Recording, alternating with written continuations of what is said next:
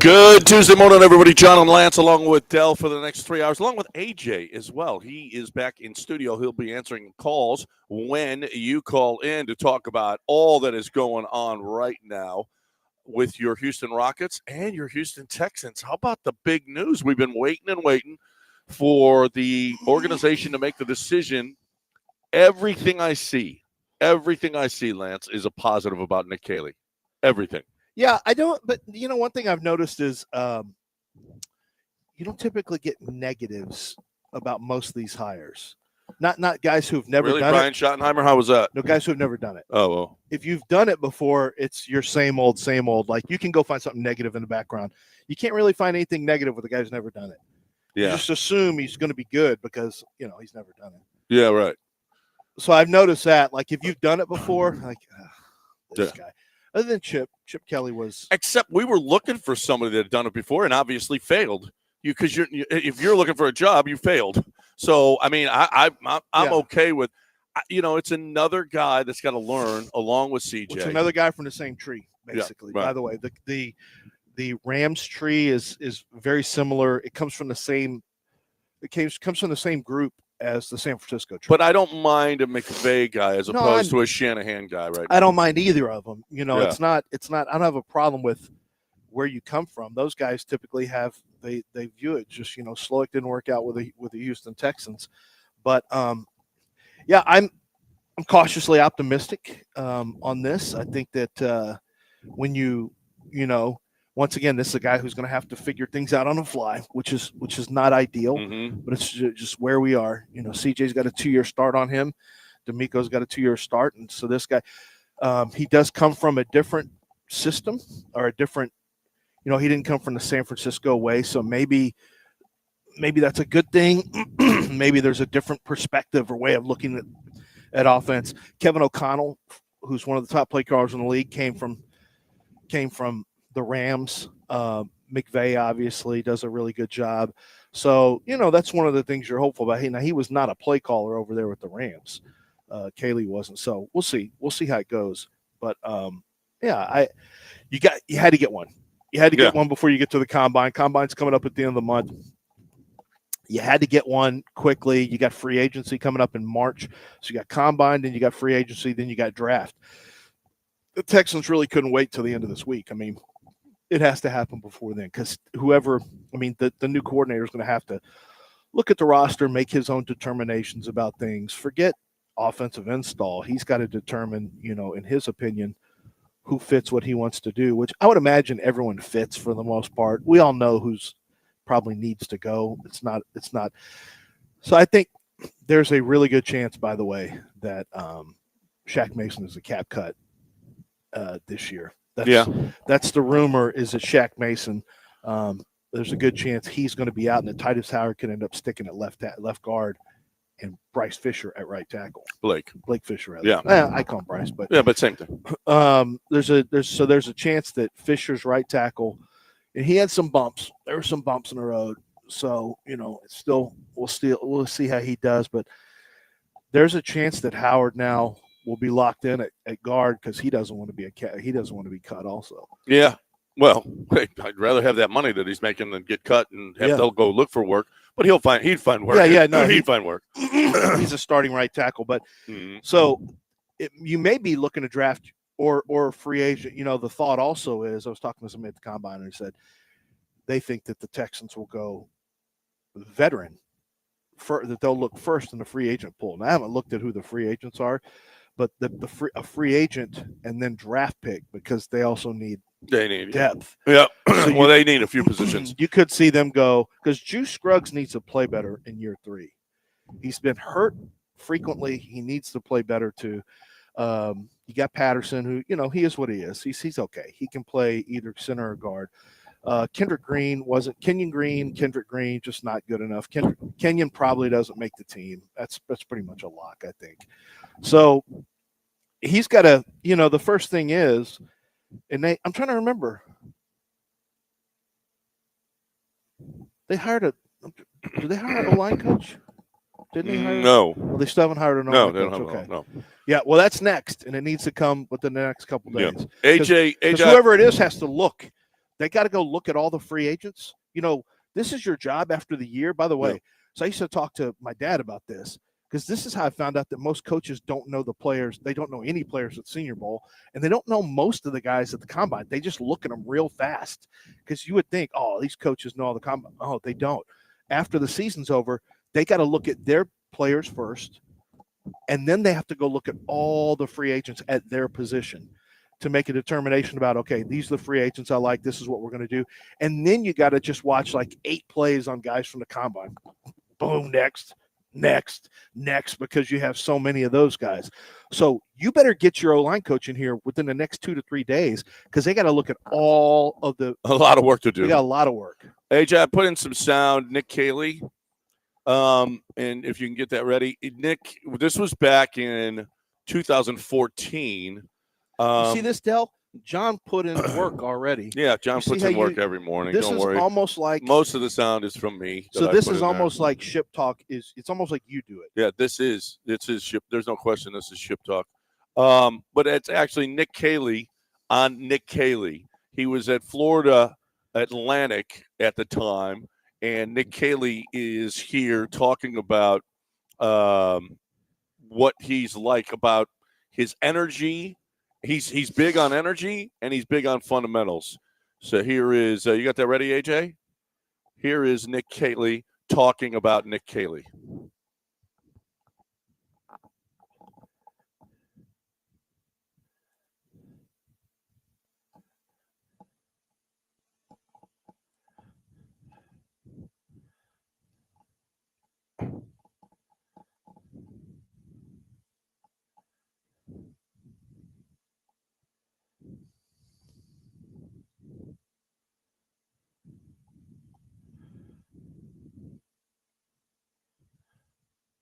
That's it. That's Nick Caley. So Nick Caley is a guy who is coming from Deshaun McVay. Here is. Have you thought about what's going to happen when He's I go to the Combine? If he sits next to me, I'm going to have to kind of catch him up to speed. Yeah, about everything. On everything, on the team. Yeah. On the city, on just historical stuff he needs to know, on the players. Yeah. Like in a way, I could end up being his. I don't want to say savior, but I could end up really making his job a lot easier. You could be his assistant. Yeah. His cleric. Yeah, I mean, I really could. Yeah, you really could. So here, the Texans offense versus the Rams offense. 11 personnel, 62% of the time for the Texans, 82% of the time for the Rams. Now, Rams have Cooper Kupp. They have Demarcus Robinson. They have Puka Nacua. Yeah. That's their jam. They're not going to have Cooper Kupp for much longer. No. We'll get to that. Del, why are you trying to short circuit our team? There's a flow of information that we're trying to get to. John put it on the timeline. Well, yeah, it doesn't. No, but he wants. Okay, you're right though. He did have 3 good wide receivers, and the Texans don't have that right now. No. So whether or not that changes because of that. 12 personnel, Texans 31% of the time had 2 tight ends in the game. That's a San Francisco thing. And only 15% for the Rams. They had Higbee was hurt part of the year too over there, but because Higbee's a big part of what they do. Yeah. I wonder if that'll be different when he gets to, because that's McVay's jam. I wonder, because he was also a former tight ends coach. I wonder if Caley is their tight end coach. Yeah, well, he's former because right. So Brevin Jordan comes back. I think this is his last year. Well, does he come back? Is he up? Whatever. It is. Dalton Schultz is here for sure. We talked about it. He does come back. Yes. He has another year. Yeah. All right. So you have Brevin Jordan coming back. You have Stover coming back. Yep. And you have Dalton Schultz. Like, he may go to more 12 here. He might. Because he's got more tight ends than wide receivers for sure. Yeah. Shotgun, Texans 56% of the time, Rams 41. I figure Rams would have been way higher. 41. Out of 11 personnel, only 41? Yeah. Wow. Under center, 39 to 44. Motion, Texans 70%, Rams 82%. Motion at snap, Texans 34%. Rams 71% at snap. So probably that is because Puka Nacua, You want him on the run. yeah, he's not an electric press release guy and separator. So you want him having that momentum of being on the move. It's just an advantage to get guys off the line of scrimmage. Wouldn't it have made sense to have Tank in motion most all the time on the run? I mean, look at Worthy. Worthy's in motion. He's in motion most of the time when they're right. It could, like, Tank can beat press easily, so it's not a thing about beating press. It's just about gathering momentum. But we don't throw to Tank anymore. That's it. That's true. over. We don't do that anymore. Well, we're not going to do that for at least a year. Yeah. That's why I gave Emeka. Yeah, maybe more. Egbuka to the Texans in my mock draft yesterday. Because I'm like, well, he's a lot like Jackson Smith and Jigba, who was his teammate at Ohio State. And remember, he played with C.J. Stroud. Yeah. Egbuka played with C.J. Stroud, so C.J.'s going to give him the thumbs up. He's a big target in the slot, not a small one. And he's just like a pro. No. He's wired the way D'Amico wants. Wide receivers, honestly, a more pressing need than line. It's a real need. I think the Texans would draft guard first if the right one's there. I just don't think the right one's going to be there. So if I don't think the right one's there, they're not teams. Smart teams don't just draft a need. They draft best player at one of their needs. And the best player at one of their needs in my mock would have been Egbuka, because wide receiver is a pressing need. It's a pressing need. So, the Texans, D'Amico Ryans is going to want to get guys who are kind of wired the way he is, highly competitive guys. He's going to have to take out the trash on the roster at some point and try to get rid of guys who are not his kind of guys, which there are still guys on the roster like that. There's nothing you can do about it. But Egbuka is an example of somebody who is really a high football character player, a high personal character player. D'Amico's going to absolutely love him. CJ's going to be in there, I would imagine, stumping for him before the draft. I think Egbuka is a guy, if he's still there, that could absolutely, the Ohio State wide receiver could absolutely, he's very heralded. He's caught a lot of passes over at Ohio State because he's been a consistent contributor from the time he stepped foot on campus. That guy could end up being a Houston Texan, or makes sense. When we come back, we can talk about Cooper Kupp. Is Cooper Kupp a name, or is he still game? Because I'm concerned that he's coming from the Rams, where Kaylee's going to know him, obviously, and Cooper Kupp is going to be traded from the Rams. It seems fairly inevitable, and I don't think they're going to get a ton for him. Maybe a fifth, maybe. Maybe even a sixth, because he's got there's contract considerations, and he's over 30 years old now. So, is he just a name where we remember Cooper Kupp? Can he get open at all anymore? Matthew Stafford couldn't find him this year, and I don't know. He may not have been looking anymore. But is that the kind of guy that you want to bring in free agency instead of Tank Dell? Maybe just spend a fifth rounder instead of a first rounder? It's possible. It's possible. We'll talk about it on the other side, but right now we were talking about Chastang Ford. We're talking about my peeps over at Chastang Ford, who I'm big on the chest. I'm a big Chastang Ford guy. Chastang Ford they have everything on the lot that you could possibly want. They got pre-owned vehicles. We bought a pre-owned vehicle. One of the 4 vehicles that I bought from them was a pre-owned vehicle, and just love it. The deal that we got on it was fantastic. Got an F-150. It's just a wonderful vehicle. But you know what? You're going to find those. You're going to find just a bunch of hidden gems. If you're looking for a pre-owned vehicle as opposed to something new, go see Chastang Ford, because you can also, if they are, however they grade out, you can get great financing on those too.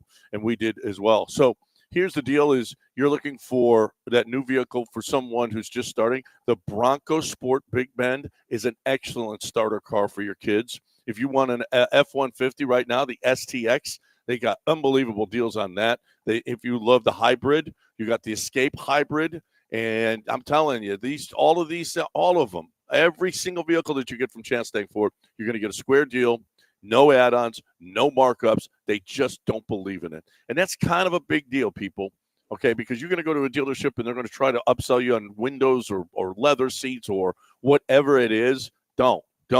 Get it the way you want it at ChastangFord.com on 610 at Homestead. You can do it all online. You can't do that at other places because they want you in there so they can upsell you. That ain't the case. At Chastang Ford, ChastangFord.com.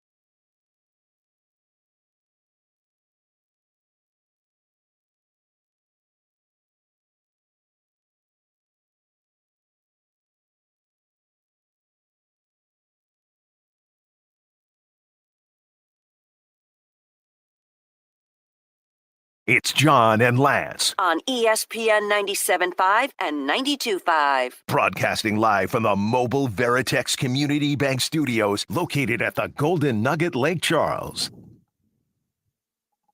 All right, it's 7:18 on ESPN 97.5 and 92.5. 713-780-3776 is the number. If you'd like to get in here with us, 713-780-3776. The Rockets last night, man, well, look at the difference.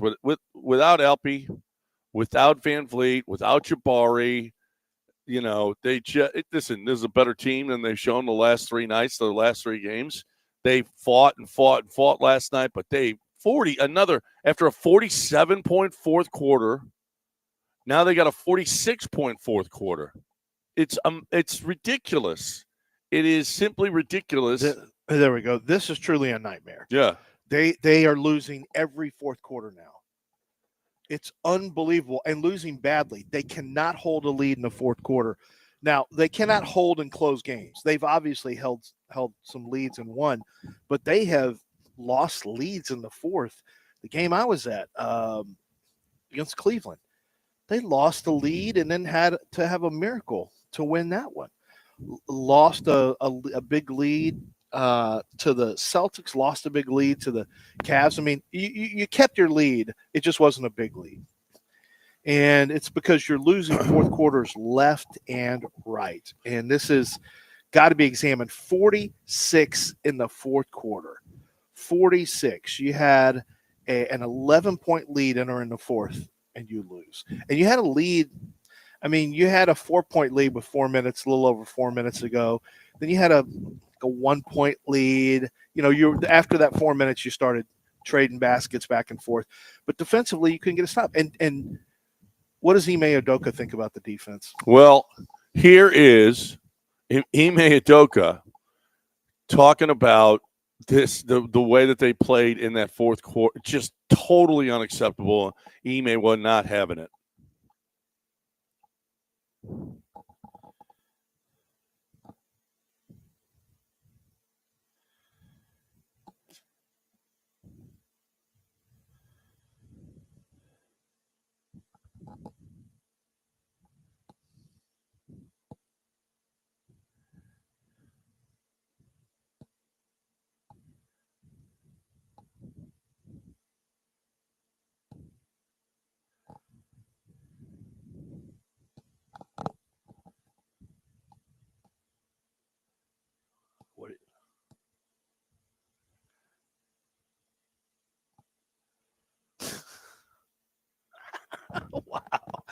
It's true though. I think it's that's a direct shot at Amen, because a couple of times he was on Jalen late and he just blew by him.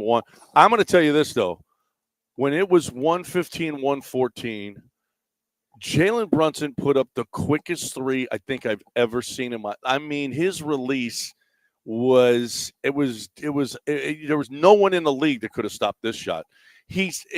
Amen was just off him. He's dribbled, all of a sudden he's dribbled, and he just wham. I mean, you couldn't even react fast enough to try to block the shot or go up at all on it. Jalen Brunson's a pretty good offensive player. Pretty damn good offensive player. And he's great in the fourth quarter. Yeah. You know, he's known as a fourth quarter killer. I'm looking at going back to the Pistons game where the Pistons beat the Rockets in Houston. Pistons won the fourth quarter 17-16. Now I'm moving forward in the timeline. Then they played the Cavs. The Rockets got outscored 25-15 in the fourth quarter. The very next game was the Cavs in Cleveland. They got outscored 47-34, but hung on to win. 47 in that fourth. The Rockets actually outscored the Celtics 29-23. Then comes the Atlanta Hawks. Rockets outscored 23-18 by the Hawks in the fourth. Then comes Memphis Grizzlies. Rockets outscored 28-23 by the Memphis Grizzlies. Then comes Brooklyn Nets. Rockets outscored the Brooklyn Nets, but it doesn't matter because it was a blowout. 34-27. The Rockets still ended up losing by damn near 20 points. So I'm sorry. Lost by 12. So yeah, they won the fourth quarter by 7 points, but it was irrelevant. Then yesterday you lost 46-29. This is a fourth quarter problem. This is a problem with either scoring points or stopping guys in the fourth quarter, and it's been consistent for a run of 8 games. It's been an issue. Yeah, and it's something I don't know what to do about it because it doesn't seem like it's going to end anytime soon. They just give it up in the fourth. At period. Sacramento, 42-42. They gave up. There's another 42-point quarter. They scored 42, but they gave up 42 in the fourth quarter. Mm-hmm. My gosh, what in the hell? This team is supposed to be super competitive and physical and dogs and all that stuff. But what is happening in the fourth quarter of games for the Rockets? Well, it hurts that, again, left calf contusion has got Alperin. That's 3 straight losses with Alperin not playing in any of those games. That's a problem. They need to get him back. There's no question about it. I mean, they need him to get him healthy for the All-Star game. That's the most important thing. That's the most important thing right now. Yeah, is to make the Turkish fans happy. Yeah. Well, he keeps being treated unfairly. Are you going after? I'm just saying what they're saying on Twitter. I'm just literally saying. So Ime's holding him out of these games? Ime is treating him unfairly. By not playing him when he's injured? I don't know what the problem is now, but there's something. You think Ime's holding him back? He doesn't want him to play. I just go off of what I see on Twitter from the fans. Okay. And they're not happy with Ime Udoka, and they want a new team for him. They want a new. Guess what? They ain't getting a new team. Getting a new team. How much what do Mavs fans think right now? They could have Luka and Jalen Brunson, and instead they gave them away, and instead they got this. And this is what they have instead of Jalen Brunson and Luka Doncic, 2 of the best scorers in the NBA. Wow. How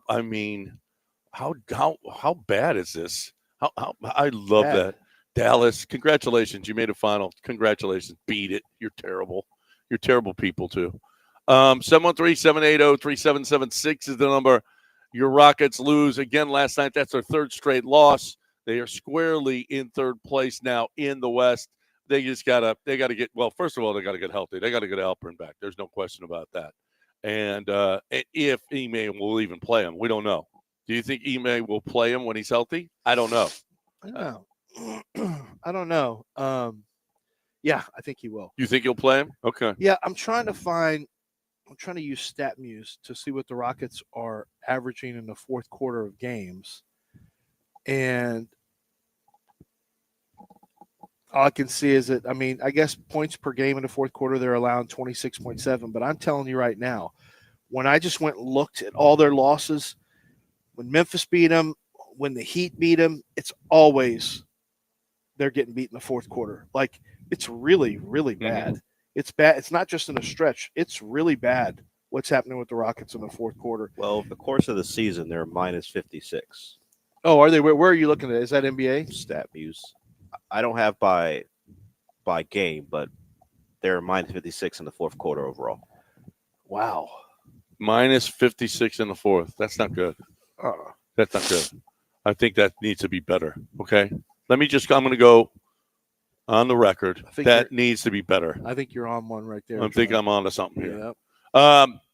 713-780-3776. If you'd like to get in here, we have got a new offensive coordinator. If you want to talk about him, you want to talk about this Rockets run right now, you're more than welcome to do that. We are live at the Golden Nugget. This is a awesome. Had a great time again here yesterday at the Golden Nugget, the DraftKings Sportsbook. We were watching. This is where I was watching the game in here. I went to the McNeese State game the first half and watched that, and then came here and watched the Rockets second half, and just this is the best place to watch a game. Period. I mean, you can't miss any. There's TV right in front. Every single. We were watching Kentucky at the time. We were watching Rockets. We were watching every game going on. It's just the sensory of emotions with all of the games going on is just fantastic. Love this place. So you got time to get here still. If you want to come for the big game on Sunday, you can go to the Cadillac bar where kids are welcome, or you also can go to the Blue Martini. But the DraftKings Sportsbook is full. But you got to make your plans now for the NCAA tournament. You got to make your plans to get here for the tournament, because this is the place to be to watch that just 2 hours down the road. You know what's right in the city of Houston, and that's Houston Powder Coaters. And as a matter of fact, doesn't matter where you are, pretty much anywhere, if you can hear us, they will pick up and deliver whatever it is that you need to be powder coated. I talked about this before. When Westside Tennis Club bought all new furniture, all new, brand new stuff that they got, they sent it directly to Houston Powder Coaters so that Houston Powder Coaters could coat it all so that it will be a long lasting. And you're not going to have to worry about it. Now, you might still have slings and straps that you need to be repaired. That's fine. That's easy to do. Houston Powder Coaters can do that as well. But if you've got patio furniture that needs powder coating, they're here for you. Send a picture to Robin, and she'll tell you whether or not you can save it. And she says, man, if you've got older patio furniture, save that, because the metal is so much better than the patio furniture that's coming out now. It's just better. So if you want to save whatever it is that you want to save metal-wise, HoustonPowderCoaters.com. That's HoustonPowderCoaters.com.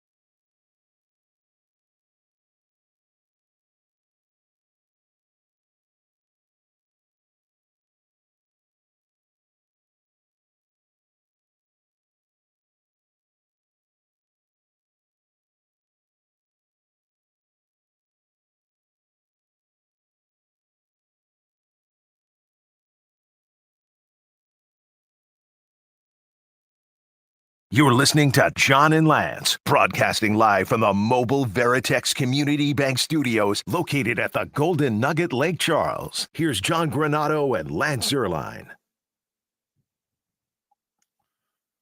Welcome back here on ESPN 97.5 and 92.5. 713-780-3776 is the number if you want to get in here. Talk about Nick Caley. Talk about your Rockets. Let's go. 713-780-3776. Let's get Chris in the Woodlands in here. He wants to talk about this Rockets team. What do you say, Chris? How are you? Hey, guys. Love the show. Can you hear me? Yep. Oh, perfect. Sorry about that. Man, I just got to be honest. Like, last night was a fun game to watch. It was kind of back and forth. I hate that they blew the fourth quarter, but do you guys, is it just me or do you guys hate Jalen Brunson? Like, he flops. He wants to call it. I mean, he's like literally, maybe now I know how fans felt about us when we had James Harden, but like every time he gets the ball, I know he's going to be, the minute he gets touched, it's going to be a flop. Like that one on Holiday, like he barely even touched his head. It's like he took his head off with a clothesline. So those kind of things just frustrate me, but I do agree, like, the fourth quarter's got to be fixed, and it just felt like I saw Ime when he called timeout one time. He literally physically like swung his arm like they were going down the lane, like to try to tell his guys. And I don't know how to stop that. I don't know if that's pressure at half court or what you guys think, but man, I freaking hate Jalen Brunson. I don't think it would listen. Thanks, guys. So I have a healthy respect for him. He's good. Like he's like a souped up Fred Van. Fred's like the Eli Manning of that body type. And Jalen Brunson is the Peyton Manning. Similar body types, but Jalen is the Peyton and Fred's the Eli. That's all I can say about that. You're probably mad because we got the Eli. Yeah. Of stocky, left-handed. I mean, they're both left-handed. They're both stocky. Look at him. Look at Jalen Brunson. He's like a more athletic Fred who can get a lot more athletic. Get Fred. points in the paint. He's both left. But look at him. Look at his body type. I mean, he's got Fred. He's got Fred vibes to him. Only really, like I said, Peyton Manning, and then the leftovers Eli, and that's Fred. That's Fred. Fred's the leftover. Yeah. Well, I don't understand. Okay. Well, I mean, they're both Mannings. Peyton's a good one, and then there's Eli. Okay. Jalen is here, right? And here's Fred. And they come from, it looks like the same body type, same type of players. Rockets are second in the league in the first quarter defensively, second in the league in the second quarter, 9th in the league in the third quarter, and 18th in the league in the fourth quarter in scoring defense. Now, interestingly enough, this may surprise you or may not. Even though they've given up a ton of points in the fourth quarter, like over 43 different times over the last 15 games, they actually allow more points in the third quarter. They allow 28 points per game in the third quarter, which is 9th in the league. In the first quarter, they allow 26.3, second in the league. Second quarter, 26.2, second in the league. Third quarter, 28 points a game, 9th. Fourth quarter, they allow 27.8, 18th. So in the first half of games, they allow 52.5 points. In the second half, they allow 55.8. Now, I don't think that accounts for overtime. Like it shouldn't account for overtime. It says by quarter. So, that shouldn't count overtime. But clearly they're 9th and 18th in the league in scoring defense per quarter in the second half. But in the first half, they're second in the league in both quarters. It's just, they have an issue getting out. They get out well, but something happens. Is it fatigue? Do they fatigue? Is it a conditioning issue? Like, what's the problem? Why are guys getting blown by in the fourth quarter? Why is it so much worse in the fourth quarter than in the first quarter? How can you be so good in the first two quarters and then you go in a tank in the fourth quarter? The first thing I would check on is check all the second spectrum numbers to see if there's a conditioning issue with the Rockets. Are they fatiguing? What is their mode? Because you can track their player movement, how fast they're running, how much space they're covering, and find out if their performance is dipping because of fatigue. That's something NFL teams do, soccer teams do, and NBA teams do. And I'm sure Rockets probably already doing that, but I'd be curious what the second spectrum numbers look like, because obviously they're not getting stops. Like, you had a bunch of points in the paint. When Jalen Brunson's posting you up, that's not good. He was posting guys up in the paint. Jalen Brunson is posting you up in the paint. They're getting baskets in the paint nonstop at the end of the fourth quarter. It's just, that's really frustrating. You know, you had 2 games. The Nets, you crapped a bed. I get it. But these last 2 games, you have leads late in the game that you blow. I mean, you can't, you know, if we want them to be, maybe this is why they're 6th in the West, and Vegas made them 6th in the 6th best odds to win the Western Conference, because they just don't believe. They think that it'll eventually kind of trail off because the Rockets aren't ready, and maybe they're not ready. I don't know. You're not ready. You're not ready. 713-780-3776. What do you think? You're more than welcome to get in. 713-780-3776. Rockets now fallen 3 games in a row, all without Alperen Şengün. We shall see. The big story, the other big story yesterday is Myles Garrett. Myles Garrett sends a letter to the city of Cleveland to tell them, hey, I really like it here. Thanks for everything, but I want to win. I got to get out of here. Okay. What do you think about this tactic that Myles Garrett just says, you know what? I'm going to tell the fans, I don't want to be here anymore. It's You'll make fans, some will go, I don't blame you. Most of them will probably say, I don't blame you. probably. Because remember when Deshaun Watson pulled his crap and the city of Houston was, the majority of people were on his side, and it kind of went sideways. Yeah, well, right. It went sideways, and they weren't anymore. He had about 26 people at least that weren't on his side. Yeah, like, we understand. And that was, look, the Texans were a mess back then. But Cleveland's a mess too. They can't win. I mean, they can't win. And I feel bad for Myles Garrett. I think that's something that can be done behind the scenes. I don't know about the whole going to social media to start something, you know, to say, I'm going to put it out here. Like, that's the new thing, is you want to try to pressure teams by putting it on social media instead of like a grown-ass man just going to management and saying, hey, either you or your agent. He might have done that, though. Say, he might have. Yes, he might have. But there's a good chance he didn't, because that's just kind of how they roll. Players now just social media, they want to have the platform, and they want to make it uncomfortable. You know, how do you get well, stuff how done? do you deal with this now? I mean, you almost have to trade him now, right? No. For what? Well, because he said he wants to be Yeah. traded? Well, he told the fans already. It's over. No, I don't care what he said. What do you mean you don't care what he said? Keep him. I get why he wants to do it, but you're paying him a ton of money. You take a big cut. Management. What about the player? Okay, will the player come out of his pocket for $35 million in cap hit and give it to the team? No. Well, no. Why not? Take care of the cap hit. Well, they can't maneuver, because when they trade you, they get a cap It doesn't matter hit. if they maneuver, they don't maneuver. They're Cleveland. They ain't going to win nothing. No. If you want this to be down, then do something about our cap hit. They got Deshaun as their quarterback.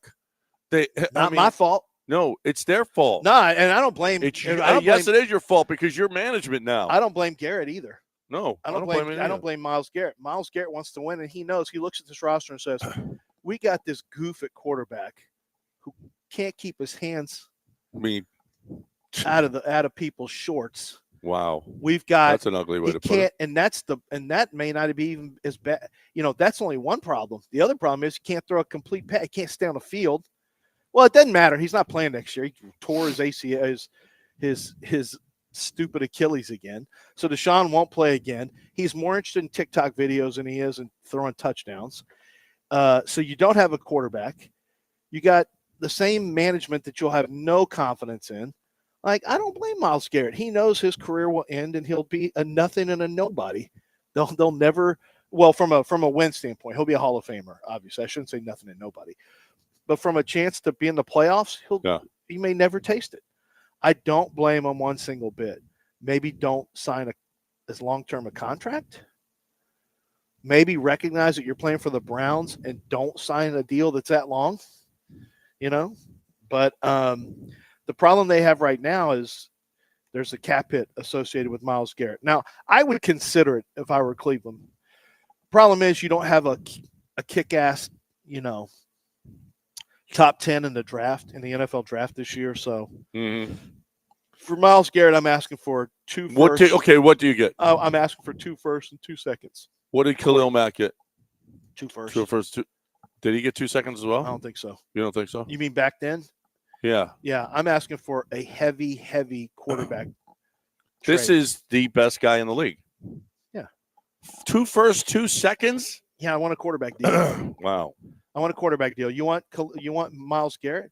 Here's what Myles, if you want to be traded, we want what we consider to be appropriate value for you. This can't just be about, man, we just want to do right by you. We'll take a huge cap hit and we'll get worse in the process. No. That's not, you're not doing your fans or your ownership any services. You're trying to win games, and the best way to do it is have good players. And so this can't be about, we just want him to get everything he wants. We just want him to be happy. Mm-hmm. That's like a couple who breaks up. I just want her to be happy, or I just want him to be happy. That's not how this works. Well, these kinda. are millions and millions of dollars being paid to players. Your jobs are on the line. Andrew Berry's job is on the line if he doesn't win and win soon. Your job's going to get worse if you don't have Myles Garrett. Yeah. So I don't know how that's going to. I mean, I'd consider it if somebody wants to give me a bunch of picks for it. I'd consider it because you might be able. I mean, when else are you going to be able to get potentially a quarterback haul in return? You know, if you don't have a quarterback, probably not going to be in this draft. I mean, I don't think they'll draft. From what I understand, Tommy Rees is not a big fan of either one of these quarterbacks. Isn't Reese the one who took over at OC over there? No. Where did Reese go? Do you remember he was previously at Alabama? Yeah, he's a quarterback. He's the new OC for the Browns. Supposedly he didn't like either one of these quarterbacks. Well, who would like those quarterbacks? Cam and Shador. He doesn't. Well, they have the second pick. Oh. They have the second pick. I thought they meant the quarterbacks they have. No. The quarterbacks in this draft. So what you do is, if you deal Myles Garrett, you got a real good chance of finishing in the bottom 3, and you just basically wait until next year's draft to see if you can find a quarterback. So I think one of those quarterbacks is going to fall, possibly as far as the Raiders at 6. The quarterback spots are going to be 1, 3, and 6. One is obviously Titans. Now, we'll see if the Titans draft quarterback. You know, if you just go off player grades, neither one of these quarterbacks should be the first. Neither one of these quarterbacks should be a top 6 pick. If you go by just how you grade them on tape, neither one of these guys, in most drafts, they would not. Like in last year's draft, they would have been behind Michael Penix. They would have been 6th. Both of them would have been. So, or either one of them would have been 6. So, you know, take that for what it's worth. And just because you say, well, but we need quarterback. But if you don't get the right one, you're stuck for a minimum of 2 and usually 3 and sometimes 4 years with a quarterback. Pittsburgh got away from theirs in 2 years. Yeah, teams have. Josh Rosen. That's the fastest. Yeah. And that was in extenuating circumstances. Well, you had a new God head coach forbid you pick pick. a Josh Rosen. And then you pick Josh Rosen, and then the very next Zach year, Wilson. The very next year, you get weak quarterback, but you also had a brand new head coach and the first pick of the draft. Well, you had that coach for 1 year. Steve Wilkes. Yeah. Yeah, and look where you are. You're still nowhere. No. That's not a good organization. No. Anyway, so you got to believe in your quarterback if you're going to draft. I don't believe you're getting 2 first and 2 seconds for. I don't either. Garrett. But that's what I'm asking for. Yeah. I don't believe you get that. Wilson. I think you get 2 first. Yeah, but I ain't giving 2 seconds as well. He's no Laramie Tunsil. Okay, right? Dell. Yeah. Oh my God, we got a 2 first for a left tackle who wasn't even under contract. Oh my God, what a terrible trade! I knew it was sucked at the time, and I said it, and I was the bad guy because we're going all in. Nah, I liked it. This is an all-in move by the Texans. You don't take into account the culture shifter that Laramie Tunsil is. The Bears gave up. Oh, here's what the Bears gave up for Khalil Mack. He's not culture shifter. You don't understand the culture shift that he brought to the Texans. Here's what and not in the right way. How much winning have they done since he's been here? They've done some winning. Thank you. Culture shifter. Bears gave up first-round picks in 19 and 20, a third-round pick in 20, and a 6th-round pick in 19. So they got basically 2 firsts and a 3rd and a 6th for Khalil Mack. I would say give me 2 firsts and a 2nd. Myles Garrett's not going for it. Now, Khalil Mack was younger than that, and Khalil Mack signed a deal It averaged $23.5 million per year. He's a record-setting 6-year, $141 million deal with $90 million guaranteed. Is what they signed him for. Myles Garrett signed more he got more average per year. He signed a 5-year, $125 million deal. But right now, I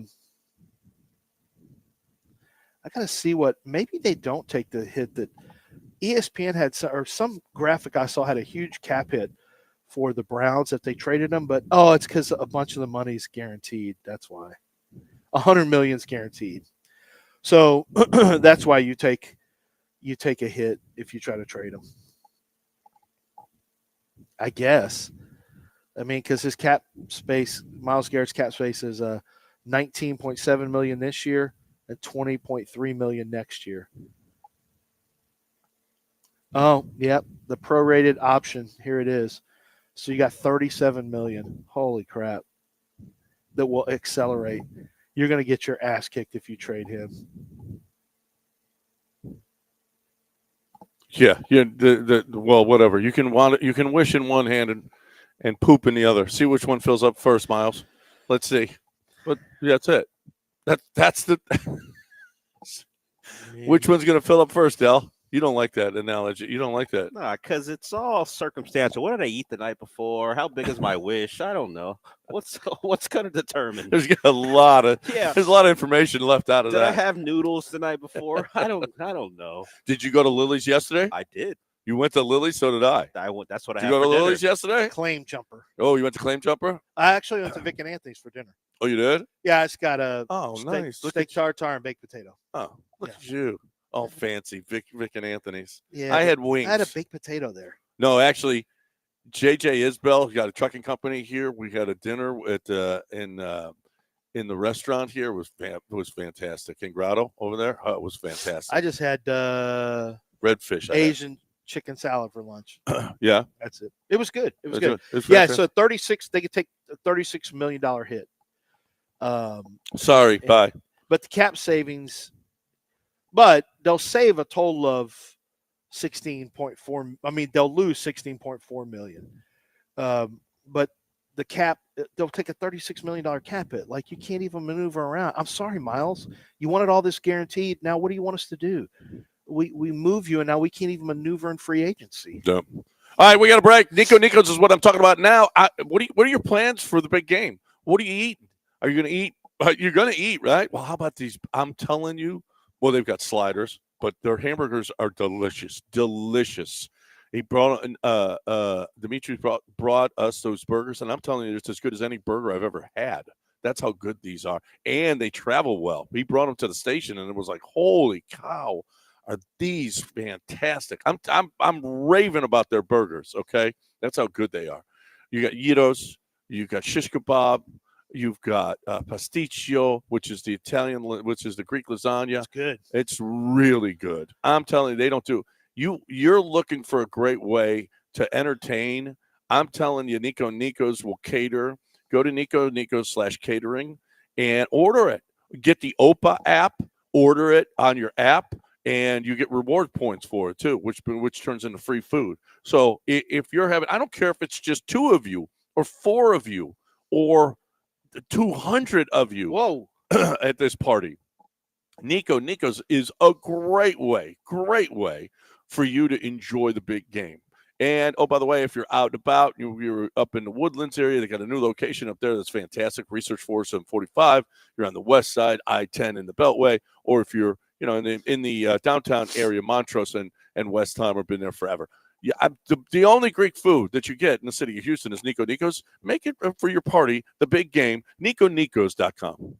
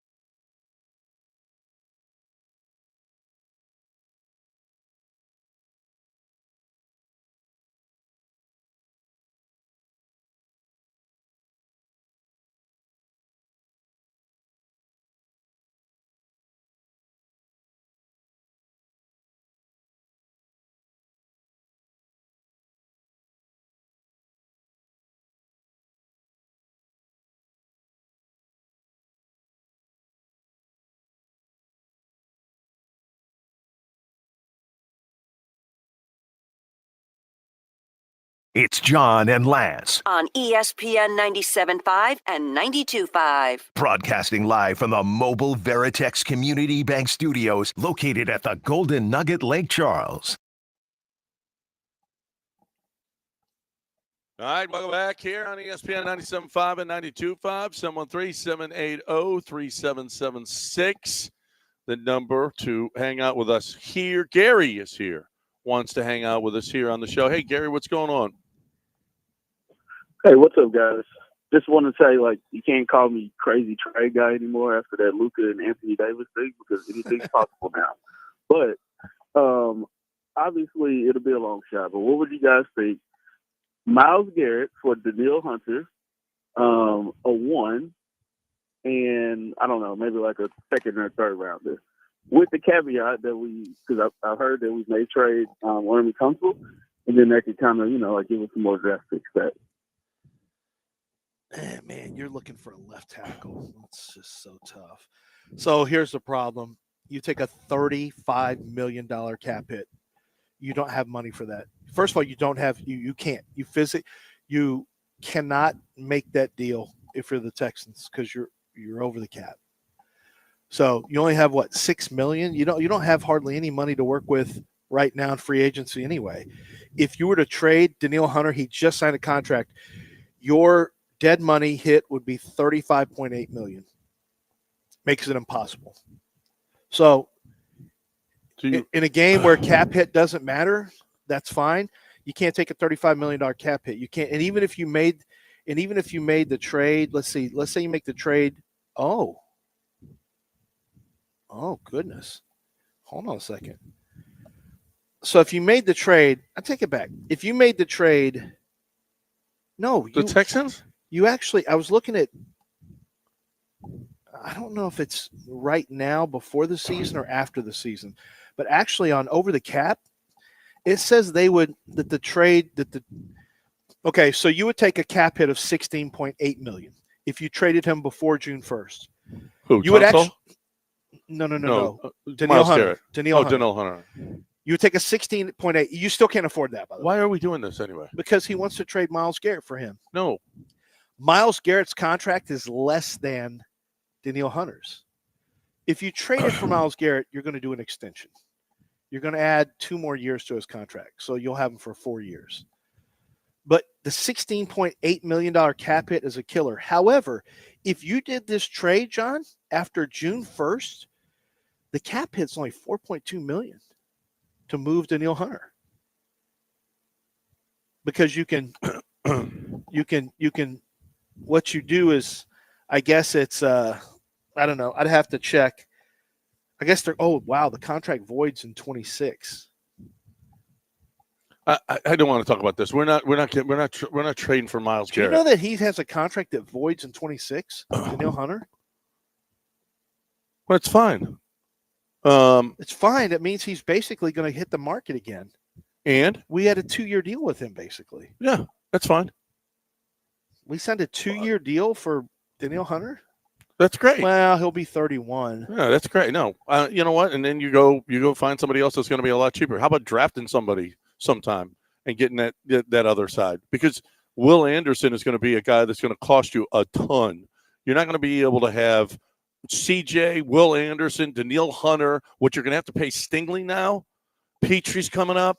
I mean, you got a lot of guys you're paying right now. Yeah, you're right. Hunter's this contract is in line with. We'll pay you for as long as CJ's on a rookie deal. No. That's what that is. No. Because they're basically saying we're going to draft and go cheap at defensive end. And, basically you need to find at some point, you're going to need to find a rookie left tackle if possible. Or if you think Fisher can play left tackle, which I don't think they will.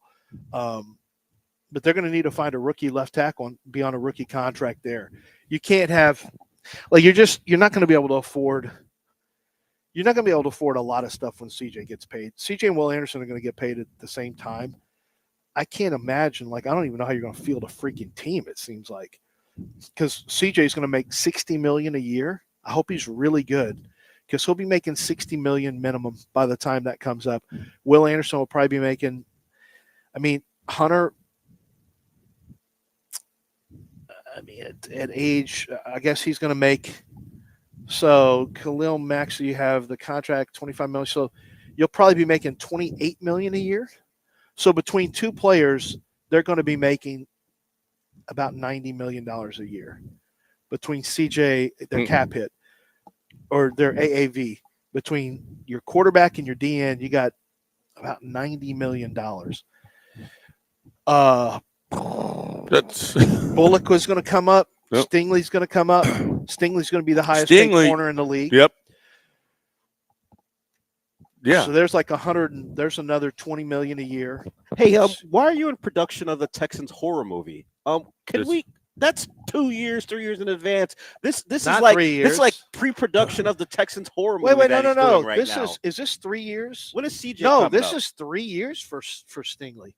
They already have to pick his 5th-year option up this year. Stingley is a year away. You're basically. I know. Well, I know you have 5th-year option, but you got to get a deal done next year with Stingley. So I'm just trying to figure out. Is riding the Texans. Well, Nick Caserio better draft his nuts off because he's basically going to have a bunch of rookies playing. Yeah. He's going to have a rookie linebacker, rookie guard. He's going to have to go get more rookie. He needs to empty out the offensive line and go get young guys that hopefully they You don't think he's already been drafting his nuts off now? I mean, he's in been certain okay. spots, certainly. In certain spots. And yeah. this is the cost No, he's of done it. really well. This is the He missed Kenyon Green. Name is misses. He's missed Kenyon Green. Well, I mean, some of them aren't misses. They're just like whatever. Oh, he got Nico in the third. We'll one of the see. best receivers in the league. Yeah, Nico's been good. Nico's second, right? Nico was a third rounder. Was Nico second or third? What do you mean third? It was after Davis Mills. He went after Mills? Yeah. Okay. Was Mills second? Third. They only had thirds that year, right? Yeah, that was a good one. That was great. No, and Stingley as opposed Stingley's to good. Sauce, right? Stingley's good. I would say Howard was already done. Fisher, we'll see on Fisher. We'll see. Right now, I'm a no on Scruggs, but Patterson. We'll see. Stover. Patterson was a fifth or sixth. He's fine. Right? That's not a miss. We'll see on Stover. We'll see on CJ. We'll see on Will Anderson. CJ. Will Anderson's a yes. We'll see on CJ because the problem with CJ is he could be, if he plays like he did last year, you're going to end up paying him $60 million for not a great quarterback. Yeah. You're still going to have to pay that amount. That really doesn't matter what he does moving forward. As long as he's okay, you're going to have to pay him $60 million. That's just it's next up in the NFL. So you want him to be really good. So you pay him $60 million, he's really good, not $60 million and he's like above average. So we'll see on that one because it's going to cost you regardless. Bullock has been a really good pickup for him. Laster has been a good pickup. Yeah. Yeah. I mean, I don't know how much of that. I know a lot of that D'Amico is heavy in it, but Nick is going to get the bullets for it, so Nick should get the praise for it also. He should, absolutely. All right, we got a break. Christian We're way Harris, past. I think is good, but I don't know this year. He couldn't get on the field. Well, he was hurt, so but when he was on the field, he was good. Now you got to play. Yep. All right. 713-780-3776, the number if you want to get in here. 713-780-3776. Right now, you got to talk a little underdog. I'm talking about Underdog Fantasy's chance or their opportunity. They're basically saying, look, big game's coming up. What are you doing?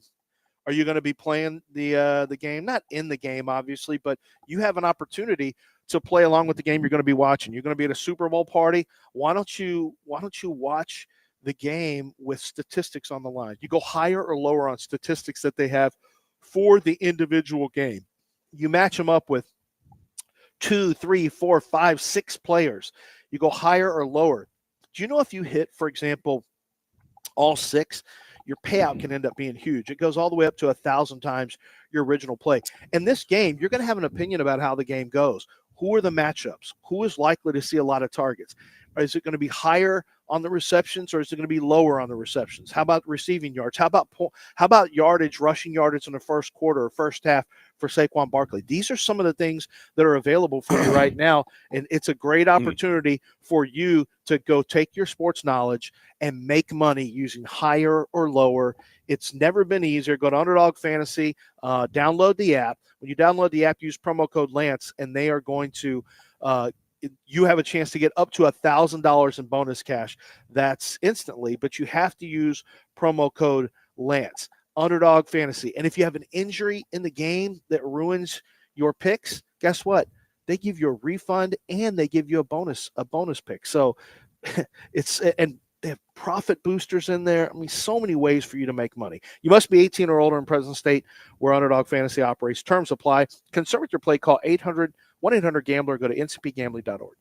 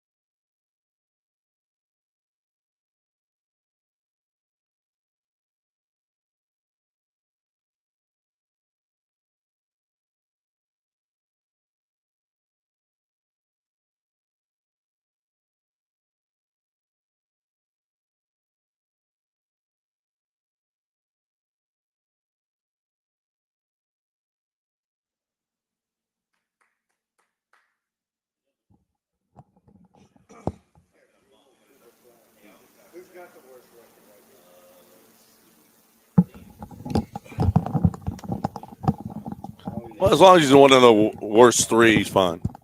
Hello? We're back. Hey, we're back, guys. Hey, welcome back live at the DraftKings Sportsbook at the Golden Nugget in Lake Charles. Just 2 hours, 15 minutes down the road. We are in the Sportsbook right now, having a big time, talking about the Portland Trailblazers, okay? And what a team, what a great team that, by the way, they are. They're playing better than the Rockets are right now, if you want to know the truth. There's Fox right behind me, right there, bringing Portland Trailblazer talk to the show. And congratulations on your contribution. No one cares. 713-780-3776 if you want to get in here. Once again, we got Nick Caley as our offensive coordinator. Ian Rappaport talked about Nick Caley. Everybody, I think you're right, Lance. If you've never done it before, everybody's going to have glowing things to say about you, right? Backup quarterbacks are the best. Right. So Spencer Rattler may actually be the steal of this whole. Wait until you see Rattler. Well, we did. The Saints got an absolute steal in the fifth. No, they didn't. No, they didn't. No, they didn't. He sucks. He sucked on tape. He sucks in real life. Yeah. Well, but Nick Caley, he doesn't suck, okay? Well, Nick Caley is a great offensive coordinator right now. Yeah, right now. he calls the good plays. And here is what Ian Rappaport had to say about Nick Caley.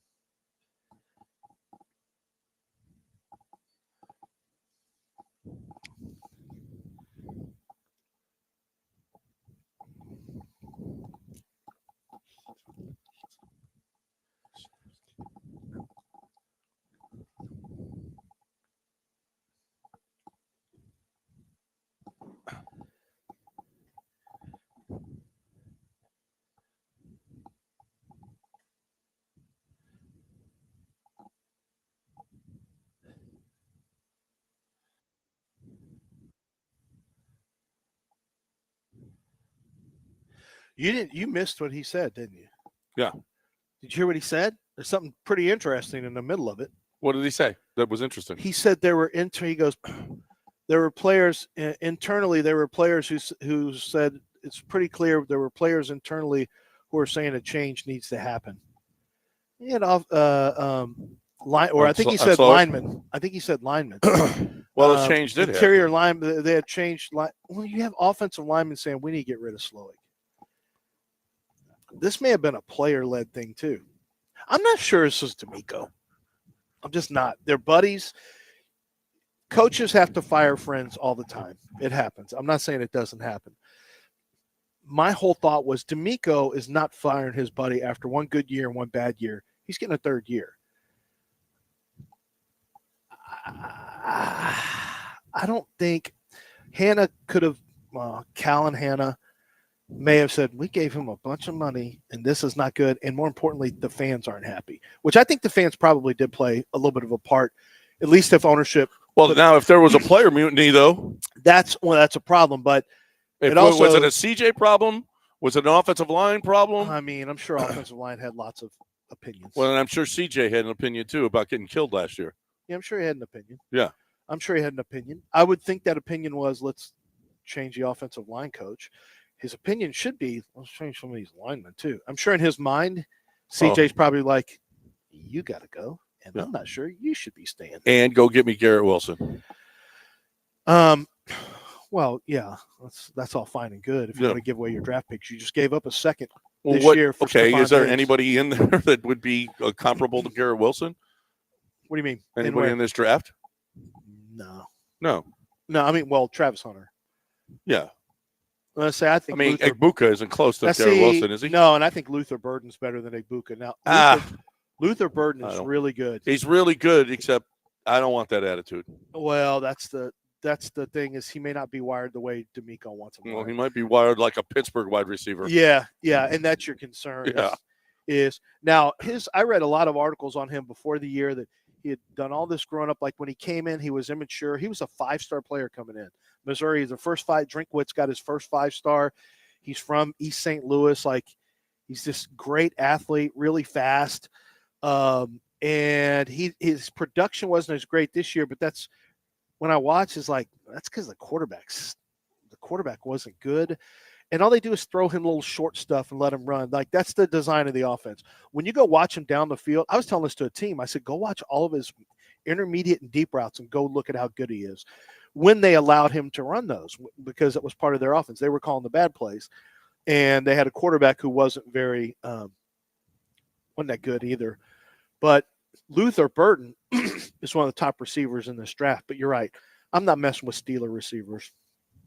Let the Steelers take him. No. You know what's funny? I talked to Omar Khan, the GM. My dad and Omar used to work together in Pittsburgh. Omar's been there a long time. He's also a Tulane guy. And I was talking to him. I said, Omar, how do you and Mike end up with all these receivers? Like, how did he goes, I don't.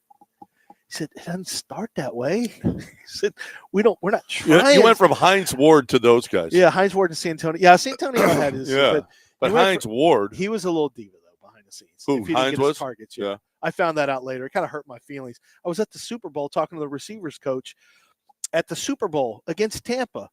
The day before the Super Bowl, it's like a big gathering and family and everything, Steelers, family members, and I'm talking to him and like, man, it's got to be great having Hines Ward and Santonio Holmes. He goes, oh my God.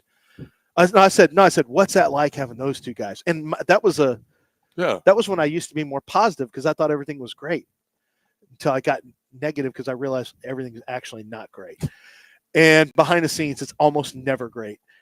And he goes, oh, I thought he was going to say, what unbelievable competitors, Hines Ward. He goes, oh my God. Hines, I mean, if he's not getting his targets, I'm going to hear about it every single time. It's like a war trying to get through a game without Hines complaining. I'm like, no, I don't want to hear any of this. No. We're at the Super Bowl. No, I don't want to hear any of this stuff. And all he talked about was how it's like everyone was going after Ben Roethlisberger. Why is Santonio and why is Hines getting these? And I just thought, oh my God, they're in a Super Bowl. Yeah. and this is happening. And that was one of my first signs where I had to grow up and realize it ain't all. No.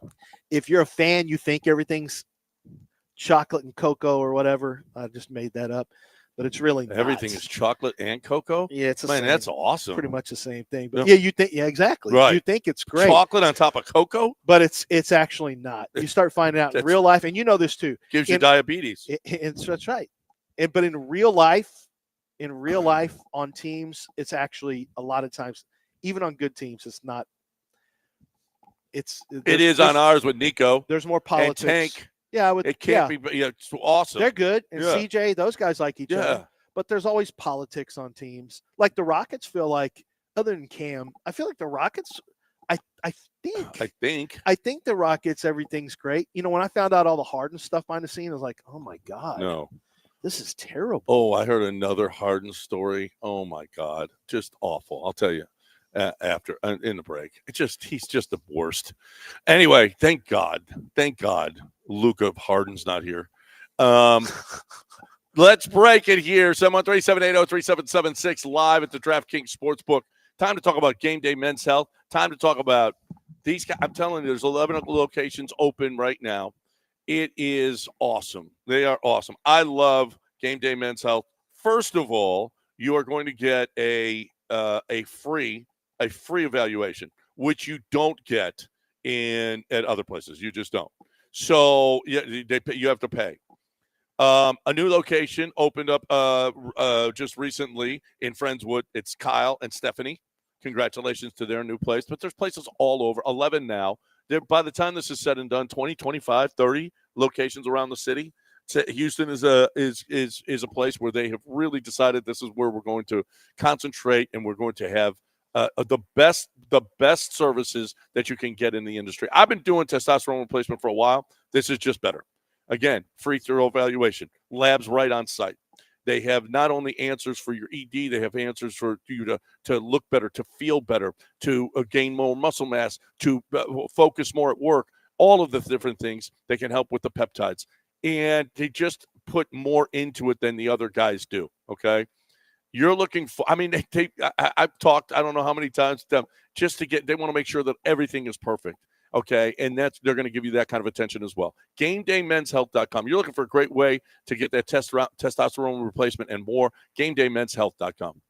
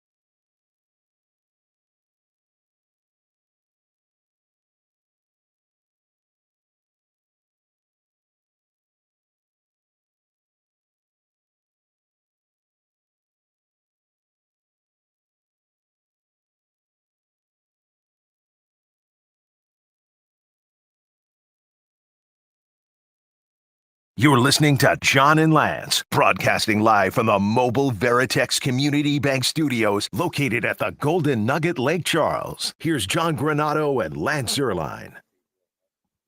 All right, welcome back here on ESPN 97.5 and 92.5. I think I can tell this story, right? We're sitting last night with this guy who was down in Cabo in an exclusive resort, right? And it's really exclusive, really, really nice. And stars stay there. And he's there, and he said he asked the employees there. He had about 5 employees there, and he was just talking to them. And he said, "Oh, well, who's your favorite? Who's great people to come and stay here?" And they were like, "Oh, Jennifer Aniston is awesome, and all of these movie stars and what Brad Pitt, and they're all awesome and everything else." And he goes, "Well, who's the worst? Who's the worst person that stays here?" And every single one said, "Oh, James Harden, James Harden, James Harden, James Harden, James Harden.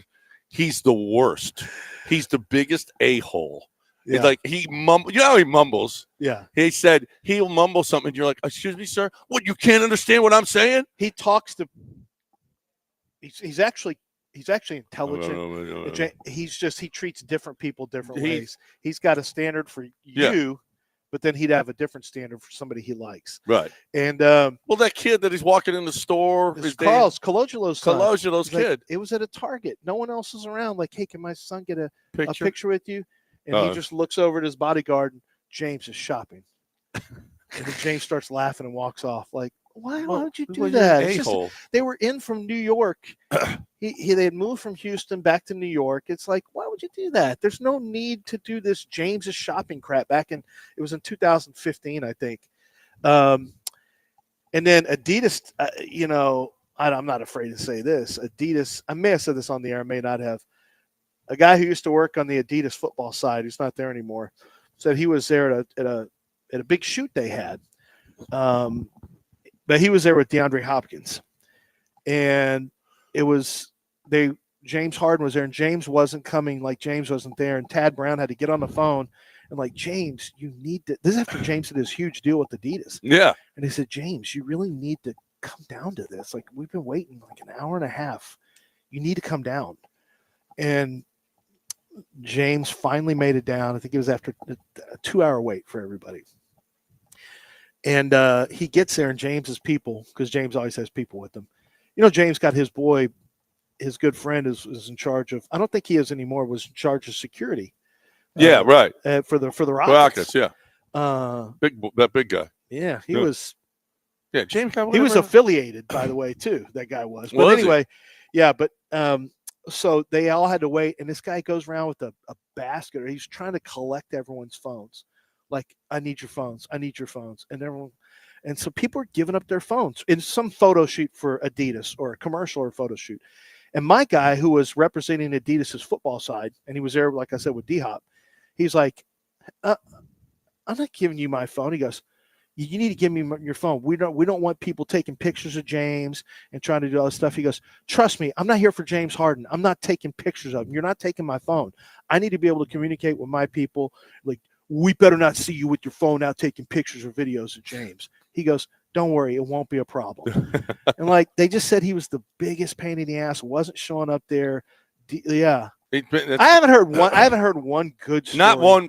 I've never heard a good story about James. But so the point is, so Adidas, I guess, has a security detail that they provide for their stars that they have big contracts with. And this guy told me, Foxy may know this guy. I'll tell him his name off the air. This guy told me that without question, the most difficult, that 50% of their issues were Harden and Harden's crew. More so Harden's crew than Harden, where they had to get involved and intervene because of Harden's people, wherever they would be. That the security had to kind of clean things up, the Adidas security. And they said over 50% of and we're talking about an entire roster of people, and one guy and his guys took up over 50% of the issues for the security side.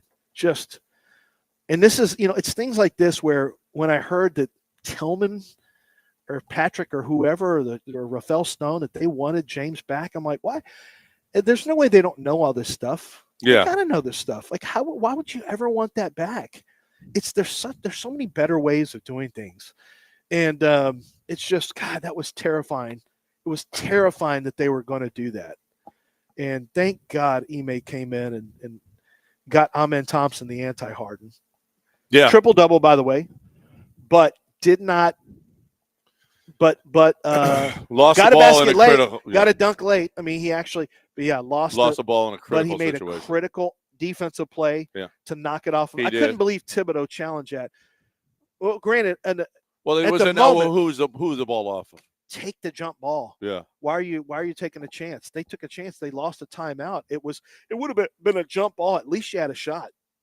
Instead, rocket ball. It was clearly off of. Yeah.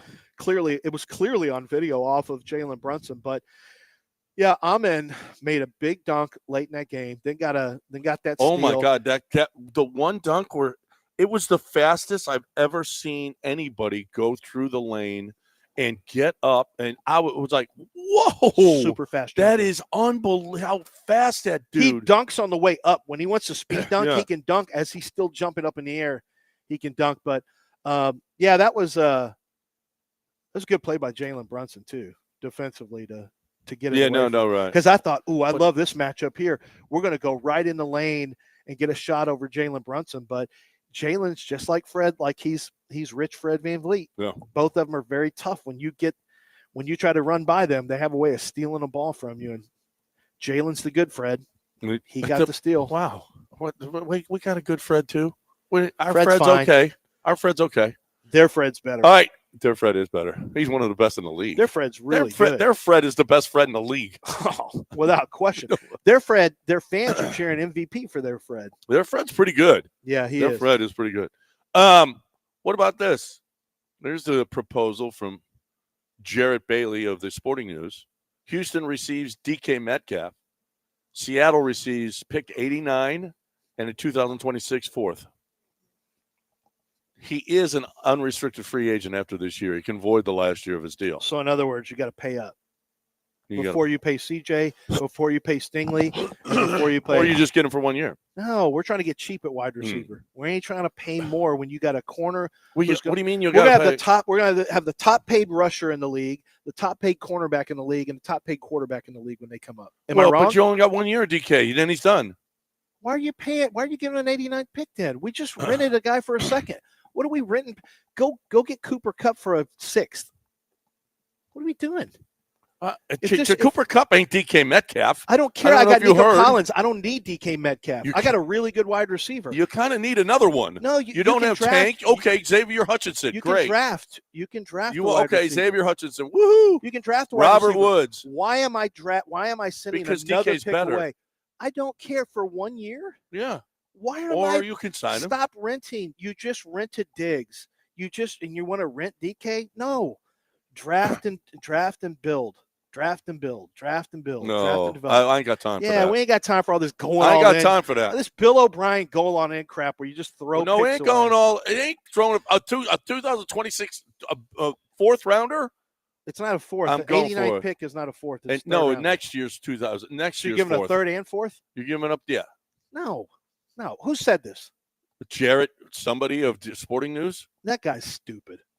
I'm tired of that guy. He's such a dummy.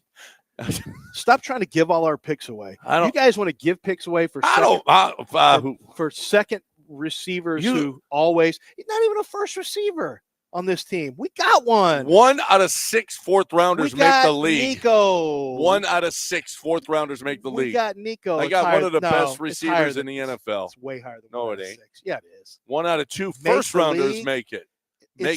Actually produce. Okay, you want me to go find you fourth round receivers who are good? Tank was a third. Yeah, he's not a fourth. He's a third. Tank was a third. One of the picks is a third. Nico's a third. One of the picks is a third. Right, that's great. I know. DK. Nico's a third. DK. Why are we renting players? We just rented Stephon Diggs. You know what? We can pay him. Here's what happened to him. Oh, my knee. Out of here. Tank Dell. Oh, my knee. All of them out of here. Oh, my God. DK comes here, he'll rip his knee. Dell, how about the empathy? Guys, give up their bodies for this team. Oh, my. Oh.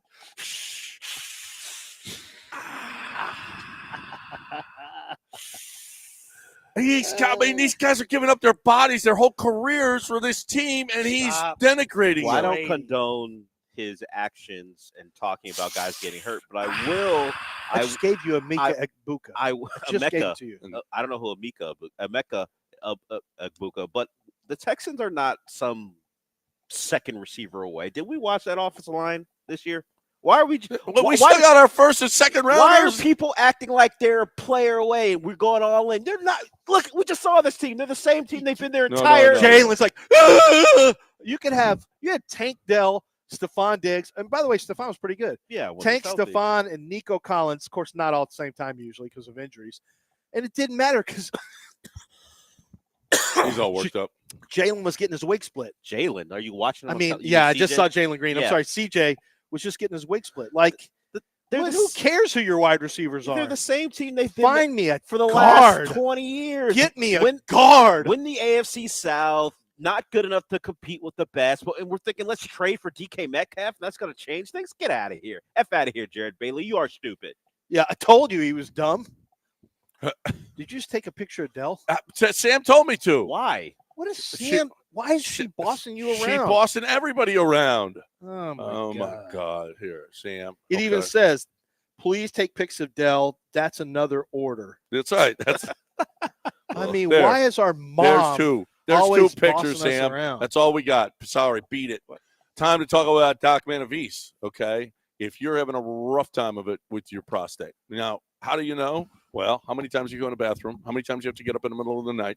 How many times are you you can't start, can't stop, weak stream, all of those things. The chances are, especially if you're 40, 50, 60 now, 70, you got a prostate issue. And if you got a prostate issue, it can be dangerous because it could lead to urinary tract infections, could lead to kidney problems, liver problems, all of these things. You, my friends, you need Doc Manavis. Doc Manavis is going to get rid of that enlarged prostate with just an IV.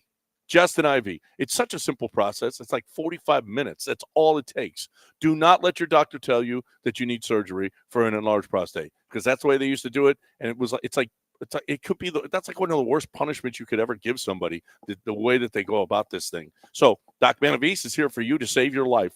She's going to save your prostate. She's going to save you.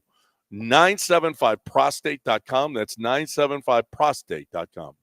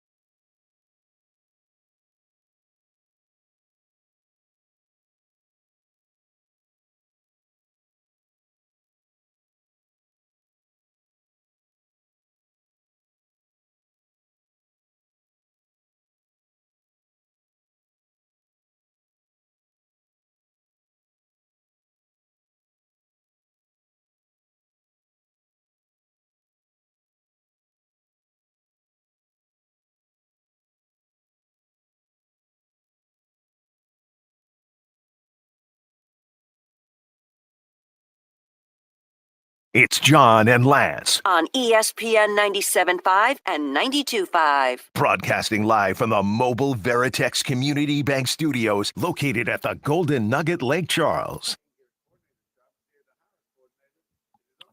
All right, welcome back here on ESPN 97.5, 92.5. John and Lance, along with Dell and AJ. AJ's here this morning. Dell, you got to give him some love. You're always forgetting the people. All right. What are you talking about? It's your show. Why would I be giving him love? That's what you're supposed to do.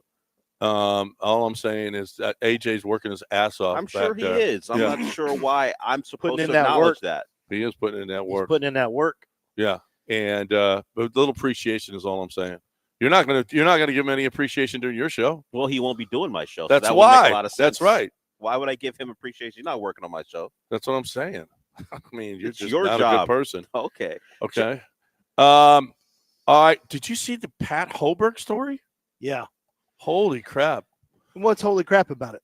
The bigger story is going to be that gambling ring in college basketball and pro basketball. They got a serious problem on their hands. But let's talk about Hoberg first, because a major this league is umpire going to happen, right? People in sports with friends who have accounts, and you're around the sport all the time. A major league umpire is around the sport all the time. If he's got a little itch to gamble, he's like, well, I know this. I don't have to gamble on my games, but that's the temptation, though. Well, he shared a betting account with a friend who bet on baseball. Major League Baseball said no evidence he bet on baseball or affected games. He was an excellent umpire, and some believe the best umpire in baseball. Best ball strike caller. Yeah, but MLB found he impeded the inquiry by deleting messages. And well, first of all, this whole "give me your phone" thing. Remember the Tom Brady was the Deflategate, all that crap. Give me your phone. Screw you. This is my phone. You don't own me. Okay, you ain't taking my phone. If David Gow said, "Give me your phone," okay. Well, this is an investigation into whether or not you did something illegal. That's great. And the FBI, the police, like everyone can go get your messages. You're not taking. The FBI can, but not my employer. Well, it's not about getting your phone. You get the records. I don't think they grab his phone. They get the records. I think that he deleted messages. He deleted messages. You get that from AT&T. You can't tell if they deleted messages on the phone. Well, so my employer can go to AT&T and get all my information? Investigations can, yes. If it's a Major League Baseball phone. If it's my personal phone, you ain't going in there and taking anything. You're my employer. Unless there's a federal baloney. If there's a federal investigation, you absolutely can. Well, yes, but it's not. Was it a federal investigation or a Major League Baseball investigation? That's what I don't know. Yeah. I don't think it said that. Because when you start dealing with illegal gambling, now I think it's Major League Baseball, but maybe it's something bigger that Major League Baseball was alerted to. I don't know. First of all, you're a dumbass if you're sharing a betting account and you're a Major League Baseball umpire. Mm-hmm. You're a dumbass. Yeah. Because that guy you don't know. You have a direct impact. Who has more impact than nobody? Balls and strikes calls? Nobody. And apparently there is no correlation. There is no evidence that he bet. But you can't have you. I think listen, if you've got your own account and you're betting on football and you're betting on whatever, that's fine because it's your account. But you're sharing an account with a guy who's betting on baseball? Are you dumb? Are you? Well, you should be fired for how dumb you are. Oh, wait. It's not on a piece of paper like that says shared account. Well, apparently baseball knows it's a shared account. Well, I know, but that's actually because smart. His phone is betting through that on other things. It's actually smart though because you have someone else. You have someone else doing it. Yeah, it is. If you make a phone call, if he would have made a phone call, this is where technology gets you. If you call the guy and say, "Hey, I want to bet this, put that in for me." As soon as you put text messages, you're dead. As soon as you access it through your own phone, you're dead. Yeah. You're dead. You're leaving a trail, a digital trail. When you make phone calls, I've texted sensitive questions to league personnel before, and this includes Daryl Morey, by the way, where I will call or I'll text something, they won't text back. Yeah. They either don't text at all or and if I see a phone call coming in, it's because I'm not having that stuff on text. No, right, exactly. Like, I've done that as well. What do you think I'm going to do? I've done that. No. They don't want it. They don't want it on. No trail. No. I've asked about. He said I can't. When he saw me, he said I can't answer that question on a text. Yeah, on a text. What are you nuts? I was like, oh. Now the more I think about it, though, John. So Hoberg's got to he's got to go. You can have an impact on games. It's too easy to have an impact on games that you're betting on. The more I think about it, baseball's probably the hardest but to manipulate. My point is about sharing is this: if you got your own, all of the evidence there is what you bet on, and it's you, and you did it. Well, and you're if you dead. didn't bet on baseball, well, he could bet on football. He could bet on tennis. Maybe. He could bet on golf. Maybe. What do you They mean? They may have rules that some sports have. Well, then rules. he shouldn't be bet. Okay, then don't have any account at League all. employees cannot bet on. But if you're any- sharing it, this other guy is betting on baseball, you're screwed. You're sharing an account that's betting on baseball. yeah, but there's no way that you can prove that it's a shared account. Like you can't. Well, they You did can't prove it. necessarily. They prove did it. prove it. They proved that he was. But what I'm saying is, if you have your own account, you're still going to get in trouble. Well, yeah, but they can't prove it. Don't bet. Yeah, well, that's the other thing. It's not even about shared account. Yeah. Just don't do it. That's the other thing. And I don't know what baseball's policy is. Some leagues have policies you can't bet on anything. Yeah, right. So he may, because you have friends in other Well, leagues. NFL has that policy. Oh, NFL for employees. But NFL players, do you know that no, they can bet? No. Yeah, they can't bet at the facility still. Right. They're fighting for that, so that while they're at their locker, they can bet on things. They're the weirdest group. Like what? No, but Players what about Association- NFL employees? Well, so NFL employees have different, I know. like because there's a players association, and you got to fight for the Yeah, smart right. things. Weed and gambling. Right. You got to fight for that. But no, I think Players Association understands we can't just have like. Yes, the Lions got in trouble because they gambled on events inside. You can't bet on football, and then you can't bet on baseball or basketball inside the team facility, but you can elsewhere. Yeah, there's just a lot of rules, but Hobart has to go. But there's this Terry Rozier thing. So it turns out college basketball, there were 3 different teams. There were 3 different teams where there were unusual betting patterns, and it was like Eastern Michigan, Howard. There were small teams, and so it turns out that the systems they have in place were flagged because they recognize unusual betting patterns, and these were on the first half of games. And so they believe that, and there are 5 people who have already been charged with this, with illegal, with illegal manipulating games. And so there's 5 people that have been charged and that they're looking at. It started off with, they looked at this in college basketball, but then these same guys were involved in pro basketball with Jonte Porter. Well, guess what? The same group is involved with a couple games involving Terry Rozier. So now the concern is this is a big ring that maybe there's not just 3 games in college basketball, although those are the 3 where they found suspicious betting patterns, because that's the good thing about technology is they can recognize when something steps outside of the algorithm of the normal. And when they recognize it, and they can basically, it can basically create a profile of how unusual it is. And if they notice a trend in certain games, they group them together and say, these are the 3. And they're all in the first half of the games for these college basketball. Then you have Jonte Porter and Terry Rozier, games that they're involved in. And because Jonte Porter is kicked out of the league because we know that he was manipulating games by getting out. Right. Terry Rozier, the one they're investigating, is when he left the game early with a foot injury. So I started thinking about this. Actually, baseball's probably the hardest to manipulate. And I say this because you have Quest Tech there. So we know who's doing a good job and who's not doing a good job, right? There's some accountability immediately on Twitter, umpire grades, umpire scores, and it comes from Quest Tech. What percentage of missed strikes, called strikes for this team, for that team? In football, you can call holding or defensive pass interference all the time. Yeah, right. All the time. And it's feasible. In basketball, you can call a foul or not call a foul all the time. And it's feasible. You can cover it up. Baseball is the only one that has some instant accountability for the refs. But I do worry about that in basketball. You got young college players, of course, are going to be open for manipulation. But now at daily fantasy, I mean, can you pay Terry Rozier enough? Like, how much are you going to have to put down to get Terry Rozier?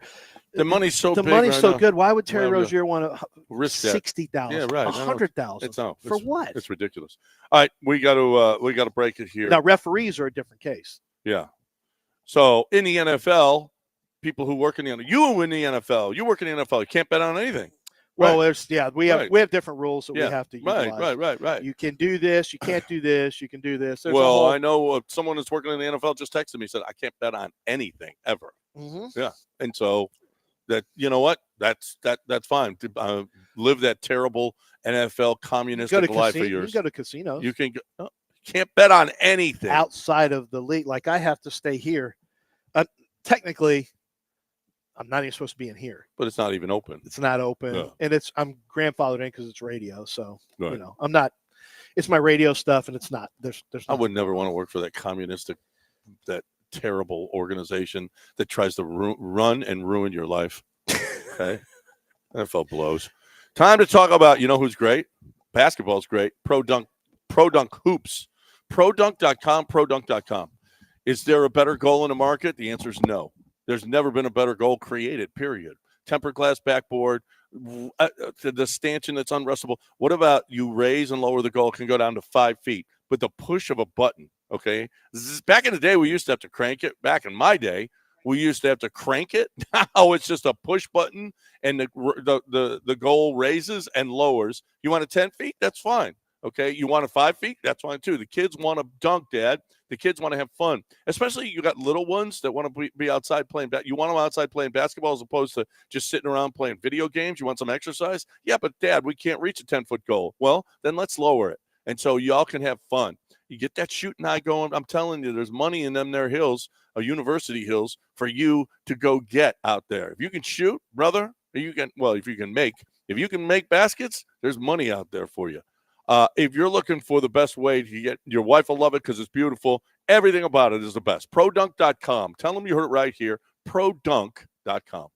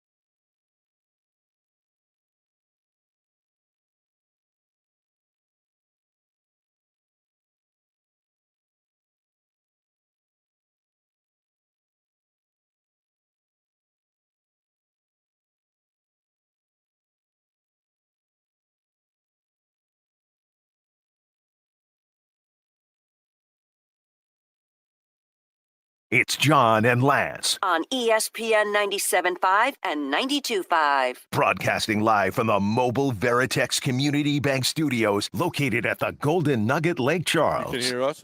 Yeah, I can.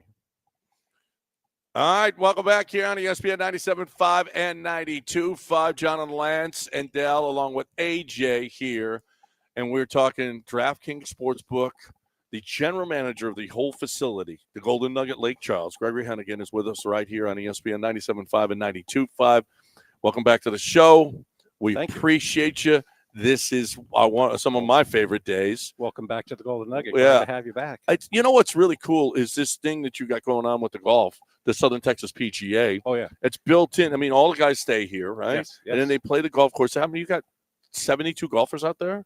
Yes. Right? Yes. Yeah, it's a good week for us. I mean, perfect golf weather. It's you perfect. can ask for a better week to play golf out there. Perfect. So if you're a golfer and go to your club and say, hey, let's get into this thing, because you guys do it a couple, 3 times a year, right? Yes. Yeah.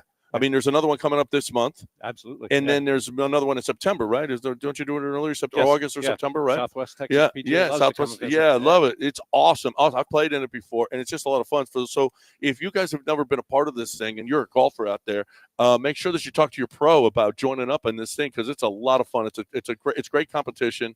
And you get to stay at the Nugget for a few days, and you get to play the course, which is awesome. I love your golf course. It's great. So you guys out there, I know we talk about the NCAA tournament and the big game that's coming up on Sunday and everything else about coming here, but there's all kinds of other stuff to come here for. What about what all the concerts that you got coming up? This weekend? I mean, this weekend's a big weekend with the big game, but then on top of it, we've got Aaron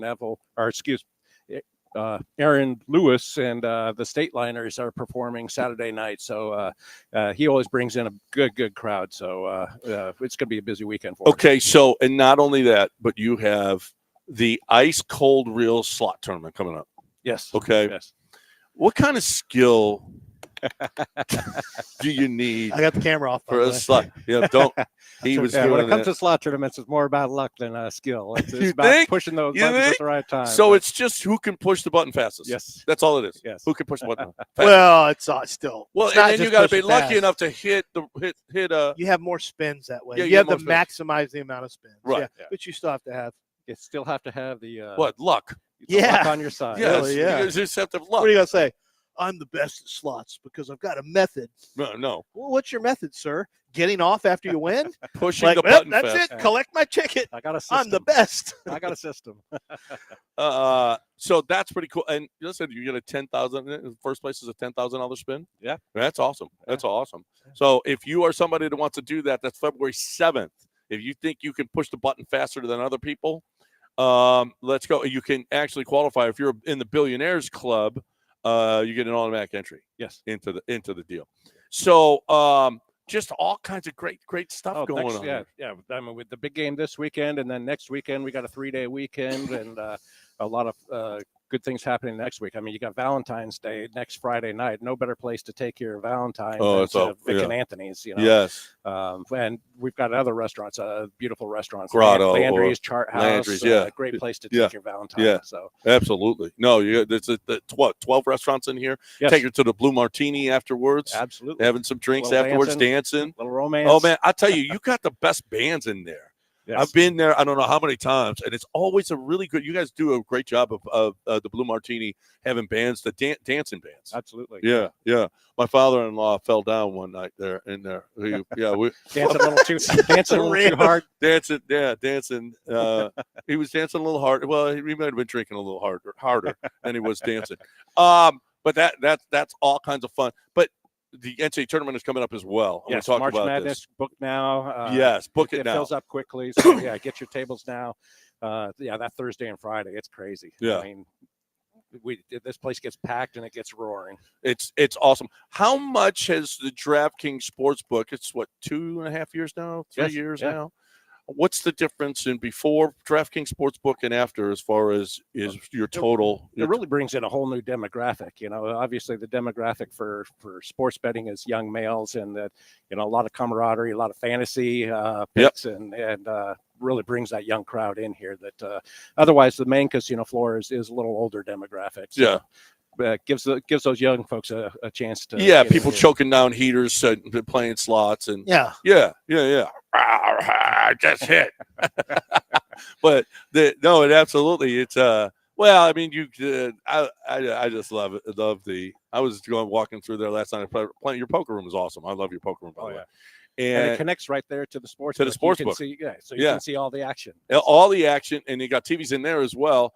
But you got the bar right here, which is you get your drinks quick as well. So it is just great. But walking through, yeah, it is a younger demographic. Of course, you had the golfers here as well. Yes, and there were usually younger guys that are playing in the tournament too.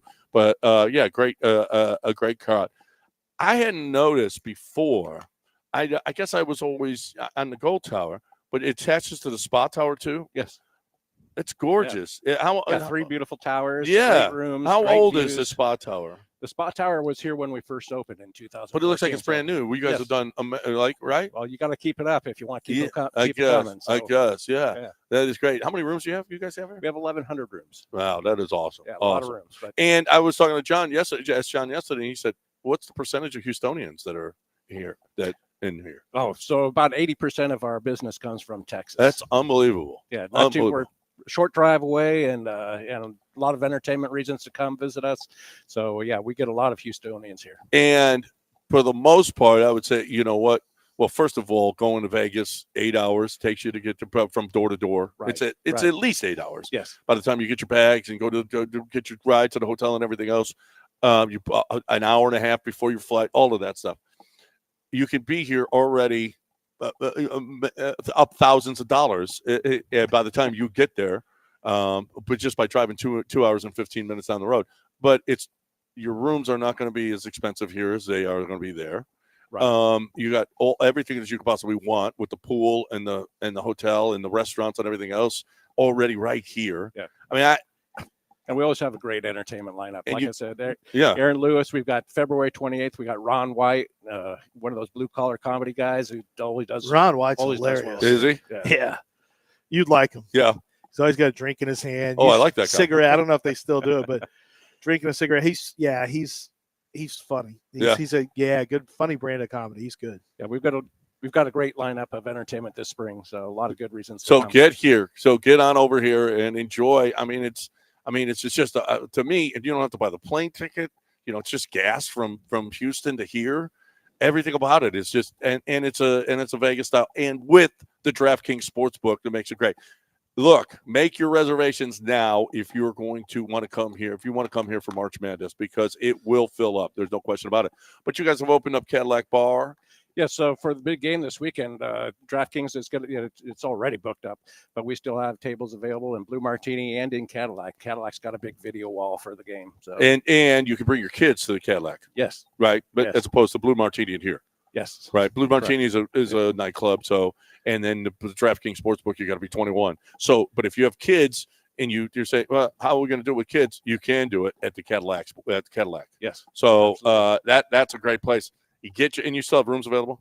Yes, we do. You do. Yes. So, good. Everything. It doesn't get any better as far as I'm concerned, people. Get on over here to the Golden Nugget Lake Charles, and maybe you see Greg. Maybe Absolutely. you see him here. I'll be here. I'm sure you will. Jerry's coming, isn't he? Not this weekend. No, he's not coming this weekend. Okay. Well, yeah, I don't know where. It's good to be Jerry, that's for sure.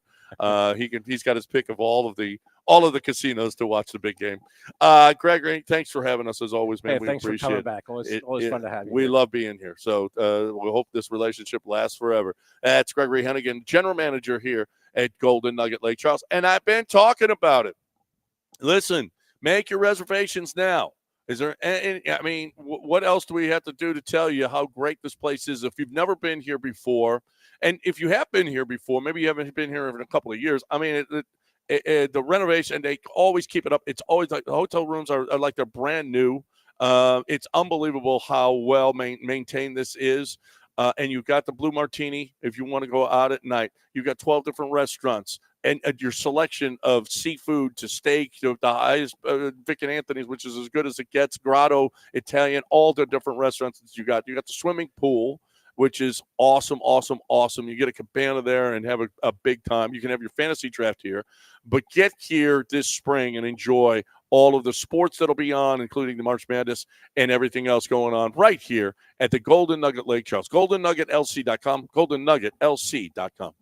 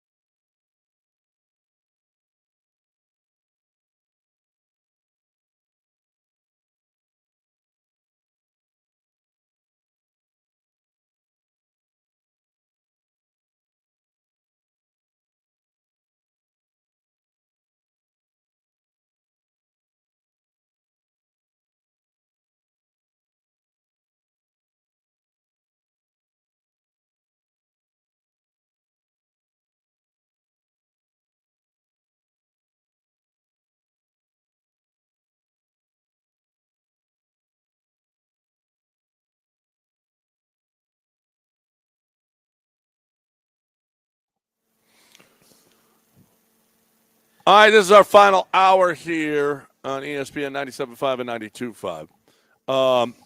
713-780-3776 is the number. Yeah, this is something we haven't talked about. In 2 days, we start up the Phoenix Open, which is the biggest. I was with John Chill yesterday. I had lunch with John Chill. He said, "Yeah, I was at the Phoenix Open. I think he went last year." He said, "It makes Mardi Gras looks like it's asleep." That's the trash open, right? It is the trash open. Okay. They throw all the garbage. No, but it is waste management. The waste management. Yeah. Yeah. It's the waste management. Everybody gets trashed. So in 2022, the police, Scottsdale police, had 440 calls for service, 0 arrests, 90 ejections. 2023, 558 calls, 18 arrests, 102 ejections. Last year, 653 calls, 54 arrests, 211 ejections. Yeah, did you? This is like Eagle fans. So who's got something to prove? So I'm friends with somebody who has tickets there every year, and she said that they have made big changes. Oh, really? You can't go there. You have to have. It used to be you could just go there without a ticket, and just kind of be around there.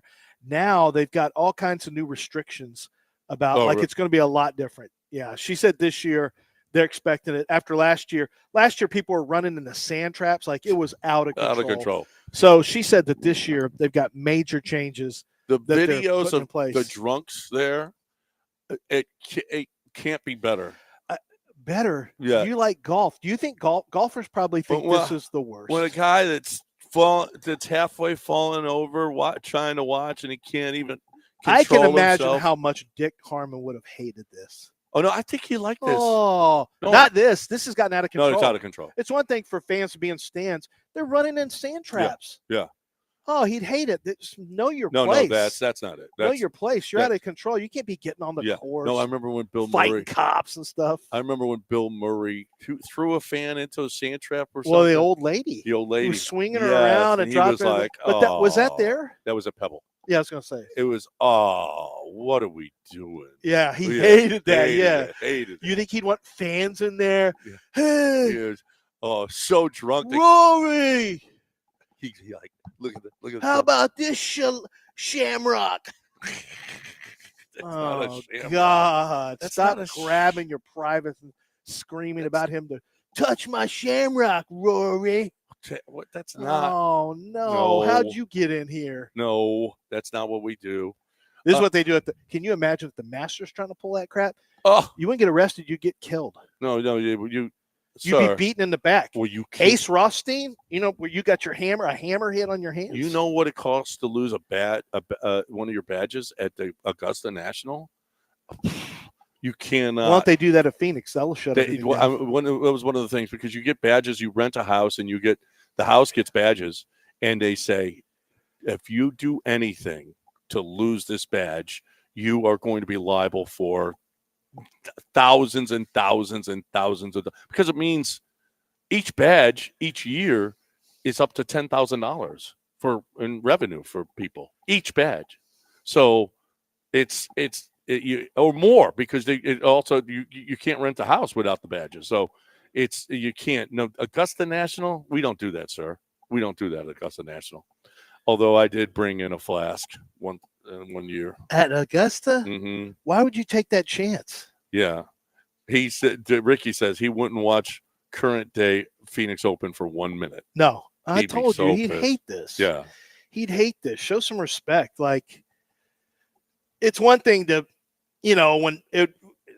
remember when somebody got a home run and the whole place went crazy? Like, that was pretty cool. But this thing where you think you're part of the show now, where people come from all over who don't care about golf and they just want to go on and treat it like Mardi Gras, that's probably a little too much. When there's that many arrests, when there's over 200 ejections, changes need to be made. So the girl that I was talking to just said we have to, because she goes every year, and she just said they've already discussed what the change. Like the change, it's going to be much harder to get in. I think they're actually limiting tickets this year. I think that's one of the things they're doing is cutting way back on the tickets. I think you're right. They used to let just anybody come in. Yeah, they're cutting way back on the tickets and access. Yeah. Anyway, at the Phoenix, it's going to be great. But you're going to get great videos of people so schnockered that they can't stand up. I mean, that's fun. That's good golf right there. I love that. I'm going to be like that tomorrow playing.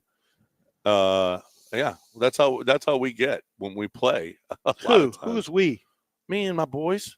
Oh, y'all get like that. We get through. Y'all are Phoenix. You're a Phoenix Open crew. That's what we. Oh yeah. I mean, I think it's heroic what they're doing there. Okay.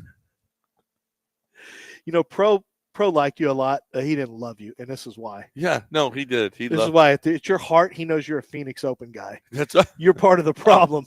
That's why your nickname is the problem and not the solution. I will admit that. I will admit that. I will admit all of those things.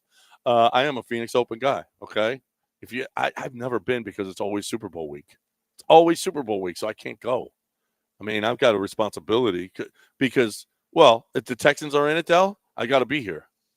Okay. You know, I was talking to somebody who couldn't believe we're not at worry. I had a no. What if the Texans are in it? What if can't make any plans? Yeah, let's assume. I had a call for the next couple years. Make your plans. No, don't worry about it. Because I think that next year is the year the Texans get to the Super Bowl. Right. You know how know you think that way. You're promoting trading for DK Metcalf. Well, it's a 1-year deal. That's all we need. That's right. You want to get to the Super Bowl or not? Trade for DK Metcalf. We're all in. All right. We're That's all what in. the Rams did. I mean, the O-line's fine. Yeah, they're great. No, you need more help there too. Okay. What are you going to do? Draft a rookie and think he's going to be good at number 25? Yeah. Okay. No, you drafted Buka as well and go out and get a free agent. Losers spend a bunch of money for wide receiver and draft picks for wide receivers instead of fixing the front. Fix a third the and a fourth. Oh my Fix God. the trenches. He's a 1-year player. Give me that. No, it's guy. a second, third, and a fourth. No, it's a third. No, and a we're fourth. using Stephon Diggs. You will give up a second, third, and fourth for that. Well, you and Jarrett Davis or whatever that guy's name. Y'all don't know what you're doing. You are giving second, thirds, and fourths away for 2 years of 2 rental players, for a Stephon Diggs rental and a DK Metcalf. What does Stephon Diggs rental do? Was it worth it? Yes. No. Yes. No, it wasn't. Oh, if he doesn't get hurt. You lost your second rounder. He got hurt. If he doesn't get hurt, he got hurt. You mean a 31-year-old got hurt? Shocking. Guess what? They go into Kansas City and they win. Shocking. A 31-year-old got hurt. Diggs. No, they don't. They lost. Quit telling me that the Patriots, the Chiefs get beat at home in the playoffs. No, they don't. Yeah, they never do. 7 straight years they've been in the AFC Championship game. No, they wouldn't have. Yeah. We would have effed it up some other way. No, Stephon Diggs. He would have. D'Amico would have tried a 68-yard field goal at some point. Stephon Diggs. He was great. Stephon Diggs known to have great success against the Bills. Yeah, postseason monster. Yeah, Stephon Diggs, Chiefs undefeated killer against the Chiefs in his career. Chiefs killer, never loses. That's his nickname, Chiefs killer. Well, he didn't have CJ. He had Josh Allen. Another you ain't gonna win there. Another noted Chiefs killer, CJ Stroud. Yeah. If he doesn't get hurt, I mean the plan. Nobody wins. No one had that plan. Okay, Tank loses a leg. Stephon Diggs. Okay. When he got drafted, I said, be careful of little guys. Oh, stop. Little fellas get hurt, and here we are. A knee injury? Here we are, 3 straight years of injuries. Okay, a knee injury. 3 straight years of knee injuries. Okay. Hey, because little bones get hurt easy. Mm-hmm. Little ligaments tear easy. Wow. Look, call him a little Okay, let me ask you, if a high schooler, if an 8th grader who was 150 pounds got hit by a pro football player, would he get hurt easier? Yeah. Okay. Wait. If somebody takes out your knee in the end zone, I don't care how big you are. No, that's not true. Guys get hurt all the time. No, that's not true. Guys get hurt all the time. Big guys get knee injuries too. John, you're acting like he's a little guy who's had 3 injuries. He will be injured for 3 straight years. At what point are you going to, like, the truth is right there in front of you. He's little and he's hurt. He's season ending, season ending. Okay. 3 straight years Was Fuller little wee? He had hamstrings. Okay. What's season ending, 3 straight years of season ending? You're like, no. We got a knee injury. That has nothing to do with how big you are. A concussion. He missed a couple of games because of that. That's all. It's missed. Oh, so The guy's not Tua, playing, John. Beat it. You think it's a Gets a good concussion. pick? How many games will he play in a 3-year Tua's span? big. Tua's thick. 7? He's fat. Hey, now he 7? lost weight and then he got another concussion. Will Tank play another game before the midterm elections? No. The midterm elections are November 3rd, 2026. I don't know how he comes back. I think he'll come back. I hope he'll come back. Tank has played 25 games. He missed 3 this year. He missed 6 last year and the playoff. Well, of course, he misses playoffs too. So it's 6, 7, 8, 9, 10. And then he'll miss all this year, 27 games. He will miss more games than he played in his first 3 years. That's not good. I'll go ahead and say it's bad. It's a knee injury. He's a little could guy happen hurt. to anybody. You say that about every injury, right? Every injury you could say that too. Well, no, guys, offensive linemen get knee injuries. Every little guy who gets hurt, you'd say, that's a shoulder injury. That would happen to anybody. It's different. How? No. If he got taken out and broken ribs because he got a big hit, that's one thing. How? A knee injury, anybody could get one. But it's not the same. This one injury doesn't do the same to one body type that it does to other body types. That's not knee? true. Yes, a knee. There's lots of guys who get. It doesn't matter how big you are. John, there's guys who sprain their knees where others would tear ligaments because they're smaller. If there's a difference in 60 pounds, there is a difference in how your body responds to force. The force on a 160-pound person versus the force on a 220-pound person, it's different. One has 70 more pounds of strength and bigger muscles and more density. A direct and more hit muscle on mass. the knee doesn't matter how fat you are. Then why do we have weight classes in boxing if it doesn't matter? On if a the knee? same punch? No one hurts their knee in boxing. No, weight classes. Why do guys get knocked out? You think 150-pound guy takes a punch the way a 220-pound guy does? Lance, a knee injury is different.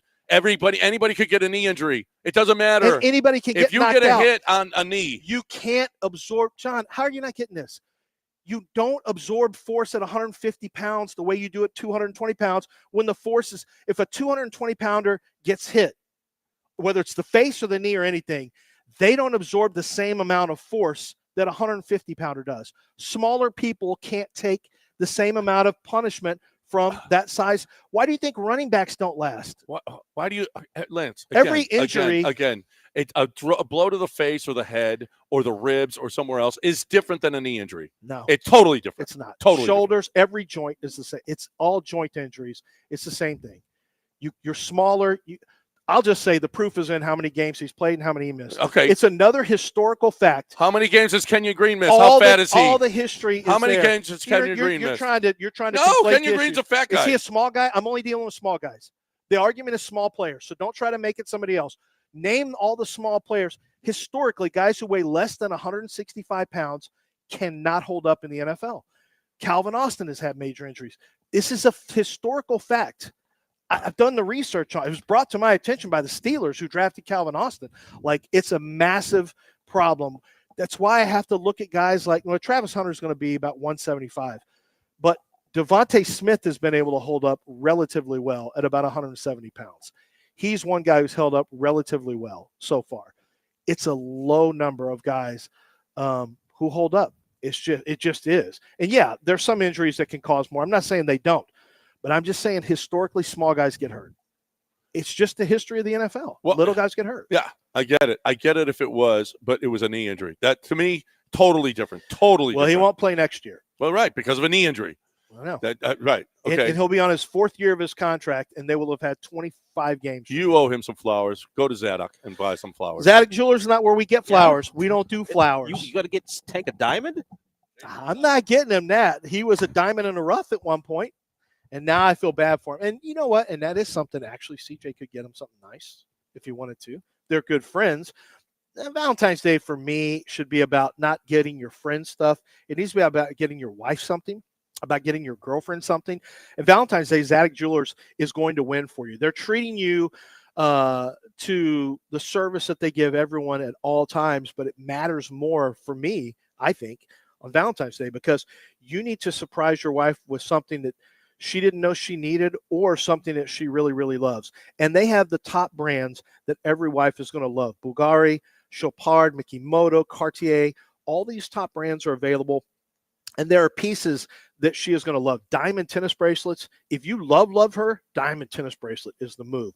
They have statement rings. They have huggy earrings, and there's so much more. Let them tell you what the newest trends in jewelry is, who the hottest designers are, what the top metals are, because the trendy metals change all the time, but they know, the experts at Zadig, their team is going to find the perfect gift for you this Valentine's Day season, I should say.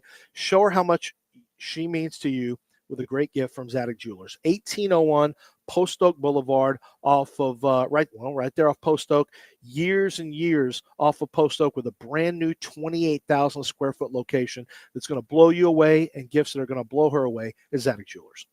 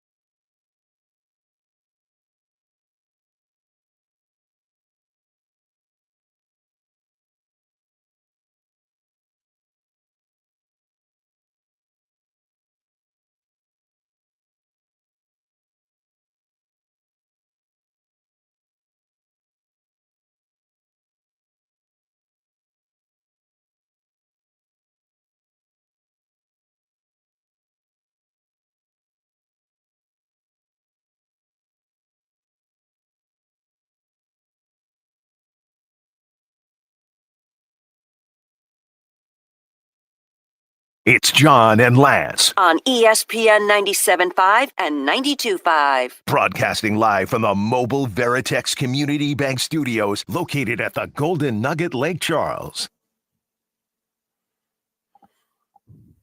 All right, welcome back here on ESPN 97.5 and 92.5. You know what? Art makes a good point. Listen to Lance. He knows about injuries, okay?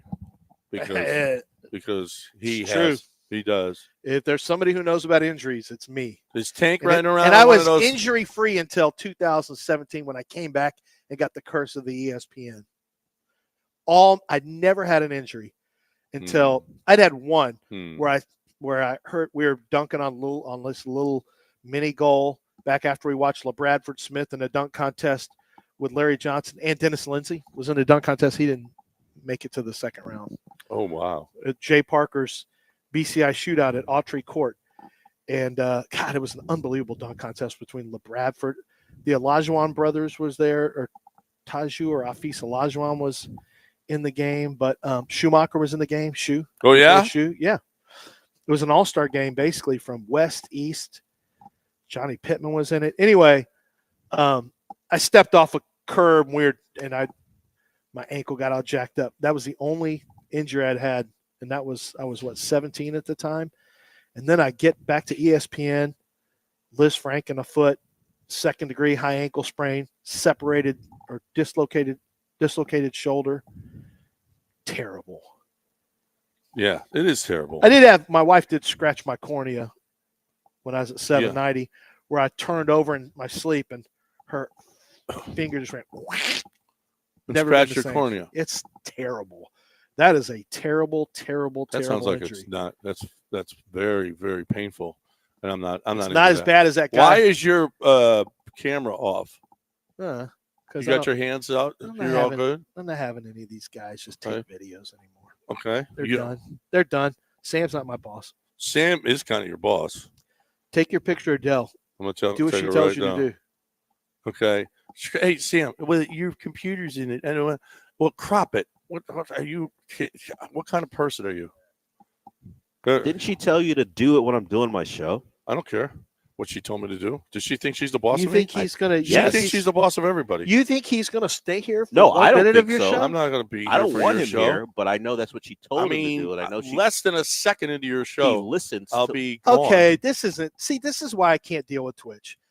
We're talking about Tank Dell, and we're talking about a serious thing about injuries. And they said, I know 150 pounders that have taken force from me, no problem. Can't. What's that supposed to mean on Twitch? She likes You know big what it girls. means. He likes big girls. He's given Well, 150 how tall is pounders. she? They've taken Well, force. right. If she's 7 feet tall, well, then that's fine. No, Well, not she even could 7 be- feet. Or she's also an athlete. Yeah. There's athletes who have good lean Yeah, mass. no. There's 6'2", 140, 150, that's fine. No. 5'9", Even shorter than 140 that. pounds. Well, All right. maybe 5'10", maybe. That's 5'11". yeah. Well, I mean, if they lift, $50s. if they I'm squat, fine with it. Don't get me wrong. man, you're all of a sudden here. You No, go. I like it. I'm fine with it. I'm fine with $150. You know, Kelsey Plum, 5'8", 145. I know. That's what I was trying to tell them. Women weigh more than you 5'8". think. 5'8", Yes, 145. women weigh yeah. more than you think. She's an athlete, though. She's got strong hips, legs, like she lifts. Yeah, 140 is not that unusual for athletic women at all. Ronda Rousey was like, that's how much she weighed, and she had to get lower. Yeah, but That's 5'8". She's 5'8". Kelsey Plum. that's all she I is. thought she was taller than that. No. Caitlin Clark's 160. How tall is she? That's a lie. She's not. No, she's not. There's no way she is. No, there's no way she is. Okay. She's Do you 6 feet think tall? She might be one. she's like 6? Oh no, she's probably about 140. She's 6 feet or 6'1". 6 feet tall. Watch this. How much? She's 152. $152. 6 feet tall. 6 See? feet tall. See, you gotta be 6 feet. But Not if she you're Kelsey looks Plum. She looks Yeah. lean though. Look how skinny she looks. You would have thought she was 120, I bet. Caitlin Clark weighs 15 pounds less than Tank Dell. And Tank's listed at 165. At U of H, he was 158. Caitlin, which I like to say is 40 pounds lighter than Bryce Young. Because it's always so staggering. Like, oh my God, somebody weighs less than Bryce Young? Hey guys, it's me, Bryce Young. You know who's thick though? Who's not a skinny little guy? Kyler Murray. That's a small little guy who's, you know. he is. He's not. He's thick. Mhm. Isn't he?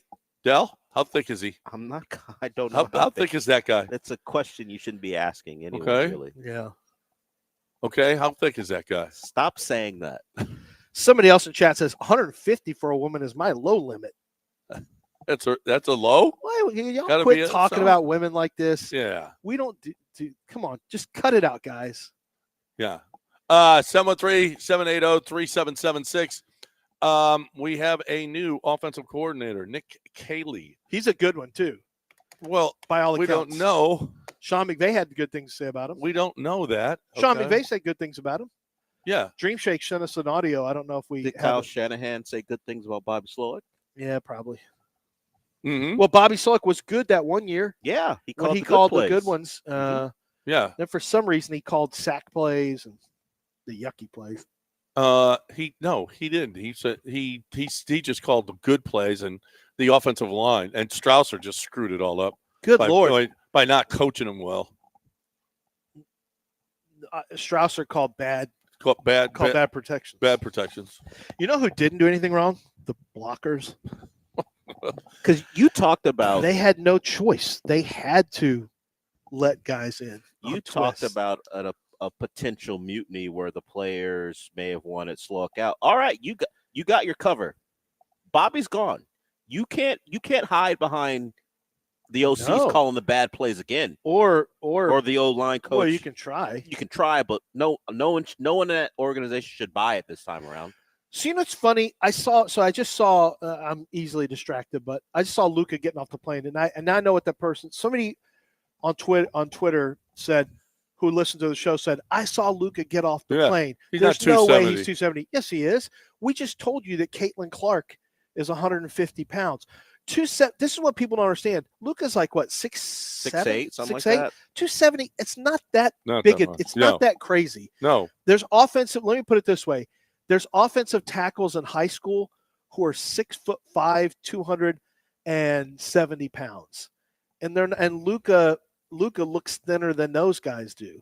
270 is you carry. I mean, you carry. It's always like that, right? If you could look at an offensive lineman who weighs 310 pounds, you think, oh my God, he's over 310. I see guys who are 320, 325, and then you see him in person, you're like, this guy's not sloppy at all. Like they carry their weight, actually carries his weight really, really well. Luka's listed at 6'6", 230, but we know he's not 230. 230 most days. No, he's closer to 270. Yeah. No but way. You know who that is, John? No. Who did he say was online? Gene Sanders? I don't know. Do you know a person? Gene Simmons? Sanders. You know a Gene Sanders? Gene Sanders? Well, No. there was a player who played at Texas A&M named Gene Sanders who played in the NFL. Maybe it's him. Maybe it is him. Let's get him in here. Hey, Gene Sanders, what's going on? This is Dr. James Andrews. Oh, James Andrews. Oh, wait, okay. Hey, so now we've got an injury expert. Now, don't take my word for it, and don't take John. Me and John are having this argument. Let's talk to Dr. James Andrews on a mobile from, I think he's in Alabama somewhere, is where Dr. James Andrews is. Dr. James Andrews on a mobile. Yeah, what's going on? Yeah, well, I was calling in to actually take up for my colleague, Dr. Zerline, who is correct about the ligaments on the little fellows. Well, I'm not a colleague per se, but what did you want to say about ligaments on little fellows? It is based in science. It is in the medical field. We refer to this as the Palillo-Wexler effect, where the tiniest ligaments have proven to be quite brittle under athletic performance conditions. Wexler. That's not what it is. Hang up on him. Wexler? Hang up on him, AJ. Wex is not a little guy, number one. No, he's not. Palillo is. Now, I've never seen Palillo in a cast. No. He doesn't get hurt he playing played tennis. tennis. He doesn't get hurt playing tennis. You can't get hurt playing tennis. You can tear your knee. Most tennis players don't end up tearing their. How do they never get torn? What ACLs? Collisions are you going to have playing tennis? Well, you could fall something down. probably. You could turn the tear wrong an way. ACL. How come they don't ever tear ACLs? I'm sure it's happened. No. I mean, But- injuries in tennis, boy, you got to be saw off. Well, you could get a back or shoulder. How does Tiger Woods get hurt in golf? Oh, are you kidding? The torque that you put on your What about body? tennis? No. You have to serve how many times do you serve a game? You're soft. So golf is grueling. Okay. Tiger I'm surprised. Let Scotty Scheffler. No, it's a violent. No, you It's can't a get violent hurt. game. No, it's a violent. But I think tennis you can too. There's a lot of torque with every. I can't believe they don't get hurt more. It's usually going to be a shoulder thing more than anything else. But I don't quit saying that. Charlie also plays softball. Yeah, like every week. Charlie could have gotten hurt. It's a softball. You can't get hurt. What? That's not what That's it is. not how it works. The Palillo-Wexler effect? Yeah, that's not. you get the Palillo effect, maybe. But then even he's never injured. Why does Adam get I don't thrown know. into Dr. this? James Andrews on a mobile That accent? cannot. Well, that's exactly what I was. I don't know my how to explain it. colleague, Dr. Zernon. I'm not a doctor. Colleague, and that accent with Palillo Wexler effect. I don't know why. I know I got you. You thought that was great. It's the best part of the show. Okay. Oh, just the second best part is helping you get your mortgage, and that's Kent over at Dream Rate. That's what Kent does. Kent Jones is awesome. Listen, I saw the numbers of people. I can't talk about the numbers that other people have saved, but I've seen the numbers, and it's substantial. You don't know the mortgage game. How about a guy that's been doing it for 30 years? He knows the mortgage game. He can tell you, listen, you can call him and he'll over the phone, you tell him how much money you've got, how much down and everything else. And he can help you, and he'll ask you some simple questions about, are you a veteran or is this your first time home? All kinds of different stuff where he can save you money. Thousands of dollars. I've gone with not knowing a damn thing and just signing all these papers. Oh, here's this fee and here's that fee and here's this fee. Well, Kent Jones he's gonna limit the fees because he knows that the dude just is gonna save money. He is. He works his tail off for every single person that he has, every client that he has. He's going to work his tail off for you. If you're buying a home, make sure you use a broker because it's going to be better. It's going to be a better experience. And use Kent Jones because he listens to the show. He's been listening to the show. He loves the show. And you know what? He's great at it. So if you're looking for a great way to get that mortgage, it's Dream Rate Mortgage. 975loans.com. That's 975loans.com.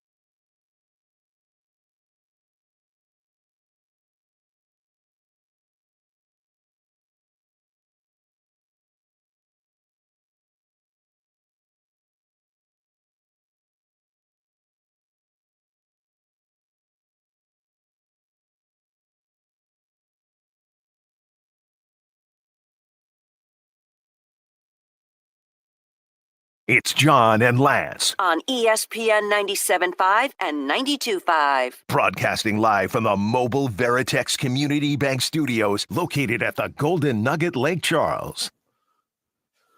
Let the good times roll. Take the day off work and play a fun round of golf with your favorite sports station at the ESPN 97.5 and 92.5 occasional invitational benefiting kids meals.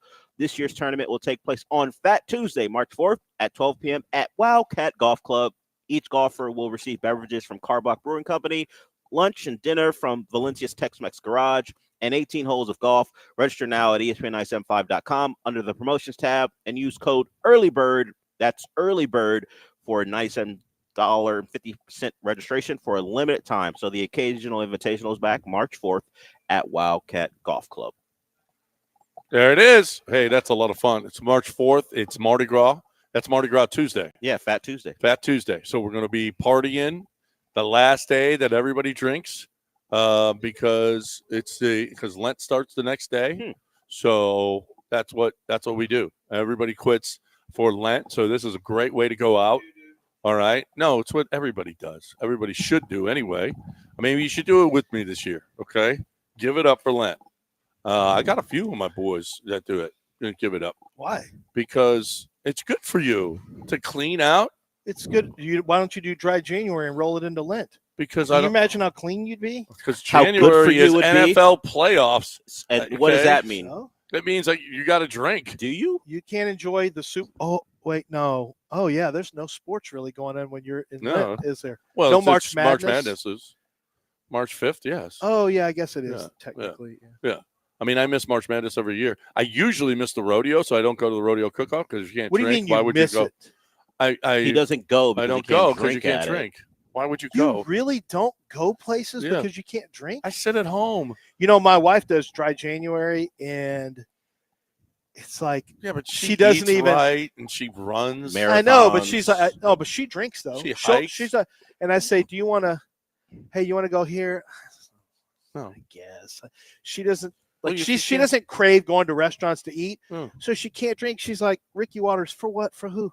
Why am I going to this restaurant? Why? Can't drink. Well, I can't drink. So the good food Yeah, at so the it is like- restaurant isn't appealing? Exactly, it is like John in a way. Yeah. No, if you're not going to drink, why do anything? Is Why live? Is that not a signifier that there's a problem There's a- if you there's don't a- want to go places because don't you wanna go can't Big drink? anywhere. problem. There's a big problem. We understand he's got a problem, but what about Nicole? She's not going places. Well, Restaurants where good food now is available. now that's how I read it. That's kind of how I read it. To Well, be it's fair. clean it probably up. true. There you go. Clean it up It's now. probably 'cause you- true. You No, but she listen. doesn't. If you don't drink, you lose She's your not will to live. Well, she's not excited about going places. Right. She doesn't say, hey, it's never her said, hey, let's go grab something to eat there. No. Never. Never. I even No. texted her the Wanna other day. sit at You drinking home. yet? No. I want to sit at home and eat. And now she's training for the London Marathon. So London. Why can't she go somewhere like Galveston because to she's run a trying to marathon? get the big six. She's in. always goes to She has- London she and has run Germany Galveston. and Yeah, you got to get the big six. I So know- she can get her the big six medal. She's got to do Tokyo after that.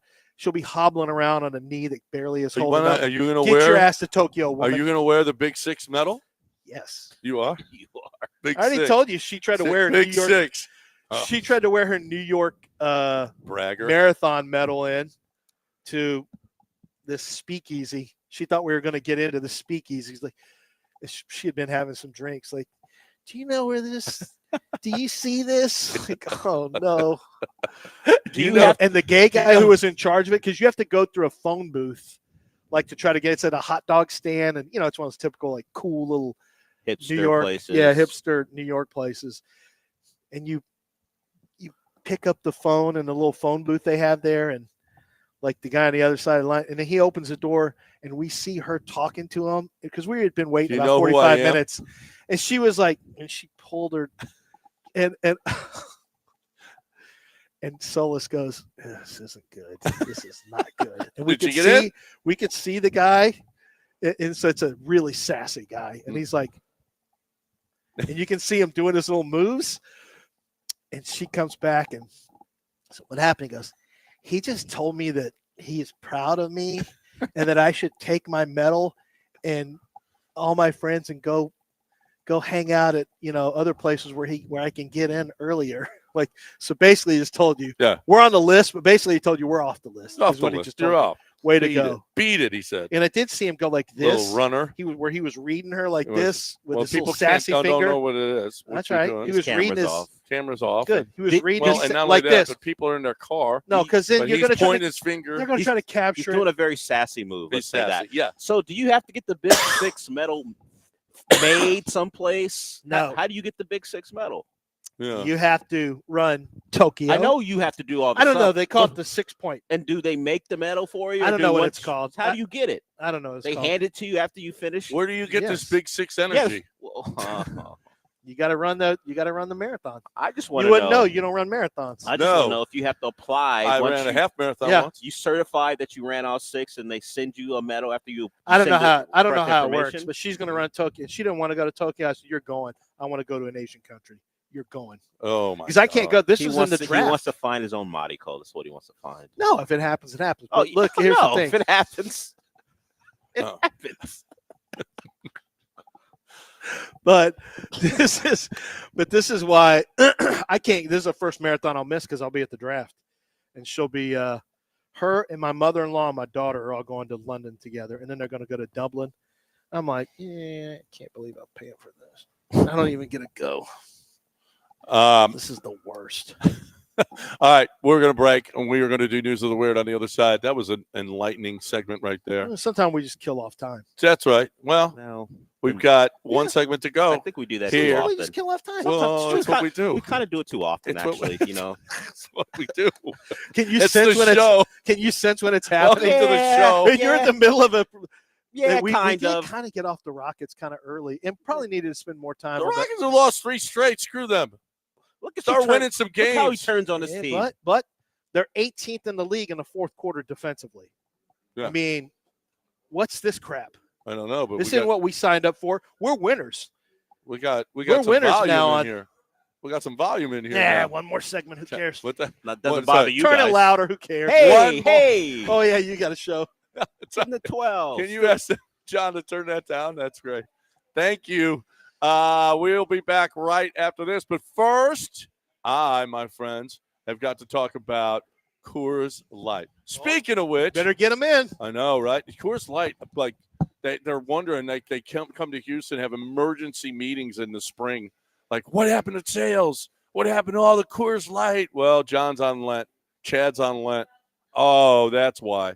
Okay. Well, this is what happens. But here's the deal. It's only 6 weeks long, and then I'm back at it with my cold, clean, crisp, refreshing Coors Lights. Listen, I started yesterday afternoon sitting at the bar here in DraftKings Sportsbook, had a beer, had a Coors Light, had some wings, went over and played, got slapped around, kept on drinking, kept on going, and went back, and I got me some back, okay?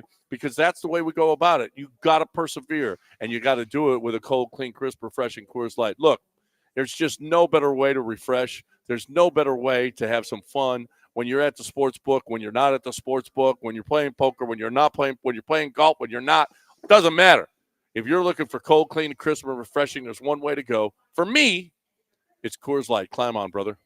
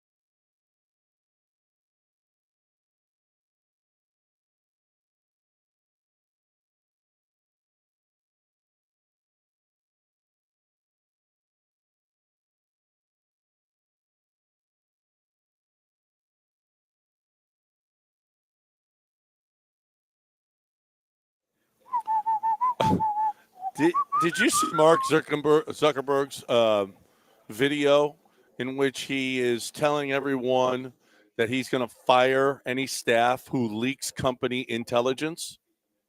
No. Well, it was leaked. That video. I was going to say, well, that's not that. What's unusual about that? Oh, it got He leaked. says, you know what? Everything in this Was the company video gets leaked leaked. or the information? And if you leak any information from this company, you're going to be fired. Well, that video that he sent out to his that's employees not great, is was it? leaked. I mean, you got. It seems like you got a little problem there, Mark. Yeah. Meta, a little problem. You're a little leaky. Let's see. Oh, apparently Punxsutawney Phil. Yeah. Not that accurate. Forecasters say you can't rely on Punxsutawney Phil to tell you weather forecasts. Not surprisingly, who said this? A gopher is not going to be that reliable. A groundhog. Whatever. Who came up with this? Scientists. So scientists had to tell us that a groundhog didn't actually know the weather. Doesn't know the weather. Huh. Yeah. Joe Biden has signed with a Hollywood talent agency. I saw that. What movie do you want to see Joe Biden in? Bernie's? Weekend at Bernie's? Bernie's 3. The Expendables. The Expendables? He should play the president in the next Expendables movie. Hey. Sending Sylvester. Yeah, he could do that. Sleepy Joe. He can't act. Weekend at Bernie's. He's got a slow swing speed. He's not going to sign up to be a dead guy in a movie. Be realistic Weekend about at this. Bernie's 3. What'd you get for me? What's the role? Well, Joe. We had one come in. I don't know if you're going to like it. I think you could play it, though. I think you could do this, but it's not. You may not like it, but it pays. Yeah. A couple. You go hiking through the woods a lot, right? Well, not a lot, but You I've and done your wife? it. Yeah, I've done it. There was a couple enjoying a walk in the woods, and they stopped to find sex pictures stuck to a tree. Do you ever put sex pictures on, or have you ever seen sex pictures on a tree? I've not. Would you like to find Although some? I will say I tried a little. There was nobody in this forest out at all. In this long hike we were on out in when we were in Summit County, and I tried to convince her. I said, hey, we could do something here. And she's like, and at one point I stayed on her about it, like joking, but not joking really. Right. And at one point I thought I was about to break her. I thought, I think I got a shot here. And then she said, there's no way I would ever do that. Wow. Like, I know. I tried to get my let's just hurry up and get out of here. I know. In her new office. I said, in her new office? We got to break this thing in. She was like, you can just forget about it. Okay. A U.S. woman, apparently she said she was ditched by a Pakistani lover, and she wanted $5,000 a week from him in allowance. Rahil's wife. Hey. Well, Pakistani lover. Is that the only Pakistani person? But that's Rahil's nickname is Pakistani lover. No, it isn't. Oh. I thought that was his nickname. No, that's really not his nickname. But apparently, they are not going to give her that $5,000. They've put her in a mental institution. Oh, yeah, that seems look like at that. Yeah, so I mean, I don't think she's getting her $5,000 a week. So unfortunately, Mount Taranaki in New Zealand is now legally a person. It's a mountain, but apparently the Maori named Taranaki Maunga. The mountain is the latest natural feature. They think that the mountain is a person. And so now it is legally that mount is a person. Do you feel like you want to go walking on that person? Where'd you say this is New Zealand or in Australia? New Zealand? Yeah. Yeah. Do you feel like you want to go walking all over that person? I feel like there are rules that I don't know. And if I try to walk on that mountain, there's going to be a real problem for me on that mountain. I'm going to stay away. I'm sure there are rules. You said the Maori people. I don't want to walk on their mountain that they've deemed a person. Yeah, the Maori tribe they're rough now. They're the ones that get the face tattoos. And yeah, I'm not messing with the Maori at all. I'll look at their mountain / person from afar and go, great job, guys. There's a movie called Once We're Warriors about. It's a good movie. The Maoris? Yeah, it's a Maori Badass. family. Yeah, it's good. It's from way back, but it's a little depressing. I will tell you, they've had a rough run. the Maori Yeah. people. Apparently a Cybertruck sliced a deer in half, hit a deer and sliced it in half. Oh my God. But Elon says that it's safer for pedestrians than it is for deers. Do you feel like if a deer is sliced in half that maybe you should not get hit by that same Cybertruck? Yeah. I feel like, I don't know, deers are pretty big. Yeah. Deer, I don't want to. Deer. I don't like the not phrase. deer. I don't like the phrase slised in half. Isn't that what you said? Yeah. That's immediately Sliced I'm right off in of half. that. Yeah. Sliced right in half. So that seems like a problem to me. I think deer might be able to hold up better. Apparently, China's first corgi. Is it a corgi or the dogs? Yeah, the dogs. Corgis. Their police dog it lost its bonus because it sleeps and pees on the job. Do you feel like what's a police dog's bonus? What do they more biscuits? What do they rip away from that dog that doesn't get now? Pup cups, puppuccinos. Probably. You go to Starbucks and get the all the Don't whipped you cream. want a big dog, not a corgi? What's a wait, corgi do? what's that dog's job? I mean, Yeah. sniffing and finding drugs probably and stuff. Yeah. it can probably find drugs. It's not Yeah. gonna you're gonna sick it. You're not gonna have it on a canine unit. Like get them. Well, you got an uncooperative. You know when they put the dogs on Yeah, people, you're yeah. not gonna have a corgi Sick 'em. come running out of there. You You could get just off me. kick the piss out of that dog. Yeah, right. don't kick the piss out of the canine dog. Well, Maybe the corgi's more dexterous Get and off can, me. and can defuse Stop bombs. smelling me. I don't You think anyone's beating a German Shepherd when the canine unit rolls in? probably When not. they drop one, when they get those, get them. Yeah. Do No. you think anyone's ever said, "Oh, bitch"? Square up. Like squared up and like grabbed him by the Depends. throat. If you're in Australia, I've watched a grown man square up with a kangaroo to save Yeah, his dog. that too, So man. it depends. Yeah, but that's boxing. true. That's different. Yeah, but you can't not. Yeah, but you know what they can do? They can balance on their. This is what scares me about that. They can balance on And their they kick you. tails, and they get their claw feet. They can rip out your privates with their feet. Why am I squaring up? It's happened before. Why are you squaring up with out somebody your that can rip your privates off with claw feet? First of all, don't fight a kangaroo naked. Okay. Well, they can rip right through your pants. Through my jeans? They got claws on their toes. I don't want it. I'm not fighting a kangaroo. And you see how anytime muscular What they if are? your They dog are. is in danger? But that though, John? dude was beating the kangaroo's yeah, ass. Well, his Australia- dog was getting choked out, so he said, "Nope." Yeah, but Australian people are tougher than we are. That's true. The Australians and the New Yeah. Zealanders are Yeah. very tough G'day. people. Yeah. Oh, looky here. We're going to fight another kangaroo again. You ever see the kangaroo fights? Yeah, they're badass. Oh, they last Yeah. a long time. There you go. They go. All right, we got to go too. It is. Do I take a picture of you or something? I'm not taking. That's any up to pictures your of you. boss. I'm not sure. Yeah, tell her I've already taken a picture. Bye. That's enough. I'm not sticking around for this.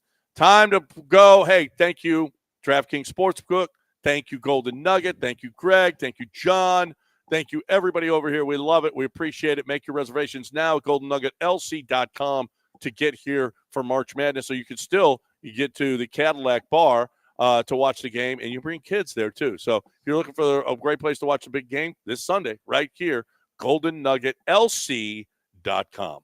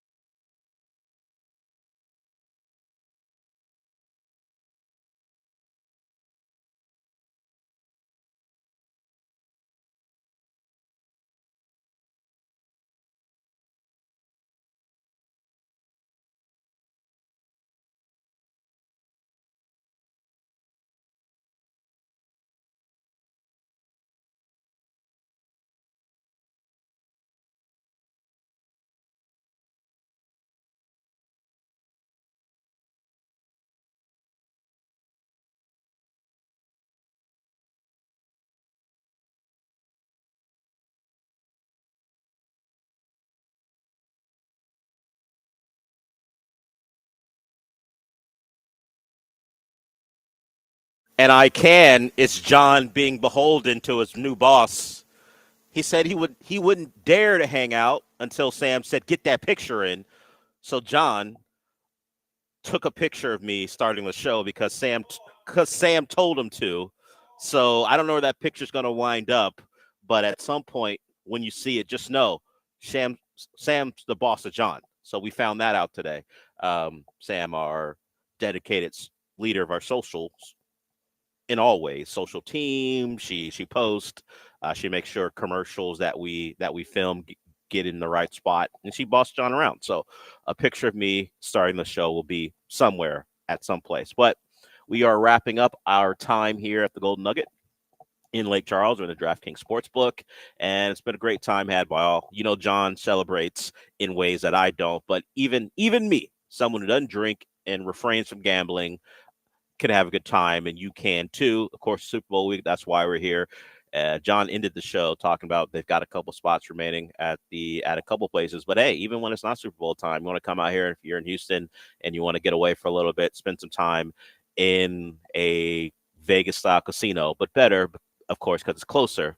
This is a place for you. So we're happy to be here and to wrap up the show. So last night, normally when I watch Rockets games, I have a way to do it because I don't have DirecTV.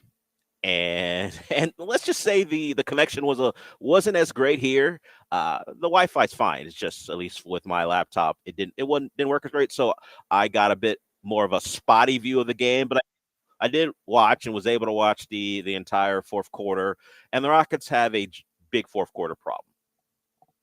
And the coin is flipped. Last week and the weeks before, when they were winning these close games, it was fine. They were finding ways to win. But eventually, the coin will flip the other way, and that's what's happening. They give up 46 points to the Knicks in the fourth quarter, blow another double-digit lead, and Jalen Brunson goes for 42. And I think my biggest problem with Jalen Brunson is he celebrates threes like he's European. It bothers me. I don't know what it is. Every time I see him throw up the three, it's like I'm watching Inglourious Bastards in that bar scene, which led to disaster for certain people in that movie. But he had a big time night. He put up shots of pretty much against any Rocket who they tried to line him up against. He had his way with Ahmed. He had his way with Tari. He was on one in the fourth quarter, and the Rockets do not fare well in the fourth quarter. I think Lance looked at the numbers. They're like 18th overall in the league in the fourth quarter. They have a -point differential, and you can understand, and it's easier to say this now because they have lost their last 3 games in a row, that if the general public doesn't take them seriously, you get it. Now, this wasn't a full strength squad. Fred didn't play. Alperen didn't play. So they weren't at their best. But when you think of them as a complete roster, is there a reason anyone should have complete faith in a squad that's going to be led by the likes of Fred VanVleet and a bunch of 20-something-year-olds, and not just mid-20s? We're talking about very young in their 20s. That's not the formula for a team that handles their business in the fourth quarter of playoff games. We're seeing it now. They don't even handle their business in the fourth quarter of a Monday night game in New York. And the Knicks are a good basketball team. So it's no shame to lose that way.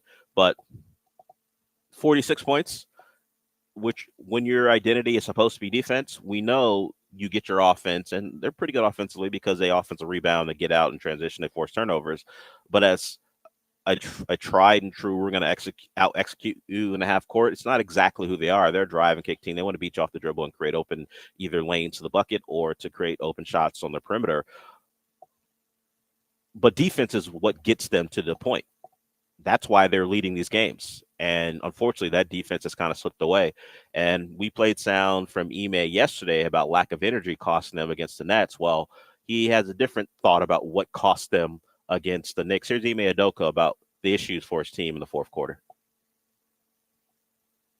I think I snuck that on Sean, so we'll get to that. It's a part of not being face-to-face.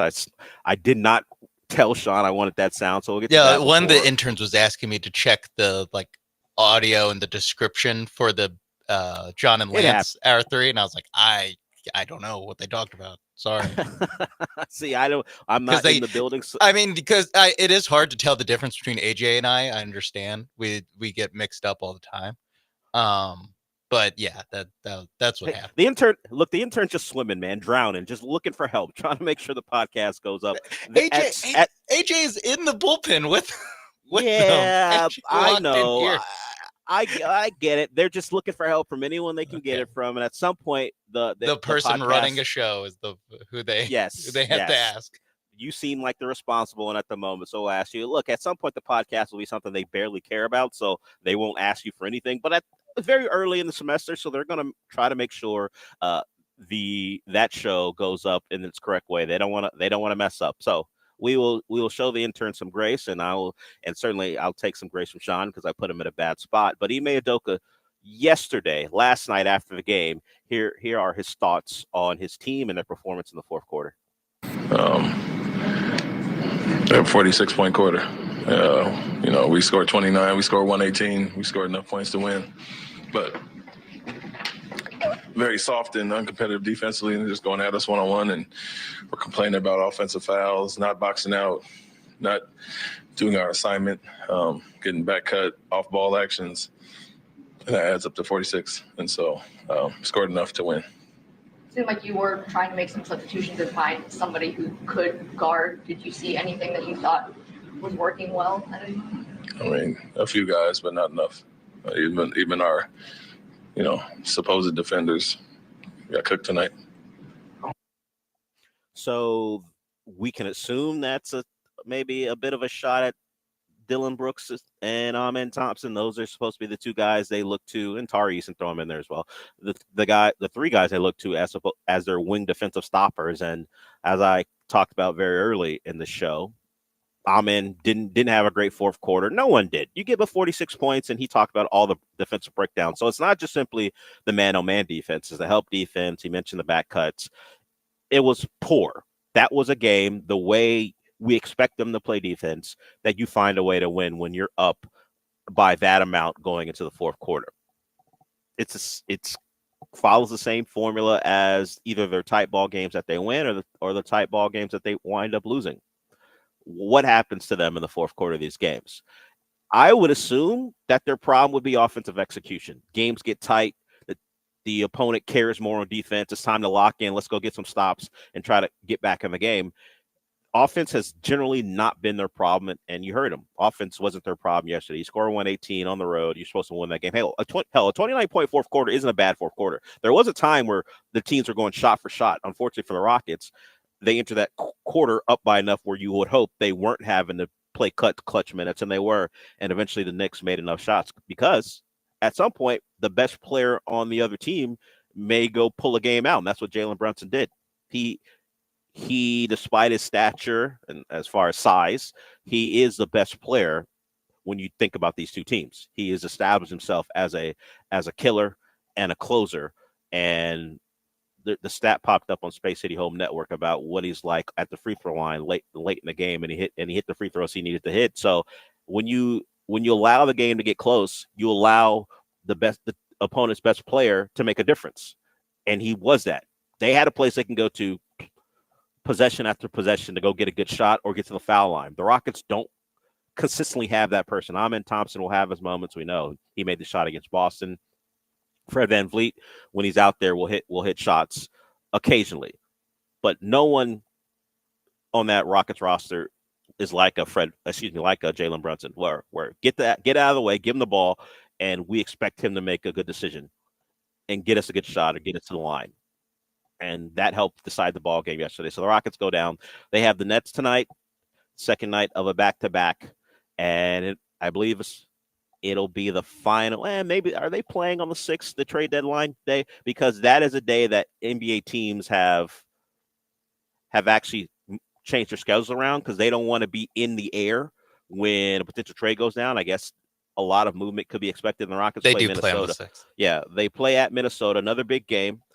We'll have sound from the star of the Timberwolves. He responded to the trade for Luka Doncic, and we've seen a lot of this where NBA stars are understanding. And look, this was a very unique scenario, but they are taking it into account and thinking to themselves, no one is safe. So we'll hear from Anthony Edwards during this show. But yes, they do play Minnesota on Thursday. Good game game for them. Of course, they have Brooklyn tonight to see if they can bounce back. But will the Rockets make a move? Will this recent run of losing change their approach? Seems doubtful.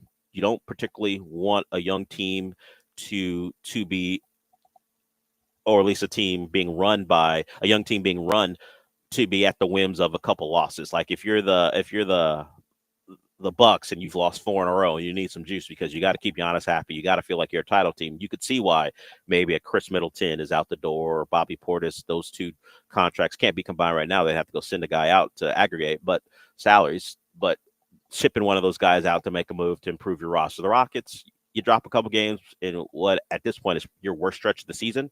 It's not a big deal, but I wonder if they want to add one more piece, not just for this year as a rental, but someone they believe can help them down the stretch as a complementary piece to whatever you think is their core right now. So trade deadline's approaching. We'll see how active the Rockets are as we get closer and closer. We'll come back with some news for your Texans.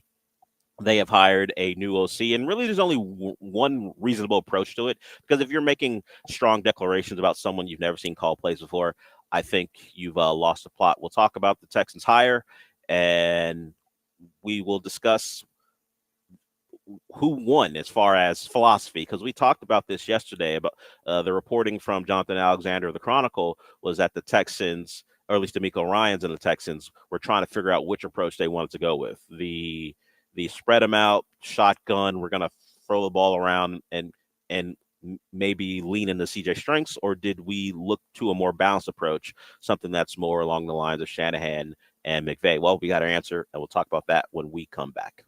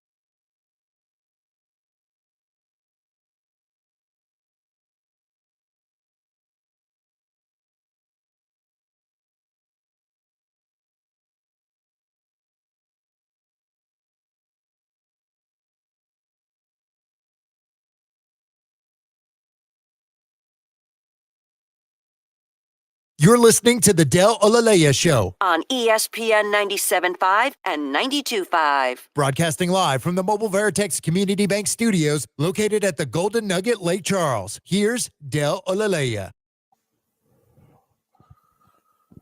Sean, we'll get to the dumb Texan stuff at some point here, but let's get to the important stuff. Did you see the Fantastic Four teaser trailer yet? No. Oh.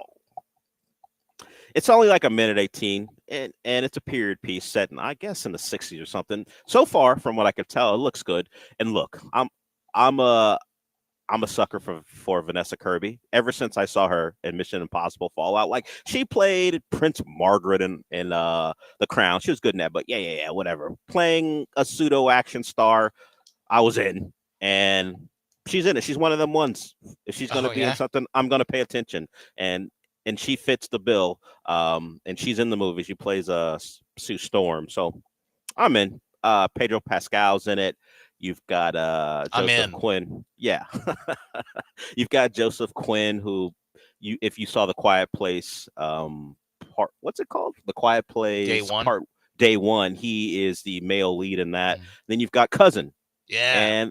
And they do and they do something that's probably, I wonder if it's a play on his role in the Bear, where there's a cooking segment with him and a robot, and he's telling the robot, "Hey, throw a little garlic in that." I wonder if that's a little bit of a meta thing because of his role in the Bear. So he's teaching a robot how to make Chicago beef. And, I don't know. It might be a pasta. I'm not exactly sure. Harvey will come in and scream at him, and then they'll go save the world or something. I don't know. Yeah. If Carmi was Johnny Flame, we would have some real things to discuss. But from what I can tell, the thing looks good, and people are giving good reviews for the CGI for the thing.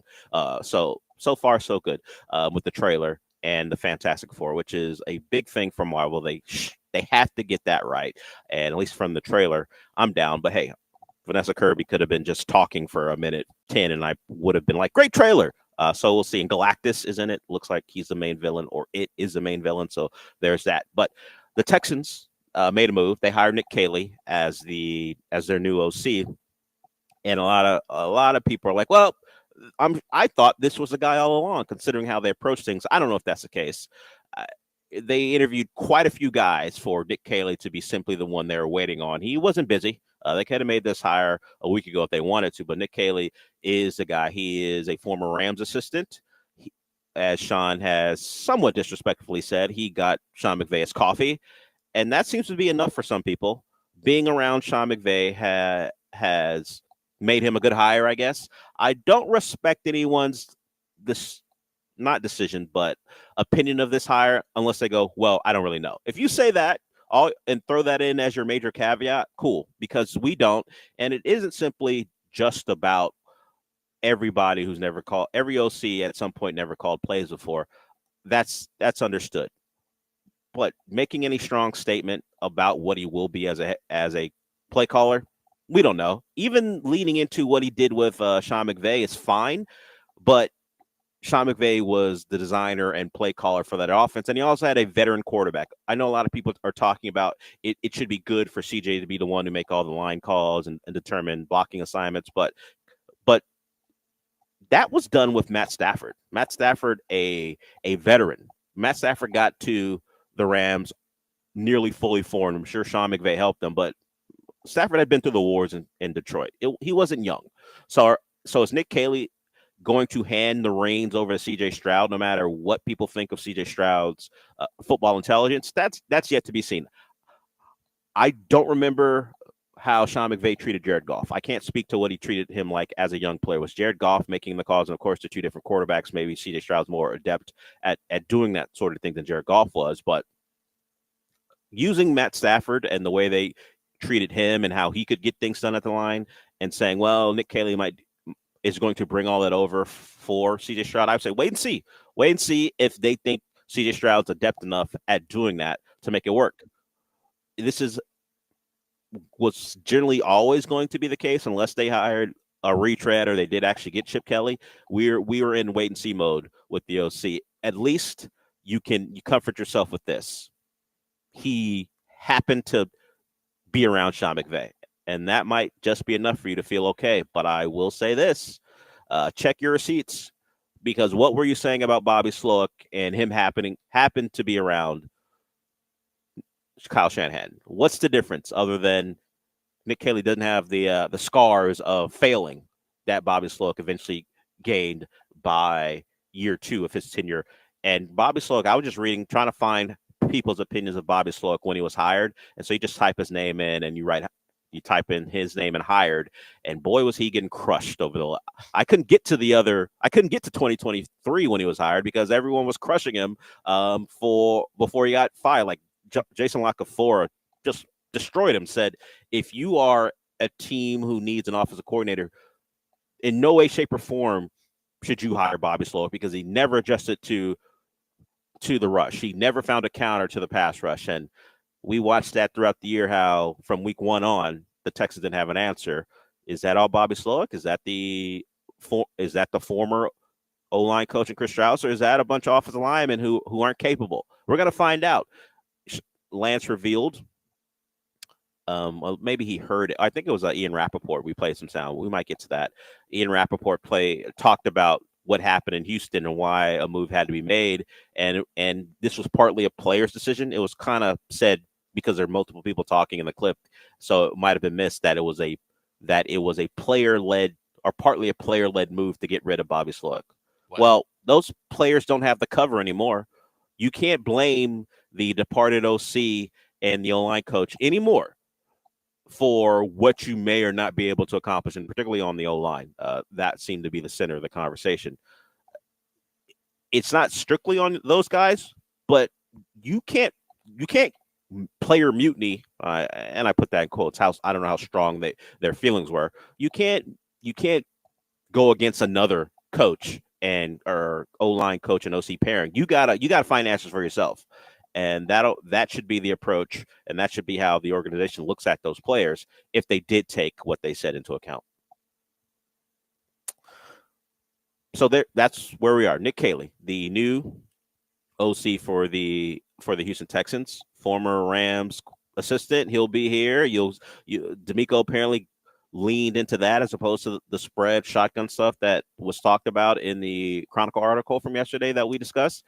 Under center, they're going to run the football. They're going to hope the running game complements C.J. Stroud. So Sean and I, we discussed this yesterday about what this offense was going to lean into and who was going to benefit. And not that this was a decision strictly to make sure Joe Mixon has the best time he could ever have. But if they're going to be that under center Rams offense for quite a bit of their play calls, that helps Joe Mixon. He did not want to go back to an offense that was shotgun. We're going to spread it out and run from the shotgun.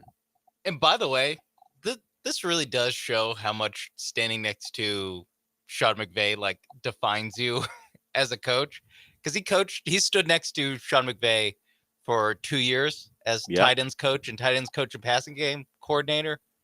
He was with the Patriots. His only other NFL experiences as the Patriots back in 2015, offensive assistant, 17 to 19 tight ends coach, 2021 tight ends and fullbacks coach, 2022 he got the fullbacks coach title stripped away from him. He went back to just being a tight, or they just stopped having a tight or a fullback. But he's more of a Patriots guy. And also he went to college at the same college that Nick Caserio went to. So this feels like much more of a Caserio, or maybe not a Caserio move, but I would be shocked if Caserio wasn't the one that was like, hey, D'Amico, you know who we should call? Nick Caley. Just sit down, talk to him. Let's interview him. See what he's all about. We know what the perception would be if he did not have the McVay Rams buffer. That, Nick Caserio went and got not only a guy he went to school with, but another Patriot guy. And would we be feeling the same way? And I say we as the collective we, because I'm mostly wait and see as opposed to being excited about this hire. If all he had on his resume is he worked under Josh McDaniels and he was a Patriot guy, because Patriots guys are like mud right now. The thought of hiring a Patriots guy here to call plays, would that be exciting? I think you're right. I think the Sean McVay rub is the biggest thing right now to keep this from being, oh, okay, Casero just hired somebody he knows. Is this going to be really good? It feels like an inside job, and Patriots assistants aren't exactly the type of guys we want. But you know what? Sean McVay's a genius. He won a Super Bowl. He's been a couple, and Nick Caley was around him. So we're going to give it a stamp of approval because we don't really have it. We don't really know who's good and who isn't. But at least he's been in that Rams organization. Yeah, it's like, and even like the whole, we don't know how he'll let CJ handle the protections and what he'll let CJ do at the line. It's like there's no way to know that because you can't even really look at how Sean McVay handles quarterbacks because he was only with Sean McVay for 2 years. And before that, he was tight ends coach for from 2015 to 2022. So just a giant, however many different offensive coordinators the Patriots had in that time. It's like we have no idea what this guy's all about. Yeah, the excitement over CJ's going to be able to operate and call, make the line calls and do everything at the line of scrimmage. How do you know? That offense might come over here and Nick Caley goes, nah, I'm not going to entrust my career to a young quarterback who isn't ready for the moment. That will be found out in practices and meetings if CJ Stroud's ready to be the guy that Nick Caley, a first-time play caller, hands his entire career over to, because we know that's part of the rub when it comes to young OCs. Bobby Slowick was with CJ Stroud, and last year, as I was looking up things about Bobby Slowick initially being hired by the Texans, scrolling down the list of things and mentions, I saw people talk about how lucky the Panthers would be to be able to hire Bobby Slowick to be their head coach. And that was a couple tweets or posts below Jason Lockenford telling the world that Bobby Slowick should be nowhere near an NFL offense after 2024. So is Caley going to be so trustworthy or trustful, CJ Stroud, that he goes, here, this is you. This is all you. You run things because I'm gonna place my future in your hands. We will see. They'll figure that out as they get to know each other going forward. Okay. We'll come back with that Ian Rappaport sound on what led to Bobby Slowick departing and why Nick Caley is the new OC. Gary, you want to talk about this? We'll get to you. Anyone else want to get in on that or the Rockets or anything else? You can. 713-780-3776. But first, I want to talk about Monument Chevrolet. It's a place you go to when you need a pre-owned car, a brand new car, or something for your business. They handle all three of those. If you are a new business owner or you've had your business for a while and you want to add to your fleet, that's the place you go to. If you are looking for a new car for yourself, for someone in your family, and you want a great experience getting that car, and obviously you want a car that's great once you drive it off the lot, whether it be a Blazer, a Trax, or a Tahoe, you go to Monument Chevrolet for that. You can check out that entire inventory at monumentchevrolet.com.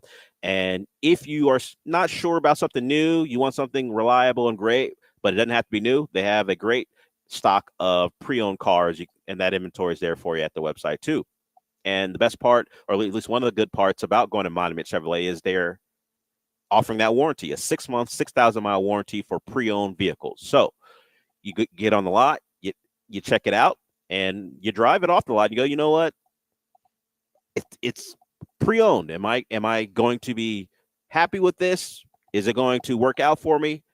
First, yes. And if there does become a problem, the warranty is there for you to protect you from anything, because Miami Chevrolet understands car buying can be a little apprehensive for people, and they want to put you in the best spot to not only enjoy your car, but enjoy the experience overall, because they want you to be part of their family for generations to come. You get a car there, your daughter gets a car there, your son gets a car there, your wife gets a car there, your husband gets a car there. Everyone should be going to Monument Chevrolet to get their car. So check them out at monumentchevrolet.com and then head on out there off Beltway 8 and 225 in Pasadena. From these friendly salespeople to the great vehicles is all there for you at Monument Chevrolet. Chevrolet, together, let's drive.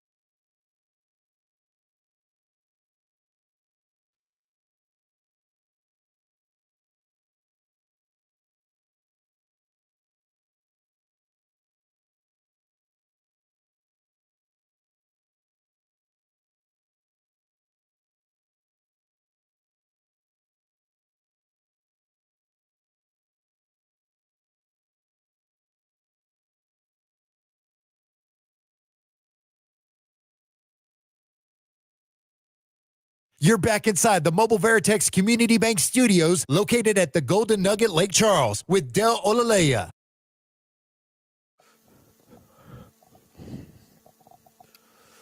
That's right. I am at the Golden Nugget in Lake Charles. John and Lance have departed for the day. We've been here since yesterday. We're wrapping up our time here. Great place to hang out, from the food to the gambling. If you love cards, you love slots, it's all here for you. And of course, the amenities are always great at the Golden Nugget. Let's get to Gary here. Gary wants to talk about the Texans OC. What's up, Gary? Hey guys, thanks for taking my call. Do we know how many OCs or quarterbacks, OCs are actually calling plays or in the league or not? The reason I'm asking is because, like for instance, that Josh Allen situation, at the most inept time when they didn't shift that line, I think he was the one, and I'm wanting to know if we know, we may not know, is that the quarterback, who's making that call? Because my concern is that when we get that opportunity from the Texans and we're in a big game and that last drive or whatever, will they be able to make the right read or call? And that's why I was asking, who is it? Primarily the OCs doing it in the majority of the league, or do some quarterbacks, I'm assuming the Patrick Mahomes and Josh Allen have the wherewithal or the leeway to do what they decide or not? I'm not sure. Have you guys heard of it being a quarterback deal mostly, primarily, or half and half, or what? Do we know? It's not a very definitive answer, Gary, but the answer is it depends. And some of it's not just play calling. Like in the Josh Allen example, that's a protection thing. And is that on the center for what Joe Brady wants for them, or is that a Josh Allen issue? And the Texans did not ask CJ to do a lot of that last year, and that's why some people are excited, because they believe a Sean McVay offense will ask their quarterback to do that.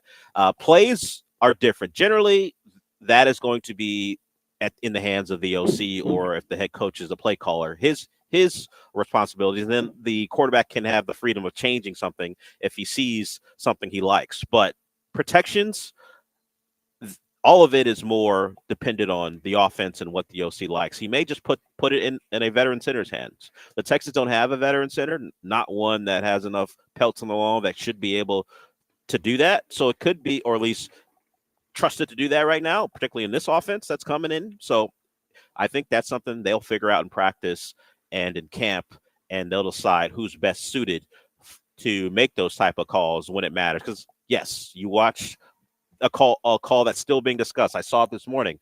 We still had Orlovsky talking about going against the Chiefs defense and what you need to do. And he showed the play where Josh Allen either Josh Allen or the center did not make the right call in protections. And it caused the pressure that led to the incomplete pass. You want your quarterback and your offense as a whole to be ready for that situation, because it can potentially decide your fate when it comes to making a Super Bowl. So we hope to be in a situation like that, and you want your quarterback and your offense to have an answer. I just don't know right now who will be taking the lead on that, and you hope whoever it is gets the right answer, because the Bills didn't, and you see why they're not playing. Part of the reason they're not playing in the Super Bowl is because they didn't have the right answer for one of the best DCs in the league, who generally makes quarterbacks look foolish when he needs them to. So, Gary, I appreciate that. It really is. It depends, and we'll see what side the Texans land on when it comes to that. So, as we go forward with the news that the Texans have hired Nick Caley, we have Ian Rappaport discussing the hire, and I mentioned that there was some player influence on the move, because Sloak and D'Amico appeared to be close. At least that's what we thought. And the thought for some was he wasn't going to fire his guy. Not after year two. He was going to give him another year with a young quarterback to figure some things out. And yet he had to go. And was this purely a D'Amico thing? Were the Texans listening to the fans? And are they a team that's going to respond to fan discontent by making a move, because they're all about throwing up the age and keeping people happy because that's their branding? Or maybe it was a player thing as well. So here's Ian Rappaport on the Sloak dismissal and the Caley hiring. That's right. As Ian and I posted just a short time ago, the Texans have their new offensive coordinator. It is Nick Caley. He was a longtime Patriots assistant, spent the past couple of years in L.A. with Sean McVay, most recently as the Rams tight ends coach and pass game coordinator. He's 42 years old, has been in the mix for other offensive coordinator jobs here in recent years. Important to note, Bobby Slowick, of course, came with D'Amico Ryans from San Francisco, learned under the Kyle Shanahan mode of offense. Caley, that's another branch of the same tree, learning under Sean McVay here. So probably not a huge departure, Ian, in terms of what they're doing. Firing Bobby Slowick, moving on with something they felt like they had to do, and they think they've got the right man to fill that void in Nick Caley. Yeah, and it sounded like that was one of the toughest decisions that D'Amico Ryans has had to make. Bobby Slowick, one of his good friends, came up in coaching, decided to move on because I think it was pretty clear, Tom, the Texans' offense this year was just not what it was last year. I think specifically the protection issues up front were really the thing that plagued this team. I know there's several offensive linemen kind of internally were like, change needs to happen. Caley comes in. It sounds like they're going to have continuity. How is this guy going to? It sounds like they're going to have continuity system-wise, hopefully protect better up front and get C.J. Stroud thriving like he was as a rookie. Meanwhile, while we're talking here, this guy's also talking. I'm actually not sure. So they get distracted with this, and we can cut that off right here. But there it is. Some linemen internally said a change needed to be made. It's unfair to point at a lineman and go, it was him who had a problem. You guys can guess if you want. I don't know. It's if I'm being responsible, I can say I don't know which lineman had a big issue, or at least enough of an issue with Bobby Slowick that they believe he had to go. But that is an interesting part of this, that it very well could have been player, D'Amico, front office, all had a part to play in dismissing Bobby Slowick. And the question for me is, how much influence did those offensive linemen have? Because if it was enough to convince D'Amico otherwise, then I think that's a problem. Now, you may think Bobby Slowick had to go anyway, but if your coach was more steadfast than it turned out to be, at least the result turned out to be, if he was more steadfast in believing in Bobby Slowick and got pushed a certain direction because of player influence, it ain't great. It ain't great, particularly when we can look at some of these players and say, you guys weren't picking up the simplest of stunts. So is that a Bobby Slowick issue when a simple TE twist is enough to throw you guys off track and let a guy run free? They made the determination that Strausser had to go, and maybe the offensive lineman said that wasn't enough. At least some of them did, and that's why you have Nick Caley here. Y'all hope it works out. However you found your answer to what you thought was a problem, you hope it works out. I think the lack of cover is done for. Bobby Slowick was the easy out. Fire him, get rid of him. Hey, D'Amico did the hard part, right? He fired this guy. You want that from your head coach to make good decisions. Now you have to prove that you can make a different decision and a good one when it comes to hiring your new OC, because you've already failed once. And it's tough to put that word on Bobby Slowick, but you don't make it through year two and your offense takes a giant step back, your bottom 10 offense, you failed. And you could say, despite winning the division, the offense 2 years in is a failure. Now, do you have an answer to fix it? And you have to hope Nick Caley is that answer. But I don't think they should. I don't think they're done. I don't think Nick Caley is the one-stop solution to all this. You have to find some answers in the interior with your offensive line. Whether you think Titus Howard can develop into an average guard, and I use average because he's not a good one right now, and it's a reason. It's a reason beyond the fact that they paid him to pay right tackle, that they should be looking at potentially three guys on the inside. As if you can find improvements there, go do it. Money will play a factor. Will Shaq Mason be a cap cut? That's a possibility. But I think beyond the OC hire, the OC and the O-line coach need to put their stamp on this offense. And by that, I mean, replace that interior, find answers, whether you in this system elevates the likes of Patterson and Scruggs to be better players. I think that might be more of a dream than anything else, but your center guard thing is not viable right now, and that needs to be fixed. I just got a good job from someone. I appreciate that, sir. He was watching me do the show. All right, let's get the break here. We will come back with we'll do more text and stuff as we go on, but there's just some other stuff to get to because Sean and I talk a lot of college football, and I haven't talked about this, the Matt Rule thing, and I'll tell you what that is: cowardly.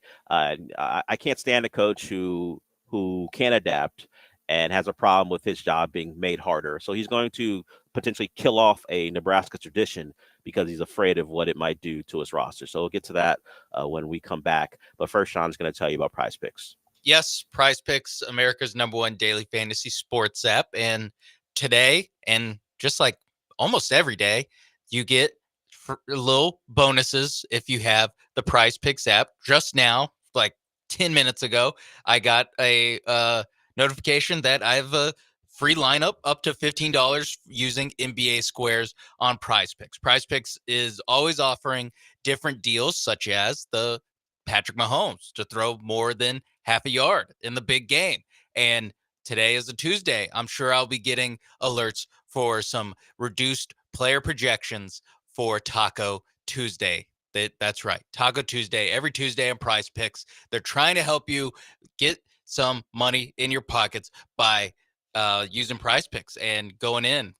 What do you like in the NBA? What do you like in the NFL?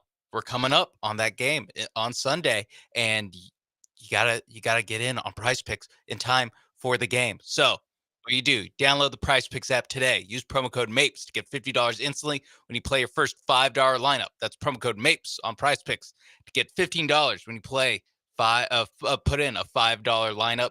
It's guaranteed. You don't even need to win to get that money. Just go to Prize Picks, run your game.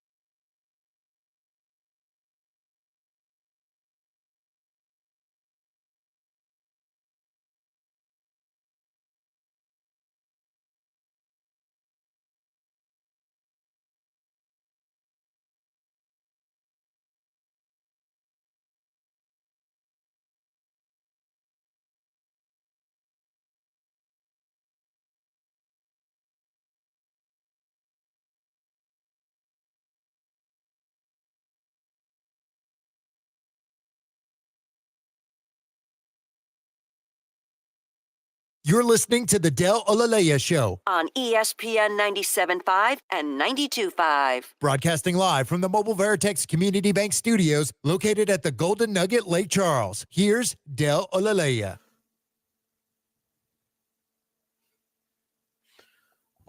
And if you're wondering what we looked like in an empty sports book anywhere between 7 and 10 a.m., you can find those pictures up on ESPN 97.5. All the socials, whether it be Instagram or Twitter, they're up there for you. John, Lance, and I in various positions talking about sports. You can find them. Sam, being the boss of us, got those pictures up, so you can check them out there. Twitter, Instagram, they're all there for you. And I did want to mention this before we kept going. We have our occasional invitational tournament coming up here on Fat Tuesday, March 4th. It's benefiting Kids Meals, the ESPN 97.5 and 92.5 occasional invitational. And this year's tournament is going to be at Wildcat Golf Club. Starts at noon. Each golfer is going to receive beverages from Carbach Brewing Company, lunch/dinner from Valencia's Tex-Mex Garage, and 18 holes of golf. You can register now at ESPN975.com under the promotions tab and use code EARLYBIRD for a $97.50 registration for a limited time. So we do it, as you can tell by the title, occasionally, and this year's to benefit Kids Meals. So certainly a great cause, and Wildcat always puts on a good tournament. You might even call it John's home course, although he is America's guest. So any place he goes, he's going to find a way onto a golf course. But Wildcat's one of his favorites, so you'll see him out there. You'll see us out there for the occasional invitational. Sean, you don't have to worry about this anymore, but I'm looking at it on ESPNU, and the Big 12 is doing their football schedule reveal in February. So you're in a different conference who wouldn't deign to and demean themselves by having a schedule reveal on ESPNU in February, but it's out there. The Big 12 is trying to find a space to make themselves special. And they're going through all the teams and showing the schedule. It's like a great value or good value version of the NFL one with absolutely no hype behind it, and on ESPNU.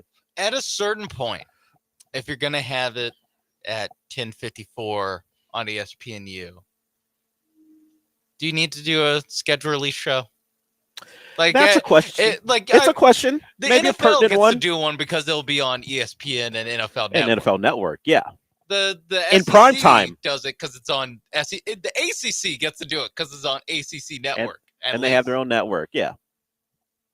Big Ten again on Big Ten Network. Have their own network. Yep. I don't know if you either don't have your own network or can't put it on a network. Like you can't put it on ESPN or ESPN2. I don't know if we need to be doing this on a Tuesday in the morning. It's not exactly hitting the same, and you got to wonder, like, were there leaks? Were there Big 12 reporters leaking their big games? Like, you've got UCF going to West Virginia, and that game leaks early. Are we getting those type of things like we do in the NFL? I'm hearing Colorado UH. That's gonna be September 21st. All right? Yeah, it's gonna be an early season matchup. Defending champion. Who the hell is the Big 12 defending champion? Arizona State. Arizona State defending. Yeah, that's right. Arizona State put up a good fight against Texas. But they put up a good fight. 4th and 13 happened, but they put up a good fight. Defending champion Arizona State goes on the road to face revamped Colorado in a Friday night game. We don't get any of that type of stuff with the Big 12. Yeah, you're right. Probably just do it. I mean, if you're gonna put it on your website, if you're just gonna put it, here's the schedule. If you're upload the PDF. Yeah, if you're gonna put it on ESPNU in the middle of the morning, don't make it a big deal. Don't make it a big deal. It seems, I won't say pointless, but not worth the time. It's more unseen. You'd be better off showing replays of the best Big 12 games at this point in the day. Just that's how you highlight your conference. Have a day. You point people to the website, but have a day of the best Big 12 games right on ESPNU. You do better than announcing that West Virginia is hosting Oklahoma State on September 18th. Whoa, early. That's a I don't know. That's a fake date. I have That's no the idea. first one. Oh, I No, get, I got have no excited. idea Wow. when they play or if Rich even if Rod. He's gonna have to get them ready early. if they play. This seems like a nice idea, but when you're sequestered to ESPNU, not getting the impact you think you should. So there it is. You can find the Big 12 schedules out, I assume, by now, unless they're drip dropping it, and No. each schedule doesn't get released until ESPNU talks about it. I saw a UH reporter tweet out the entire UH schedule. Oh, there it is. There it is. Or at least they've already done U of A. Maybe they're going alphabetically, and there's 28 teams in the Big 12 now. So It's not that many, but they're quite a few. They're quite a few. You're still waiting on West Virginia, but I think most of the schedule's out. All right, so we have that reveal. We'll get to my issue with Matt Rule when we come back. I mean, it's soft. I don't know if coward's the word I would use, but it's soft what he's up to, and I can't wait for the eventual coach, the new coach at Nebraska. Because yes, you go to Nebraska, you're planning to get fired, or you're planning to take a new job, and losing 13 games in your first 2 seasons would suggest that Matt Rule ain't on a trajectory to go take a job at a bigger institution. So most likely, as it stands right now, he's going to follow his predecessor and that guy's predecessor and that guy's predecessor and get fired at Nebraska. And the first thing the new coach is going to do is reverse a potential decision that Matt Rule looks to be about to make. So we'll talk about that in the second hour of the show when we get back.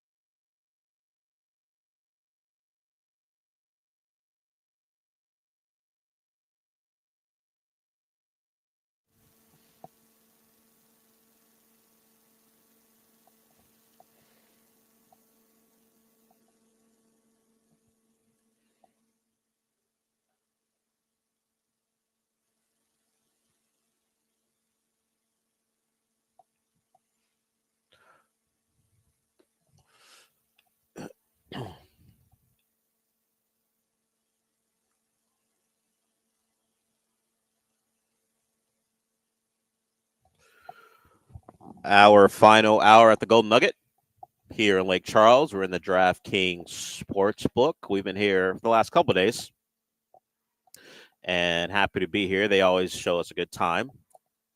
And would love to come back whenever that is, whenever it suits them. We'll get to the Matt Rule story here because college coaches are the worst sometimes. But first, we'll get to Julian, who sometimes is the worst as well, and he wants to talk Myles Garrett.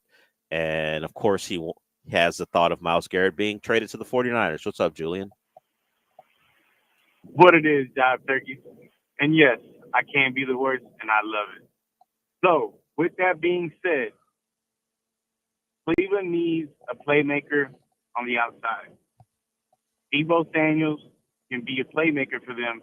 Yes, I get it. He isn't the Deebo All-Pro that he was a couple years ago, but he can still be effective. Not only that, I think that they could force feed him the ball more. With the Niners, it's a lot of heads they got to feed, and it's more so Kittle before him.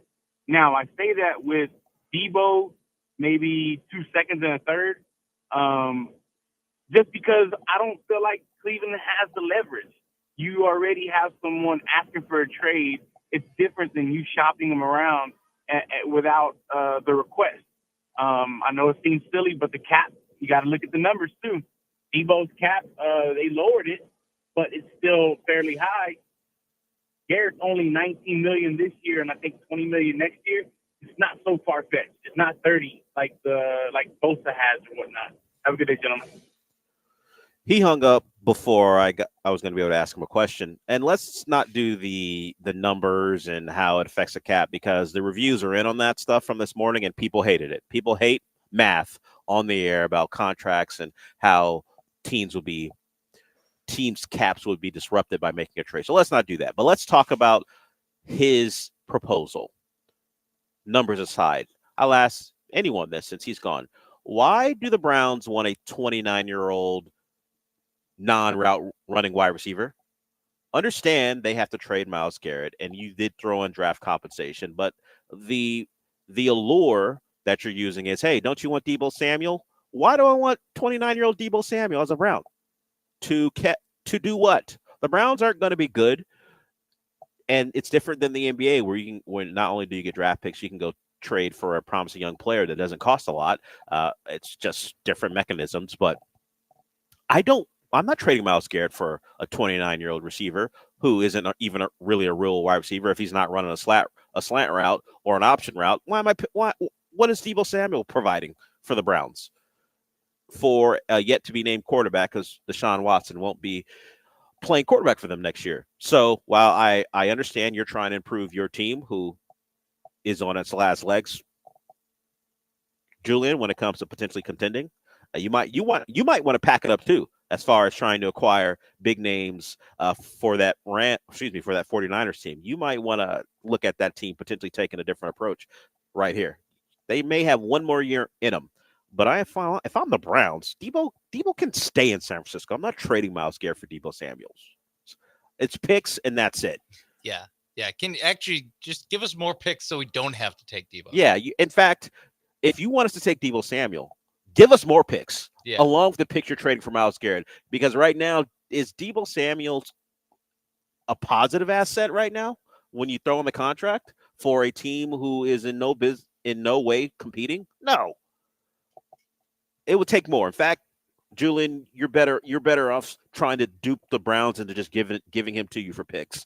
Because if you were trying to get off Deebo Samuel with me, you're throwing in more picks to make that happen. Deebo Samuel. There's a reason you want off of him. Now you're trying to dump him on another team. I get it. When you open up the trade machine, you only think of it from your perspective and how it can help your team, and you try to be fair, but your asset ain't a great one. Yeah. Credit to Deebo Samuel. I thought he was hurt this year. Played 15 games. No, he played. Yeah, just didn't play that great. 670 yards, but yeah, 3 touchdowns. Yeah, as I said, that guy ain't a positive asset right now. Didn't he just get a new deal? And he has, and his play has dipped considerably. Now the 49ers have. Now I don't want to get into the numbers. There's an out there, but like I was told and I felt as it was going on, math, particularly contract math, ain't great. Especially so we won't get into NFL that. contract math. Yeah, it's so confusing. So and much of it is like, well, they can move that to a signing bonus. Like, Yeah. Tell me if Yeah. the deal works or not. At least with the NBA, you can just look at numbers and go, this deal matches up. It's like addition. They can make the trade. Yeah, it's pretty easy. You feel like you're doing algebra and maybe even more complicated math when it comes to the NFL. Okay, so the Matt Rule story. Matt Rule is upset because he's afraid his players will continue to get poached. That is part of the speaking of math, that is part of the math you have to do when you are a head coach in today's college football. When you're recruiting guys, high school kids, you have to understand that even after spring, what you think is your full roster may not be. And so you have to maybe account for, do I have to go back into the portal and go get some guys as replacements? And that's what Matt Rule is trying to avoid, because last cycle, he lost players after his public televised spring game. And, instead of stepping up his NIL bag game or having different conversations with players, his potential out is to take his spring game and go home. He is potentially going to cancel the Nebraska spring game because he, in his mind, is asking himself, why would I have a spring game when people are just going to take players off my roster anyway? So the Nebraska spring game has been around since 1950. And because it's a little too tough for Matt Rule to deal with roster volatility, he would like to cancel it. So what are we talking about now? I mean, of course, there have been interruptions, but for the most part, since we're talking about 74 years going into 75 years of Nebraska spring games, and those get pretty well attended. And some spring games people don't show up for, and it may not matter. But Big Red loves themselves some Nebraska football. Make all the jokes about it's Lincoln, there ain't nothing to do but go watch them play football. And you probably be right. I wouldn't tell you you're wrong with those jokes, but they show up to these spring games. It's part of the tradition. 75 years of it, and he wants to get rid of it because his job gets a little tougher. And I gotta say, it's soft. It's soft. College coaches always do this. When things don't go explicitly like they want, things need to change. Matt Rule, everyone's going to deal with this. Everyone's going to lose guys, and you think specifically because of the spring game, you're going to lose guys. Your guys are sending out film from their practices, not just a spring game. You watch college players once they enter the portal, particularly at this time of the year, or at least deeper into the spring. You will see them put up their highlights, their practice highlights on Twitter and talk about how they're open and they're in the portal. They will, and those clips that they're putting out on Twitter are the same ones they're sending to prospective teams who they may have some interest in going to play for. So I don't believe strictly the spring game being highlighted on Big Ten Network is the reason you're losing guys. Your guys are reaching out. They're being reached out to just like any other program has to deal with. But, let's cancel the spring game. Let's cancel the spring game to avoid it. And I don't see any place else this happening. Maybe I'll be wrong, and this will become a trend because Matt Rule may do it, and maybe a couple more of his guys will stay, and then college coaches who are looking for the path of least resistance will do the same thing. But it's not even the practice. That's what it is. It's just glorified practice, but it's about it being a recruiting event. It's about getting people who have been away from the program since your last home game to come back, and it's a donation type of deal. There's a lot that goes into a spring game other than just running those guys out there for a glorified practice. So we will see if the people at Nebraska, after he's lost 13 games in 2 seasons, are just going to be like, you know what, Matt? Yeah, we're going to let you cancel this potential money-making venture because you're afraid that a couple guys are going to get taken. Sure. We will see. 75 years of tradition out the door because Matt Rule's a little soft. Hey, win more games. You know what? You know what keeps your guys in your program? If you win games, because if you're a talented player in Nebraska, why are you hanging out in Nebraska if you're going to lose 6 and 7 games a year? And one more thing, possibly talk to your quarterback with the cosplay. Maybe knock off the cosplay. Maybe have a conversation with your soon-to-be sophomore quarterback about finding his own identity instead of being Patrick Mahomes. That's what he's worried about. He's worried going about to Tech. That kid going to Tech? Is that what he's worried about? Texas Tech is going to see wait, that guy. Wait, how did we not recruit this guy to high school? Throw a bag of money at Jordan Raiola. He looks just like Patrick Mahomes. Maybe he's Jordan worried about Raiola, the Chiefs picking him up. Actually, maybe Jordan Raiola would play better. Dylan's the guy, and he perhaps wouldn't win a lot of games at Tech because the actual Patrick Mahomes didn't win enough games at Tech. Maybe that's a Cliff Kingsbury thing you want to blame.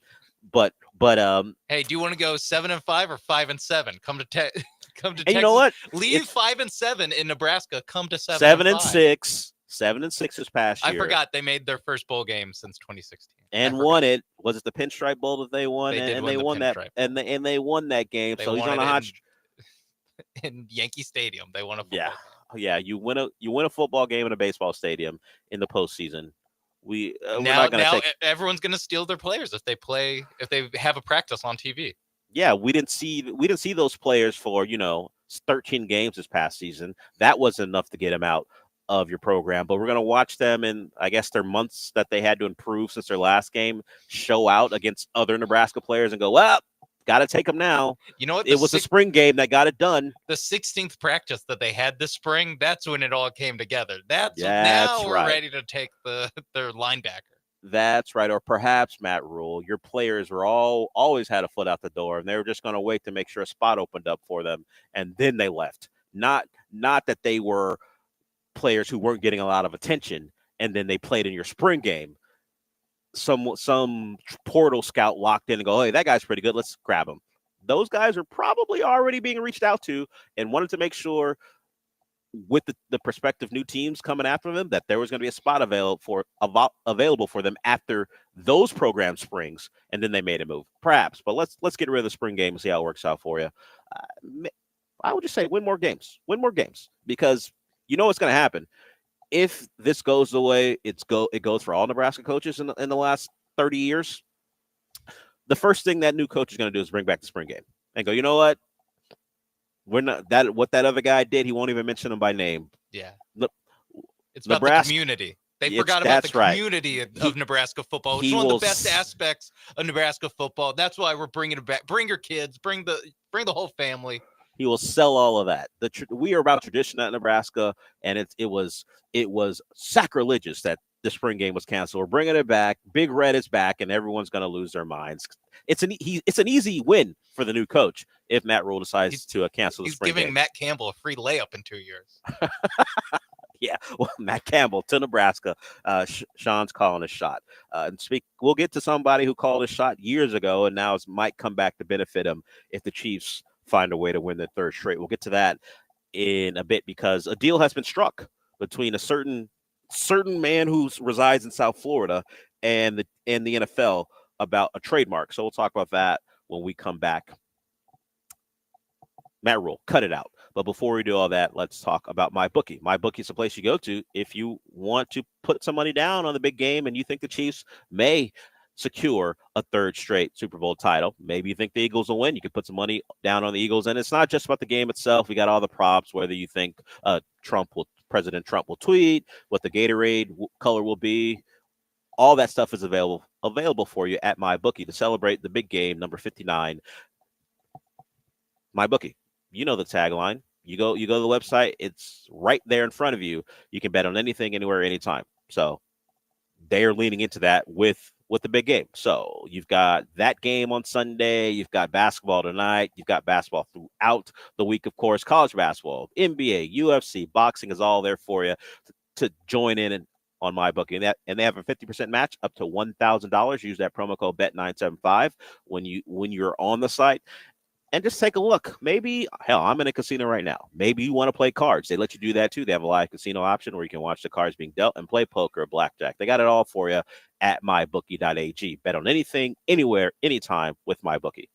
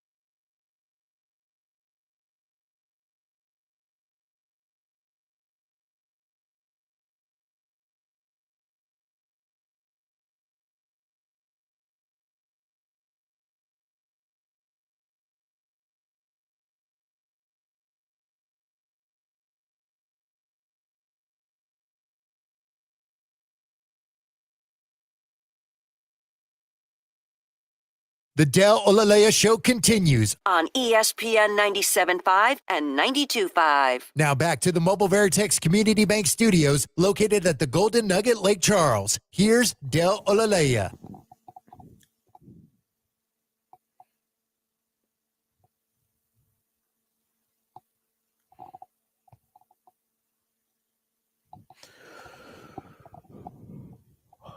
I'm aware that I side on the minority when it comes to the Super Bowl. If the Chiefs win, I won't be bothered by it at all. In fact, because the Eagles are on the other side, I want the Chiefs to win because I don't want good things to happen for the city of Philadelphia. Well, somebody who's actually really rooting for the Chiefs and cares because it'll affect his pockets is Pat Riley. He trademarked three-peat way back when he was the Lakers coach and they were trying to go for their third straight title. Well, he and the NFL have struck a deal. I didn't know Riley had his own company, but it's called Riley & Co. And the NFL will get to use the three-peat slogan on merchandise if the Chiefs win. So, Sean, does it make you feel worse or better about the Chiefs potentially winning a third straight, knowing that Pat Riley's going to benefit from it if they do? I guess it makes me feel. I mean, the Pat Riley benefiting part. The guy needs a win, so I'm happy for him. He is dealing with Jimmy Butler. Yeah, yes. he should. You know what? He should be less worried about trademarks and more worried about trades. How about that? Well, we might get into that a little bit later. Yeah, too, yeah. Come on.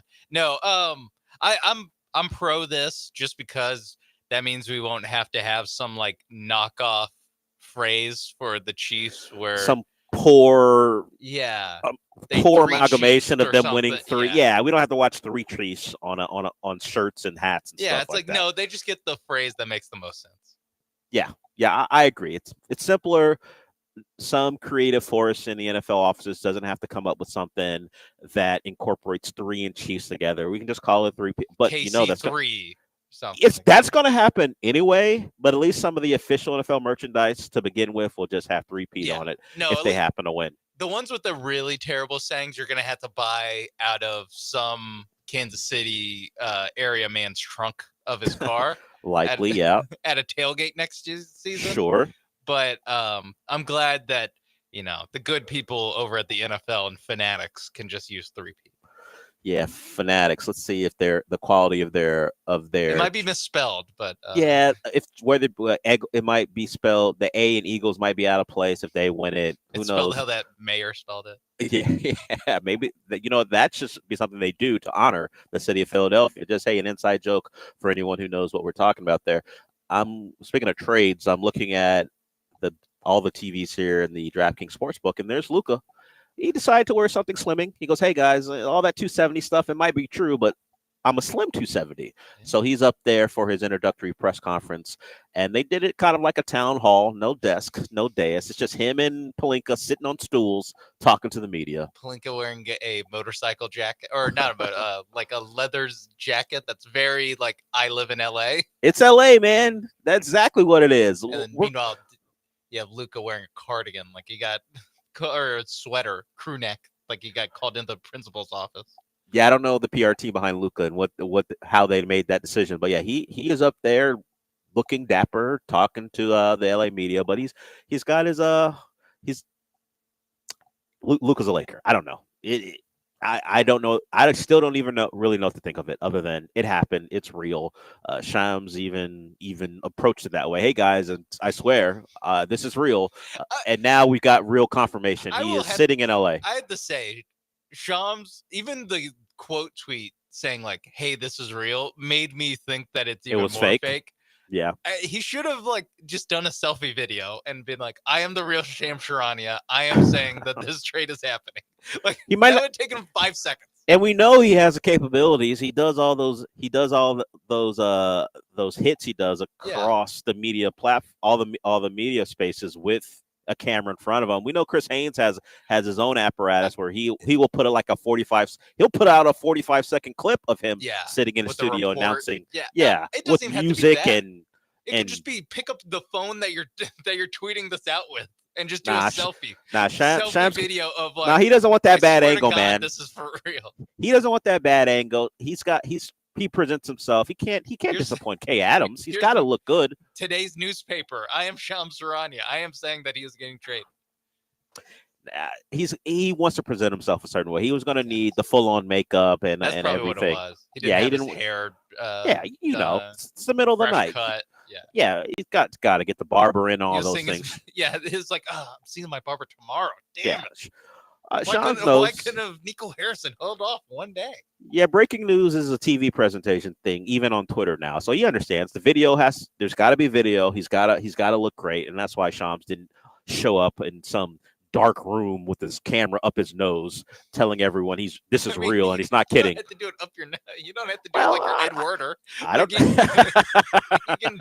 You can do it. I mean, That's what Shams is trying to avoid. He didn't want an Ed Werder situation. But he's 31 or however old he is. Like he can figure out how to take a selfie video that looks decent. Just so the world doesn't spend 10 minutes ripping themselves apart with is this fake or not? Maybe he likes the chaos. Maybe he's a chaos agent, and he is an agent of chaos. And he liked what he saw when people didn't believe him. It just helps his cause. And now with Woj out the door, trying to help the Bonnies return to prominence or get the prominence, Shams is the CJ McCollum, I guess. That was Lehigh. See, my point made. My point is made. Kylo Quinn. Oh yeah, the great Kylo Quinn, the Andrew former. Nicholson, maybe? I don't know. Was he a Lehigh guy? Or was he a Bonnie? Who knows? But I think my point remains: return to prominence is not the correct phrase. Get the prominence is what Woj is up to. And while Shams is taking control, he's got the biggest story since Woj's retirement. Luka Doncic in LA, in the middle of a press conference, telling everyone how happy he is to be a Laker and how he loves Dallas and no ill will. He may take a thinly veiled shot at the front office, but he's going to let the Dallas fans know he loves them. So there that is. He had I just saw it already aggregated 100 times. He already had I just wish Kobe was here to see this. Like, oh, what an easy PR. Do they just tell that to everyone who gets traded to the Lakers, being like, man, I wish Kobe was here for this. Like, and all Laker fans are going to be like, wow, he is one of us. He's born to be a Laker. He cares about Kobe. Toss out some Mamba mentality, honor Kobe, Exactly. and you're good, right? You got to mention them. Now, I'm the DraftKings Sportsbook, so there are multiple networks carrying this. We have Pat McAfee taking it live. We've got NBA TV taking it live through the Spectrum Sportsnet, which is the LA local broadcaster. And I would ask, if I'm Luka going forward, hey guys, when you're running my press conference, don't have a small box of me limping around as a Maverick while you're doing it, because while he's up there talking, there's like B-roll from the playoffs and beyond of Luka limping around, struggling, and Luka's always looks like he's about to be out for the year. And this is a time to celebrate me. Yeah, I'm not showcasing all the issues maybe the Mavs had with me and why I'm actually here right now. Just stick to the TikTok highlight package. Yeah, show me balling and hitting Rudy Gobert with multiple crossovers and me barking at him as he's not looking at me when I made that shot in the playoffs. That stuff is good. Show me holding the Western Conference Final trophy with that championship hat on. Don't show me limping around with me checking my ankle to see if there's blood. Don't do that. But that's what the local team did. Spectrum Sportsnet. They're gonna learn. He's on your team now. Yeah. You do that when you're making fun of Luka. You do that when Luka's on the other team and you want to showcase how he's soft and he ain't one of them ones. He's your guy. They'll learn. They'll figure it out. One of them ones. Not if you're Nico Harrison. He's not. And that'll haunt Nico Harrison for the rest of his tenure, no matter how long it is in Dallas. Okay, we got a couple more segments to go before we're out of here at the Golden Nugget. The DraftKings Sportsbook at the Golden Nugget in Lake Charles. So if you want to get in, you can. 713-780-3776 is the number. We will get more into the Rockets. We'll get back into them. They had an unfortunate loss in New York where their defense let them down, and the numbers in the fourth quarter aren't great. So we'll get to that here. And before we go, Sean and I will take you till noon, and then the Killer Bees follow Gallant George. So Gallant George at noon, the Killer Bees after them as we continue to get you through your sports day. But before we get to all that, let's talk talk about Aqueduct Plumbing Company. You go to Aqueduct Plumbing Company right now if you got any type of plumbing issue. It could be small, it could be big. It doesn't matter. We all know you don't know what you're doing when it comes to plumbing. And if you don't want to cause a major problem, you go to the people who can be preventative, not just corrective. So if you just want something checked out, you're not quite sure what it is, but you sense a problem coming, Aqueduct Plumbing Company will take care of you. And of course, if there is a giant job that needs to be done, they are more than capable of doing that as well. The giant jobs right now are repipings in older homes. Maybe you need a repiping because if your pipes go bad, what does that mean? You get dirty, smelly, stinky water, and that affects how you wash your clothes, how you wash yourself, how you wash your dishes. It's all bad when the water goes bad. So you want somebody who will fix that for you and do it quickly and do it the right way. And that's why you call Aqueduct Plumbing Company. 281-488-6238 is that number. And if you just go to the website, aqueductplumbingcompany.com, you can check out all the services from the repipes, from leak detection, and they will get you in touch with a great contractor. Maybe you need some gas piping, a new construction, some remodels. It's all there for you. The top down when it comes to great plumbing services. Go to aqueductplumbingcompany.com. That's aqueductplumbingcompany.com.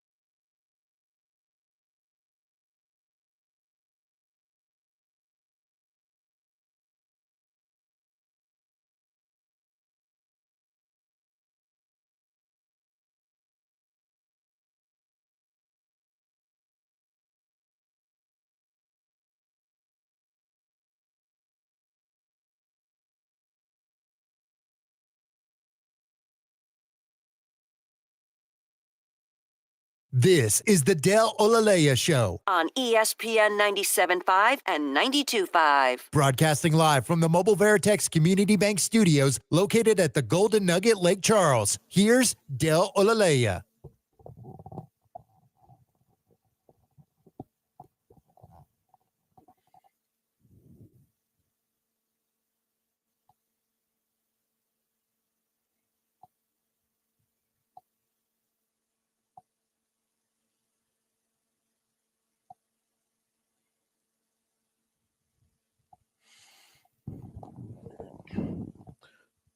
A couple more segments here at the DraftKings Sportsbook. I did not watch the Rockets game here in this palatial viewing experience. I did watch it in my hotel room, and no matter where I watched it, you could tell that the Rockets in the fourth quarter is a giant issue. We talked about it this morning, and they're minus 56. And that's over the course of the entire year. So we think about how many games there's been. That's not a giant amount, but we just know that they're not as good in the fourth quarter. They lose fourth quarters, and that has been a big issue over the course of the last 2 weeks. And they've come out on the best end of that more often than not. But now it's flipping, and that's kind of how it goes. The one score games in football, the close clutch games in basketball. Is it a harbinger of things to come? Possibly not, but you're always in a position where a couple of things go against you and you're going to lose a ball game. And it hurts even more when you have a giant lead, which the Rockets have suffered from recently, blowing big leads. And this time they blew a big lead to the Knicks. They had control of that game going into the fourth quarter, and then they allowed the Knicks to stay in it, and it became a game of shot for shot. Both teams were scoring late in the ball game, just trading buckets, and then eventually Jalen Brunson really took over and got the win. Oh, this is sad. I'm looking at all the other Lakers get introduced. If you can watch it, all of a sudden they pulled out one of the Morris twins. I forgot which one it was. Is it I forgot, and then Maxi Kleber's out there too. Maxi Kleber limped. Markeith got traded, and Maxi Kleber, and they brought those guys out at the very end for the jersey picture with Luka. Yeah. I guess that's better than having them up there and literally. There might have been one question to Markeith Morris about, he was on the 2020 bubble title team. Was it feel to be back? Whatever. And then every other question is like, so Nico Harrison also called you a fat alcoholic. What do you think about that? It's like for us, because if you are a sicko and you're watching a kid commit on signing day, Live, yeah. That too, Instagram Live. There are multiple ways, Sean, to be a sicko when you're watching some 17 or 18-year-old commit to your school. It's the kid you're waiting for, but it's a signing day for everybody. Oh, everyone at the high school, yeah. Yeah, whether the kid is on the football team or the track team, it's signing day, and the kid who might be going to a D2 school is going to get his moment too, and they will save the big time recruits for the very end because they don't want it to be just about them. They want the other kids to get their shine. So that's what it. Yeah, so that's kind of what it would have been like if you did it that way, where it's Markeith Morris, you talk to him, and then you talk to Maxi Kleber have a couple questions, and you let them sit there for an hour because you're going to talk to Luka for an hour. So you let those guys stand off to the side, and then when it's time for the picture, you bring them up there. Oh yeah, we did trade for these other two guys. So Markeith and Maxi, you get your pictures taken with Luka as you all are new Lakers. I do think it's funny because just here on ESPN, like it is just in the middle of the McAfee show that they took this. And I do wonder how it goes where someone at ESPN had to tell Pat McAfee, though, like, hey, we're just going to take the first 36 minutes of this Luka thing. Yeah.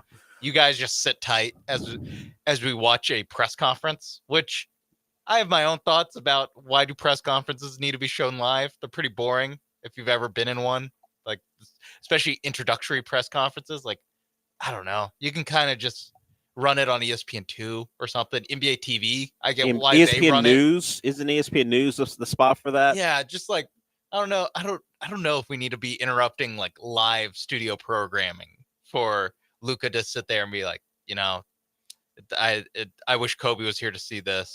Not very many people get to play for such a great organization. Yada yada. I'd like do that for 30 minutes. It's crazy. That's like the industry standard is to just take it live, not knowing if it'll be interesting in any way. It's something we did here in a different way back when this, it wasn't 97.5 at the time, it was 1560. Back when we cared less about the rules, we would just take a Texans press conference and run it live. Back when we were trying to put our finger in the eye of 610, we'll just run an entire Texas. If a big Texans moment was supposed to happen and a signing happened or a coach was hired, we would just pull that up and run it. And during the middle of the broadcast day, so it's not a new thing, and it's not unique. But to your point, I'm not sure why. It's not like we took a poll with the listeners and go, "Hey, did you want to sit here and listen to the Texans introduce insert player for the next 25 minutes?" And as opposed to what you're tuning in for press conference, daily, the show that you tune into daily. Would you rather listen to Ed Reed talk about the leadership he's going to bring? And of course, that turned into pretty much a disaster. That speaks to what the importance of press conferences are. But I get why the Lakers local broadcast team did it. What else are they going to run at this time of the day? Why ESPN's doing it when you're paying Pat McAfee what you're paying him? Whatever, they did it. It's as you said, specifically 36 minutes that Pat McAfee doesn't have to talk. And the best part about it is the press conference will run, and then Pat McAfee will spend the next 25 minutes discussing what happened in that press conference. Right now, there's B-roll, and it just says Luka Doncic on the Lakers, and McAfee is talking with his hands. I don't know what he's saying because it's on mute, but he's moving his hands a lot as he's talking. Yes. So as I stop being distracted by Pat McAfee because he's less important than Luka Doncic, according to ESPN, the Rockets themselves, will they make a trade? Probably will be very, very much so less impactful than acquiring a 25-year-old superstar.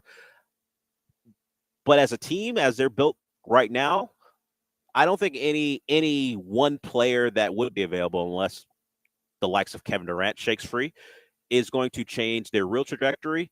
Because if you think this team is a legit contender, I talked about him yesterday, Cam Johnson's not going to elevate them to the favorite. And if you think they're not a contender, Cam Johnson, I don't think would do it either. He's a complementary piece that would fill a void for this team.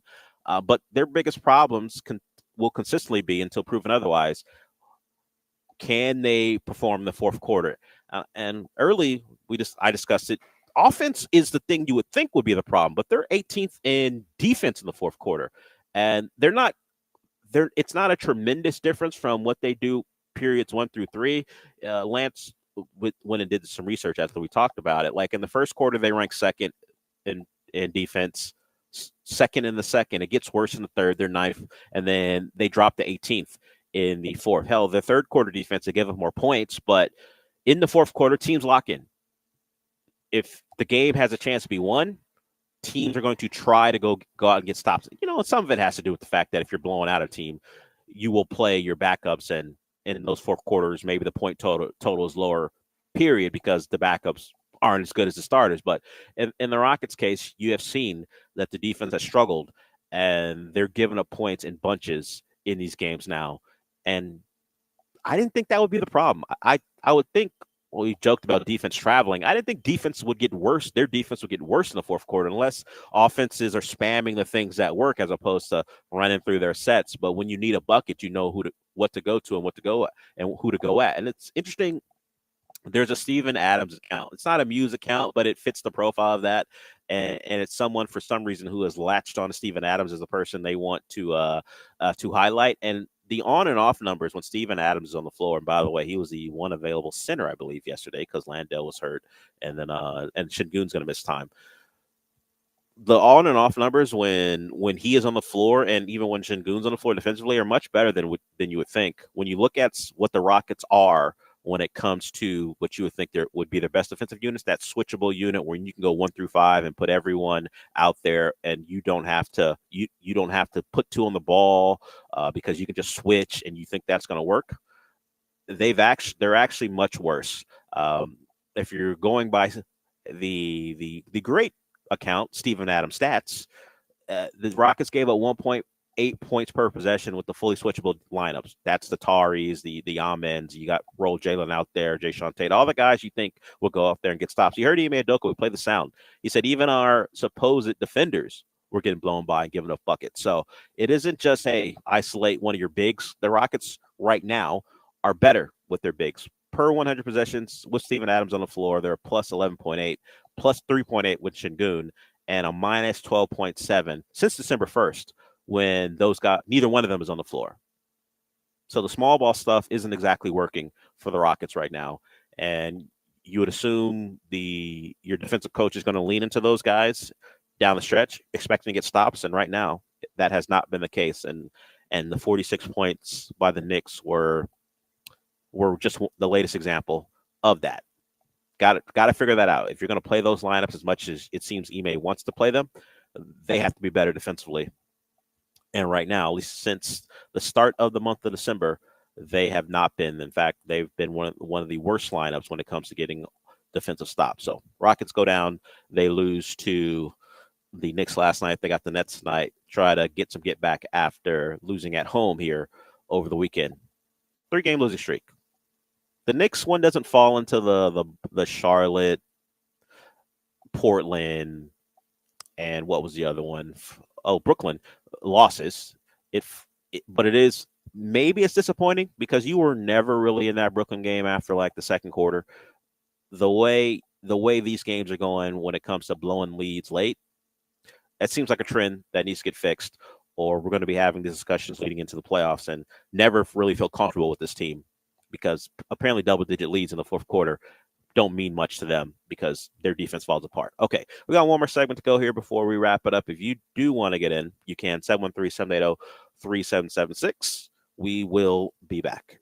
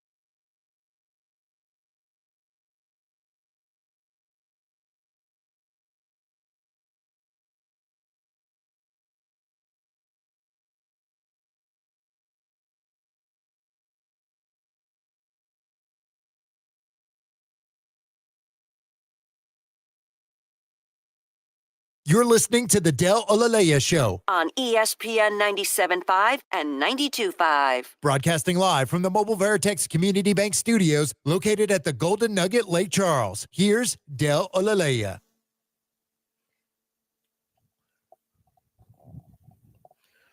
I mean, when you're spotted doing cocaine publicly at a restaurant, the eventual arrest is expected, right? Marcus Jordan got arrested for cocaine possession, DUI, and resisting arrest.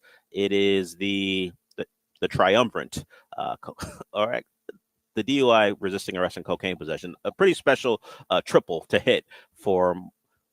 Well, let's be honest. We know him and we refer to him as Michael Jordan's kid. But Marcus Jordan, or he's the one who dated Larsa Pippen. Sean, if we're getting into our celebrity NBA pop culture trashy article stuff, is he the one who was Larsa Pippen? I think so, because I only know Marcus's name like off the top of my head. So I imagine he's the one that's been in the news for the last. Yeah, I don't know the years. other Jordan kid's name. I don't know who that is. Yeah, I think it's just the one. I think it's just Marcus. Yeah, I looked it up. In fact, I scrolled down in the article and there is a giant picture of him kissing Larsa Pippen. Oh, so there we go. There's the confirmation. Yeah. In the ever long debate that'll never end about who's greatest, trust us that Jordan fans will have to listen to LeBron fans go, see, Bryce and Bronny, we don't see it from them. Yeah, well, they're not both cokeheads. Well, and then if you're a Jordan fan, give it time. When Marcus was of that age, we didn't know about him either. So you don't know. You got to play the long game. If you're a Jordan fan. Yeah, I mean, Bronny and Bryce haven't experienced the same things that Marcus has. At some point, you never know. But right now, if we're talking about winning the debate of the best dad of the top two players to ever do it, LeBron's got a lead on Michael Jordan. He's pulling ahead. I mean, your kid doesn't have an arrest on his resume. Yeah, he win. You win right now. He's just in the G League. That's the biggest. Yeah, that's the crime worst thing that Bronny's ever done. that we have to watch him play basketball. Is struggle at USC and play in the G League. Yes. So credit to LeBron, I guess, for doing that thing. I don't know. I'm trying to think. If I didn't have an awful childhood, the worst thing that ever happened to me is something that happened to my brother. He got shipped off when he thought he was going to live in the United States, and my dad said, "No, you're getting in too much trouble. Go back to Nigeria." And so that didn't even happen to me, but I saw it happen when I was a little kid. Nico Harrison, the father of death. No, my brother did not have Luca's value. No chance. He's the Maxi Kleber in that situation. But I'm trying to think, if I was given that type of access to all the things that Marcus Jordan would provide, would I be a mess? Would I have embarrassed the family name by getting arrested? I can't rule it out, because what did Chris Rock say? A man's only as loyal or something like that as his options or something. Or would I have survived all the things that being Michael Jordan's kid would have provided? And we know Michael likes to party, so I don't think he was instilling the stay home, don't party lifestyle into his kid. I might be in trouble, so I can't get after Marcus Jordan too much. You get too many things thrown at you, you start to want to do other things. Unfortunately, he got including your dad's teammate's wife. Exactly. If you have access to that, what are we talking about? Why would I think a cocaine possession charge wouldn't be in his future? If you can get off, you're clearly dating, making reckless decisions. Yeah, dating your father's teammate's ex-wife, and it just being a thing where you're public about it. Who am I to suggest that this is out of bounds? He gets everything he wants. Getting arrested for coke is probably small on the list of things that are in his life right now. So there it is. Marcus Jordan arrested, and Michael's probably like, you know what? It is what it is. It's just a coke charge. Yeah, the DUI is probably not great. Probably not looking for that. But the coke and the resisting arrest, it happens. That's what you say. It happens. How old? He has to be like in his 30s, right? I think he's in his early 30s now. Yeah, I don't know. His age didn't come up in the article, but he's probably in his early 30s. Flag on the play. Google, 34. when you type in Marcus Jordan, underneath it says like their occupation or why they're famous. American basketball player. We can update that. He is 34 years old. Yes. From Chicago, Illinois. He played I do remember him playing at UCF. I do remember that. That's as much as I remember about him. And his brother played at Illinois, the one who doesn't get in trouble. Jeffrey, the older brother. Jordan. The older brother who we don't hear anything about. Damn. That I think I would rather be Jeffrey. Look, Larsa Pippen, cool, whatever. But if I'm picking the life of one of the Jordan kids, I think I'm going to go with Jeffrey. I don't know anything about Jeffrey. He is married, which I'm not a fan of. But hey, love who you love. But still, he's married. We don't hear anything about him. I'm sure he gets the same type of opportunities, and the bank account is as full, probably more full than Marcus's, because Marcus seems like he's willing to spend money. But if I'm Jeffrey, definitely willing to spend money. I think I picked the Jeffrey way of going about being Michael Jordan's kid. Of course. I want to be the son of a billionaire who it doesn't get in trouble every 6 months. Hold on. He was arrested in 2021 for assaulting hospital staff.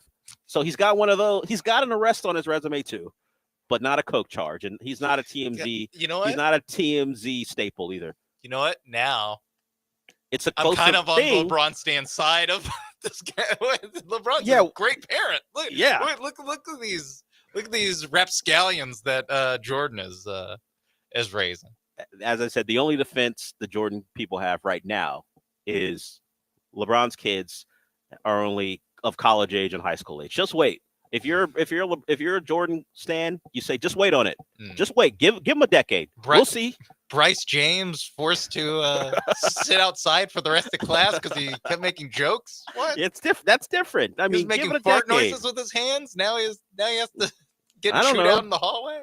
You make jokes now, but 10 years from now, when we find out Bryce James is dating Rui Hachimura's ex-wife, then we're gonna have then we'll see what you think about this entire thing. Then we'll see. God, Then I we'll feel see. bad for Rui already. I'm just saying. We know LeBron has been chasing Jordan for years. Why wouldn't the kids do the same thing? Honestly, Hachimura might be closer in age to his kids than he is. He to definitely LeBron. is. Oh, he definitely is. So that's more age appropriate. That's true. Well, Larsa Pippen was much younger than Scotty. That was part of the deal too. Yeah. Scotty was there. Larsa Pippen is closer to Marcus's age than she is to Scotty's age, I think. Although I think the weird part wasn't the age difference. Oh, I take it back. She's 50. I didn't know she was that old. So yeah, to your point, we'd have to go with an older teammate. Mo Williams' wife is Booby Gibson's wife. I hope they follow the same path. Honestly, I don't need the coke arrest, but if you want to date one of LeBron's teammates, I don't know. Yeah, I didn't say not do coke. I just said avoid the arrest. Don't get arrested and Chris don't get Carter, the DUI. have a fall guy. Yeah, don't get the DUI. Don't get arrested. But if you want to do the coke and be a person who happens to date your legendary father's ex-teammate or teammate's ex-wife, that's fine. That's cool. I'm just trying to think of the most likely example because not Gabrielle Union. We got to find it. Obviously, it would be Wade if we're talking about best teammate. Yeah, plus, that's the easiest comp, but it's also plus Gabrielle famous Union. wife. Yeah, that's not happening. I mean, I don't think Bronny would date Big Z's ex-wife. So I don't think that's happening. I can't.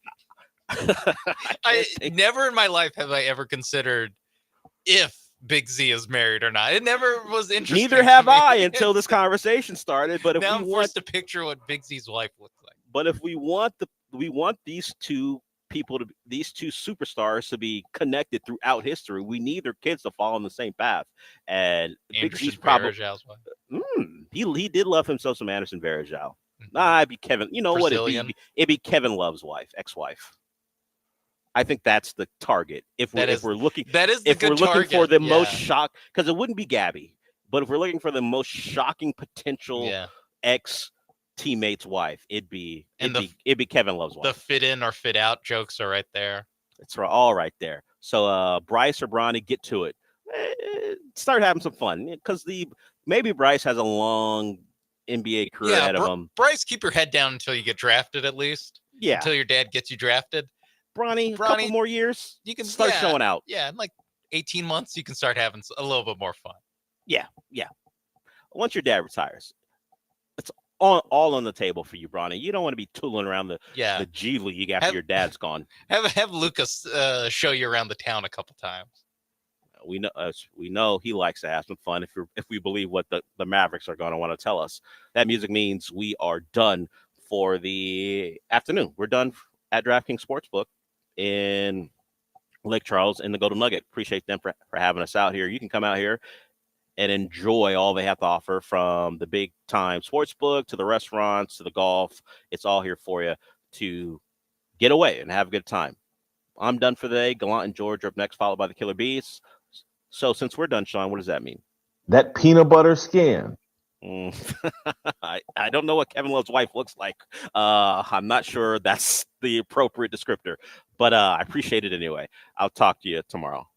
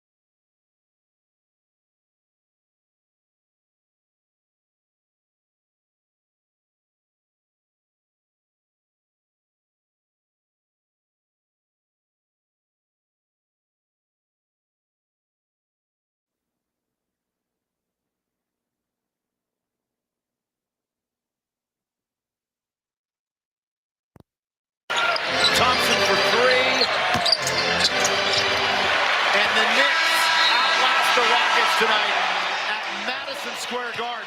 What an amazing game again. But unfortunately this time, the Rockets come up with the short end of the stick and lose it 124-118 for the first time this season. The Rockets have lost 3 straight games. Ew.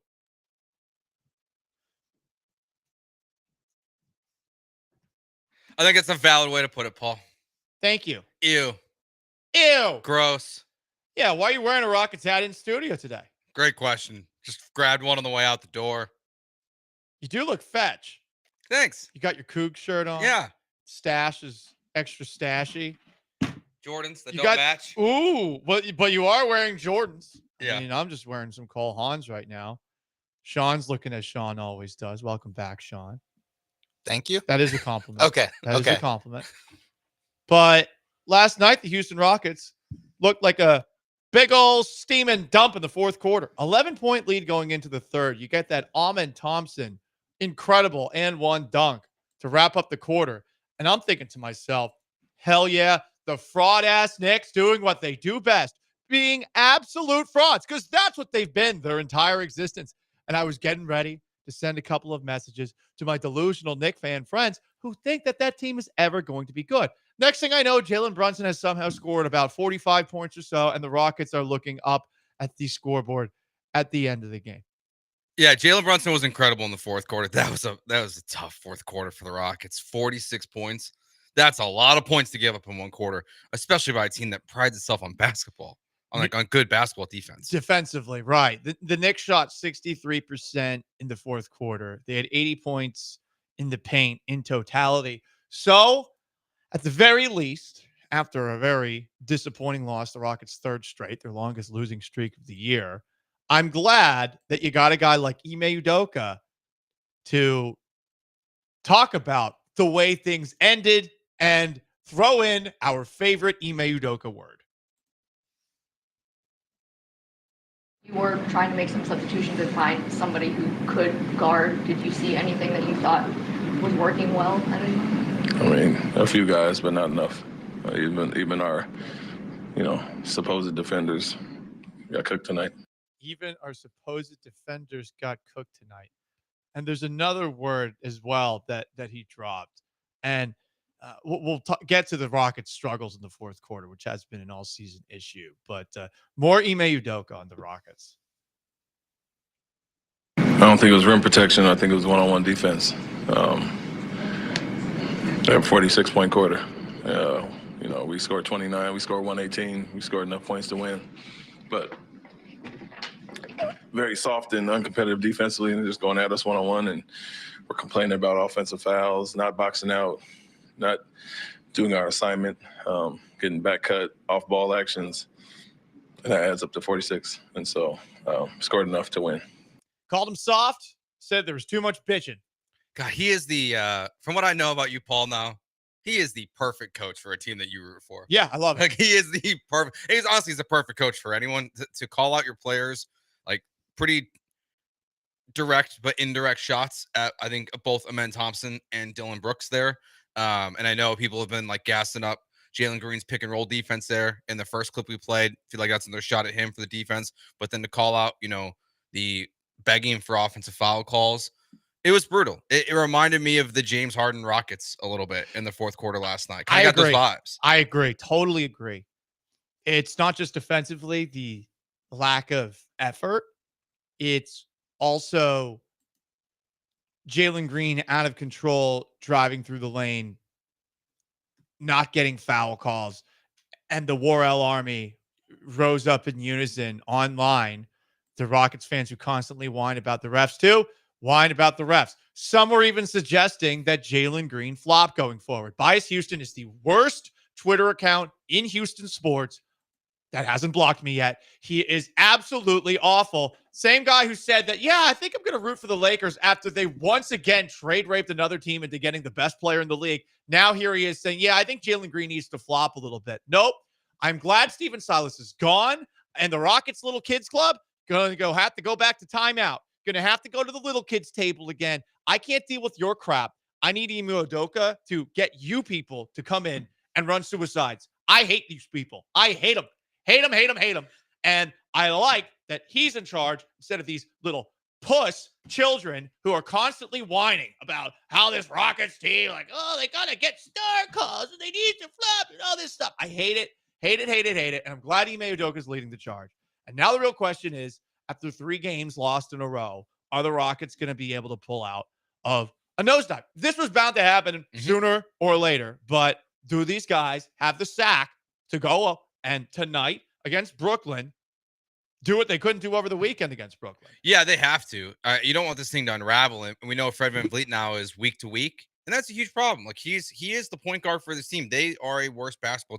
As much as I don't love Fred, the basketball player, like I think the Rockets can do better. I think at some point they will do better, but they miss him a ton when he's not out there. Yes. And just the organizing of the offense to be under more control more often as a team. It feels like they just play more reckless basketball when he's not out there, and he can be guilty of it when he is out there, but they're worse when he's not there. And now you're not going to have him for who knows how long. Week to week, he could be back next week. It could be a month. Like you don't know how long these things are going to play out. Now, to have that game, without Alpi, without Jabari, without Fred, it should feel like a positive, but you were terrible in the fourth quarter. And just because Fred, Alpi, and Jabari are out there, it doesn't fix your defensive issues. Because it's not just about the closing and who's getting the final shot and not having a closer on this team or Jalen Green being reckless. At the end of the day, it was a defense problem. And there are guys out there that are supposed to play great defense, and they didn't do it last night against the New York Knicks. They totally forgot who they were in the fourth quarter. And I know the fourth quarter problems have been a thing all year. It is really strange when you look at the numbers to think that this is a team that has, I think it's still 19 clutch wins on the season, that they've been that successful with some of the fourth quarter issues they've had. But yeah, all of it. I please don't be asking guys to flop. No, I hate that. That is the past. That is not what this team is about. It's not going to work. Jalen Green's never going to be a superstar. Let's just get that out of the way.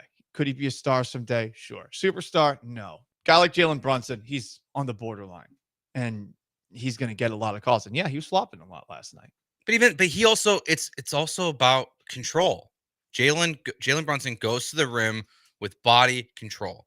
He is not flailing before the contact is even made. Yeah. Where I think with the way Jalen attacks the paint, it can work sometimes, but you're not going to get those calls as frequently when you're totally out of control. He does that a lot. Because if you're out of control, the referee can't tell when you're fouled and when you're not. If he goes in with like being more stiff a little bit, it'll be easier to tell when he gets fouled. He's just not going to get those calls, and the way he does it's not making it any easier on the refs. It's once or twice a game where he does this, and I like the effort he's putting in on the defensive end, and I do think he's improving under Ime Udoka, but there's clear pitfalls with his actual game, whether it's some nights he's just going to brick everything from outside, and it's that.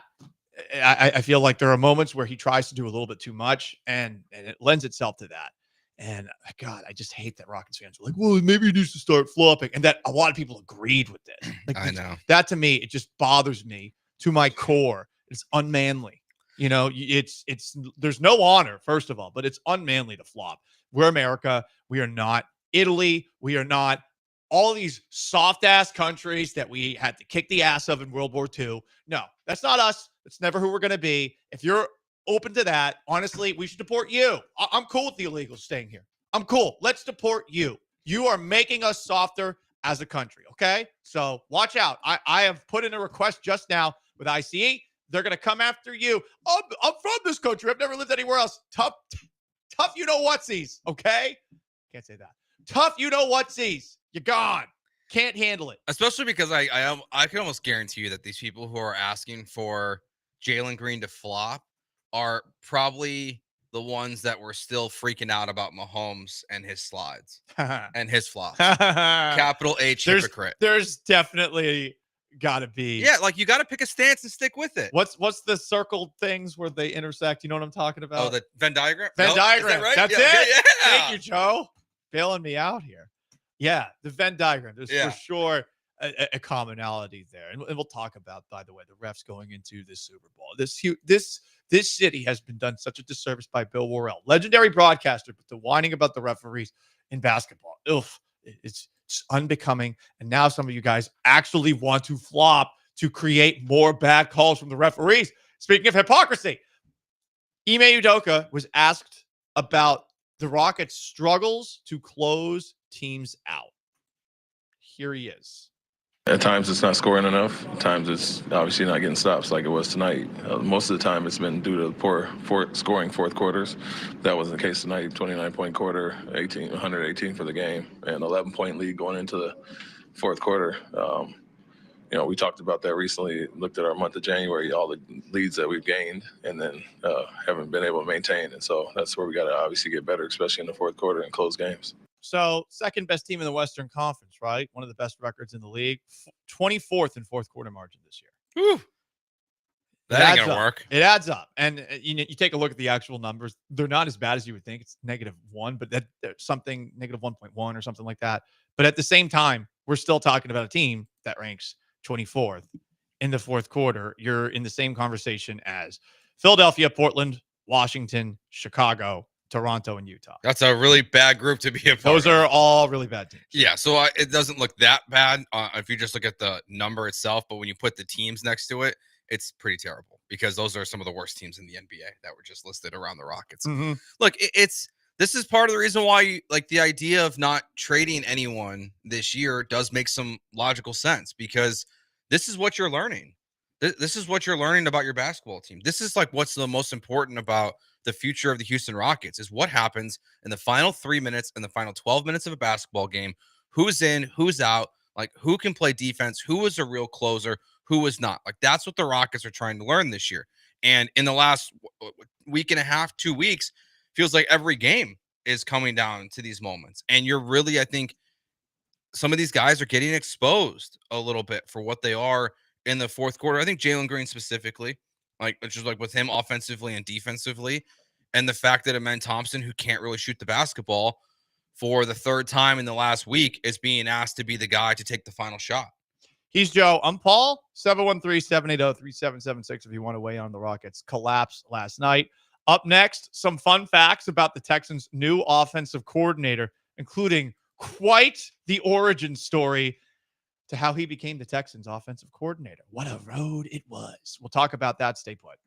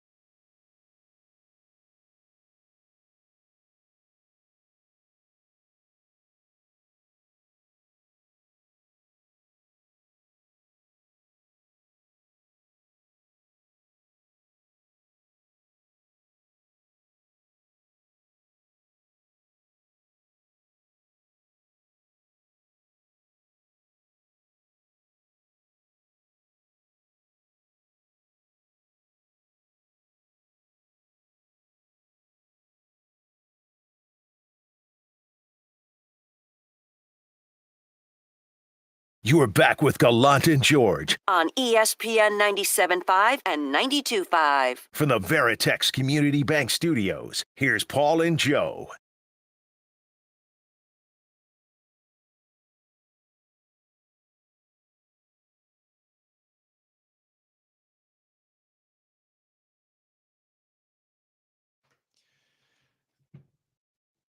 Not a great end for the Rockets last night. We'll see what they're able to do against Brooklyn tonight. 3 losses in a row. Nick Caley is the Texans' new offensive coordinator.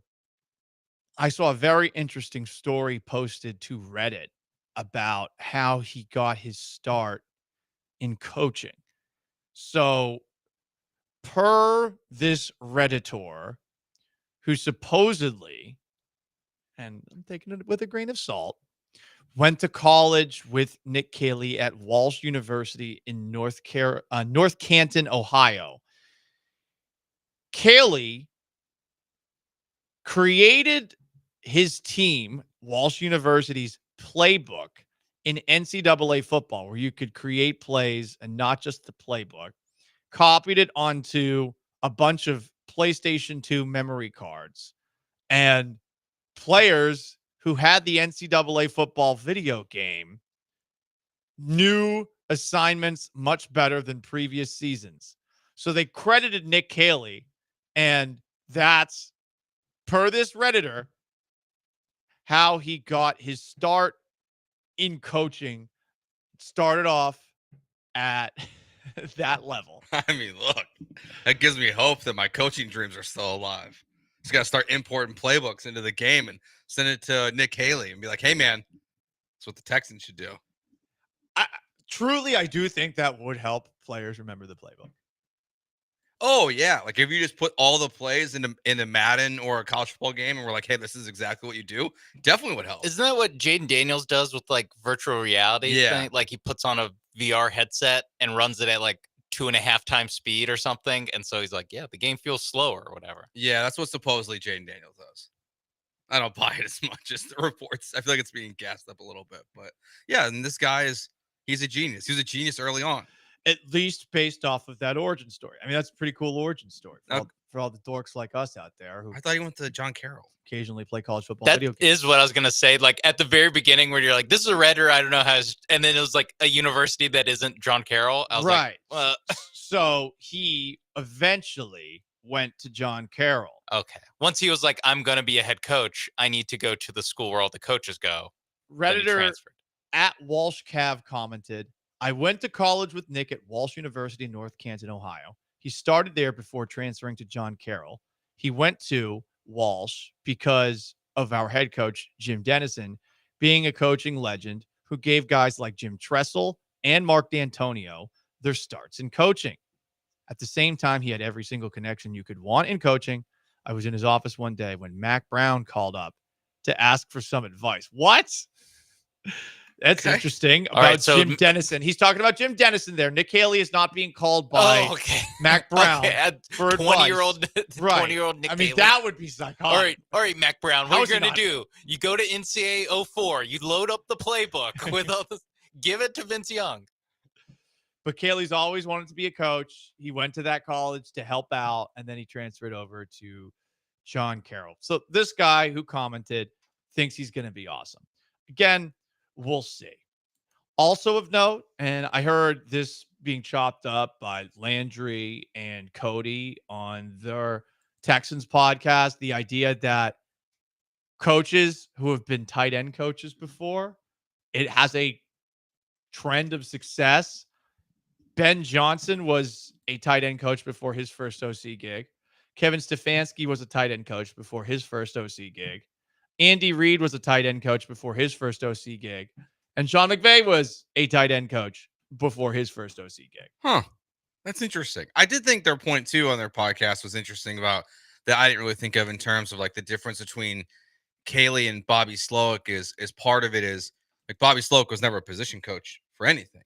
So, like, he's never in a room with a group of guys, like, really coaching them on what is and what's going on, or at least he will have this experience. That's an interesting trend. I guess we have to like buy into it a little bit because those are pretty impressive names you listed there. It is one of those things where I'm sure you could find some other tight end coaches who became offensive coordinators and they were effing terrible, and then you never heard of them again. But hey, if you're looking for something to get excited about, that's another one. So Nick Caley, reasons to get excited, uses creative ways to get the kids to learn the plays, and on top of that, he's been a tight end coach before, and tight end coaches generally work. The Rams offense, the 49ers offense, the McVays, the Shanahan offenses are relatively similar per Robert Woods, who said that after coming from the Rams offense to the Texans when he first signed here and going into the 2023 season. I also thought it was noteworthy. Texans Cap did a comparison of what the Texans offense is versus the Rams offense. The Texans offense did not do a whole lot of two tight end this past season, and the Rams do even less. The Rams basically are running three wide receivers all game. They're just a little bit less shotgun and a little more under center than the Texans have been. Lots of motion at the snap. Cool, Paul. You're probably saying to yourself, oh, you're looking at the analytics. I'm just saying there are similarities, but I hope that just the Ramsiness is a much better aesthetic than the Slowick slop, to be perfectly honest. I also do wonder how Ramsey it's going to be. How Ramsish it's going to be because he was only there for 2 years. Right. Like, it's not like he is Sean McVay's protege. Like, he coached tight ends at New England, which, by the way, pretty good. Robert Gronkowski would be pumping gas right now if it wasn't for Nick Caley. Nick Caley's like, no, so you're going to catch it, and then you just don't let anyone ever tackle you and run into the end zone. But I do wonder, like, is it just going to be the copy paste playbook from the Rams over here, or is it going to be more influenced by his other stop or his one other stop, which he was there for a long time? Correct. Working with a bunch of different OCs in New England. He was there from 2015 through 2022, offensive assistant, then a tight end coach from 2017 to 2022. So at the very end of Gronk, not exactly sure that's fair to say. No, he coached. And he did coach Gronk, and he also did not coach Aaron Hernandez. Yes, I was going to say that's the perfect cutoff. He's never coached a murderer, so hands are clean. That's also good. Hands are clean. The Texans' new offensive coordinator. I'm curious. Like, what do you? I don't really. Like, I think a lot of people are assuming it's going to be the Rams' offense, but like, I don't. What you guys are saying, I don't feel that way. Like, it's a guarantee that they're going to just implement the same exact offense. I think there might be flashes of it, but being with New England for so long, I mean, you saw Tom Brady obviously play for so long. Like, I think CJ could do a lot of those things effectively that they ran in New England. I just don't think it's this lock that it's going to be the same offensive scheme coming from LA. Like, because he's only there for 2 years. So, like, what does he know better? Well, technically, he knows better than New England. So, like, I wonder, like, if we're going to see the Josh McDaniels offense.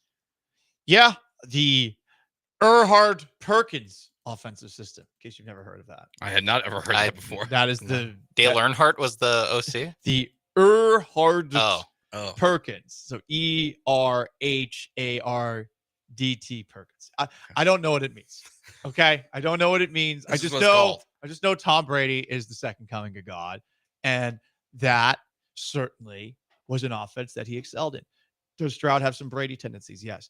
I think Stroud has some Stafford obsession. We've heard him talk about this in great detail. And for those who don't remember, this was CJ Stroud talking about Matt Stafford on the $1 Million Worth of Game podcast. He loves Matt Stafford. Stafford, hey, Stafford another one, bro. He five. He might be up there with Brady and them, bro. No, come on. No, bro. that's crazy. That's crazy. Yeah, that's that was crazy. crazy. Let me go back. Hey, because look, look, dog. Hold on, before you do all this shit, I'm a student of the game. Stafford, a dog. He bro. is a dog. No, you don't understand, bro. You saying that?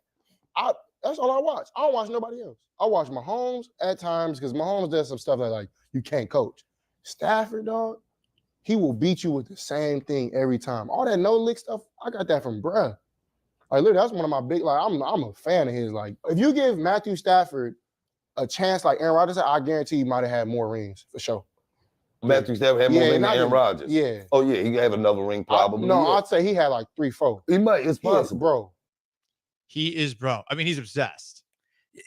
Matt Stafford's kind of the NFL equivalent of what Paul George has become in the NBA. It's disrespectful to Stafford because Paul George has never won anything. In terms of like the young quarterbacks all come in and they're all obsessed with Matt Stafford.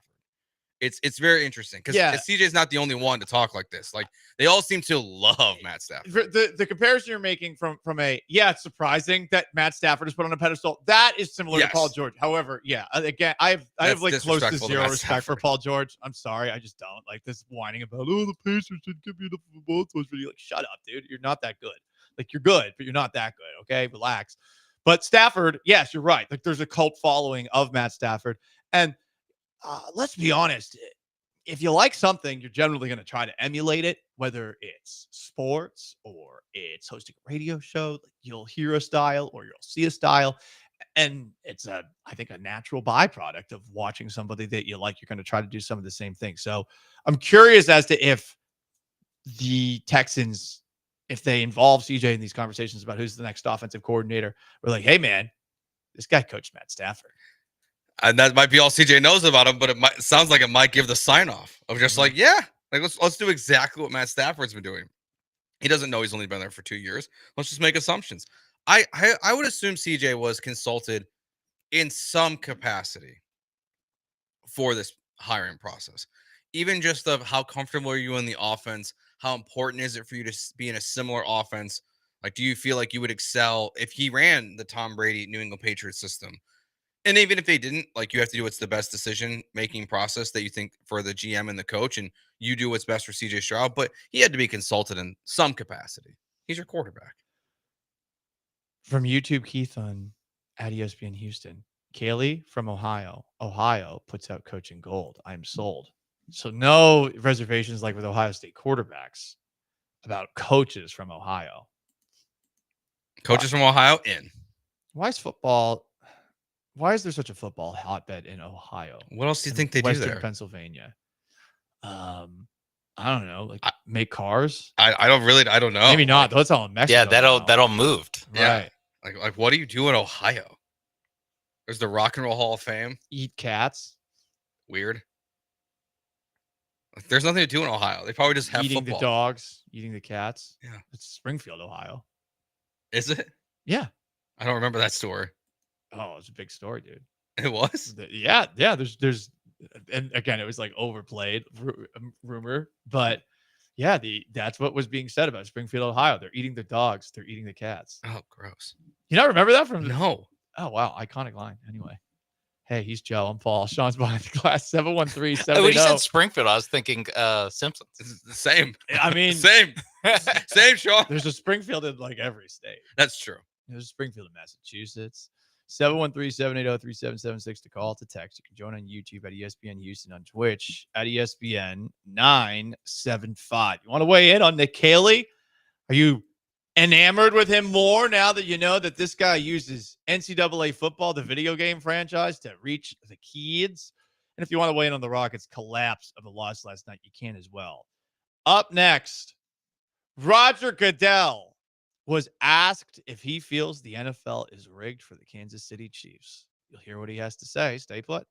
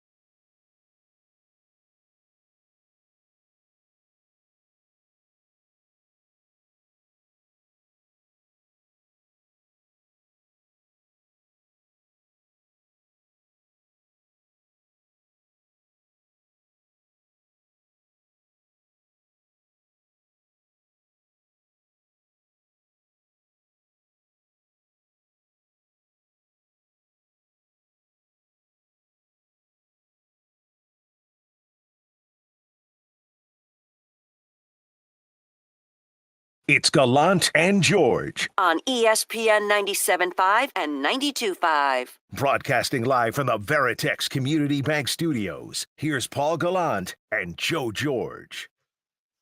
Yesterday, Roger Goodell had his State of the Union, and I guess some were allowed to ask the questions that people wanted answered.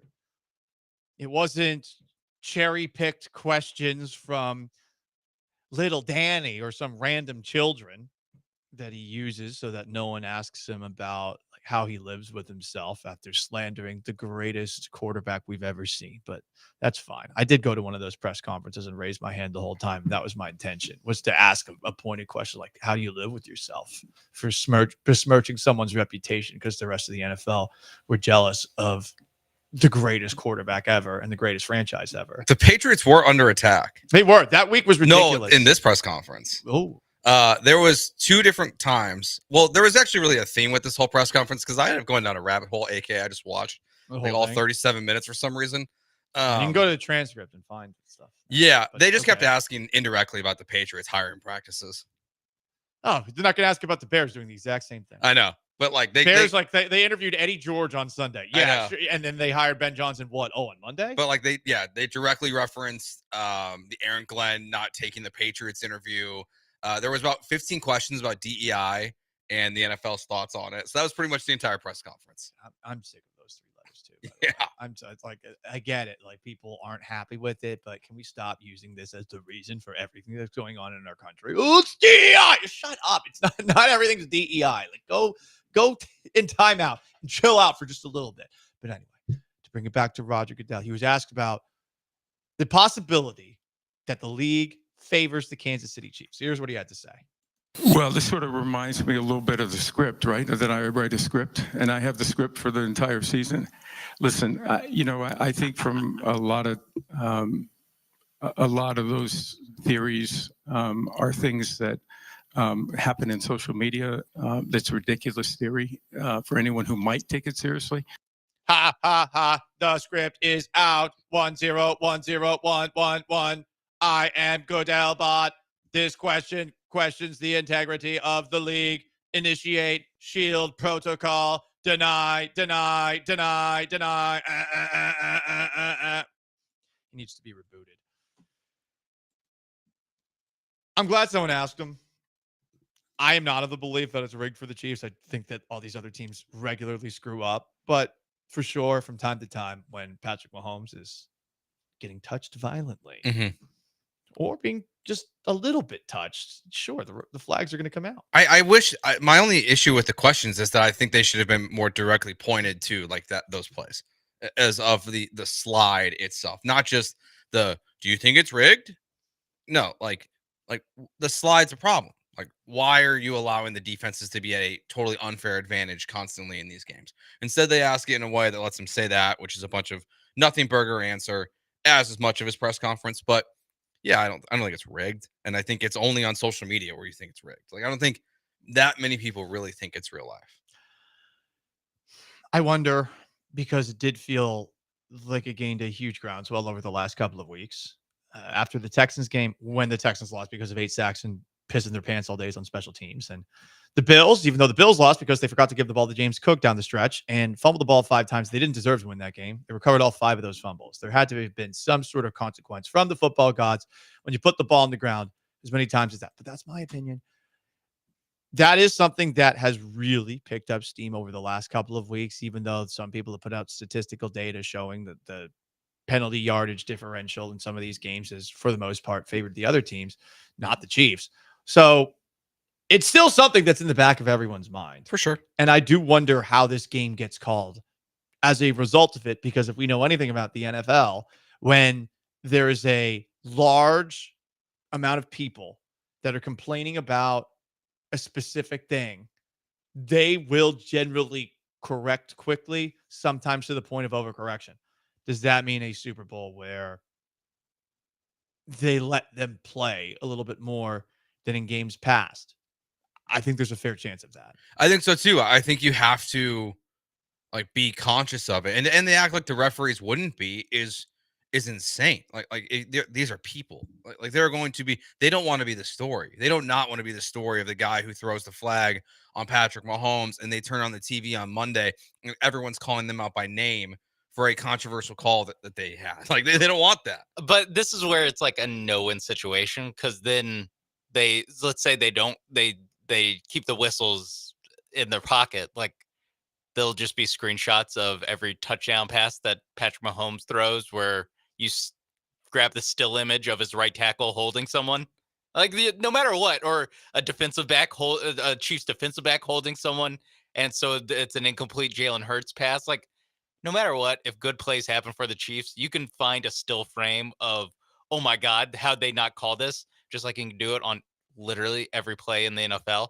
So maybe they do let them play a little bit more, but that won't stop I hope they understand that won't stop the conspiracy. No, People have already made up their minds. I kind of hope it like flips the other way though. Like all these Chiefs fans who are holier than thou about this. If they get screwed over, that's the only way they can do it, is if they like actively screw over the Chiefs. Yeah, like the Chiefs the Eagles get a break. But then you are rigging the NFL.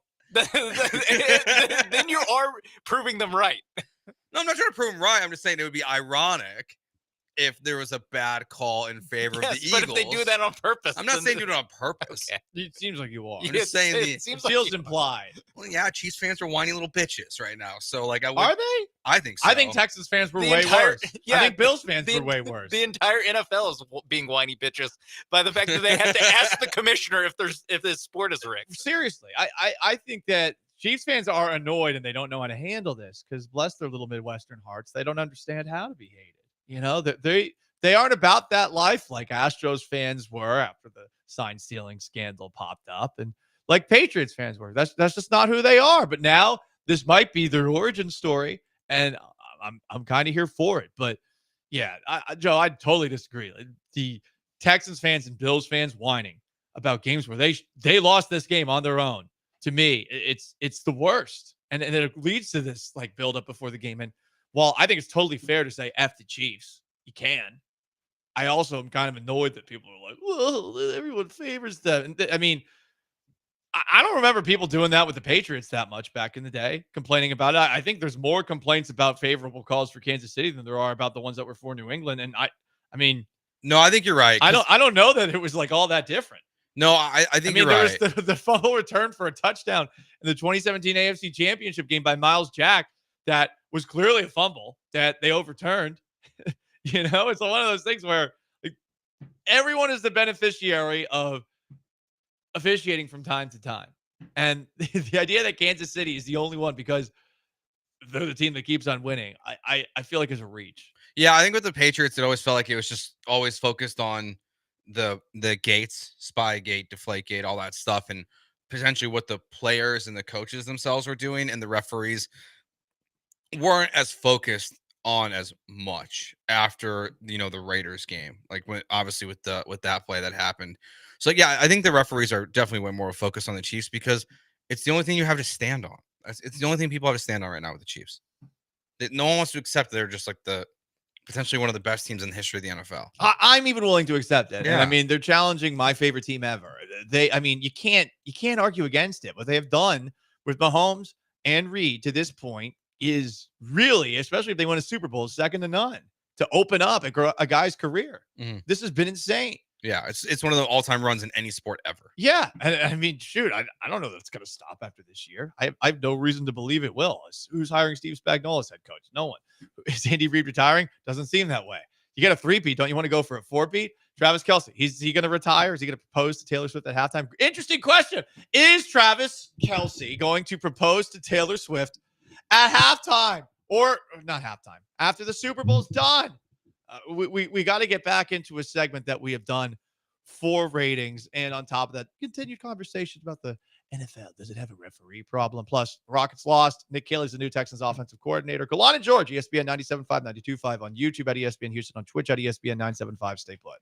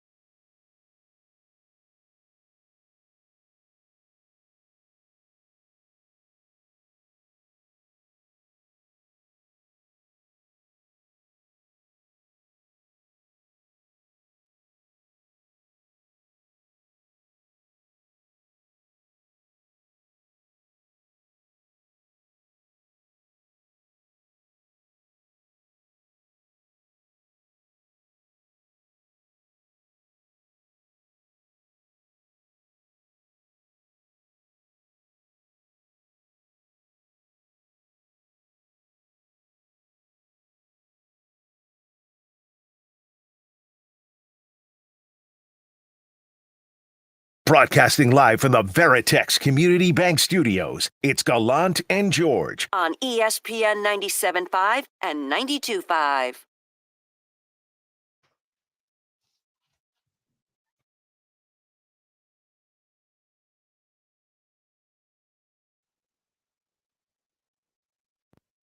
You almost have to laugh at it because you know how everybody in the NFL wants to compete to win. And that's true of our guys as well. The referees are doing the best job that they can. If you look at the stats, there are a lot of stats that show that we've been on the wrong side of calls as often as we've been on the right side. So there's definitely no conspiracy, right? It's just the nature of the game. And when you have a lot of success, people like to start making excuses for why you're having the success. That's Clark Hunt of the Kansas City Chiefs talking about the idea that there is a conspiracy. He is their CEO. Exactly what you'd think a person who's covering up a conspiracy would say. What's he supposed to say? We pay the refs off? Honestly, it would be so funny if they did. Oh, just like admitted it? I mean, Watch if you the just world burn? Just sarcastically say it and then walk away. I think that's something they do when they start losing, to be like, guess the refs didn't help us out this time. Like that, I think you can't do it as you're winning. There's got to be a chance of one of the Chiefs players saying that if they lose to the Eagles in the Super Bowl, especially if there's one bad call. It's going to be Travis Kelce on the next New Heights podcast. He's going to be like, all the people said the refs help us. I mean, look, if you were going to look at a team who's going to be, number one target for conspiracy, I did not even realize this. I feel like I should have known this. Did you guys know the Hunt family was involved with the Bulls? Because he also referenced that they were part of the teams in the 90s, and everyone has their conspiracy theories about the refs and the Bulls in the 90s. How are they part of the Bulls? They're one of the founding investors of the Bulls, apparently. I had no idea the Hunt family was. Back when you could put in like $250 and be a founding member of a basketball team. So he referenced that at one point, I guess. I saw that. I was reading that and I couldn't find the audio for it, but I was reading it. And so it's like, well, the Bulls did win 6 championships. So, if you're going to say a family is involved in a conspiracy theory, it's a lot of championships between the Bulls and the Chiefs. Joe just wanted to talk about the Bulls. No, I'm just saying. There. He is calling their legitimacy into question. I literally am. The only time Jerry Reinsdorf has ever been successful. Helping the Chiefs. Yeah, they're not there anymore. Travis Kelce needs no help. He's living life. He's dating the most famous person on the planet, a billionaire singer, Taylor Swift. And we did this segment. I realized the open that I made for this is dated. It was for Taylor Swift Watch 2024. Don't worry, guys. We'll have a Taylor Swift Watch 2025. But I'm doing this for the ratings. I had the biggest post of my life on social media just for taking a dump, essentially, on Travis Kelce's ex, who will never stop talking about him. By the way, since I posted that clip, she has talked about him twice. Incredible. It really is incredible. But this isn't about old relationships. This is about the new one. Did you guys hear? Oh my God, this was so special. Did you hear Travis Kelce getting asked about maybe proposing to Tay after the big game? I think we're both, we love to manifest things for sure, and you can't say it's not real because we're here, right? So whatever she was doing, I'm sure it helped, and it definitely, for me not being able to be here supporting her during those weeks, it made me feel like I was there. So it would be so cute if Travis proposes to Taylor after Super Bowl licks. I agree. And you can wager on it. You can. Plus 800. Yes. Those are minus 1,500. No. that he won't. That he won't propose. 800 is not terrible. I think I'm 3 Super Bowls in a row. Like, if you're ever gonna pull it, like Travis, this is your moment. And what's their money line? You'd think if they win, he's not gonna do it if they lose. Parlay. There we go. Now we're cooking. Chiefs money line. I mean, you have to parlay those two. Yeah. If you're taking the proposal, you have to parlay. Yes. That and doesn't make sense. maybe Travis Kelce touchdown. It would be so funny if they lose and he still proposes. Yes. It would be so funny. I could not imagine your take on that the next day. Oh, I would love it because then Philadelphia would be pissed and continue to complain because no one complains while winning more than Philadelphia Eagles fans. I mean, it's really funny. Oh, we've had such a tortured existence over the last couple of years. What are you talking about? So that would be funny if that just lingers over it, or as has been brought up on the Twitch, a call goes against the Chiefs. And that's how the game is decided. I think they also think it would be funny if a call went against the Eagles, and that's how the Chiefs end up getting their 3-peat. Whatever the case, I'm just so excited about the possibility. I'd also say, I mean, you could do better than proposing after a Super Bowl, but there's a part of me that thinks Travis Kelce's a little basic. Can you? And that he might, and also that Taylor Swift, who appreciates a good story, would love to have this, and getting proposed to after the biggest event in American sports in front of everybody. Yeah. I mean, that's an album. I mean, especially if that sets up for the next album where she divorces him. It's the #1 song in the country. The proposal song. Mhm. Whatever it is. I'm so excited, guys. I don't know if Travis Kelce can do much better. Like, where do you propose to Taylor Swift? Outer space. Yeah, like outer space On an Super Elon Bowl. Musk rocket. I don't know where else you do it. Oh, a private plane. Just numbers wise, it's pretty likely you'll catch her there. That's true. But that's basically, she lives in a private Yeah. plane. She takes a private Yeah, I'm plane just saying to go numbers get, wise, that's your best shot. just to get a bottle of water and a cup of coffee. She takes everyone knows this. She flies a private plane through the Starbucks. It's incredible, especially with everything going on, from an airline perspective these days. The pilots are crazy, but they're able to they land on the middle of the road, they block off the street for usually about like 20 to 30 minutes, and then the plane drives right up to the drive-through of the Starbucks. I mean, Taylor's only a Starbucks gal. You would have thought she would up her love of coffee to another level. No, sadly, this is not the case. By the way, Taylor Swift, strong, powerful, independent woman. Do you know another one of her talents that no one talks about? Travis, you tell us. Ooh, she is quite the cook. I would say, man, I'm a breakfast guy, man. Her Pop-Tarts are unbelievable, man. Homemade Pop-Tarts, unbelievable. Glad he clarified homemade Pop-Tarts. Okay, because I was like, It what? would be so funny if it's just Kellogg's Pop-Tarts. She kills it at making those Pop-Tarts. So now you guys are up to speed. Homemade Pop-Tarts. Have you ever had a homemade Pop-Tart? No. Have you ever made a homemade Pop-Tart? I wouldn't even know where to start. I think the whole point of the Pop-Tart is it's just such a lazy man's breakfast Yeah. that you don't have to do bleep. And also, like, do we really think she's the one making homemade Pop-Tarts? Or, like, while he's sleeping, her cook makes it? Yeah, I don't even know how you would. Now I'm thinking about how you would even make a Pop-Tart. It's a great question. Well, you have to make the hardened bread. You maybe put jelly on the inside, and then you put frosting on the top. Yeah. So it's essentially a pastry. And I'm assuming that these are not quite as Good. hard. Oh. Well, listen, I honestly, I'd love to try to make a Pop-Tart sometime. I've never done it. I feel like I'm a good baker. I feel like if it's homemade, you're losing the essence of what a Pop-Tart is. I totally agree. Like, it might be healthy. What you just described, Paul, sounds like a pretty good pastry. I'm talking about a Pop-Tart. I'm talking about something that how they make it s'mores flavored. I don't know. How they do this. So you want all the things RFK is going to take away from us. Yeah. Okay. That's all I eat. Sean's getting a whole new diet. Best Pop-Tart flavor. 3, 2, 1. Blueberry. S'mores. It's s'mores or brown sugar cinnamon. Good call. Brown Do you sugar. eat them just straight up, or do you? Yeah, I don't toast them. No, I don't either.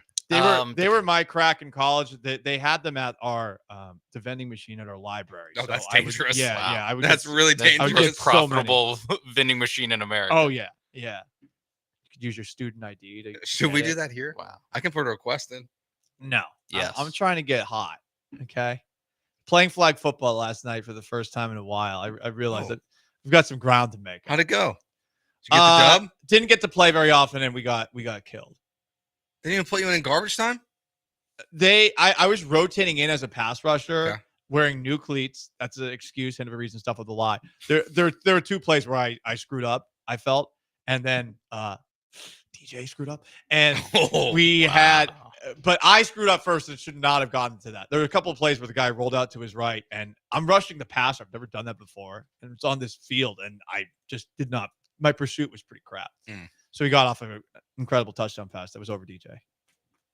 But we lost. They were talking a lot of trash, and I felt out of shape and old and self-conscious, and like I want to go anorexic for a little bit. Don't do that, kids. Don't do that. Don't do that. So Pop-Tarts. Bad idea. Pop-Tarts in the vending machine, hard pass. Okay, sounds good. We Hard can't pass. do that. Kale chips it is. Kale chips. I don't know. I thought of the first healthy thing I could think of. That's chips. Kale chips. They're kale. Yeah, but they're chips. Yeah, I feel like they're still healthy-ish. No, if it's chips, they're not healthy. You never know. You gotta look at. I do know. You gotta look Joe, at the I do ingredients. know. How about this? I do know. Okay. That's not healthy. Chips can't be healthy. I trust Paul. Doesn't sound like you did. I just. You said like, all right, we'll see. We'll see. We'll see. We'll let all the facts come out. All right. Well, Google are kale chips healthy? Are kale chips healthy? Yeah, that's funny. He's Joe and Paul. Got Sean behind the glasses. Gallant George, ESPN 97.5, 92.5. That's Taylor Swift watch. Don't worry, guys. More Taylor Swift content all week long on your home for Taylor Swift talk. ESPN 97.5 and 92.5, formerly known as Aziz Al-Shaair 97.5 and 92.5. Up next, the Houston Texans should at the very least make a phone call about this now available player. Who are we talking about? Stay put. 2025. Oh, it's here. It's February already. It's time to get into shape. If you've been putting off your New Year's resolutions, now is the right time to get back into the gym. Great place to do it is at O Athletic. 767 North Shepherd in the Heights is where you can find them. You can check them out at oathletic.com and O Athletic on Instagram. You can sign up for a personal trainer. While you're there, they will find someone that works around your busy schedule, so you don't have to, just fit into what they've got. They got multiple trainers to choose from, all kind of specialize in different things, so they will work with you on what's best. It's not just the workout, it's also what goes on behind the scenes. A lot of my diet stuff that I've been trying to change and just be working on at home, it's really all tips thanks to my trainer camp. So check them out, oathletic.com and 767 North Shepherd in the Heights.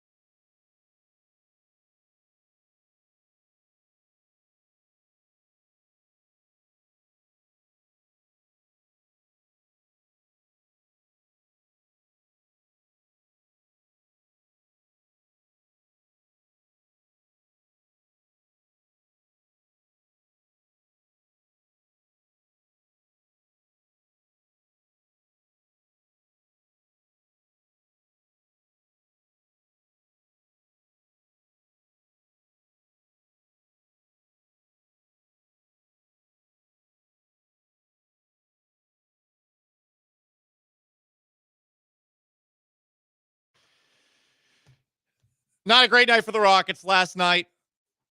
They blew an 11-point lead in the fourth quarter, third straight loss against the Knicks. Ime Udoka called them soft in the losing effort. We'll see if they can get back in the win column tonight against Brooklyn. You want to weigh in on that? You can. 713-780-3776. Also, in the third hour of the show yesterday, we broke the news that Nick Caley is the new Houston Texans offensive coordinator. If you want to chime in on that conversation, everything on the table. Yesterday, we saw some very interesting news about a guy that used to be the best wide receiver, at least statistically, in the NFL. I want to say it was 2-3 years ago that you could have made a case if you wanted to, given that he was the Triple Crown leader at the wide receiver position, that Cooper Kupp was the league's best. Cooper Kupp put out this post, the Rams wide receiver, on Twitter yesterday, quote, "I was informed that the team will be seeking a trade immediately and will be working with me and my family to find the right place to continue competing for championships. I don't agree with the decision and always believed it was going to begin and end in LA. Still, if there's one thing I've learned over the years, there are so many things that are out of your control. It is how you respond to these things that you look back on and remember. 2024 began with one of the best training camps of my career. Preparations start now for 2025. Highly motivated, as healthy as ever, and looking forward to playing elite football for years to come. Love you guys, but coming for it all." So they're going through a hard reset, it looks like. Cooper Kupp, we had reports that Matt Stafford probably will play next year, but potentially not in He Los could be Angeles elsewhere as either, well. Right. which is interesting. Immediately, I think the Texans' antennas go up right away because of what they need at wide receiver, right? It depends. Do not trade for this guy. Oh, yeah. Totally agree. I would not trade for him at all. You wait till he gets cut. You have to have diamond hands right now. I understand the temptation for a lot of Texans fans out there to slam the table and say, we need receivers. Some of you people are a little bit too fantasy football cultured. You're a little bit too deep in. Those are a lot of the people that were like, they need to trade for every single wide receiver last year. Was the Stephon Diggs trade ultimately a successful trade? Unfortunately, no, because he didn't make it through the whole year. And you only have him for 1 year, and you gave up a second-round pick to get him. Hey, them's the breaks. Had Diggs had a good year, you make it to a Super Bowl, you make it to an AFC championship game, different story. Are you going to do that again with someone like Cooper Kupp, who is not the Cooper Kupp of old? Are you going to bring back Stephon Diggs when it stands to reason that Stephon Diggs is not going to be the Stephon Diggs of old? It would make more sense to bring back Stephon Diggs than trading for Cooper Kupp. But I'm of the mindset that you wait for receivers to be cut this offseason.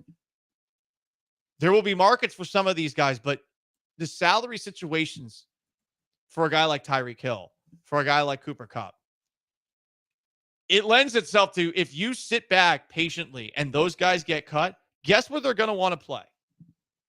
So this is, I think, the way the Texans should be looking at their wide receiver position when it comes to acquiring already in the NFL talent. Wait and see what might fall into your lap. And if you don't get anything, then you focus on what you can potentially get in the draft. Maybe you put a little bit more effort into that position and you think about maybe getting a guy towards the back of the first round. I do think you should be focusing on the offensive line there, but sometimes best player available, wide receiver should be up there. But wait it out, see who's available, including with Cooper Kupp. I would love to see Cooper Kupp here. I still think you got to wait. Well, also think about what happened in the regular season last year. The Texans trade a second-round pick for Stephon Diggs, and pretty quickly after he gets injured, Amari Cooper gets traded for what? Was it like a 6th-round pick? It's like we saw some veteran wide receivers get moved in season this year for late draft capital. The in-season market's very different than the off-season market for what you would have to do to acquire those guys. I think signing Cooper Kupp would be awesome. There's still something there in terms of just being a possession wide receiver. You don't need him to be a big play guy. It would make a ton of sense. My gut tells me, Paul, like he will not make it to that someone like the Patriots, Commanders, these teams with a ton of cap space with young quarterbacks will be more aggressive and they will look to add Cooper Kupp to their team. But if he were to hit the market, it's a no-brainer. Like, it's exactly what Stephon Diggs was last year. If the Rams are doing the hard reset, they might be willing to take on more of his money too if they were to move him elsewhere. And I'm sure that the Rams, seeing as they're already saying right now, hey, we're going to trade you, and Cooper Kupp made it public, it's out. Someone's going to make an offer. The question might be more about how much leverage do the Rams have saying that publicly. Yeah, I mean, it just feels like more like they're just telling the rest of the league of like, hey, please come to us. Like, please send in your best offers. We're willing to make this trade happen as soon as possible. Paul, for some microphone is currently happening in the studio. My microphone has erectile dysfunction. It definitely does. It just keeps on drooping. I was literally typing in the document that this is going to be the social media clip. Just tell Sam to cut this part out. Okay, cut this part out. All right. Hard reset. 110 exactly, cut it off. All right, hard reset. It would be a good signing for the Texans if he was made available. I would not trade for him.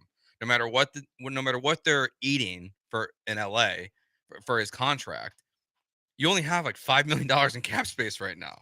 Or projected $6 million.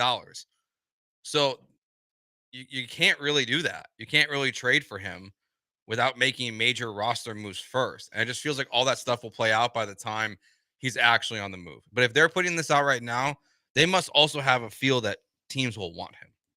Somebody will want him at least. Sure. And they told him that. Did they expect Kupp to post this publicly? Well, you give him this information. There's a very good chance that he's going to do it, and he's going to say goodbye before the actual trade itself happens. And he does want to be there next year for what it's worth. But I do think it stands to reason that maybe Matt Stafford could be on the move elsewhere as well. If that were to go down, he's Joe, I'm Paul. The new offensive coordinator of the Houston Texans is Nick Caley. And this is a guy who comes from an offense that CJ Stroud likes a lot. This is CJ Stroud at training camp after the Texans had joint practices with the Los Angeles Rams, talking about specifically Sean McVay. I'm a super fan of his, the type of scheme he runs, the way he calls it, the way he uses guys in motion and just a whole bunch of different things. And he seems like a good guy. And, he just had some tips and pointers, also showed me a lot of love, which I appreciate. But, I appreciate him more than he knows, just watching film, not even knowing him, just like getting better from the stuff that he does in that offense, along with Matt and those guys. So, it's definitely just an honor just to know that he knows me, which is dope. He loves Sean McVay. He loves Matt Stafford. Mm-hmm. Maybe he would love Cooper Kupp. It would make a lot of sense. But this goes back to the idea of like maybe CJ like really knows what he's talking about here, and that's why Nick Caley is the offensive coordinator for the Texans, because he likes what's going down in LA.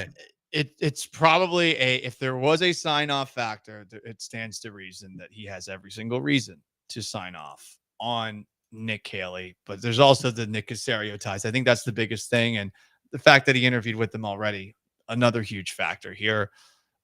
I'm sure that DeMeco Ryans was not that difficult to persuade, especially now when you see all the raving that's being done. Peter Schrager's putting things out there. The Jets had him as their number one offensive coordinator candidate. McVay even said some complimentary things about him leading up to the end of the year. At his, I think, end of season press conference, saying like, hey, like we know there's going to be interest in him. Here's more CJ Stroud. He's talking about the Patriots and Rams offenses and things that he likes about both. This is long before Nick Caley. Getting out the huddle, breaking the huddle the right way. All the elite teams I ever watched growing up, Patriots. I watched Stafford a lot with the Rams. I can go so on and so forth, man. You watch it on TV as a kid, you see how quick they break from the huddle when they get on the line of scrimmage, and the defense feels that. Now you get an opportunity to read the defense a little more, and I think that's where we can take the next level. That's something that was just brought up on our Twitch by Ron. Can this new guy get plays in faster than Bobby Slowick? Yeah, that is incredibly a very basic thing that a lot of teams do a poor job with. It drove me effing crazy, and Cowboys fans, get ready for this, with Brian Schottenheimer as offensive coordinator of the Seahawks and Russell Wilson. Wilson made it worse. There's no denying it, but the two were linked together. Pete Carroll, you can make the same argument with getting things in late.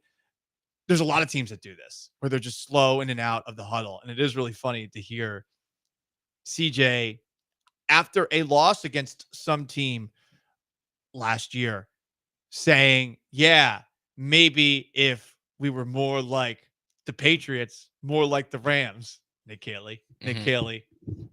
And they need to be.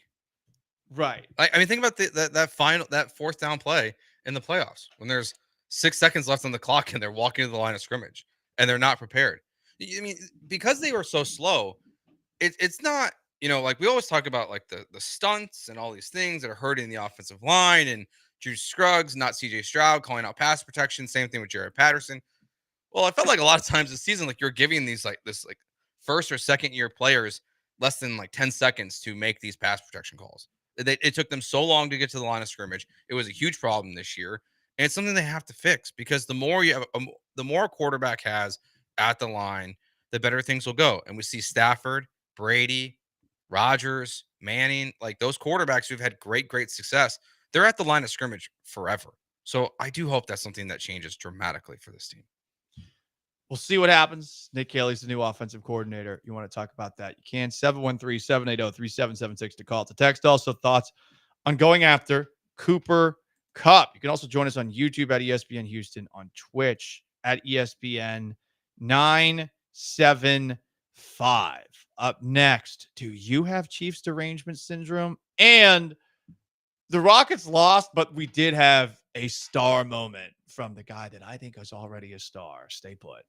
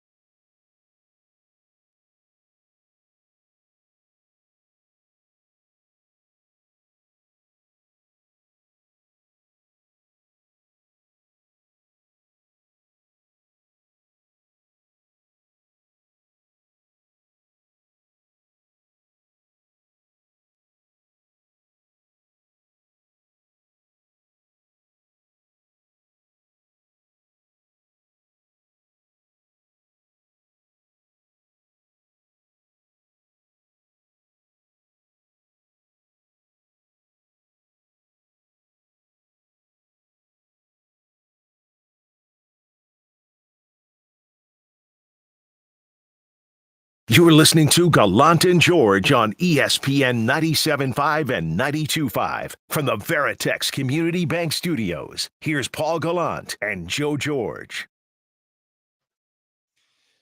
If you want to weigh in on the Rockets' collapse against the Knicks last night, the possibility of Cooper Kupp with the Houston Texans, or on their new offensive coordinator, you can at 713-780-3776. That's how you call. It's how you text.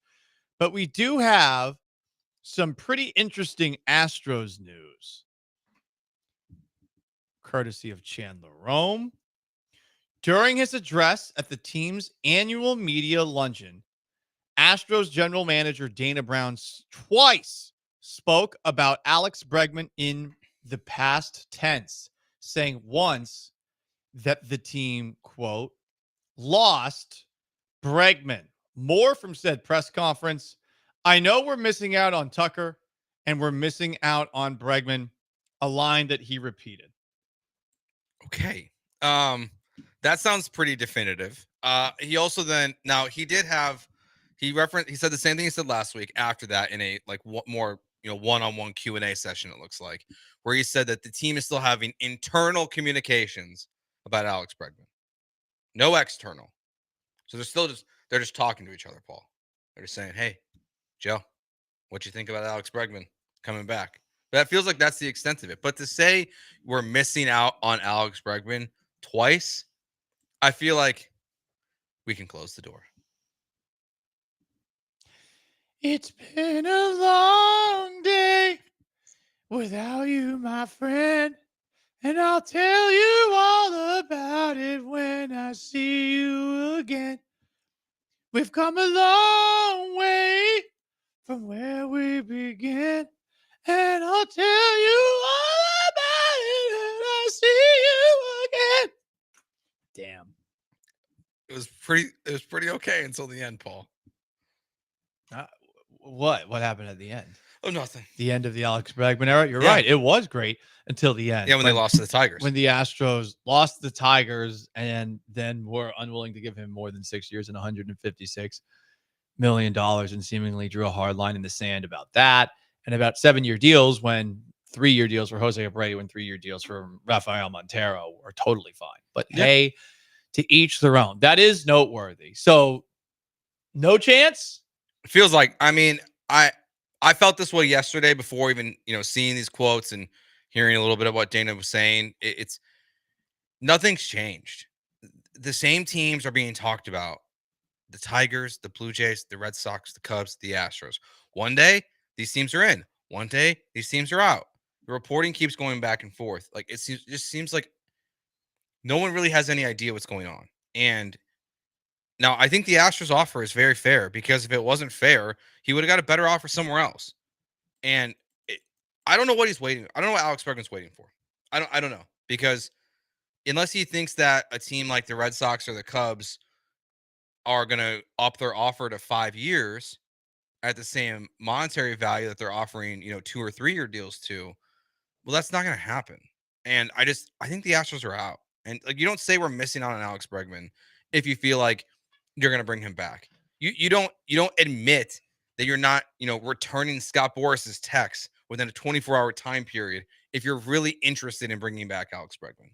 There's no aggressiveness there in terms of pursuing this. At least they're finally providing some clarity as opposed to this murky pushing by Bob Nightingale through likely Jim Crane of the idea that moving Ryan Presley was a way to give the Astros a little bit more money to spend on someone like Alex Bregman.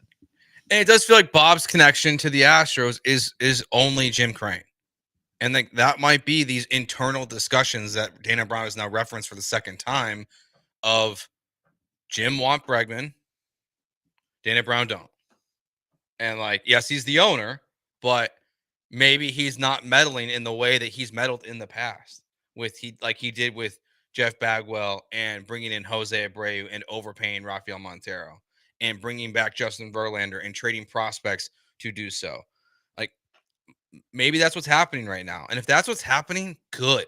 It means that he's letting Dana Brown do his job as the GM of this team and not just calling the shots and spending money the way he wants to do. Don't you almost want him to call the shots here? I do. The idea of Altuve in left field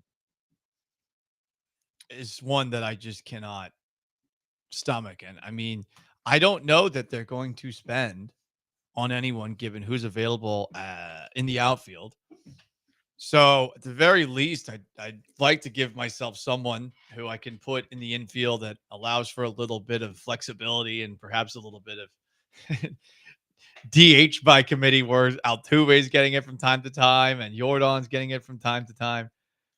But I think I'd want some clarity if I was Dana Brown from Jim Crane. Like if he's so adamant about bringing back, I'm guessing he has it. But saying that. What about the future of, okay, so you bring back Alex Bregman, you bump it to $30 million. And then next season, Framber Valdez goes off the books. And, you know, the Kyle Tucker money's no longer there. The Montero money's no longer there. The Abreu money's no longer there. What am I allowed to do next offseason? Like, how am I allowed to use all that money that is, you know, allocated to the CBT right now, even for the guys who are no longer on the roster? If Jim Crane is saying, well, the Alex Bregman move means you won't be able to do much, then I would be saying, well, like, I got to replace Framber. Like, I got to be able to spend money somewhere next offseason. If I'm not going to bring Framber back at $20 million a year, I got to probably add a starting pitcher. You know, we probably will have to add to the outfield at some point this year or next year. And if you sign Alex Bregman, you can't do any of those things, then I understand why Dana Brown would be hesitant to. Also, Dana Brown's highly analytical. He might view the slow starts to Alex Bregman very differently than all of us, to where he's really concerned about the future of it. And I think that's probably why Alex Bregman's not on a team yet, is because people are wondering if these slow starts will continue to creep longer and longer into the seasons. So I don't know. Like, I just don't think, like, if you go all in on Bregman, you have to think about the future too. And my guess is, like, that would be the internal discussion that they're having about it, because Altuve was in left field yesterday. I'll probably be back out there again today, and we'll get some weird videos of it. But, like, that's happening no matter what. So I don't even think that's even a factor at this point. That's very interesting. He's Joe. I'm Paul. 713-780-3776 to call in and to text in. But that's what we got from Dana Brown today at the Astros media luncheon. More on things that took place there at 1:45 as we continue our countdown. But in case you're just tuning in, Dana Brown spoke twice about Alex Bregman in the past tense at said luncheon, and also said they're no longer talking to Alex Bregman or Scott Boras. All conversations remain internal. Up next, we're getting closer and closer to Super Bowl licks. And in Super Bowl licks, hey, let's talk about some of the biggest storylines and some of the amazing moments that happened at last night's opening night. Stick around, Gallant George. First, let me tell you about my friends at MyBookie and MyBookie.ag. You enter promo code BET975, and you know what's going to happen to you. All sorts of wonderful things. You're going to get a deposit bonus. Hell yeah. But guess what? At MyBookie.ag, you got to be betting on things on Thursdays, because on Thursdays, there's risk-free bets. So maybe there's something you want to bet coming right around the corner. Guess what? If you bet on it on Thursday, you are going to have quite the time. But you can also bet on the big game. There are so many props that you can play with in this one, whether it's how long the national anthem is going to be, what color the Gatorade's going to be, all of the fun prop bets to make your big game watching experience better are there. Taylor Swift props. Taylor Swift on TV during America the Beautiful. Taylor Swift on TV during the national anthem. Who will be seen first during the national anthem? Travis Kelce or Taylor Swift? Will Taylor Swift be mentioned by any stage performer during the halftime show? Will she be shown live after the Chiefs' first touchdown? Will she be shown live after Kelce's first reception? Will Kelce do the heart hand celebration? Will Taylor Swift be shown on TV during the first quarter? What will happen first? Swift shown live, or either team scores a touchdown? When will Taylor Swift be shown the first time? First quarter, second quarter, third quarter, fourth quarter, and overtime. All of that and more at MyBookie.ag. Promo code BET975.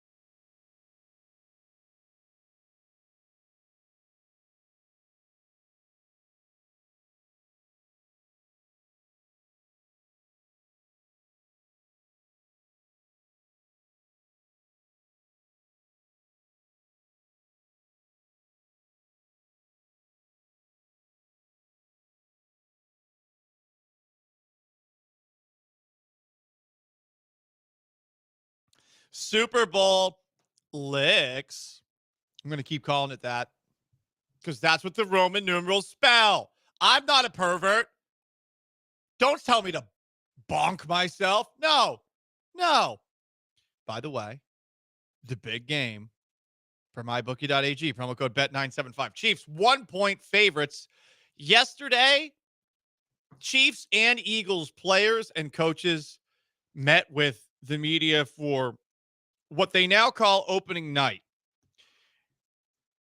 Basically, all of the players are put in front of a bazillion different people who are all trying to ask them questions. You can almost never hear the actual questions being asked, but they just sit up there and they answer a few questions. Both Patrick Mahomes and Travis Kelce were asked about the idea of the Kansas City Chiefs being villains. I don't even think it's embracing being the villains. We embrace who we are, and we believe we play the game the right way. We believe that we play with a lot of heart and a lot of passion for the game, and then we win football games. And if winning football games makes you a villain, we're going to keep going out there and doing it. Regardless, do you guys enjoy being the villains of the NFL? I love it. Yeah. I love it. I mean, at one point in time, it wasn't that. And yeah, you were the cinder. You guys were the darling of the NFL. Yeah, I was the do you feel bad for him guys. And you're now the heel. It's like it just makes us even more of a family. Ooh, family. You know, the guys from Fast and Furious, they're considered outlaws. They're considered villains by some. Terrorists even. Heroes by others. That means it doesn't matter because they're family. Yeah, I mean, which one's Hobbs and which one's Shaw? Hobbs is The Rock. Shaw killed Han.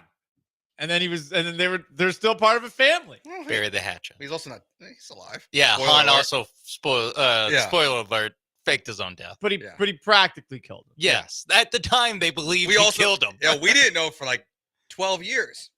And the Chiefs believe that being called villains is making them closer and closer. Jalen Hurts says that this time around, a rematch of Chiefs and Eagles in the Super Bowl from just 2 years ago. He says he's motivated by the last Super Bowl loss. He also was asked by a reporter, how do I get more handsome? How can I get more handsome? How can I get more handsome? My girlfriend says I'm the most handsome quarterback this week. Any advice, like something to do with my hair? I'm desperate, anything. I don't know if I can help you on that one. That sounds like a DNA thing. Damn. Every headline after that question and answer says Jalen Hurts roasts reporter. I wouldn't say it's a roasting. No, he answered the question to the girlfriend, which I don't think exists. Yeah, probably not. If you're asking that question. This man, how he could be more handsome. So we asked it, and Jalen Hurts gave him that word of wisdom, which is you're effed. I think you're screwed and you're an ugly bastard. Yeah, I think once I really started paying attention to like the Monday night circus for Super Bowl week is when I realized that there's a lot of stupid people in media. Why? Wow, Joe. Why are we doing this? I mean, they're trying to go viral. Yeah. Yeah, that's true. It's all about that's clout. what it is. That's what media day is actually the most. All right, opening night is actually the most like just fest there is of just it is people. It's the media making it about themselves. Yeah, like that's what it is. The Yeah. media making the Super Bowl, one day of the Super Bowl about themselves, You're right. where it is more about them trying to go viral than it is whatever Jalen Hurts says. It doesn't matter what Jalen Hurts says. What matters is that guy got to yell a question at Jalen Hurts. Trash Weiler from Jim Mudd and Josh Innes was probably the best thing though. A couple years ago, that I enjoyed On media night. Yeah, Opening night. Yeah, that's the only good thing. Yeah, and when Tom Brady cried, that was pretty good. There's been That lot of got good me. moments. That There's been a got me. lot of good moments. People are Of just- recent years. People are playing the game, Joe, and you're like, they're all stupid. It's They're dumb all questions. stupid. That's not a dumb question. It's a better question than the majority of questions Jalen Hurts got this Yeah, year. like- I'm just imagining some random dork Eagles reporter who's like, yeah, you guys have run a lot more 12 personnel than 11 personnel this question. Shut up, dude. You've never played. Oh, Just stop talking. Like yeah, that- I just think like the whole night's a waste of time. Yeah, I don't. I think think it's they should have ended it after We learned Taylor Swift makes great cupcakes. Sons of Pop-Tarts. bitches. My bad. Same thing. After they're basically a cupcake. The way you would make it is basically a cupcake. After Marshawn Lynch, I'm just here so I don't get fined. Like that, you're not gonna top that because that was an authentically good moment. Now it's like again a whole bunch of YouTubers trying to go Yeah, viral. I like that. What's wrong with that? Go blow themselves. Why aren't we there? I don't know. You didn't want to go. Your middle management Joe. I would have gone though. I'm going. Where's it at next year? I do think that Radio Row Next is time, ask him. He'll say he doesn't want to go. Just book it anyway. Like, we're going. Yeah, like what? I'm overruling middle management Joe here. Let's be honest. So that's not how the power dynamics of this show work. What are you talking about? You listen. I do think Radio Row is a disservice to the listener because the constant interviews lends themselves to uninteresting conversations unless you happen to get a guest who is engaged. And generally, those guests aren't people that are a big enough deal for others to sit down and listen to what they have to say. Yeah, the relevant guests stopped coming on the local radio shows probably right after, like, I would say Houston. Like, we saw, like, the change. And then definitely after the pandemic. And now you have to get an A-level guest. To get a B-level guest, you have to book 5 D-level guests. But we're not going next year either because I'm not going to San Francisco. So, dang. I guess we could. I guess it's in Santa Clara. Is that better? I think that's. I mean, it's just a suburb. I'm actually surprised they're going back because there's a lot of complaining about that. I'm sure that California will get its stuff cleaned up by then, though. And we thank Gavin Newsom for his service. More from opening night. Travis Kelce asked the liberal media this question.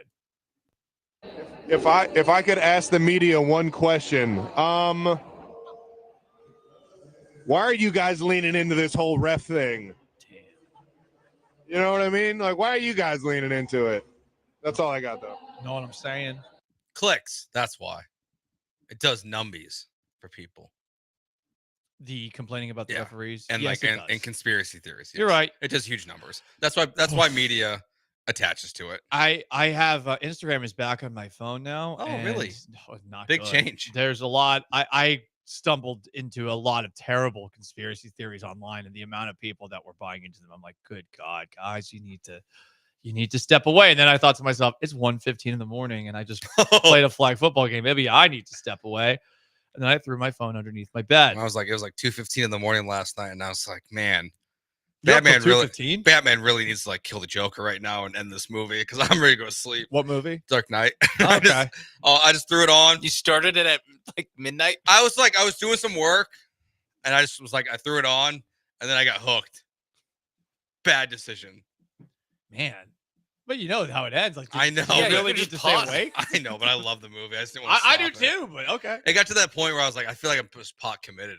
I've put it on like just on whatever streaming it's on, and then just left it playing as I went and got food and come back, just like it's still on, like it's on TV and I can't pause it. Yeah, that was the I'm on TNT lock of the weekend. Yes, every single weekend for a while. That and a couple of the Star Wars movies and all of the Lord of the Rings. Yes, lock. It'll be on TNT. Jalen Carter was asked what the key to stopping Patrick Mahomes. He said one thing is to sack him. Okay. I think that makes a lot of sense. Just hit him. Maybe a little dirty.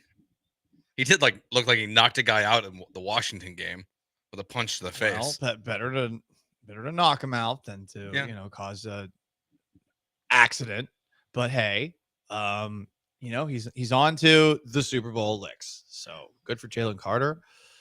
DeAndre Hopkins, former Texan wide receiver, former Titans wide receiver, admitted that he took himself out of a Titans loss against the Bills and thanked Amy Adams Strunk for trading him to another team. Interesting. Admitting to it, I guess she didn't want to be there anymore. He's in the Super Bowl. And just tell all the bad secrets. He was annoyed he wasn't getting enough targets in said game and the way that things were going. So yeah, he just subbed himself out. People thought he was benched, and he's like, "No, I just left." And it's a nice little thank you there. I'm sure she really deserved it. For bringing you in and then getting rid of you. It is really funny that she's getting thanked for trading him, and then he hates the Texans because they traded him. We got traded for pennies. He said. Mm-hmm. Yeah, he's still upset that he got traded for so little, and that he got traded. Because it was disrespectful to the then DeAndre Hopkins To trade him for just a second-round pick? and David Johnson. Yeah. Yeah. So I think it's the angst is fair. Kind of curious if they'll be able to repair that relationship like they've repaired a lot of the other ones. I feel like this one's going to be a little more challenging. Oh, it'll be very challenging. Yeah. There's no reason for DeAndre to. Like, DeAndre was the one who took the most issue with Bob McNair saying that the prisoners are running, or the inmates are running the prison. And yeah, I don't think he feels any better about Cal. This is going to be a Hannah McNair project for the future if they ever want to get Hopkins in the Ring of Honor, because he's definitely towards the top of players that you would consider for that, though I don't think he would be a lock from everyone in the fan base, and certainly not from those who thought that his off the field issues, which were like what, like he has a child, His baby mamas kept showing up. No baby mamas in the Ring of Honor, all right?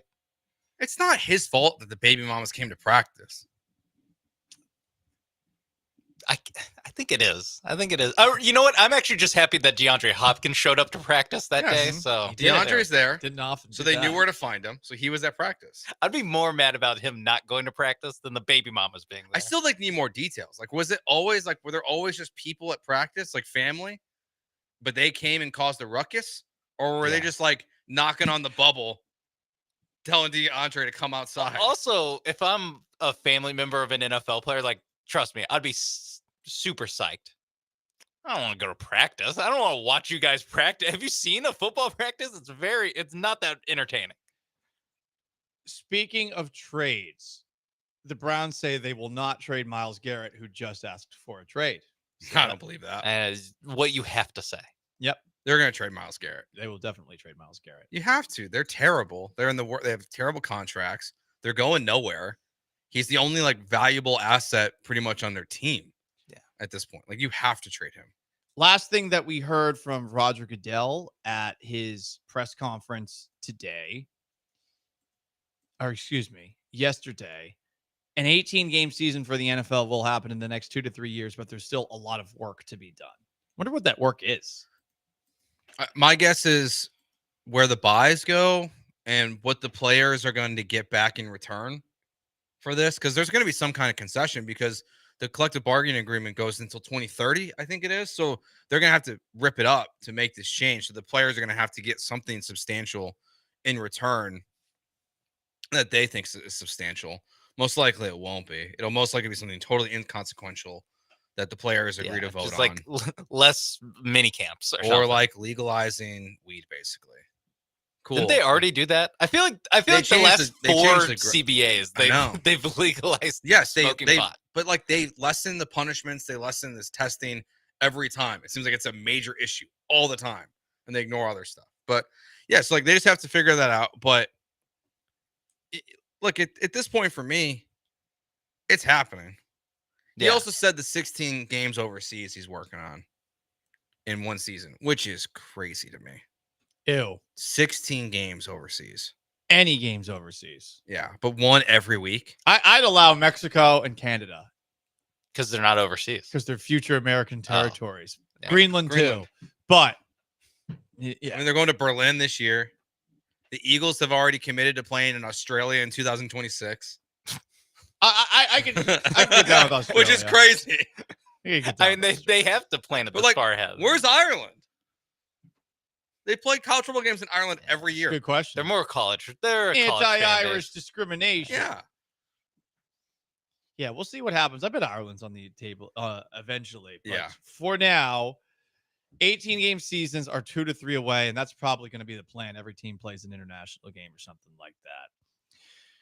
Joe George, Sean Mapes behind the glass, Paul Gallant and George on ESPN 97.5, 92.5 on YouTube at ESPN Houston, on Twitch at ESPN 975. Up next, we are 8 days away from Astros pitchers and catchers reporting to spring training in West Palm Beach. We continue our countdown with the latest from the Astros media luncheon today, including Dana Brown talking about Alex Bregman in the past tense.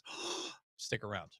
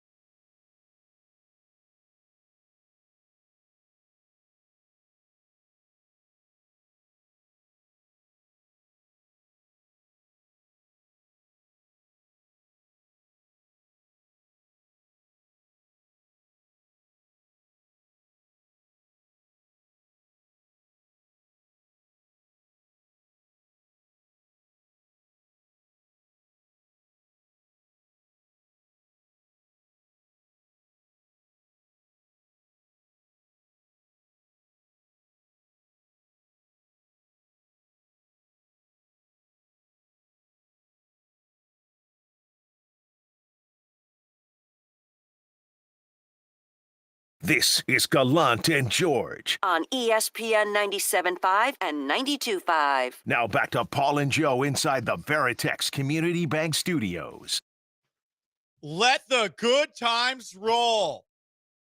Take the day off work and play a fun round of golf with your favorite sports station, the ESPN 97.5 and 92.5 Occasional Invitational benefiting kids meals is back. It'll take place Fat Tuesday, March 4th, noon at Wildcat Golf Club. Each golfer will receive beverages from Carbach Brewing Company, lunch, dinner from Valencia's Tex-Mex Garage, and 18 holes of golf. Register now at ESPN975.com under the promotions tab and use code EARLYBIRD for a $97.50 registration for a limited time. It's for the kids. Meals. It's for the kids. The kids. That's what I have to do whenever I'm trying to get donations for the Poultry Auction Committee, Joe. It's for the kids. It's for the kids. Yeah. How's that going for you? How's the rodeo committee life? You know what, Joe? Let's get to the Astros countdown. I had an HOA question. Nope. Countdown.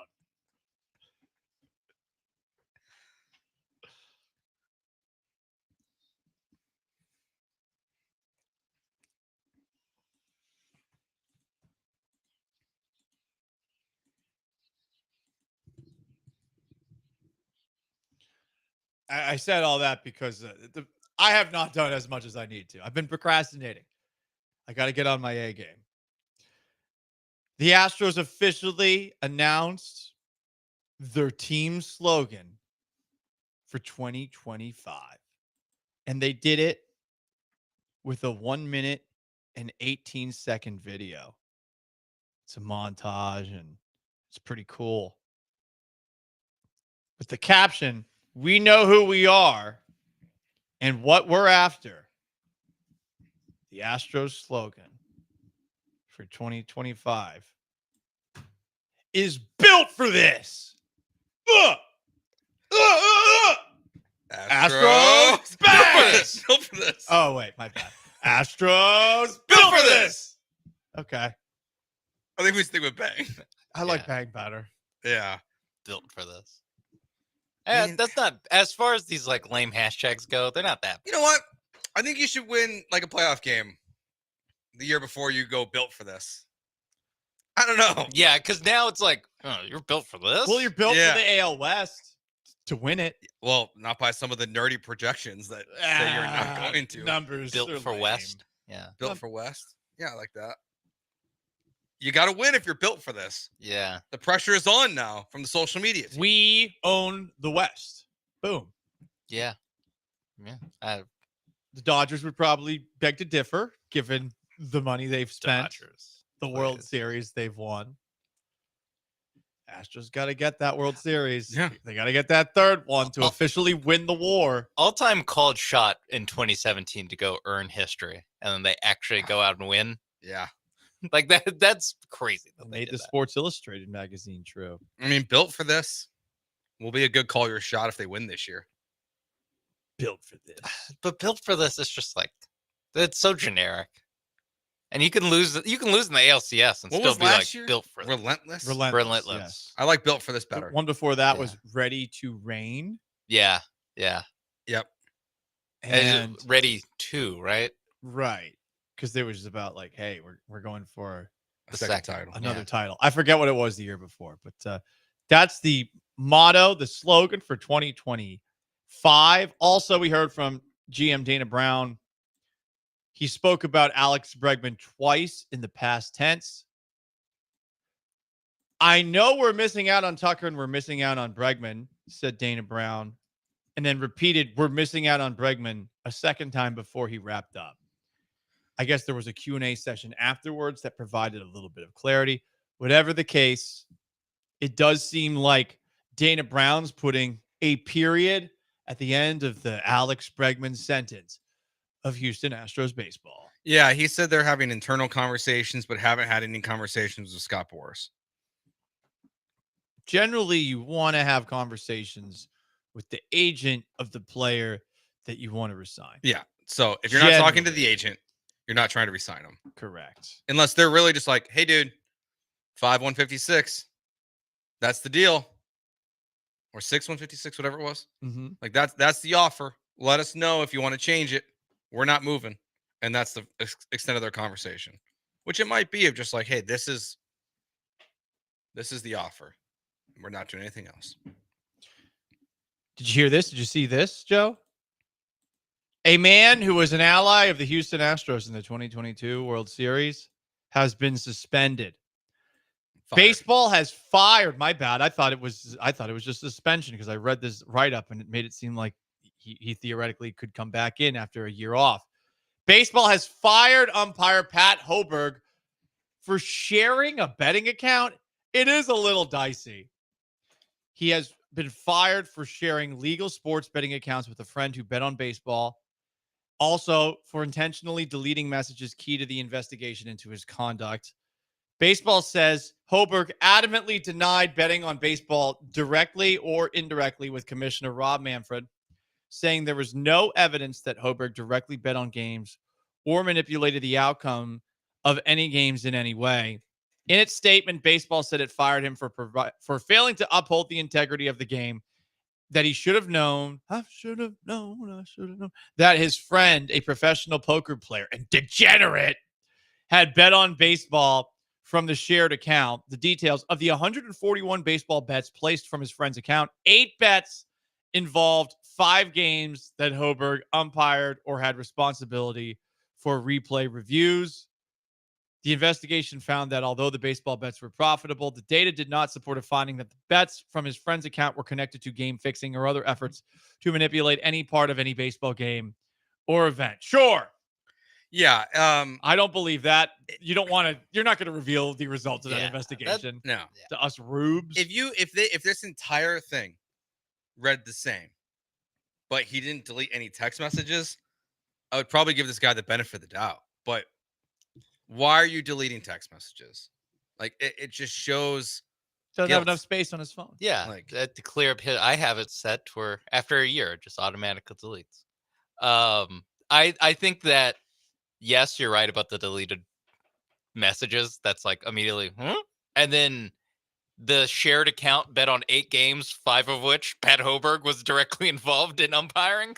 Yeah, that's also like so over 50% of the games. Like if this guy was just a MLB bettor, like he would have bet 100 of them, and however whatever the random percentage that Pat Hoberg would have been the umpire for, that would just played out. But for over 50% of the bets to be Pat Hoberg was involved, that's it just looks bad. I think it would look worse though if it was more games. I don't think, like when we talked about the Terry Rozier story that came out last week, and it was like what shakes a betting scandal, it's like real fixing of games. I mean, they're at least portraying that this is not that. It's hard to totally believe it. I mean, this is a guy.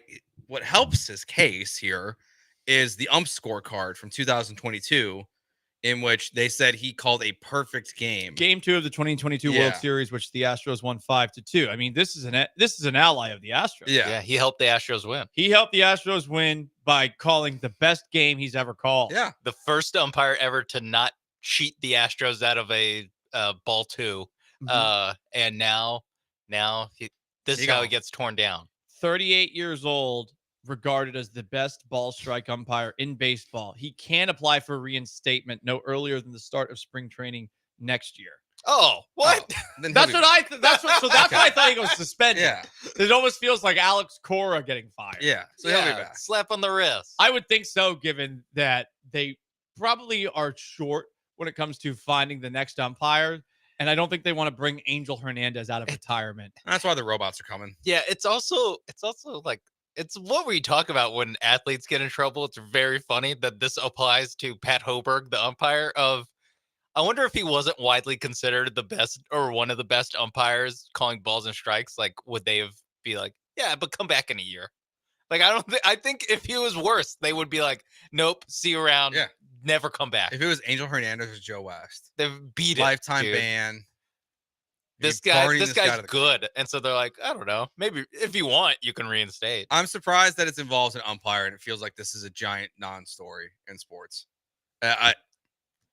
When I first Yeah. saw it, I assumed like it was going to get major run everywhere, and maybe because it's Super Bowl week, it's a huge news dump for baseball for it to come out now. But it just feels like a. I mean, the actual like, The actual I guess details are I not guess that no bad. one actually. I guess everyone just reads the headline. No one actually reads the details, but the details aren't that bad. We spent a week though speculating that Shohei Ohtani bet on sports, and like Yeah. this umpire is just like, again, it feels like it's not that big of a deal. Like, But yes, if it was Clay Martin or Sean Hockley, like Yes. yes, we'd the exact same details where it's a shared bank account or a shared gambling account with one of his friends, and he's bet on 8 NFL games, and 5 of them Sean Hockley was on the field for. Like more alarm bells would be going off. I do agree with that.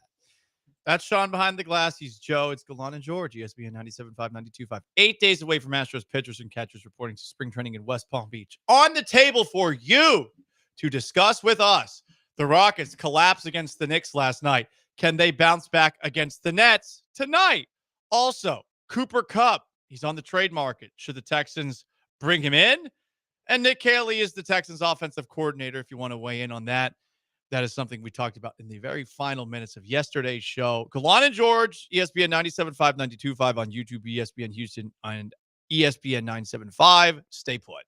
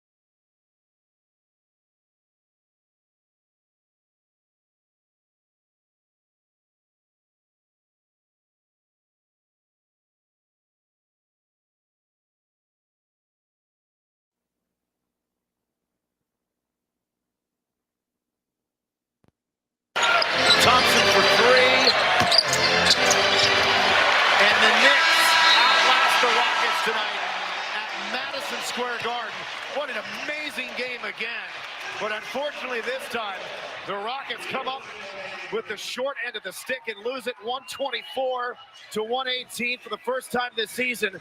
The Rockets have lost 3 straight games.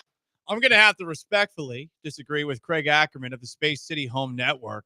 That was not a great game because the Rockets nearly allowed 50 points in the fourth quarter, a quarter in which, going into it, they held an 11-point lead. It was an entertaining game. Not for me. I mean, it was a fun back and forth for a while in the fourth quarter there until, Jalen Shouldn't have been a back and forth. No, it should not have. It should not have been. But it's where this team, they got to learn to win in the fourth quarter. Like, it is the biggest thing that's going to hold them back for the future. We saw the Thunder go through this last year. Like, this feels like the Rockets are now where they should be, which is a much improved basketball team that has to learn how to win basketball games. Yeah, a much improved basketball team that is playing probably closer to what their record should be. I mean, we're being honest about them. Looking in the mirror, this is a team that has some really good defensive players, but it's a team that doesn't shoot the ball very well and that doesn't have the best ball handling, and that's young. So you factor all those things in. I mean, this is a middle of the pack Western Conference team, but right now they're at the top of the table, close to it. Yeah. This Thunder team this year is the exception in the West. They're the ones who look like they're going to run away with it. They also, like last night, were specifically playing without their 2 best players or Correct. 2 of their 4 best players at worst. So that is part of it. It's like the issues are just so magnified and so multiplied by the fact that when we talk about this team struggling in late game situations, there's really 2 guys that feel like the more steady hands of late game offense in the half court, especially. And both those guys were in street clothes. So it makes it even worse that when Jalen Brunson is going off, that there is no one really that can get reliable offense on the other side for the Rockets. Yeah, for the Alperen Şengün stock up because of these games. Yeah, maybe Ime will stop benching them, huh? Yeah. The Turks are right. Let me put on a little hat with the thing. Is that what the Turks do? Turks wear? I don't know. Keep The on fez? going. Let's see where this one goes. Yeah, fezzes, right? Fezzes? All right. Sam, you know what? flip That this. sounded right. That sounded right. I know Turk. I know ball. So no Şengün, no Van Vliet.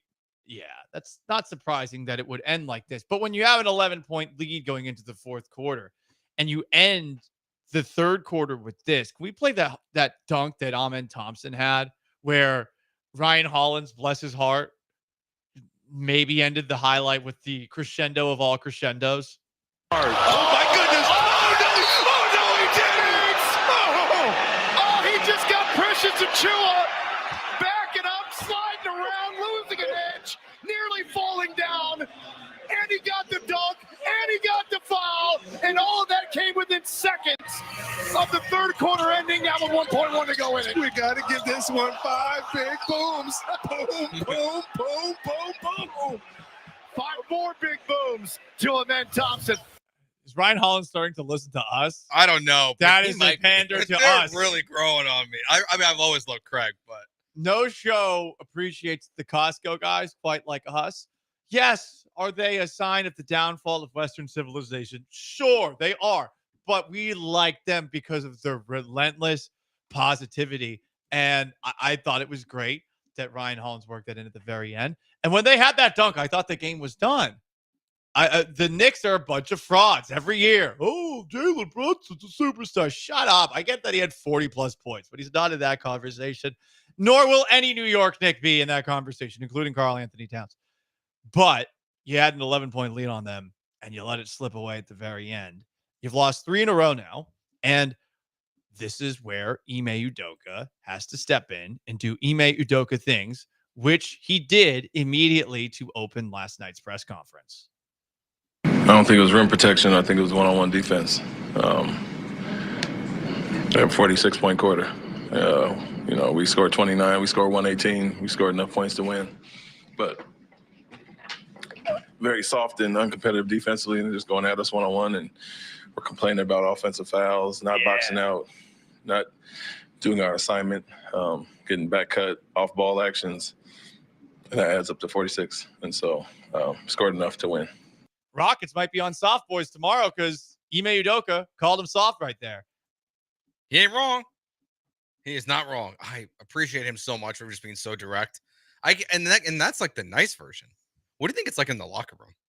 Like, we always talk about like D'Amico, like how he's like very like with the media, like he's very like calm, but you're always like assuming that behind closed doors it's different. If that's what Ime is like with us, like what is he talk? Like how does he talk to these guys? I think they have mentioned before where they ask, I forgot which player, like, hey, you guys are a really good third quarter team. Like, what does Ime Udoka like say to you guys? And he's like, a lot of it I can't repeat. And like he just it implies that he goes in there and just rips them.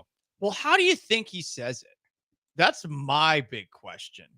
Because I imagine, like Bill Belichick, it's in that same tone. Because Ime Udoka, I'm not saying he sounds like RFK, but it does sound like he needs a glass of water all the time.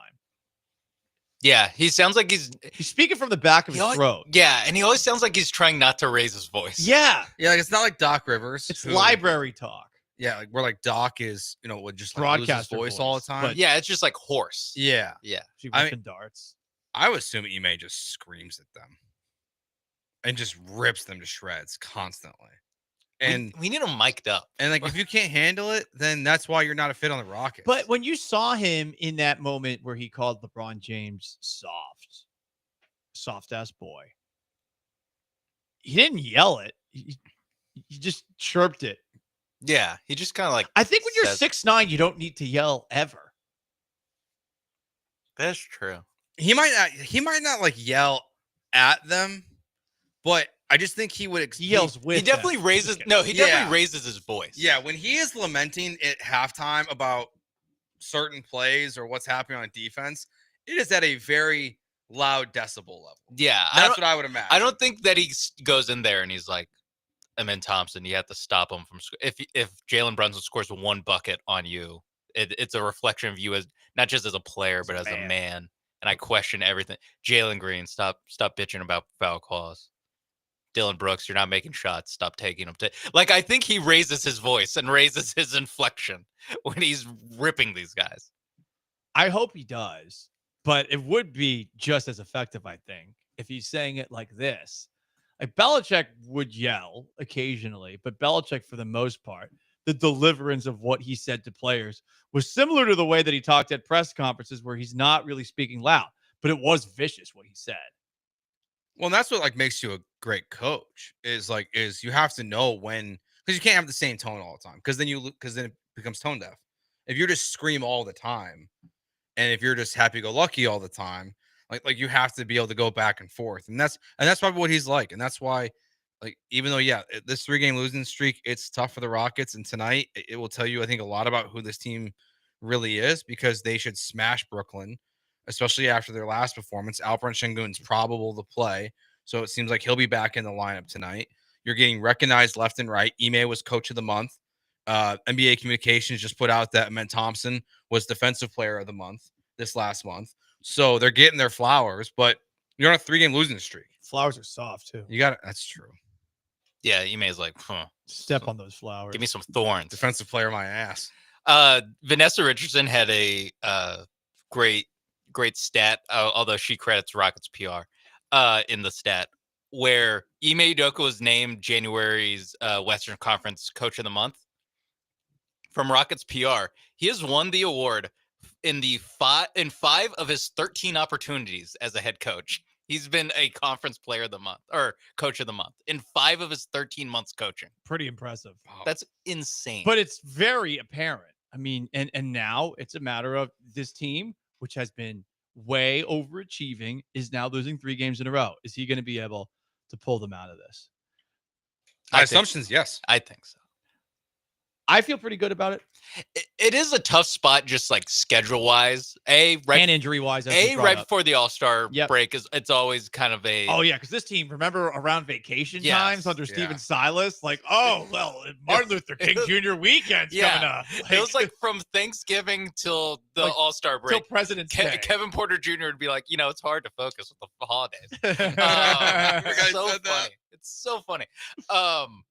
But this is a rough stretch. It's 5 games and 7 nights. And you're also dealing with Fred Van Vliet being out last night, Şengün being out the last few nights. So it is a tough spot with the schedule and stuff like that. But I do expect them to at least to not lose to the Nets again. Like I expect them to win tonight at the very least. And yeah, we'll see what happens once they get healthier. Sean behind the glass, Joe to my right. I'm Paul Gallant. I'm just going to leave you with something.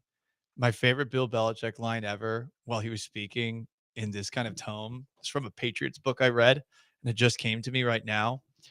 When asked about a player that he thought was stiff, someone in the room uttered, "That guy's stiffer than wedding you-know-what." Get what I'm saying?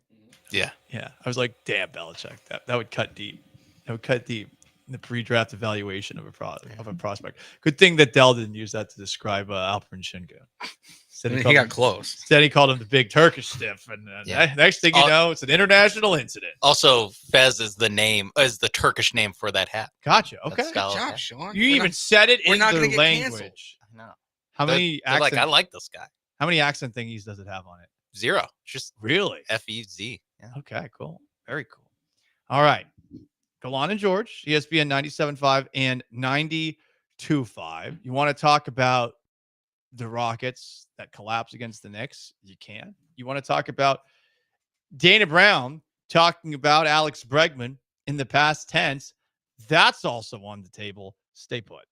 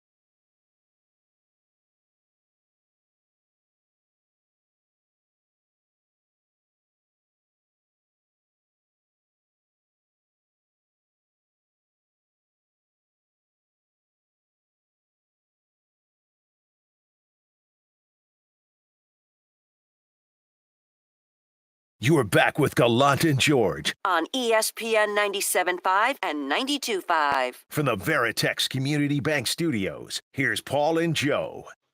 Some comments. We were talking about the Rockets. Ime Udoka called them soft in their collapse against the New York Knicks last night. They had an 11-point lead going into the fourth quarter, but the Knicks ultimately won 124-118. Todd the Show says, I was actually surprised the Rockets were as competitive as they were without Şengün and Fred VanVleet, but Jalen Green still drives me nuts. And if Tari's out on the second night of a back-to-back against the Nets, maybe things don't go so well because the Nets did beat the Rockets on Saturday. I think he is out. I think he is going to be out tonight, actually. Yeah, he's been ruled out for tonight's game to left leg injury management. Does it really say that on the injury report? Yes. Yeah. That's how you get around like sitting guys on a second night of back-to-back. If they've been hurt recently, you just go, oh, they're managing that. Yeah, if you put injury management, you can sit out back-to-backs legally. And Şengün, I think, is listed as probable. Yeah, he's probable. He is probable. So Eason out, Şengün in from last night's Rockets, it looks like. From the 512, Paul, let me get an Ime voice impression. I'm not good at the impressions. I'm not good at those. Slippery slope, too. What do you mean? You never know. I mean, we've been canceled for less. He doesn't, but it doesn't lend itself to that style. It really is just Bill Belichick. Like, if That's you just true. do Bill Belichick, it is basically Ime Udoka. Minus the grunts and mumbles. Yeah, and but stuff. it's just really low. And better answers. I Low would down say. here, and you just have to bring up toughness. Well, let me tell you about Jalen Brunson. Soft.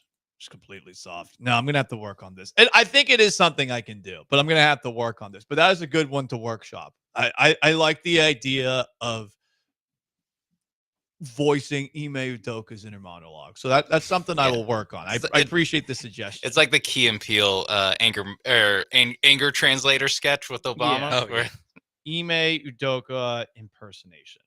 I will work. literally, he's writing it down. Writing it down. Yeah. Paul's a writer. He I has write written notes notes. occasionally, Yeah, written notes. I type mine out. What? Like if they were playing sound, I type my notes out because I write like a 2-year-old. I do too, and I can't read my own half the handwriting time sometimes. I write notes. I don't even know what I wrote. From the 682 talking about Ime Udoka addressing his players, I feel like it is scarier if he doesn't yell. I agree. I think murmuring your frustration when you're 6'9" is terrifying. Yeah, Because again, he is 6'9". It's a large man. He is huge. Yeah, I could see that being more terrifying. It's like the disappointed dad. Instead of him yelling at you, just being like, I'm disappointed in the way you play defense. I feel like that would cut deep. But there is like, it's not like disappointed. It's like disappointed, but also there's just like every time they show him, it just seems like a slow cooking of anger that's happening. Where it's like you can just see the anger like steam coming off of him. It feels like an explosion's going to happen at any moment, Never but does. it never actually does. Thank God that the 3 seed, or else it would come out. Gosh, I mean, how many? It feels like he doesn't even get that many texts. No, not really. And the way he acts on the sideline, sometimes you think they'd be coming, but yeah, he's not. Yeah, he's not even really that like he gets upset at calls and stuff, but he's not like super demonstrative. Like Taylor Jenkins, like he was a couple last week. Well, when they didn't call the justified, timeout. Like I've never seen Ime get that upset about it. No, I haven't either. Well, I mean, it was one of the most absurd things we've ever seen in a basketball game to call a timeout that's not been called on a breakaway. He's running. He's like, oh, I thought it was a timeout. What? The guy had a breakaway layup. I wonder what he yelled. He must have yelled something. Like for the ref to just randomly stop a play. Yeah, he must have said something. He must have said something. Yeah. A little word vomit. Did he Howard Dean himself? Yeah. Tell me. Oh, was someone's name Tim? Time? I don't know. Could be that. Yeah, Ty. That could work. Go Ty. Go. Tie it. Yeah. I don't know I don't know the Grizzlies roster off the top of my head though. The other news from today with Nick Caley, the Texans offensive coordinator, and Cooper Kupp, a trade possibility, but not seemingly a target of the Houston Texans at this moment in time. Hearing Dana Brown speaking about Alex Bregman in the past tense, and we're getting closer and closer to this, I think, being just officially done. But that's really the most of an update that we've gotten when it comes to Alex Bregman in quite some time, given that most baseball writer reports about interest in Bregman have been about how some teams have either put in an offer or are monitoring the current situation. Yeah, it felt like right around everything was happening with Presley, FanFest. It felt like the market had shifted for Alex and that things were going to come together quickly for either the Astros or his new team. And then it just seems to have hit a wall again. It seems like both are at an impasse and neither wants to text one another, which for those of us who have dealt with relationships in the texting era, sometimes you have a disagreement with somebody and you do not want to be the person to respond or bring up something that needs to be brought up, or two, maybe you feel that person's supposed to do it. So there's some sort of stalemate here. And I do wonder if Scott Boras, who Joe considers to be washed, and I don't think it's that far-fetched, I wonder if he calls Dana Brown. I mean, we know he texted him last week, but it feels like Scott Boras is going to have to be the initiator here and to getting, well, also Alex Bregman, as much as I think Scott Boras is washed, and I think it's part of it is because I think he tells his clients unrealistic expectations of what they're going to hit in the market, and then that's what leads to some of this. At the same time, it is fair to say if Alex Bregman truly wanted to be a Houston Astro, he could just accept the deal that's on the table. I mean, going from $28.5 million a year to $26 million a deal and not wanting to take that pay cut, I get the ego behind it, but it's clearly a fair offer based on what the market is telling you. Because if you had a better offer, you'd be on a different team. So if Alex really, really, really wanted to be here, he could just tell Scott to take the deal. True. He might be of the opinion that the league is colluding and that no one wants to go over a certain number. Is that actually happening? Hard to say. The idea that it's impossible collusion between owners, not that crazy. I think that Chip Kelly getting $6 million as an offensive coordinator, there's only one team in the NFL that would have done that, and it was the team that gave him that, the Raiders. Because the other teams do, I think, collude from a standpoint of, we're not going to give coordinator X, Y, Z a salary over this because it's going to set a precedent for future coordinators and what they're going to be looking for. I mean, we have evidence of that with the Deshaun Watson contract with the Browns, where other owners were like, you cannot fully guarantee a contract, or else every quarterback is going to ask for a fully guaranteed quarterback like Deshaun Watson. And luckily for the NFL, I mean, that has just completely backfired on the Browns. But yeah, you're right. They don't make coaching salaries public because they don't want anyone to figure out, so that coaches can continue to ask for more and more like these players do. They always keep it very tight-lipped. So to bring it back to that, maybe Bregman believes that there's something like that going on. But there's also this as a possibility. I mean, if I had an agent and I'm paying someone to be my agent, I don't want to deal with any of this. That's I don't very want true. to. I want this person to take care of all of it for me, so that I don't have somebody from the organization that I played for a decade telling me, "Yeah, you kind of blow now, dude. What's up with April? What's up with May? Even at times too, big boy. What's going on here? This is why we're offering you what we're offering you." I can understand why he maybe wants to distance himself from it. And again, if you're paying your agent that much, the agent should take care of all of it. So you're right in that if Bregman really, really wanted it, he might tell Scott Boras, dude, just take it. But there's also, I think, some plausible deniability for Bregman that is totally fair to think about. And I'll put it out there because I think there's a lot of people that are going after Bregman right now, and I don't really like it. No, I don't like it. No, I think that's fair. I think that it's funny that the flip-flopping we've seen where it was, we really want Bregman back. Everyone bring back Bregman. And then you sign, you trade for Paredes, you sign Christian Walker. Bregman wasn't that good anyways. And then it flipped back the other way last week to where Alex Bregman at third base, like Jose Altuve, the GOAT teammate, but Alex Bregman should be your third baseman. Paredes should be at second. And then now it feels like, again, it's flipped to where Alex Bregman's not really that good anyways. He should be happy the Astros are offering him this deal. Or it's if you really loved us, you would take this crappy deal. Yeah. Like there's a lot of I read it, I'm like, this sounds like a manipulative boyfriend or girlfriend in an argument where it's like Alex Bregman should take this crappy offer. If he really loved the city of Houston and he really loved the Houston Astros, he would take this offer. He would go apple picking with me if he really loved me. Don't try to emotionally manipulate at third baseman. You'd watch Real Housewives on Bravo with me. What do you think the last text exchange was between Scott Boras and Dana Brown? I really hope that it was this. You know what's always, if you want to piss somebody off in a text conversation, and sometimes I do this intentionally just to be a dick, but here's up. If you respond K. Oh, see, I think it was just not even okay, not even liking the message. Yeah. If you just respond K, very often the other person will think something is wrong, which is very fun to do from time to time. So Scott Boras texts Dana Brown, K. Call me back. And Dana says K. And then doesn't call him for 24 hours. Doesn't call him. And does a press conference where he's like, still need to call that Yeah, guy. I feel like it was a like. I think he just liked the text. Gave the maybe a thumbs up. It. Yeah.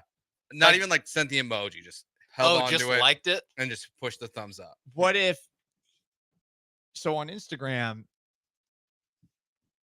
the person who sends you a message knows whether or not you've read it. So what if it's one of those situations where they saw it in the inbox, but they didn't open it because they didn't want the other person to know that they read it? Didn't want to. He has read receipts on. Yeah. It's tough getting left on red. Well, it's tough also knowing that a person has read. Yeah. Yes. But that person has not opened up the text message as well. Yeah, because there is a little bit of I sent this text 24 hours ago. Like they definitely know that I texted. Even if they didn't go in and look at it and open up, go into the conversation and look at it, you get the notification. You got the notification that you've definitely texted somebody in the last 24 hours, and you've gone out of your way not to text back me, Scott Boras. You're Scott Boras. Yeah, he probably thinks he probably thinks he deserves a response within seconds. Yeah, honestly. I mean, but I heard Joel talk about it last week. It was a great point that Joel pointed out that Scott Boras, maybe he just doesn't have the same pull that he once was. Maybe he's a little over the hill as an agent. This wouldn't have happened to the Scott Boras of old. I thought it was great that Joel pointed that out. I think so too. I think it's a great point. I do think there is some collusion happening here though for Bregman. To what you said. Of course, it goes on with every player that's not named Juan Soto and Shohei Ohtani. I've been thinking a lot about this Dodger stuff with the the theory that they're just spending all this money because they know there's gonna be no baseball in 2027. If Jim Crane knows, and most of these MLB owners know there's not going to be baseball in 2027, and for a calendar year, they're gonna have no revenue coming in.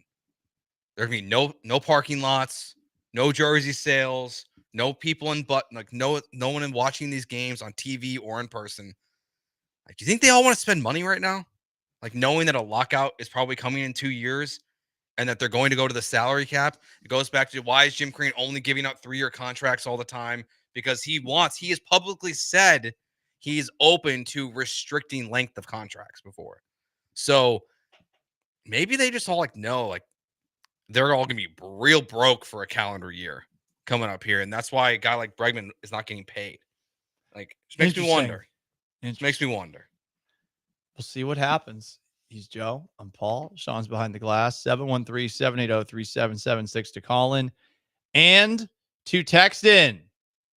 Up next, everything you missed over the weekend in sports, including a crazy game between our beloved Cougs and Texas Tech. Stick around. Hey, if you are waiting to get into the gym in 2025, don't wait anymore. Go to O Athletic. Check them out, oathletic.com, O Athletic on Instagram. It's not too far from the radio station here, 767 North Shepherd in the Heights. They have everything you could potentially want. They have personal training. They have classes. They have all the weight room and recovery that you need, the sauna, the steam room, the endless pool. It's all right there. There's an open area to where you can do any kind of workout you want. You can get a run in. There's this giant hill. I can't even describe it. It's so high. I would never try to run it because I probably would fall down and hurt myself. But everything they have there, they even have volleyball outside, so you can get in that as well. O Athletic is a great gym. It's a gym for me. It should be the gym for you. Check them out at oathletic.com.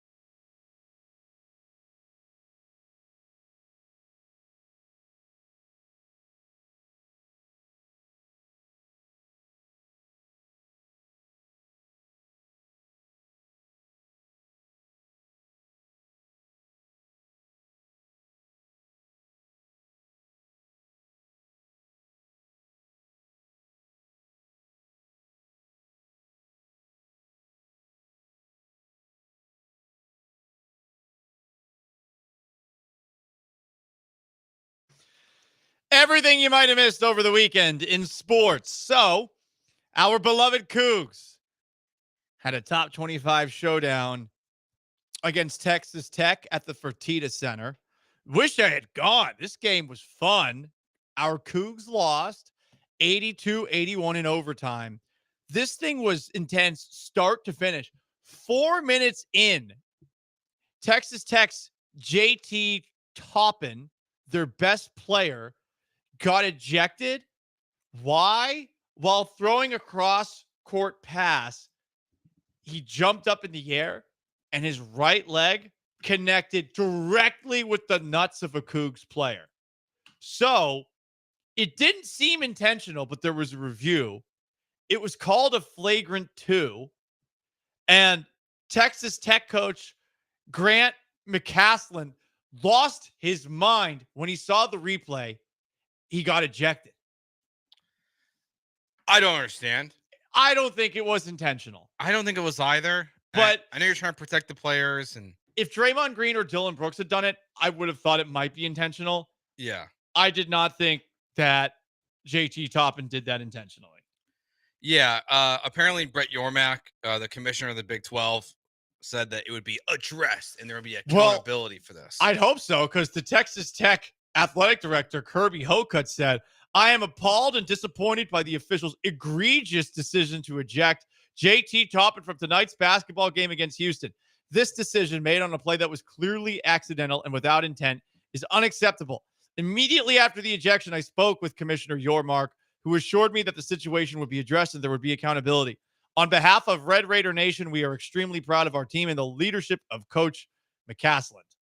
That would have been fun to go to, though. Fertitta Center, I've said it before, best place to watch a game in sports in Houston. I don't think there's any debate about this. And to see a guy get ejected 4 minutes in and then see a scrappy game for the remaining 36 minutes and then 5 minutes of overtime, hell yeah. Yeah, the Cougs have kind of become like must-watch. I mean, they're always good, but like this season's been very entertaining so far for them. They've had a lot of really good basketball games. Well, you should see what's coming up on the schedule. What do they got next? So February 15th at Arizona. Okay. Could be the game of the year. A rematch with Texas Tech, the 24th. Circle that one. Iowa State, the 22nd. They could be both in the top 10. And then Kansas. Remember how that game ended? Yeah. March 3rd. So the next month of Cougars basketball features 4 awesome games. And they're still the number 5 team in the country right now. Wow. Should have, and probably. Did they go up after losing? They did. Wow. Were they 7 last week? I think they were 6 or 7, right? That makes no sense. The basketball one is different than the football one because you play normally 2 games a week. So, like, there is a chance that you lose and don't go down if the win was good enough. But they usually do it, I think, on Monday. Yes. Yeah. No, what I'm saying is that they lost on Saturday, but if they won on Tuesday, then it might have balanced each other out, or everyone else in the top 5 lost. Or I know there was a few upsets. Iowa State, Saturday. they dropped big. Yeah. I know they moved ahead of Florida. I think was the other team too. I was going to say there's an SEC one too. There was more trading in the NBA over the weekend. We talked a lot about Luka Doncic moving to the Lakers yesterday. Well, the Spurs got De'Aaron Fox from the Sacramento Kings. The Kings, as part of a 3-team trade, got Zach LaVine from the Chicago Bulls, 3 first-round picks and 3 second-round picks. And the Bulls got Zach Collins, a couple other players, and their pick that they had in 2025 that the Spurs had. They had. Yeah, so they owned the pick. It was just top 10 protected. Oh. So they just got the protections to go away. It's the dumbest. So now the Bulls can have the 15th pick and get their pick back, which they could have had anyway. Which also won't happen because they just traded Zach LaVine. Pick swaps should not be included as part of trades. Like I think they're annoying. I mean, it's crazy. This isn't even a swap. This is just them getting their pick back. That's a pick that was from the DeMar DeRozan trade from 4 years ago. Was that 8 years? Like 7 years ago? I don't know. Like DeMar DeRozan? Like 5 years 2021. Was it 2021? Yeah. God, it feels like it was way 8 years ago, Derrick Rose was still on the team. Oh, no, LaVine was only been there for 8. Was it there for 8 years? This is a good move for the Spurs. I like it a lot. Like, De'Aaron Fox wants to be there. You're going to lock him up. Instead of investing in an older player, like, why wait? It's like to hope someone wants to come to San Antonio. It makes a lot of sense for them. Yeah, they did a good job. They didn't send any of their good, interesting young players other than Trey Jones, I guess. But he's an expiring. Yeah, he's not quite on the same level as the other guys. And they kept all the good pick. I mean, they just gave Chicago their pick back. It's basically the only pick that they gave away of, serious note. And they keep all their Hawks picks, which are going to look good. They kept all they had a Kings pick. They somehow didn't have to swap back with the Kings. So they honestly have enough ammunition to make another move, to make another star move. So, yeah, good job by the Spurs, but I won't give them too much credit considering the two teams they're negotiating against are the Dummies. Kings and Bulls. Yeah. Yeah. Speaking of the Cougs in basketball, Quentin Grimes was traded today from the Dallas Mavericks to the Philadelphia 76ers. Yes, for Caleb Martin. Yes. And originally, Shams just tweeted Caleb Martin has been Sixers, whatever. Caleb Martin has been traded to the Mavericks, and a lot of people had a lot of fun with like, did the Mavericks just trade Kyrie Irving for Caleb Williams or Caleb Martin? By the way, speaking of the Luka Doncic trade, Brian Windhorst said it's not a complete guarantee Luka stays with the Lakers. Ooh. Okay. I don't believe that. Well, they can't give him the Supermax now, right? Well, he can't get the Supermax anywhere. So I guess he could leave at some California taxations. What if he has a Paul Gallant against Antifa experience? He just bought a house in Dallas. Rockets? Spurs? Back to Texas? He'll be a Laker probably for the rest of his life. I feel pretty comfortable with The rest of his They life. the rest of his Rob That's Pelinka, ominous, dude. Rob Pelinka at the introductory press conference said he's happy that that Luke, not just Luka, but his family and like all of his staff, including his nutrition staff, are now part of the Lakers family. If you're Rob Pelinka and you're like, Luka, you can even bring your nutrition staff. Yeah. They're in. Welcome. I think they're doing everything they can to sign this guy long term. He also thanked Nico Harrison at the press conference. Yes. Which, like, he straight up just like fleeced his friend. At some point, Nico Harrison, the GM of the Mavs, has to realize like this friendship is now over, right? You just got worked by your if buddy. Nico Harrison gets fired, I mean, Rob Pelinka, like he's got that in his back pocket forever. Like, Rob Pelinka has to give him a job. That's true. So that'd be so Sure. funny. That I think there would actually be like a revolt at the American Airlines Arena if Nico Harrison within 18 months is working for the Lakers. Well, I mean, okay, so this tweet has been February deleted. 6th. So do we know if this thing that you sent to Sean was real? I thought it was because I'd seen other people run with it other than this one account, but apparently the Mavericks are refunding people who canceled their season tickets for the rest of the season. Oh, that's nice. That is nice. That's very because nice of them. That comes off a report where people were also saying that they've already been told that season ticket prices are going up next year. Yes, apparently they're On the board. no. Do you know how much they're going up? Was it 60%? 60% raise. Yeah, on that's season tickets after, or I mean, I guess they already set the number before Saturday, but now that they've traded Luka, hey, want to pay 60% more for these season tickets? the people that aren't a part of the Mavericks who are like in sales and could you in marketing, imagine? they The business probably people are so pissed off right now. I think I'd quit my job. Like honestly, if I was in that can't quit a job department- unless you have another job lined up. Go That's to my Lakers. mindset. Just Dude, ask the Lakers. If my they'll job take was it. like if I'm some fresh out of college kid and my job is to sell season tickets and cold call people, I think I'd rather work at McDonald's, man. Than like No, you wouldn't. like you want to call Stop. people and Stop. be like, hey, do you want season tickets? to get no, what you're You're saying, getting verbally assaulted. yeah, you'd rather get verbally abused working in fast food than working for the Dallas Mavericks.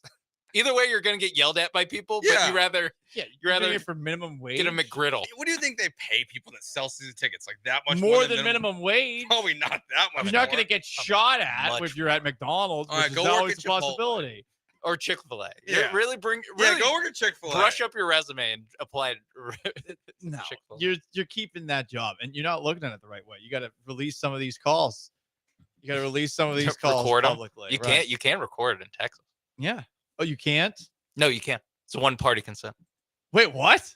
Yeah. So that means we can prank call people? No. And record it? Well, yes. You could just record people for your job and do that. Okay, I wasn't sure if they called you, it was legal. Different states have different rules, but Texas, you don't have to let someone know. Damn. Okay. Guess what? The Dallas Mavericks broadcast talked about the Luka Doncic trade. If you want to laugh a little bit, here's how that sounded.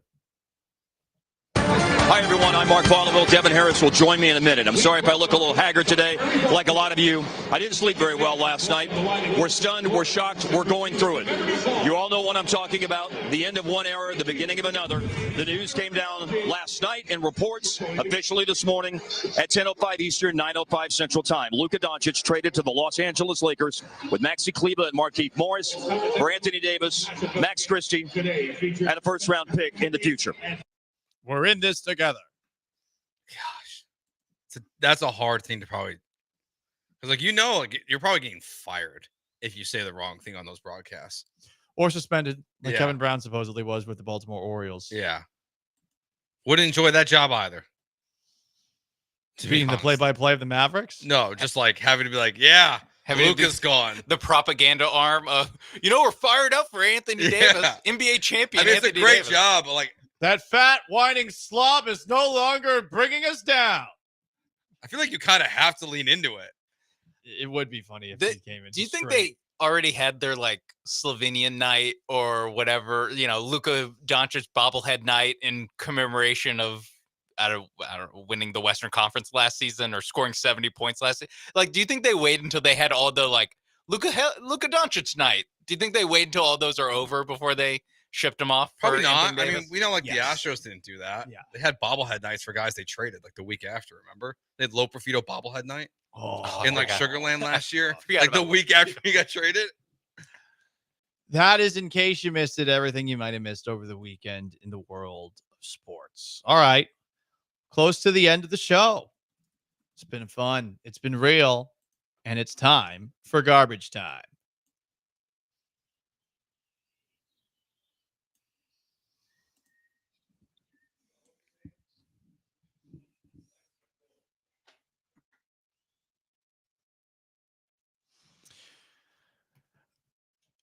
This is a very interesting news story from England. It's a British news story, and I'm just going to let the Limey take it away.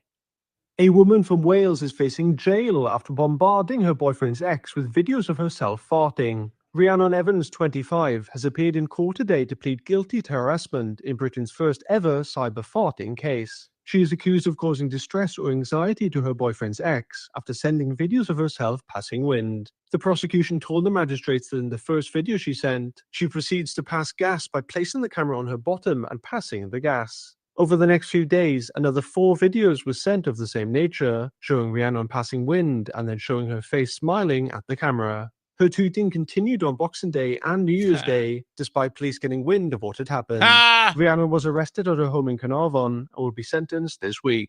Getting wind of what happened. So she was farting on her phone and sending it to this guy's girl. And she was the ex of the guy. England, they don't let you do anything there. Just know, appreciate the freedom you have in the United States of America. You can do that here. You can't fart into a phone and send that fart to somebody else in England. Yeah, you can do that in America. They'll send you to jail. At Pac-Man Joel on Twitter. What? I'm kidding. What was that? Send your farts that way. Please don't. Not if you're in England. You opened this can of worms up, sir. Not in England. You'll go to jail. Yeah. You can't do it in You England. broke the seal on them. What a terrible thing to get arrested for, honestly. I mean, it's kind of funny. It's very funny, but imagine actually getting arrested. The cops show up, and you're just like, wait, what am I going to jail for? It's a good question. Many people don't consider pickleball to be a sport, but a couple of pickleballers are really, really trying to make it a thing. Here are Gabe Tardio and Tyson McGuffin. And what has been both of your favorite parts of being in Melbourne? The bitches are amazing. It's just everything. It's just an amazing city. Tyson, what about you? No kids and a lot of bedroom cardio. Oh my gosh. Alrighty. Well, congratulations. These two in the finals. Dylan, back to you. I think he said beaches, but it sounded like the first guy was saying the bitches are amazing. Yeah, I mean, And and then- it would go with what the second guy said. The second guy's clearly having a lot of sex. I So wasn't- pickleball players, not virgins, confirmed. That's a surprise. Or at least trying to portray that. No, not sure. TBD. You never know. Maybe pickleball parties are wild. Yeah, maybe, sure, maybe. Tyson McGuffin was really was killing it. Apparently, he's the bad boy of pickleball. He's like the John McEnroe. Oh, really? Yeah. There's an actual article about him on Barstool Sports at one point. Have you played yet? No. I might get back into golf. We'll see. We'll see. Really? Yeah, we'll see. After mastering it. Wow. Oh, well, yeah, I might, because now that I'm a master, I might be at the best. But first, we're doing flag football one day at a time on today, the greatest day of all of our lives. That's going to wrap up today's Gallant and George. Big thanks to our texters, callers, YouTubers, Twitchers, and everyone else who listened. For Sean Mapes, for Joe George, I am merely Paul Gallant. So long, farewell. Have yourselves a wonderful Tuesday. First, let me tell you about my friends at mybookie.ag. Promo code BET975. That's what you use for an awesome deposit bonus. They're going to double your initial deposit. The Super Bowl. It's a game. And guess what? mybookie.ag, promo code BET975. That is your go-to shop for the big game. You see what's going on? Chiefs 1-point favorites against the Eagles. All sorts of parlays you can bet on. You can bet on the MVP, the coin toss, the national anthem, the Gatorade color, for God's sakes, Taylor Swift props. There's like 12 of them. We went through it earlier in the show. mybookie.ag, promo code BET975. And don't forget about their risk-free Thursdays. You place a bet on Thursdays, you lose. Guess what? You don't lose a thing. It's mybookie.ag, promo code BET975. Bet anything, anytime, anywhere, only with mybookie.ag.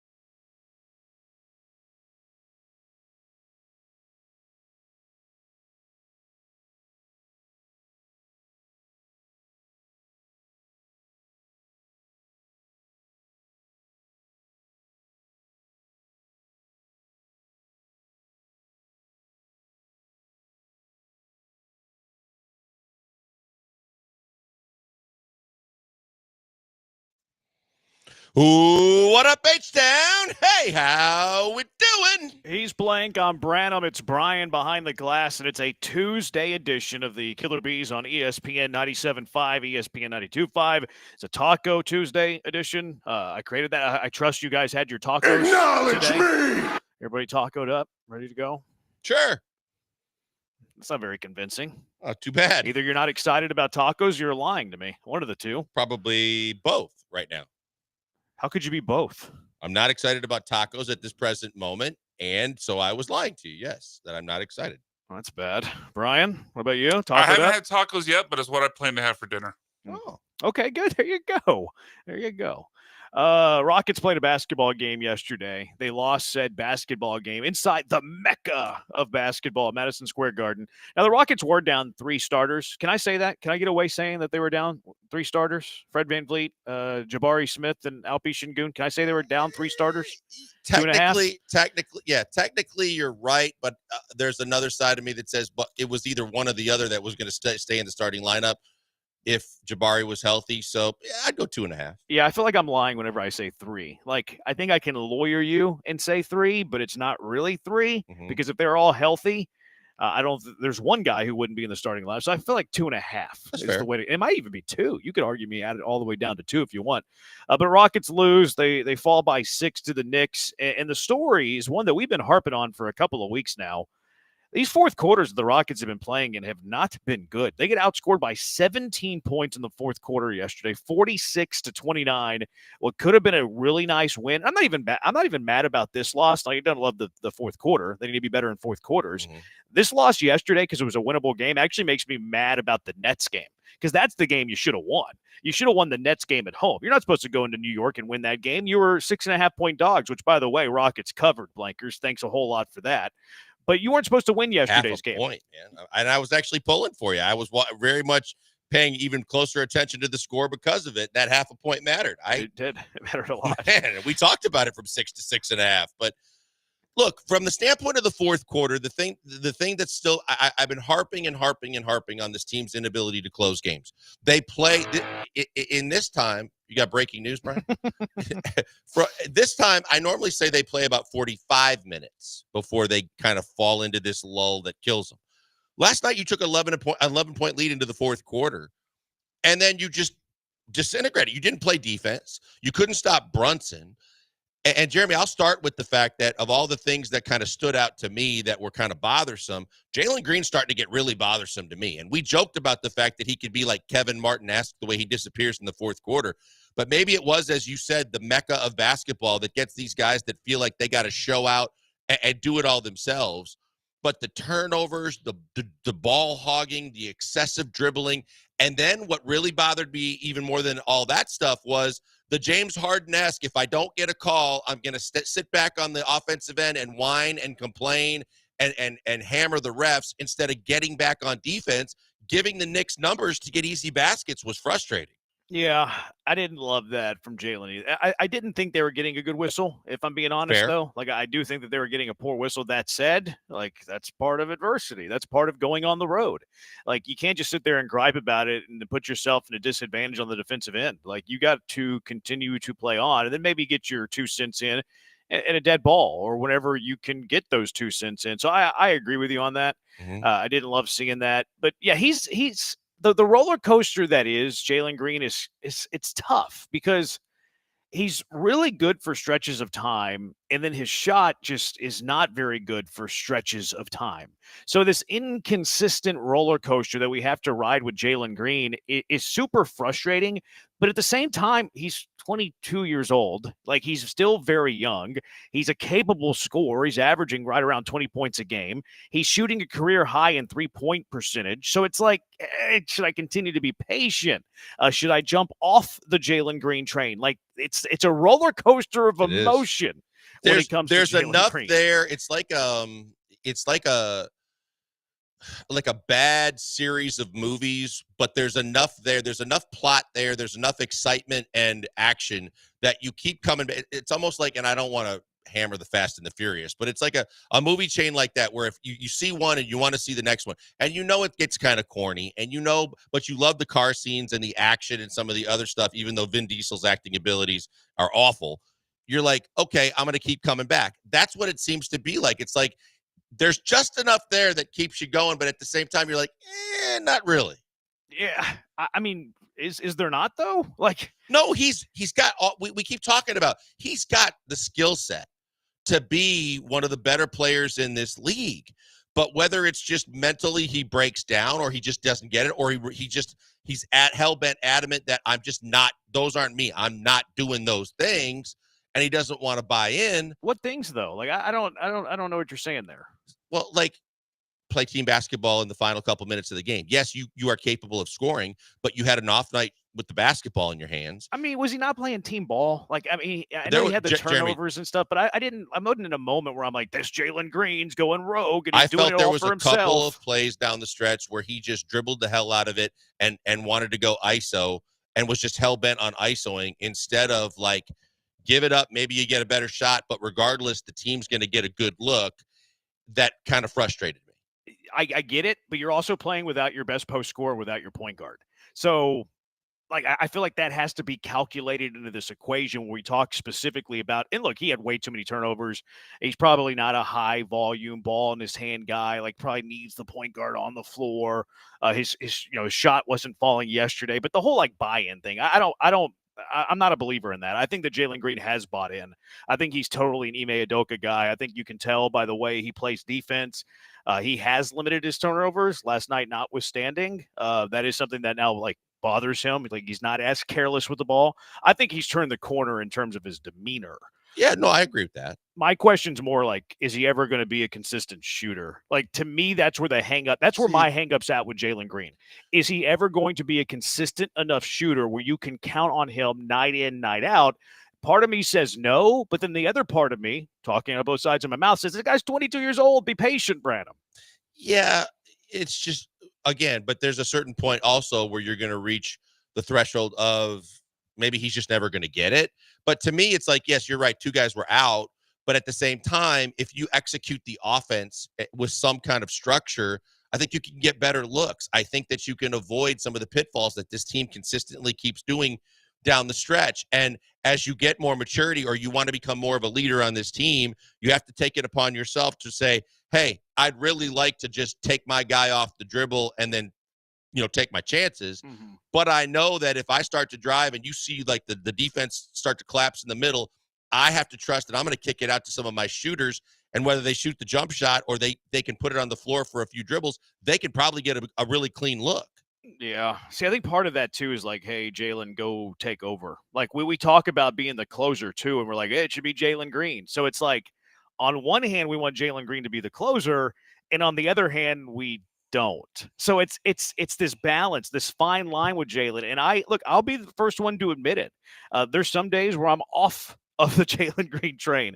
There's other days where I'm on the Jalen Green train. And I think I speak for a good percentage of the Rockets fan base too, because he has moments where it's like, okay, this guy's going to be a top 10 scorer. He's going to be an all-star. He had that entire month where he was just like incredible, fantastic, sensational.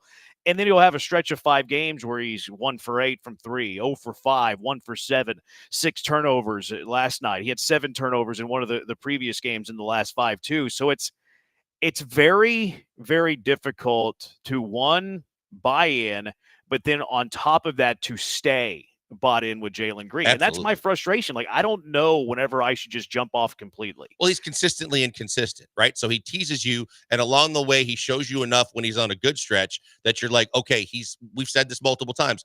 Could this be the time that he's finally getting it? It's all going to click, and we're going to see him just take off. And instead, then you get that 5-game stretch you're talking about, and you're like, now the conversation turns to, is he ever going to get it? Is he ever going to completely be able to kind of flip the switch and keep it on to where he takes his game and with the team on board, takes him to the next level? And that's the frustration in it, because the talent is there, and that he's fully capable because we've seen it in the good stretches. But when those bad stretches hit, that's what gives you all the reason to doubt and start wondering if it's ever going to be the complete package that you're hoping for. Yeah, like that's my hang up is like how much longer do we give him? You know? Uh-huh. Like cuz look, yesterday he was terrible. Like he was not good. 1 for 8, turned it over 6 times. This guy saying I didn't watch the game. I watched the game. I was locked in. Watched a little Big Monday at the same time, but I was locked in. But that's my hang up because I was having an argument with one of my acquaintances today.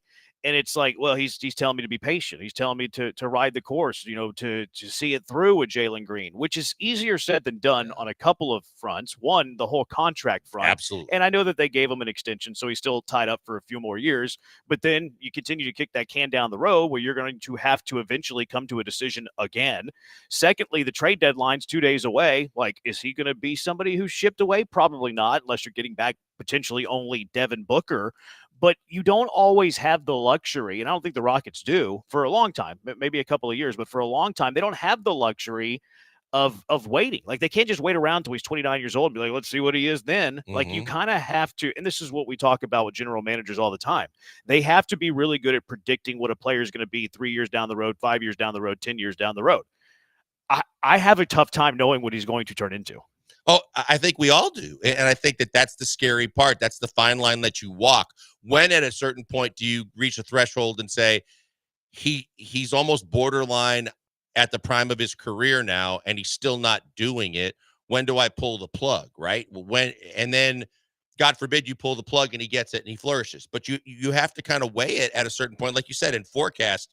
Is this going to happen? And is this the continuing broken record story of Jalen Green for the next several years? Goods and bads, ups and downs, roller coaster ride. When he's good, he's great. When he's bad, he's awful.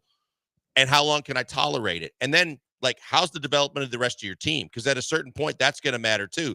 If you're still grooming your young players and you're not worried, you don't have the kind of veterans that are like, win now or else, you might be able to be a little bit more patient. You might be more patient than, other teams.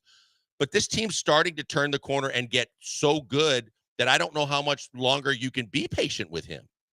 Yeah, because I mean, if you traded him for Devin Booker, you're better today, No doubt. Like, so that's the hang up. That's why you can't be patient because you might have to face a decision Thursday.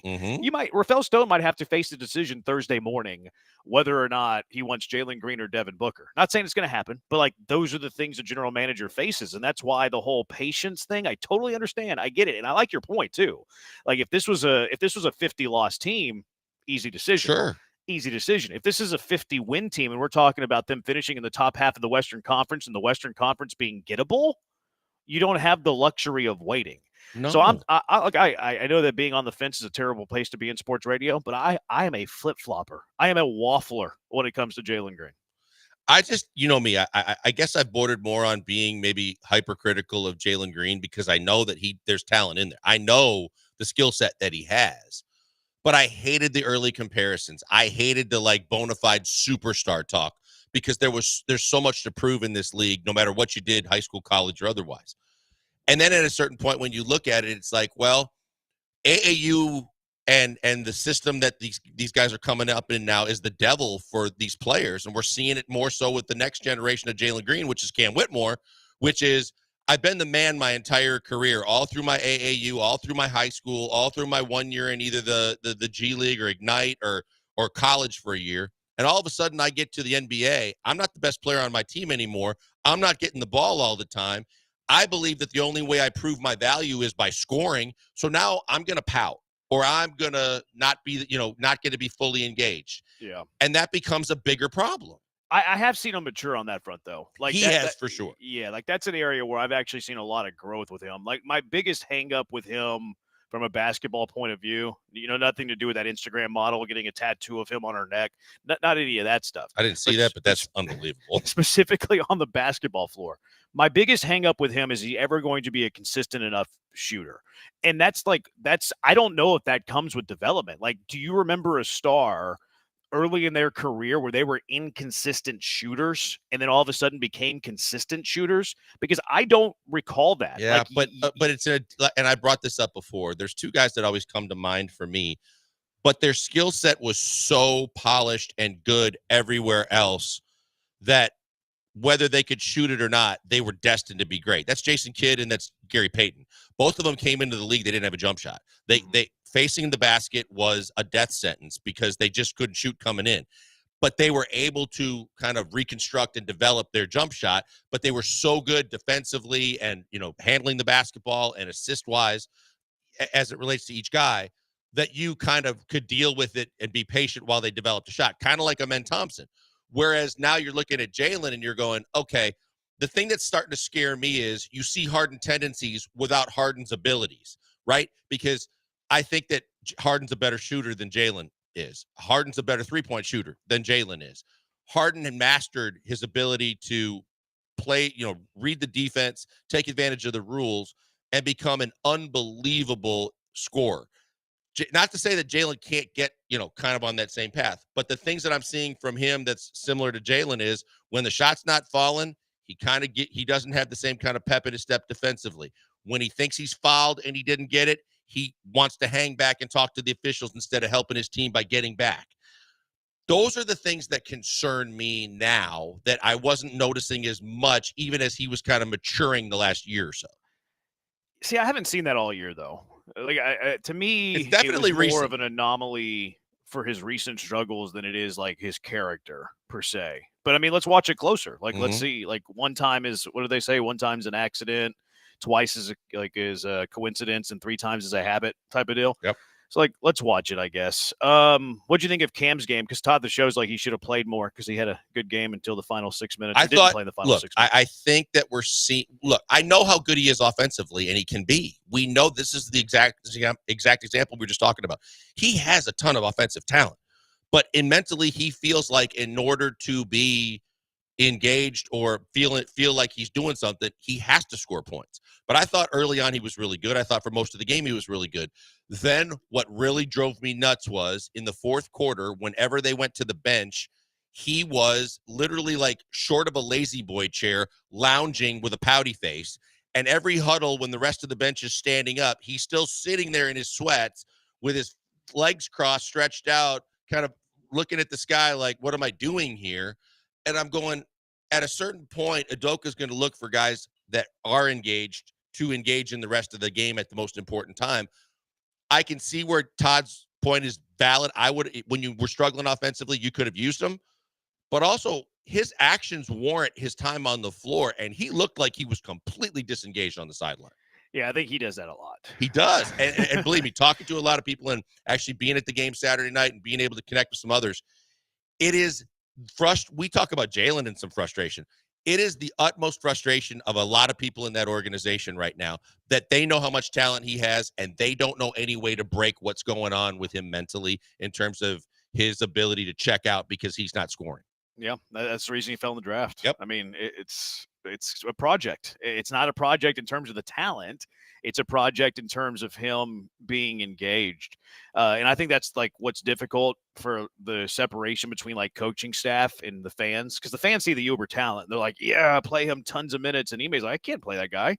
I can't play him 30 minutes. I don't trust him. I don't trust him to play 30 minutes a game. 713-780-ESPN. We'll get your thoughts on this. Ime Udoka postgame had some went scorched earth a little bit on some of his better players. And then also the trade deadline's coming up on Thursday. What are some names being floated around in these trade rumors that intrigue you? There's some Alex Bregman news. He's being mentioned in the past tense. When you get mentioned in the past tense, what happens there? In and out on Cooper Kupp. Hash it or trash it. Busy show at the B. 713-780-ESPN. We're on Twitch, twitch.tv/ESPN975. We're on YouTube at ESPN Houston. We're on Twitter. There's so many ways to watch us and listen. At ESPN975 on Twitter. Blankers at Pac-Man Joel. Brian at Sacked by BMAC. I'm at Jeremy Branham. We are the Bees. ESPN 97.5 and ESPN 92.5.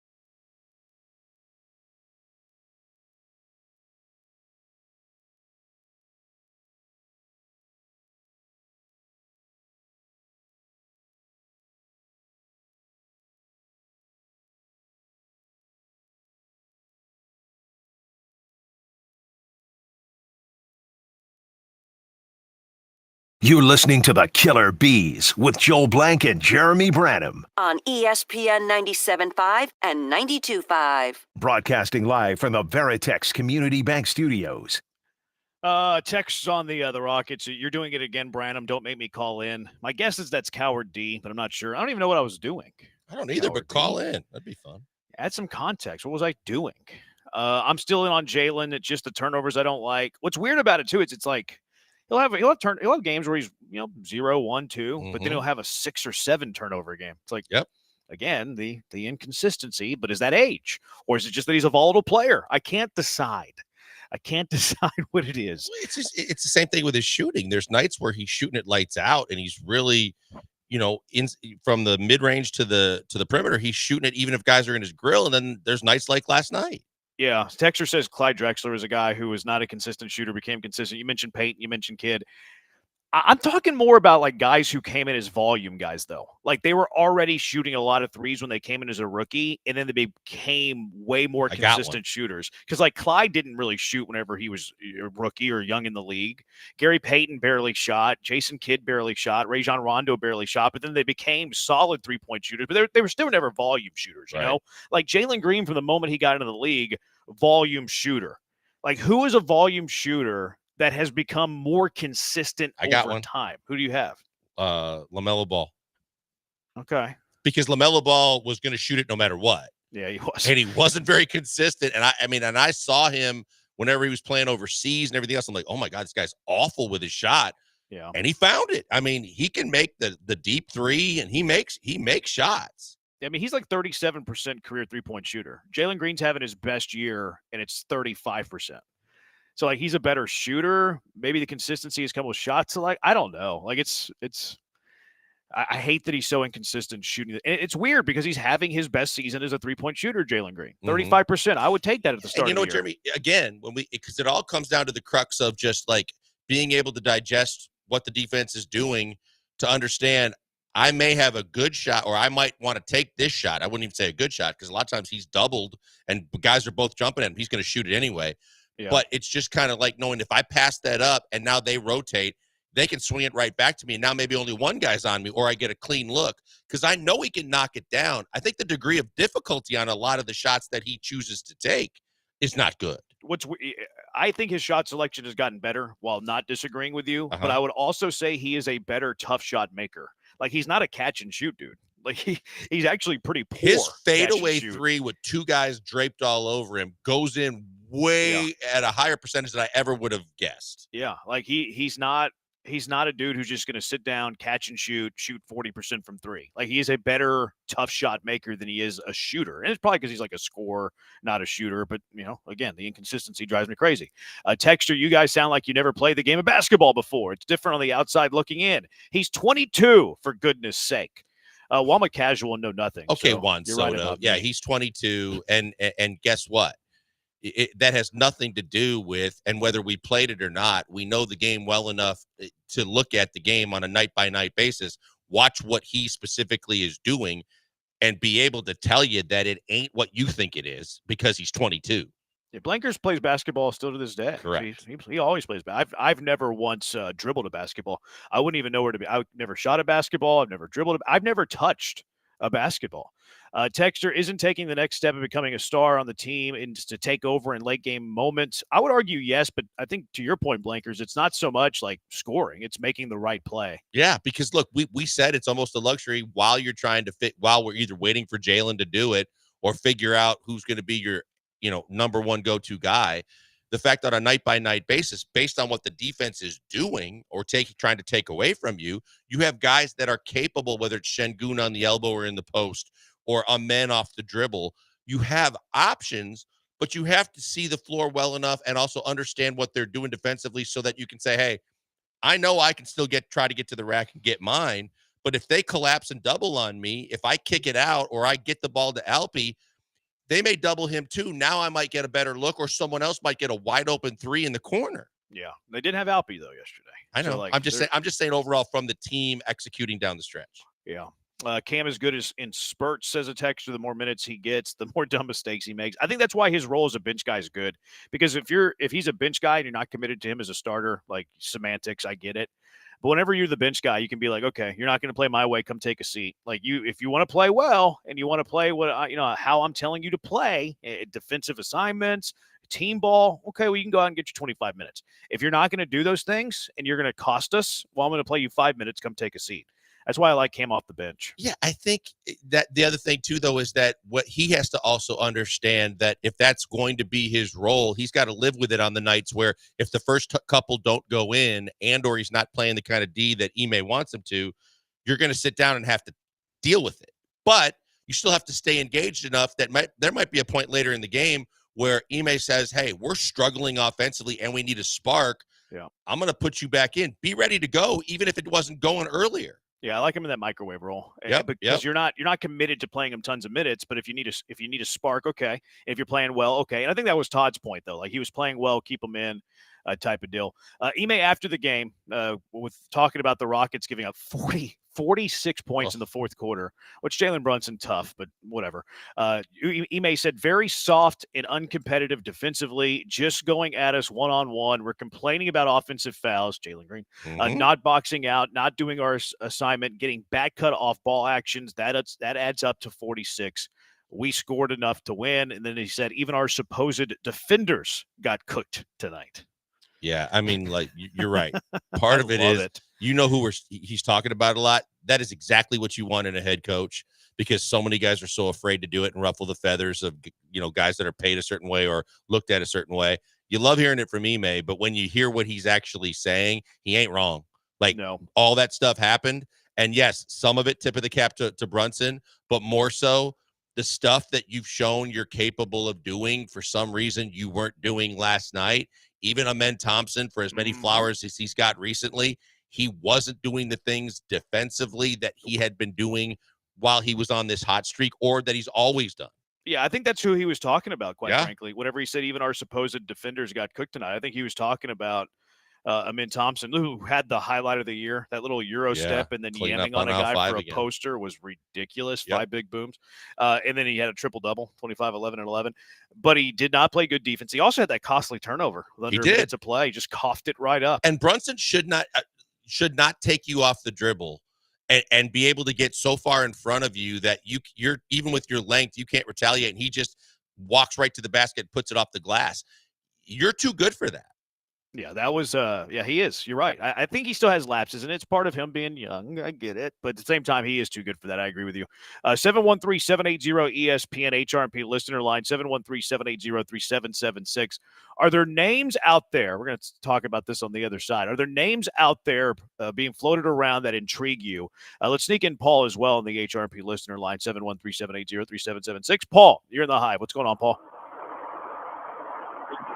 I used to be on the fence about trading somebody this year, letting the players develop. But there's 2 things now that convince me this team really needs a trade. Actually, maybe 3.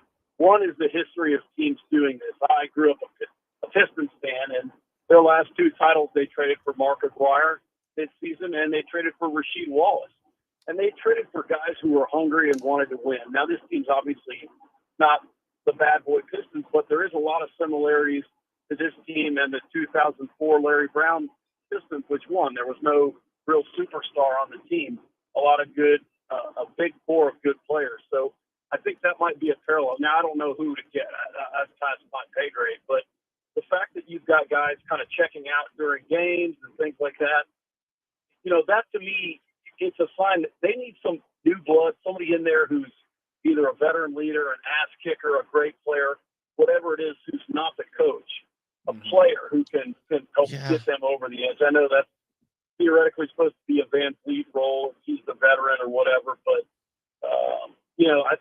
I think a trade, new blood, and the third thing is the league is the Rockets have a real chance this year.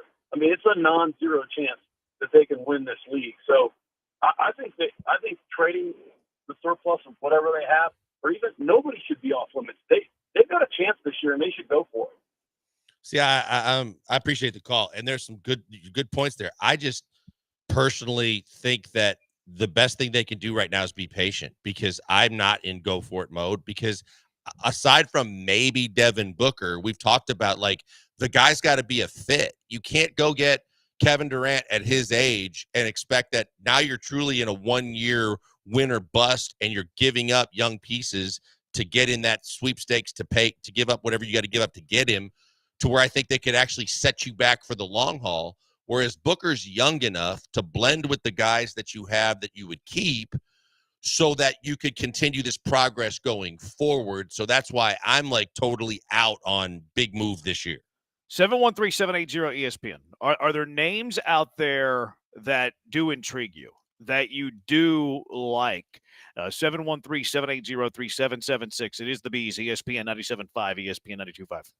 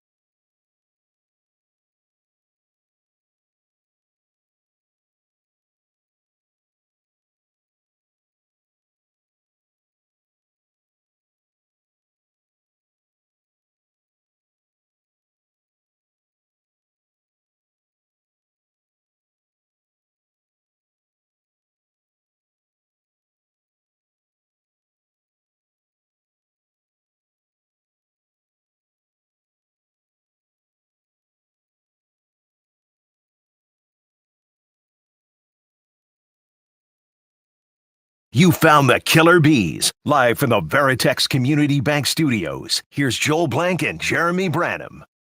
With you, Blankers, on your point about like you don't want to mortgage the future for a win now rental, right?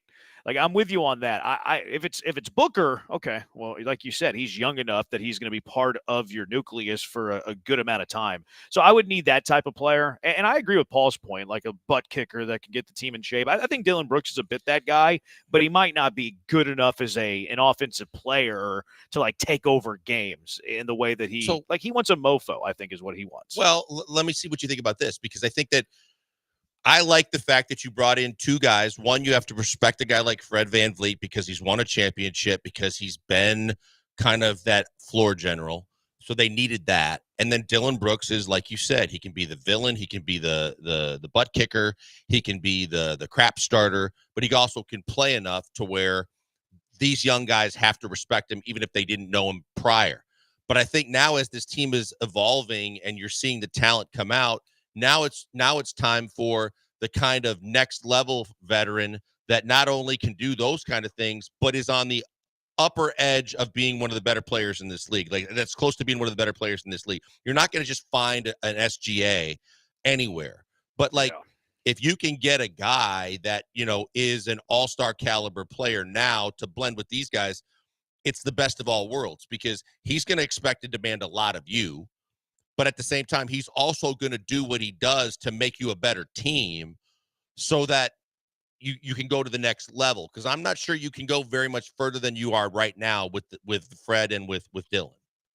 Yeah, I mean, they're role guys. Yes, They're not supposed to be your best player. They're not supposed to be your top two players. They're role guys. Now, there are moments when Fred VanVleet becomes the closer offensively, which is probably not his best role. I think he's more of a role player. And then Dillon Brooks I think Dillon Brooks is just a 3-and-D guy. Sure. He knocks down the open three, which he's done better than many expected him to do. I think that his value defensively is a little undervalued, quite frankly. Like you see the guy talking the most on the defensive end, it's usually Dillon Brooks. So I'm actually a Dillon Brooks fan, but yeah, I a Dillon Brooks fan would say he's a role player. For a really good team. So what are some names being floated around in trade rumors that intrigue you? Maybe not even from like a superstar perspective, maybe just from like, hey, this guy will help this year. I don't think I have to trade from my nucleus or rotation to get him. Are there names that, because Quentin Grimes got traded today. I would love Quentin Grimes, but I'm a homer. Go Cougs. I was going to talk to you about that even if it was off the air, because you and I talked about the fact that his role would have been seemingly right there to increase because he's been playing well and they need a 3. And instead, they traded him away today for a guy that I guess is because he's had a playoff experience. I don't know. But when you look at it, I think for me, whether it is a Robert Williams type, what was evident last night when the Rockets marched out a starting lineup with no one over 6'8". And I think that, we know injuries happen, but I don't think that you can trust the consistency or inconsistency of Jacques Landale. And Steven Adams is only going to be able to give you so much that kind of be the go-to in-between guy for those type guys, but also on certain nights can be a running big that can run the floor, but block shots, rebounds, and is a little more athletic than what they have. I think that's where I'd be looking if I'm the Rockets. That shouldn't cost you a whole lot, but I think it could get a whole lot of return on investment for you at least for the rest of the season. I don't hate Landale like as a third string center, but not somebody I want playing 25 minutes a night. Did you see the reported price tag on Robert Williams though? Because there's competition. That's where I don't like if you could get, I don't want to say a poor man's Robert Williams, but I'm talking about a guy that maybe isn't as coveted. I'll tell you who's, and again, they were asking for an unprotected first for Robert Williams, and that's possibly insane. More than a first. I'm going, there's no way I'm giving up that. I like Williams too. I'd be a big fan of that, but not for an unprotected first. You're drunk. I'll tell you who a year ago would have been the perfect fit, and now I think his stock is starting to blow up to where he might be too expensive, and I don't think they're going to get rid of him. But Jalen Duren is that kind of guy. When I saw Jalen, and you and I have talked about it, when I saw Jalen Duren in person here when they played the Cougs, I was like, that dude's got an NBA body already. Like, I don't know how old he is. I'm assuming he's fairly young, but that dude looks NBA ready now. And then when you saw the physicality and the ability to jump and the wingspan, you're like, ooh, that guy's got it. And he got it. It was kind of a slow transition to the NBA, but he gets it now, and he doesn't have to have the ball in his hands and be an offensive guy.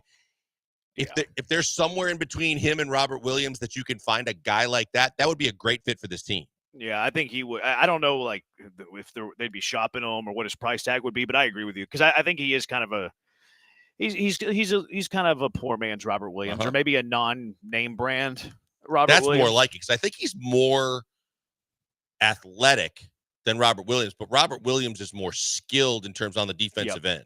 Yeah, he is. And he's also hurt, though. So it's like they want an unprotected first for the guy, and he's been injured. Like, what's going on here? 409 Kosh, he says, any chance Houston could offer Minnesota a package for Edwards? Yeah, they're not trading Edwards yet. I'm hoping he requests a trade, though. I'm hoping he demands a trade in the offseason because that is a pipe dream of mine because I think he would be that guy. Like, he's young enough to fit into the young nucleus for a long time. He's really good, especially on the offensive end of the floor. He is the closer you would want. If we're looking for like a pipe dream, add a player to this team, and you need him to demand a trade, for me, it'd be Anthony Edwards. There's just no way you're going to get him. I mean, unless he demands a trade in the offseason. Yeah, that's the the only biggest, way. That's the biggest pipe dream, and then you're going to have to be paying through the nose to get him. Because, I would. I'd do it, though. I'd pay through the nose for Anthony Edwards. I mean, it just depends on how many of your young players. I'll start with Jabari. I would be willing to throw Cam and Reed into the mix. Jabari, Jalen, Cam, Reed, all your first-rounders. I don't know if you can go all your first-rounders, but, yeah, I mean, now you put Edwards with Amen and the guy, the other Tari and the guys that you have, the young guys that you have. Wow, that's a better core than he's got in Minnesota. There's no doubt about it. And that's a core that you can roll with. Now you got your SGA. Now you got your Batman, and everybody else could be Robin. It doesn't matter. Yeah, I would absolutely love that. But that's not happening Thursday, obviously. No, and look, if Booker's available, I like Booker's game. I do have questions about Booker being the unequivocal man on a team, like the go-to guy. He can shoot. He can put it on the floor. He's got a lot of ability. He's a whiner, but he's not physical. He's not, he's not that kind of guy. I don't think he's the athlete on the wing that you give the ball to like Anthony Edwards. Yeah. But there's no doubt he's a sniper. He's also shooting less than Jalen Green behind the three-point line this year. But I would say that's an anomaly. Like, I don't think that he's a lesser shooter than Jalen Green. He's more of a volume shooter. He's probably taking bad shots, stuff like that. I mean, he's 28, though. Like, he's going to be 29 next year. Like, is he part of the long-term nucleus? I know they really like him. No, yeah, I think that he has been the victim of a lot of bad teams in Phoenix. Now he's got a team where he's had to adjust his role. I mean, last night he becomes the all-time leading scorer in Suns history. That surprised me a little bit, but that shows you just how prolific he can be scoring the basketball. But that's a tough situation right now because you got to defer to KD, and they're trying to get Beal going. Yeah. And I think they got a really bad mix of talent on that team to where that's tough for him. Yeah, that was I was surprised by that too, that he broke the Phoenix Suns record for all-time points. That caught me off guard. All right, 713-780-ESPN HRP listener line. We'll see what happens, if anything happens, ahead of the NBA trade deadline Thursday. Oh, there's going to be fireworks. I think. You think Durant's going to Golden State? I don't know. I think Dallas has to make at least one more move. I think the Lakers need one or two. Well, they traded. The Dallas made their worst trade they've made in a very long time today by trading Quentin Grimes. It's the worst trade that they've made all week. But if they're truly in the if they're in their 3-year window now of go for it, then they got more moves they're trying to make. Because what you're hearing out there is now they want to be a very defensive-minded, very physical, bigger body team. And so good luck. I don't know who that is, but they're going to be active. The Lakers are going to be active. The Warriors are going to be active. Miami has to trade Jimmy Butler. So I think there's going to be a lot of fireworks between now and the deadline. Yeah, I think so too. It'll be fun. We'll be all over it. 713-780-ESPN. Is it time to pour one out for Alex Bregman? Dana Brown mentioned the past tense not once, but twice when discussing the greatest third baseman in Astro history. Is this the end? 713-780-3776. It is the Bees, ESPN 97.5 and ESPN 92.5.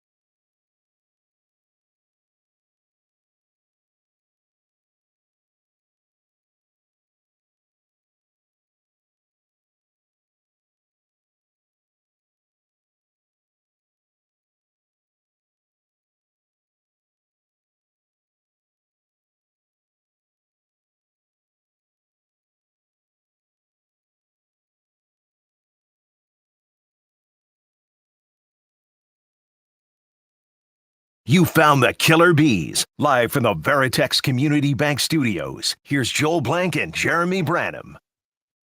Get ready for Eat, Drink, HTX, kicking off on February 15th. 2-week-long dining event to support Houston area restaurants and raise money for two great charities, the Houston Food Bank and Kids Meals. Every meal at participating restaurants creates a donation to the charities. Eat, Drink, HTX, a sister event to the popular Houston Restaurant Weeks with the same motto, dine out and do good.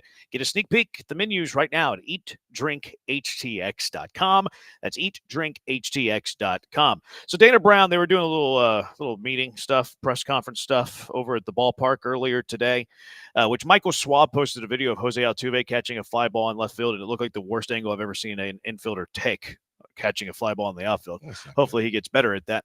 But Dana Brown mentioned Alex Bregman not once but twice in the past tense. Blankers, is this the end for Bregman in the city of Houston? I hope the saga is just over one way or another very soon. And at this point, I hope, I don't want to say I hope it is, but based on the money that he's still looking for and the fact that the Astros haven't seemingly budged, unless this is one hell of a game of poker, the fact that Dana has made reference publicly that he hasn't called Boris back yet, the fact that today, as you mentioned, he's talking in the past tense about this deal, it seems like whether Bregman, Boris, and the fans are ready for it or not, it seems like the Astros have already moved on. They just don't want to be the ones that admit it publicly and be the bad guy. So I don't know what the end result is. I kind of hope it's just over at a certain point, because I saw now that people are trying to hope the Cubs get back involved. I saw rumors that the two teams he wants to play for the least are the two teams that have the kind of offers that he is seeking in terms of the years, that being the Blue Jays and the Tigers.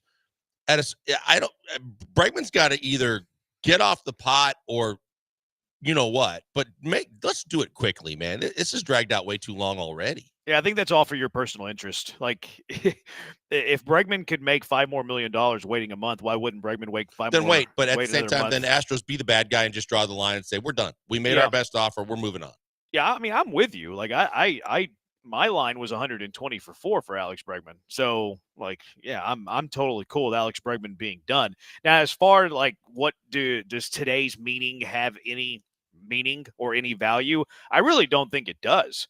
I think that they're just playing the game. I think that Dana Brown's playing the game with Scott Boras. We know that general managers and agents do this all the time. Like, they posture, they don't want to give away the negotiating power, all of this stuff. And the Astros haven't acted, quite frankly. Like, actions speak louder than words. If the Astros were out of the saga, then they would have moved on and signed some other guys, some outfielders. Maybe not other guys, maybe just another guy, because I still think they're going to sign one more player, whether it's Bregman or whether it's some other outfielder. So I don't believe that the Astros have moved on, because I think that the action of signing another player would prove that to us. I think it's a valid point that whether they've signed anybody else or not, the fact that they're actually still making mention of it, and this has been the latest in multiple times where whether they're not doing anything or not, that Dana feels compelled to keep talking about it. And he's asked, but he's also giving you details that most general managers don't about Scott. Dana Brown does. Dana Brown does that all the time. I'm talking about Dana Brown. The fact but that he's a general manager that gives way more than other general managers. But we don't know what's truth and what's just word salad. Right. So if we don't know what the truth and the word salad, how can we take what he said as truth? Yeah. I think it's more poker than anything else. And I also think that there is something to the fact that they're very image conscious with the way they do things, whether it's relevant or not, whether you think it's relevant or not, in the fact that they don't want to be the bad guy here. They want it to come down to, we made our best offer. Alex is the one that decided he wanted to be somewhere else. Because otherwise, the money itself, I'm surprised they didn't at least tell Boris, hey, look, at a certain point, we're going to pull that offer off the table. Right. And we can start talking again. But at the same time, I'm not in for 6 and 156 anymore. Yeah. Yeah. I mean, I'm with you. Like, I would have moved on I would have moved on after the Kyle Tucker trade. Like, you didn't want to accept our offer? Okay, well, we're making moves that now do not involve you. XXRon on Twitch says, look, with the Astros traded Tucker, they got a third baseman, go get an outfielder, let's go. Like, I'm on that train. I think that 6 for 156 is too much for Alex Bregman. Now you mentioned that, you want this to all be over. You want the saga to be over. You moved on from Bregman, it sounds like. You moved on from Bregman? I have. What if it came out right now that Bregman signs a 6-year, $156 million with the Astros? What would your excitement level be? Would it be there or would it be non-existent? From an offensive standpoint, I'd be excited because I still think that even Alex Bregman of last year with the rest of this lineup makes this lineup really above average offensively in the American League. And I would be excited about what they could do offensively. To me, defensively, it's still square peg, round hole, trying to find. Now you have to force feed guys into positions so that you can find a lineup that can, on defense, that can appease what you're trying to do on offense. So from that standpoint, from offensive standpoint, I would be excited. And then the contract would not excite me because the more we talk about this, the more I think the final 2 years of that deal are going to be a disaster for whoever signs him if he gets that. But I think in the short term, it would excite me offensively. Defensively, I would be really curious, and it would be really fun to see how the hell they're going to try and figure out the outfield. Yeah, I'm mostly with you. I think it helped you offensively next year. Like you add Alex Bregman, it means that you're subtracting Mauricio Dubon or Jake Myers, probably Dubon. So yeah, it would help your offense, no doubt. I think it helps half of your defense though, because I think you become very good defensively again. Bregman at third base, Gold Glover. Yes, he's lost a lot of power with that arm, but he's still a Gold Glover. He still picked it really well. You still have Pena. You're improving at second base if we assume that Altuve is going to left, because Paredes is a better defender than Altuve, and then you've added a Gold Glove first baseman. So I would say that your defense is better halfway. I would say that your defense on the infield improves from where it was a year ago. You upgraded second base defensively. You upgraded first base defensively. But yeah, there's no defending that outfield. No. The outfield would be quite well. I mean, Jake Myers is a good defensive center fielder. Chas McCormick has good range, but the arms out there would leave a lot to be desired. I think Altuve in left would be an adventure, although I'm more okay with Altuve being an adventure in left field because it means you don't have an adventure at second base, the more premium defensive position. But yeah, it would be interesting. I want to see it just for the drama, though, just for the storyline, just for the entertainment value. Could you see an offensive lineup? And I'm just saying from an offensive perspective, because I know you're going to cringe at this, but if you had Jordan in left, Altuve in center, I guess Chaz in right, and then put Walker at first and Paredes at second, Pena at short, Bregman at third, Yiner behind the dish, and you could throw a DH in the mix. Offensively, that lineup is unreal. Yeah, I mean, it's the same lineup, right? I mean, it's the same offense. It's just you're DHing Altuve and playing Jordan in left. But if Jordan's the DH, yeah, and I just know that Bregman's bat means that they are really, really potent through at least 8 spots in that lineup, no matter what Chaz hits or doesn't hit. It's just, to me, the questions on defense are just ugly. You calling Pena potent? Pena's going to be okay this year. Look, he's never going to be what everybody expected after the World Series. But at the same time, I think that he's capable of hitting a decent average and has some pop. And I think that he's going to be a better hitter this year. Not a great hitter by any means, but I think he'll be a better hitter. Yeah, I think that Pena is kind of who he is. And to me, he's been that guy for 3 years. Now, hopefully, look, I think it's within his range to be a plus offensive player. Like, he's been right at average the last 3 years. He's going into his 4th year. It's not uncommon for a player entering his 4th year to improve. So I think it's in play. I think it's in play as well. All right, 713-780-ESPN. Keith on the text line. Alex Bregman has only been an All-Star twice. I mean, let's not use All-Star appearances as the barometer of good and bad. Miguel Cabrera and Albert Pujols were gifted an All-Star appearance. Like, it's to me, I cannot stand when people use the All-Star games as accolades. Tyler Huntley, Pro Bowl quarterback. He said, anyways, Keith says he's good, but he's not the eek of the world if he leaves. I don't really know what that means. Eek of the world? Is that like a saying that we don't know? I must be out of touch with that one, which is not shocking to you guys. I'm out of touch with it too. Yeah, I don't know what that means. Keith, we need elaborate, please.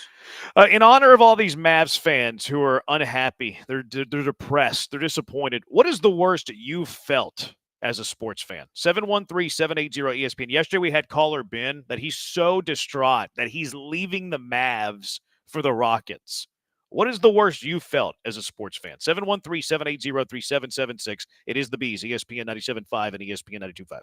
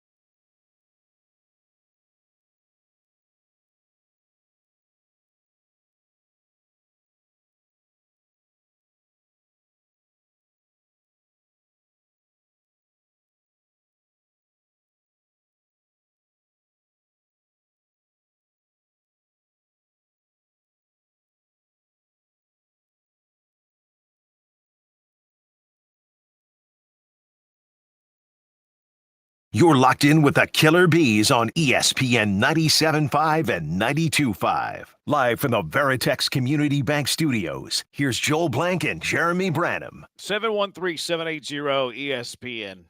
Because we grieve and we feel bad for our neighbors up I-40. No, we don't. But because of them being sad and distraught, and they've been a Mavs fan since birth, since they were babies, and they've ruined dreams and all of this stuff. What is the worst that you have felt as a sports fan? Ben yesterday said that he's leaving the Mavs and joining the Rockets, which I can't imagine anything being done that would make me root for a team in Arlington. Unless they pay me to work for their team. I think that's the only way. That's not happening. What do you mean it's not happening? What are you saying? You don't trust my talent? No, I'm saying it's not happening that I'm ever rooting for a team in Dallas or Arlington. What would it take for you if the Mavericks called you up and they wanted you to work on their broadcast and they were going to pay you $500,000? I could work there.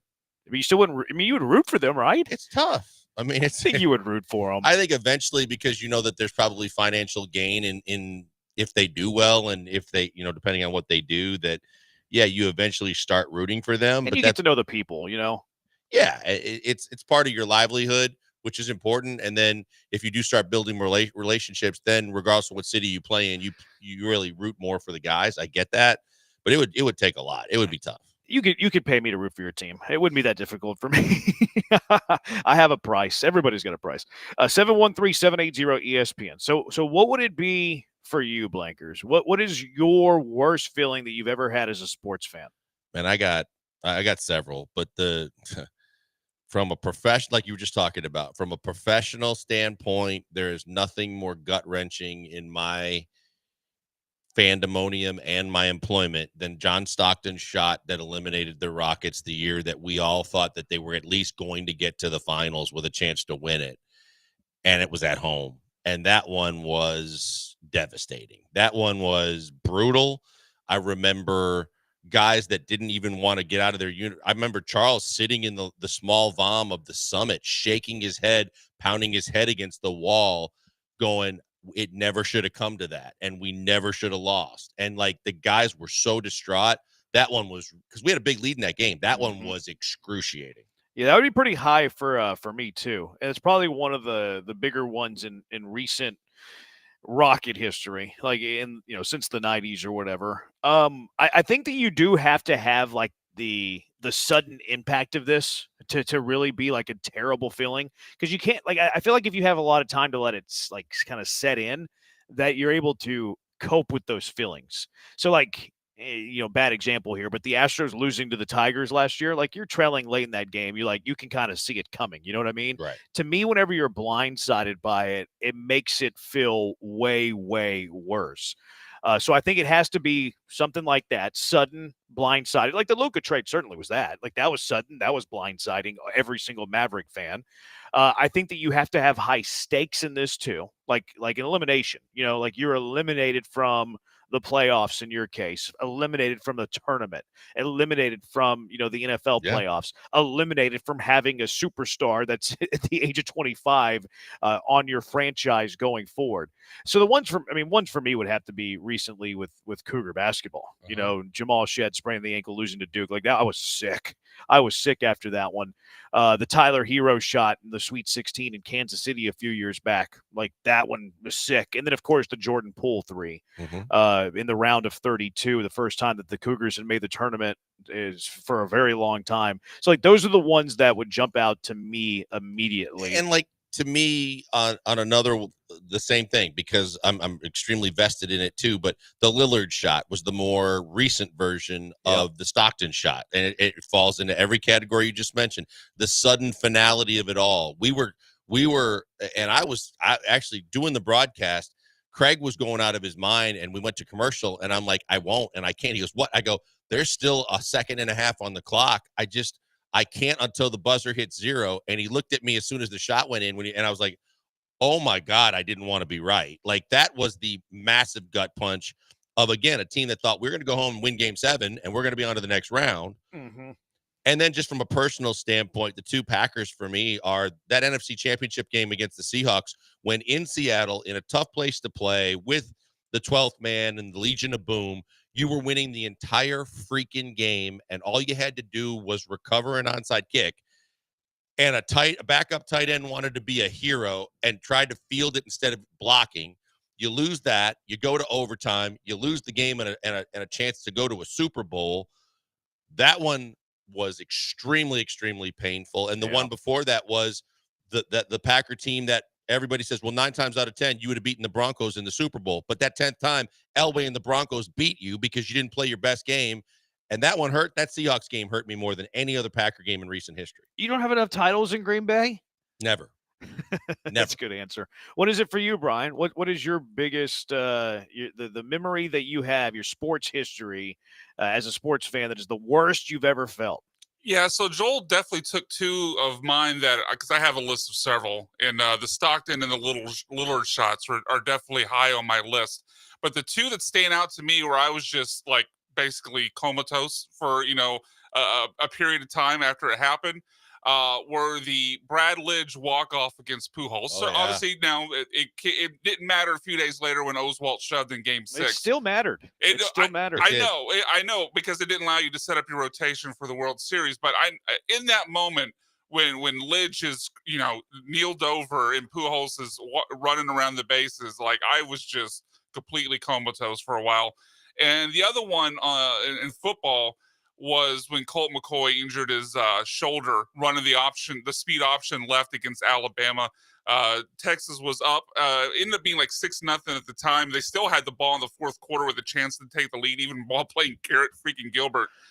When Colt McCoy went down and you got his dad on the field, like helping him out, I was just gut-wrenched. What year did you graduate from Texas? I didn't. Oh, okay.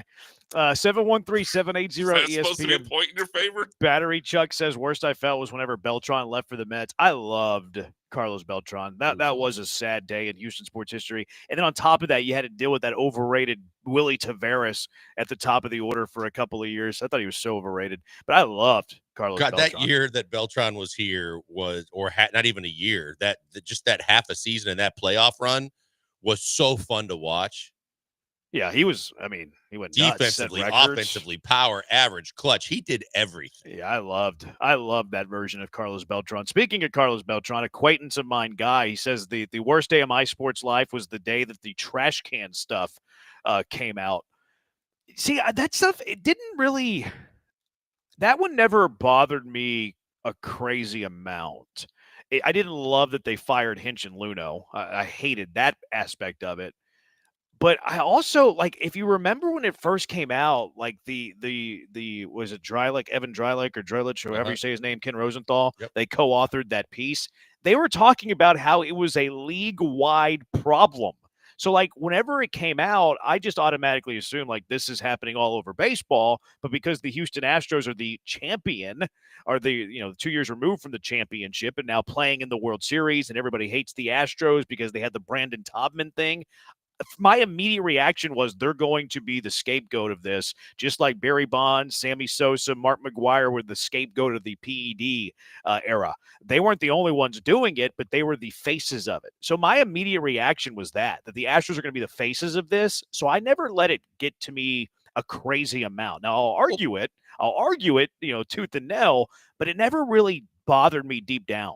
I think the biggest takeaway for me was they already got the World Series part of this. And as long as they weren't taking the World Series away from them, I'm with you. Like, you saw it and go, okay, well, at least the players aren't getting suspended and they're not taking the World Series away from you. So you're going to be the bad guy. And going forward, this is probably going to be a very tough road to hoe for the short term for all these guys. But at the same time, you won. You didn't have to give it back. And the league, no matter what you heard and knew and saw, the league was going to make you the scapegoat. So how can you accept and handle being the ultimate villain? Yeah. I guess I have a little bit of that personality too, where I don't mind being the antagonist. So like maybe that helped me cope or relate. I don't know.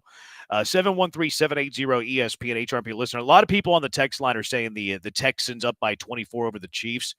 I never thought the Texans were winning that game. So to me personally, and I can totally understand why people would have that one pretty high on their list, I never felt the sudden impact of like a victory being taken away from me, because I never felt they were going to win. And I feel like you have to feel like you're going to win the game when it's a game specifically, and it's just ripped away. Like, Albert Pujols hitting the big home run over Lidge, or a game-winning shot, Lillard or Stockton. Like, you had victory in your hand, and then it was ripped away. Yeah. I felt that way with Oilers-Bills. I never felt that way with Texans-Chiefs. I just remember, like, at a lesser degree than you, I kept shaking my head going, is this really happening? Like, is this really going to happen? But I was never on the side of the fact that the game was over. I was never feeling like they're going to win this game. I was just so amazed that they had such a big lead so early that I was like, oh my God, like the improbable is about to happen, and they're going to host the AFC Championship game. And then when you started to see it crumble before your eyes, you're just like, oh no, not another one of those moments. And there was no like sudden moment in it, right? Because I mean, it was 51 unanswered, so it's 3 quarters of just chipping away, and then obviously they took the lead and never gave it back. There wasn't like a sudden moment where it went from, oh, they have a chance to now it's over. Yeah, that's part of it too. Like it was the Chiefs had the lead. What, early third quarter? Did they have the halftime lead? I think by half. I think right Yeah, around I think half. that they did have the halftime lead. So like you didn't even lead that game at the half. Like it was just nuts to think, but you didn't. 713-780-ESPN. Worst moment you've had as a sports fan, because we're grieving, we're coping with those that are in Dallas and are suffering in this great loss of Luka Doncic going to LA. Let's go out to the HRP listener line. Ben, you're in the Hive. What's up, Ben? Yes, I have one as a Dallas fan, not Luka Doncic related, but I can't remember what year it was, when Nelson Cruz couldn't figure out how to catch a fly ball in right field, right. and we thought we were going to win our first World Series in history. Josh Hamilton had just hit a home run in like the 10th inning, took a 2-run lead. Nelson can't catch the ball. David Freese hits a home run, and our hearts were broken. It was gut-wrenching. Yeah, I think it was one pitch away. I think it was twice. a very happy day in H-Town. Yeah. Wasn't Berkman on that Rangers team? I think so. I thought he was on the Cardinals when they. Well, he won a World Series. Yeah, with he the got a Cardinals. ring with the Cardinals, right? Yeah, but I think he might have been on that. I think Rangers Jeremy's right. team as well. Because I remember like being torn during that series. I was like, I kind of want Berkman to win one, but at the same time, I don't. What year was that they went to the World Series? Do you remember the Rangers? Nah, it might not have been the same year. I might be getting those confused. I often do that. Looks like I did. All right, 713-780-ESPN. A lot of people weighing in on this on the HRP listener line. What is the worst you have felt? Because we're trying to be good neighbors to those that are sad in Dallas. What is the worst that you have felt in your sports fandom? 713-780-3776. It is the Bees, ESPN 97.5, ESPN 92.5.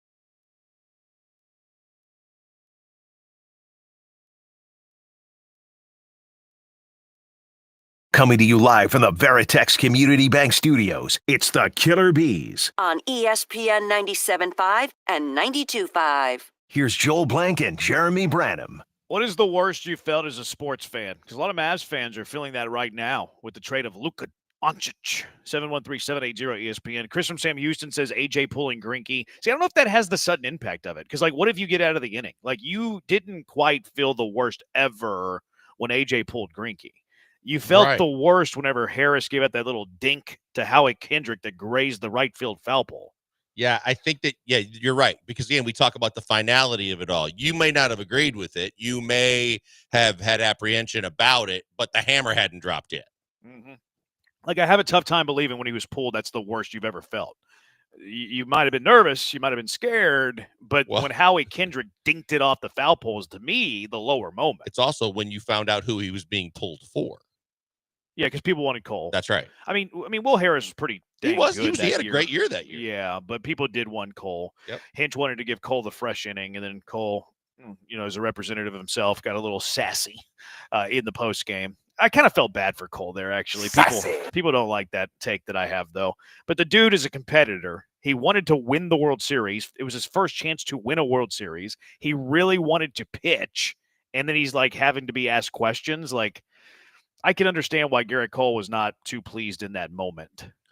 He could have handled it a lot better, but he could have gotten more sympathy if he didn't wear the Boris hat. Yeah, and do all the other nonsense about I don't work here anymore kind of stuff. But but I feel like it's because he was more upset in the moment. Maybe so. I don't feel like he was being spiteful to the Astros. I felt like he got too much grief for that. Certainly could have handled it better. Don't put on the Boris hat.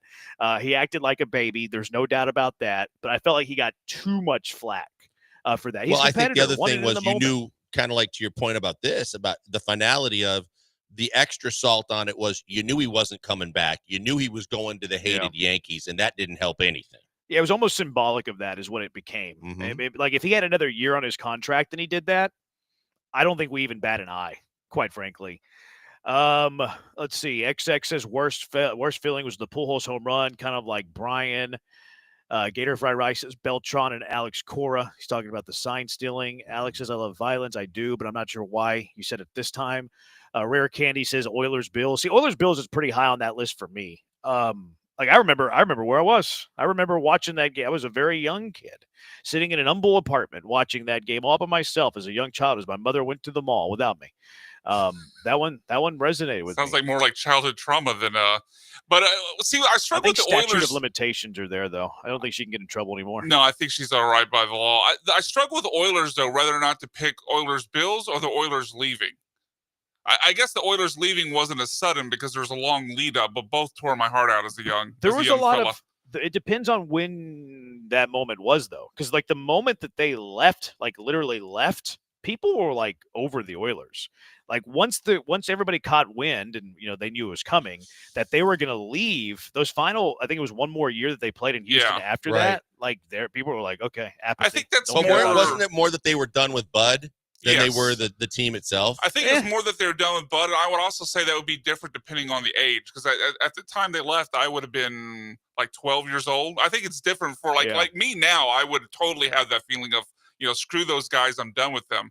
But as a kid, I think the reaction's obviously different. You're not as desensitized and detached or willing to detach as you are as an adult. I think you are hit harder whenever you're younger. I don't think there's any doubt about that. Virginia says worst moment as a sports fan was Trinity University going to D3 football championship, but quarterback got drunk and punches a cop on Riverwalk, so they started quarterback with no experience and got destroyed. That stinks, Vermont. I feel bad for you. I wish that didn't happen. 713-780-ESPN. Let's go out to the HRMP listener line. Brandon, you're in the high. What's up, Brandon?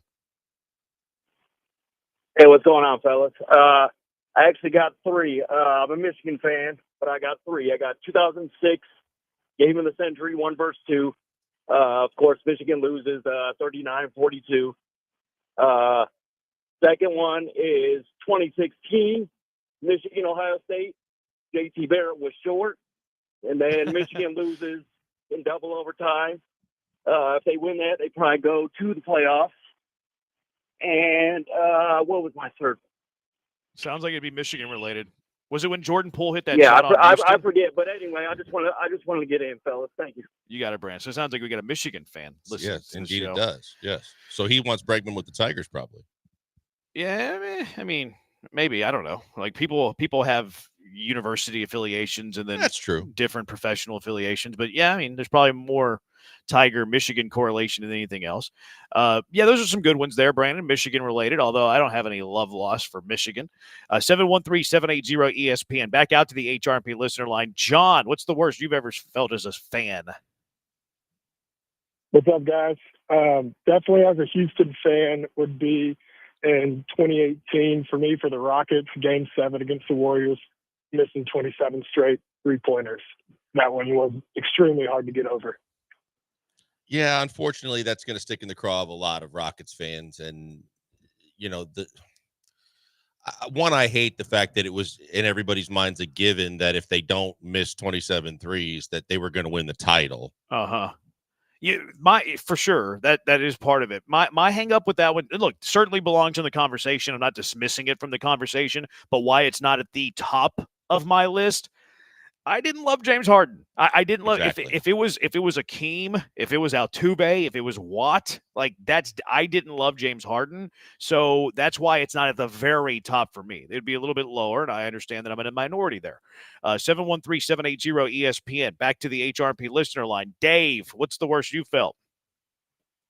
Hey, guys, you got to be kind of old to appreciate this one, but if you were around in 1983 to watch the Houston Cougars lose to North Carolina State on that Monday night, it was brutal, especially if you were college age, as I was at the time, and going to U of H. And the worst thing, too, or not the worst thing, but every year you get reminded of it, because every time March Madness rolls around, they're always going to show those images of Jim Valvano, God rest his soul, racing around the court, and it just brings it back every year. So that was a tough one, I'm telling you, very tough. I mean, look, I remember. Do you remember that game, Blake? I mean, I wasn't born yet. Obviously, I went back and watched that game several times. I was a little kid, but obviously, you know, my love of basketball, and I would never miss an NCAA final game. And at the time, like, the Cinderella story was the Wolfpack. So I remember watching all of it, but I thought, you know, the dominant best team was the Cougs. And I was like, man, this is great because it's such an exciting game. And then the way it ended, I really felt bad for the Cougs. Yeah. I went back and watched it, and there's so many things that happen in that game where it's like, one thing goes differently, you probably win this game comfortably, or at least win the game. So, and of course, you know, being familiar with the program, and talking to a lot of people that did live through that. That's pretty high if you were around for that. 713-780 and a Cougar fan. 713-780 ESPN. COVID canceling all the sports for a while. That was pretty weird. That was just that to me was more surreal than anything else. Which one? COVID canceling everything. Yeah, that I did. Well, I mean, yeah, that again, there's no finality. There's no like gut punch. It just sucked because you didn't know when it was going to end, and you know how it was going to affect not only everything, but how many of us rely on sports to be that kind of buffer to everything, and then it was going to be altered or is going to be gone for a while. That sucked. I would. Yeah, that one's. I mean, I get where the texter's coming from because you had all of sports taken away from you. Literally, like March Madness was close to starting, it got ripped away from you. But at the same time, there was so much going on in the world. Like, I mean, who didn't have, you know, the pandemic touch their lives personally from, you know, friends and loved ones? It was kind of easy to forget about sports for a little while because of how serious it got. So I didn't feel that one as much. I mean, I didn't have a paycheck for 6 months. I got let go too, man. That's kind of my point. Like there were so many other things going on in the world that it was easy to kind of forget about sports because I was focused on other things. Baylor Dave says, I watched Baylor win a national title with cardboard people taking up every other seat. You won a national title. Shut up. Like, that's not a bad moment. You know, you won a natty. It's going to be okay for you. All right, 713-780-ESPN. Sick brag there. Yeah. I watched a national championship with cardboard every other. You want a natty, dude? Shut your mouth. 713-780-ESPN. You probably needed 4 eyes to watch that natty.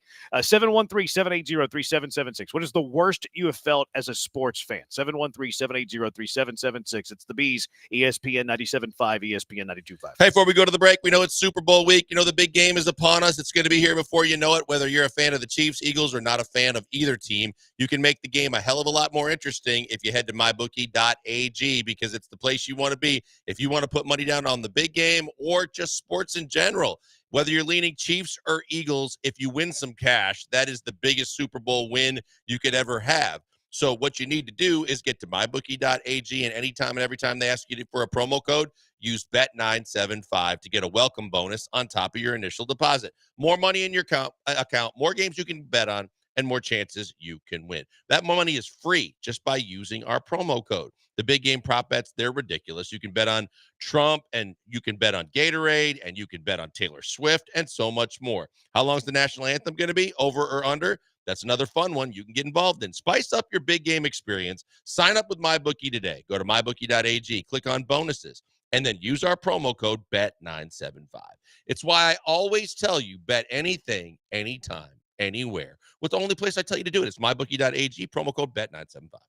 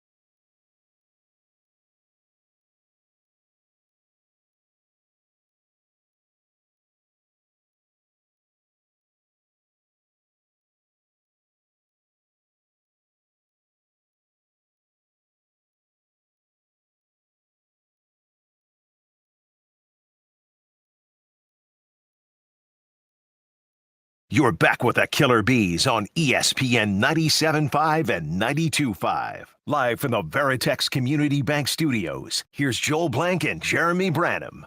Let's hammer through these. 713-780-ESPN. Worst moment you felt as a fan because of the Luka Doncic trade. Let's go out to the HRP listener line. Angel, you're in the high. What's the worst you felt as a fan? Hi, fellas. Well, there's actually 2 of them. One of them was already mentioned. The Houston Rockets. We were up 3-2 in that series, and we ended up losing Game 7 at home, if I'm not mistaken. And not only that, knowing that Chris Paul got hurt, if I'm not mistaken, and couldn't play in that Game 7, that kind of changed the whole thing. But yeah, losing that series, that really hurt a lot. I think, if I'm not mistaken, we have the best record. I mean, things were flowing for the Houston Rockets. But anyway, that was the first one. And the second one, BMAC, if you can help me out here, I think it was 2 years ago. I'm also wasn't a student at University of Texas, but I am a Longhorns fan. 2 years ago, in the Cotton Bowl, if I'm not mistaken, we lost to Oklahoma, and I think Dylan Gabriel was the quarterback, and I think Correct. we lost by like a last-second touchdown against, the Sooners. And, man, I cannot tell you how painful that was. I hate losing to the Oklahoma Sooners, but it is what it is. It is what it is. Yeah, the hamstring of Chris Paul is going to be up there. It's been sitting a lot on the text line. The hamstring injury. Few Texas fans here a little bit.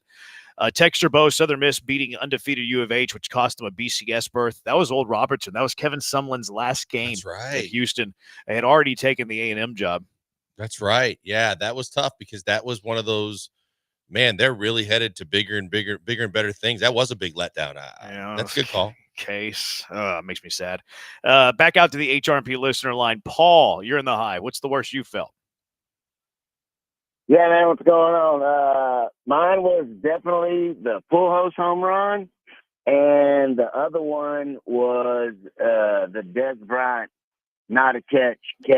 Oh, I love that. That was fantastic. That was absolutely amazing. Appreciate it. It wasn't a catch, though. I don't even know how people can argue it, quite frankly. It was or it wasn't? It was not. Under the rules at the time, it actually was. No, it was not. No, it was not a catch at The all. ball hit the ground and popped out of his hand. The rules at It's the not a time, it catch actually now. wasn't, but to me, it sure did look like a catch. He came down and hit the ground and popped out of his hands. How's that? Yeah, I never understood how. I understand it because they're fans and they're blind to their own passions and interests. But I never understood how Cowboys fans painted that into a catch. Yeah. It was nowhere close. By See, the I rules. think we understand. We've got a better understanding of that rule than we did at that time. To where, like, I was at the game that was like almost right in front of me, and I thought, "Oh my God, that's a catch." But where I hated is the fact that Cowboys fans assumed if it was a catch, they'd have won the game. No, it was a 2 or 3 point game. Rodgers had 3 timeouts, 3 minutes left on the clock, and he was in a fine place to guarantee a field goal or more. I'm not going to give you the game, but I saw it and I thought it was a catch at the time. Let's go back out to the HRP listener line. David, you're in the high. What's the worst you felt? The worst I ever felt was when we lost that 1979 game to Pittsburgh. I was 13 years of age. Vernon Perry got an interception, ran back the length of the field. I hopped up screaming, hollering, and shouting, lost my voice. And when we lost that game, man, I was so sick I couldn't even speak. And I had to sit there quiet the rest of the day angry. That was the Renfro game. I was going to say, was that the Renfro game? It's the Renfro game. It was, yeah. That I'm going to go back and watch it. Man. I was so sick I couldn't think straight. I've never you're madder than a hornet. Appreciate the call, David. I've never watched that game. I've never watched that Yeah, game. same. We're gonna do it over the summer. Let's do that. Let's We should. pretend like it's a Sunday game. Let's pretend like the 1979 Hunter Renfro. I like that. The 1979 Mike Renfro game. Let's pretend like it's an actual game that's happening on a Sunday, and then we'll react to it the very next Monday. We'll do it in July when nobody cares about sports. Or Texans bye week, because there's no game to talk about. It's still NFL though. I'd rather, summer. There's nothing. I mean, like MLB All-Star Weekend. Ooh, that's a great call. Yeah. During All-Star week, yeah. Yeah, we'll come together on a date, and we're gonna react to it the next Monday like it just happened in real time. I remember the play because you can't in Oilers history. But I don't The think thing, I mean, I wasn't alive to watch it, obviously, but the thing that I always nitpick from what I know about it is that Renfro was in bounds, but it would have just tied the game. It wasn't like it was a go-ahead score. And weren't there other controversial calls? I don't, like I said, I've never watched it all. Yeah, I've heard through. people mention it. Again, I don't know. 19 Game 7 World Series, Harris blowing the game instead of going with Garrett Cole. Yeah, I mean, that's up there for sure. 23 against the Rangers, being down like 23-4 in the fourth inning. Game 7 was that was bad. I hated that series so much. All you had to do was win one home game. All you had to do was win one home game. What about do that. the Game 7 Mavericks game where you got blasted by 40 when you thought you had a legit chance? It was over so quickly, though. Yeah, that's the thing. It was over so quickly. Someone said the Chris Webber timeout. That would be tough if Michigan. Ooh, that would be up there if I was a Michigan. If I'm a Michigan fan. That one is never going away. An underrated one to me. You'll help me out with the year here, Joel. I think it was the 2007-2008 season. But the year where the Rockets beat the Blazers in the first round, went on to face the Lakers, won Game 1 in LA. Yao got hurt. But then Yao got hurt, exactly. Yeah. When Yao got hurt, you realize he was out for the rest of the season. You're up 1-0 on the Lakers after winning in their home court and he's gone the rest of the way, and you're already without T-Mac too. That was a pretty big gut punch for me. I remember that because we were thinking, hey, even with T-Mac or not, we had momentum. We were playing really good basketball. We're like, we got a legit chance. And I was in the tunnel with Keith Jones and Yao after Yao was like doubled over. And I looked at Keith and I'm like, he's so, and he went, mm-mm. He shook his head and he's like, and I'm like, just for tonight. And he goes, mm-mm. And I was like, oh my God, it's over. It sucked. And they still took him to 7. Yeah, and they did. That's what I'm saying. And with him, I think they win the series. Yeah. They advance. Again, I'm not going to say how far they would have gone, but they would have played, I think, Denver in the conference finals, and I'd have given him a hell of a shot to get to the finals. I was more sad it cut his career short. That's the thing that got me, because I loved Yao Ming. Yao might be one of my favorite basketball players ever. That his career got cut short like that was very sad. His touch from a big man perspective was unreal. It was. DeAndre getting traded to the Cardinals is my number one. Yeah, that's up there, especially in hindsight. Like, I didn't hate the idea of trading DeAndre, but the return is where I was like, okay, this is nasty. This is gross. This is dirty. And then you get the Easterby stuff to come out later, like made it even worse. Well, and I remember in terms of just we talk about the finality or the sudden impact, I remember being in this here, getting ready to do a show when the word broke, and everyone, that was one of those stunners where you all just kind of took a step back and went, no, that's not real. And then all of a sudden you're like, holy bleep, they not only traded him, but they didn't get anything for him. Yeah, that was pretty rough.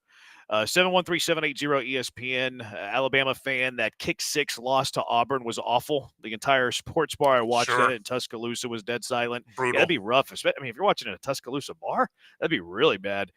Ray Allen, corner 3 against the Spurs. I remember where I was for that one. Mm-hmm. I was just down the hall, actually, doing updates at old Yahoo Sports Radio. That was unbelievable. I may or may not have been in the building. Okay, look at that flex. How about I that? like it. Crabtree with the walk-off on Texas. I guess it depends on your perspective of that. I don't recall that. That one killed me. I can't believe I forgot about that one. Yeah, that one ruined me for a little bit. That was a great game. That one, I mean, the moment wasn't as big, but certainly the quick suddenality of it was bigger than the Colt McCoy That was a thing. bomb. I don't. No, it wasn't a bomb. It was like maybe 20 yards. Kind of like a deep drag, good catch and run. Harrell was the quarterback, right? Was it Graham Harrell? Graham Harrell, yeah. Yeah, that was a fantastic Blake Gideon, game. like 2 plays before that, had a pass hit him in the chest and dropped it. Shouldn't like on that play note, should have never happened. Like on that note, with a game like that, Packers Niners wild card, Packers winning the whole game, looking like they're going to win, and that's the game where T.O. caught Steve Young threw the ball between like 2 defenders. T.O. caught it and started crying. And it was like, that was one where I was already almost celebrating inside going, we're going to win this game. And then boom, kicking the grapes, ball game over. T.O.'s crying. And I'm like sick to my stomach. Yeah, I love the ending of that. I love Steve Young. So I was a fan of that one. Another Houston one. Forgive me if I was screening a call when you guys mentioned this, but it kind of hurts because the guy's here now and we love him on the Astros broadcast. But the Jeff Blum home run in I know it was game 3 and they're already down 2-0. But if he doesn't hit that home run, you find a way to rally. Obviously, they only lose game 4, 1-0. It feels like in that moment, if they win that game 3, if Blum doesn't hit the home run, they're back in the series. I feel like the Pasednik home run was more memorable. Yeah, especially since he was not a home run guy at all. But I'm with you, B-Mac, that I thought if they win that game, they still got a shot in the series. And I felt like they were going to win that game. And it was cold that night, too, at Minute Maid. I remember You were there. I was there, and yes, and it was starting to get freezing. But like the longer the game got in, I'm like, but yeah, as long as they win, it's going to be fine. And they still got a shot in the series, and then that was good. And then Ezekiel Saucia came in, and it was all over. Pooh! See ya, Ezekiel Estachio, handsome fella. Titans fan, 1 yard. That stung. I still like the Titans. Yeah, it's a good one because I liked Steve McNair and I liked Eddie George and I like Frank Wycheck. Rest in peace. What if you were on the wrong side of the Music City Miracle? Yeah, it was early in the Bills playoffs, fans, though. sure. Yeah. Bills have had some agony, round. though. Yeah. They really did. They've had a lot of agony, the Bills have. Oilers leaving is my number one by far, being a Houston sports fan and a massive uniform nerd, and having to go from Columbia Blue-Red, uniquely named Oilers, to the 10,000th red-white Navy team called the Texans will take all the way off quit for the rest of my life. Uniform nerd aspect of it I like. 713-780-ESPN. Back out to the HRP listener line. Paul, you're in the hive. What's up, Paul? Hey, I'm a Red Sox fan, transplanted. In 1978, I was at the Bucky Dent game. Oh, yeah. Bucky dent.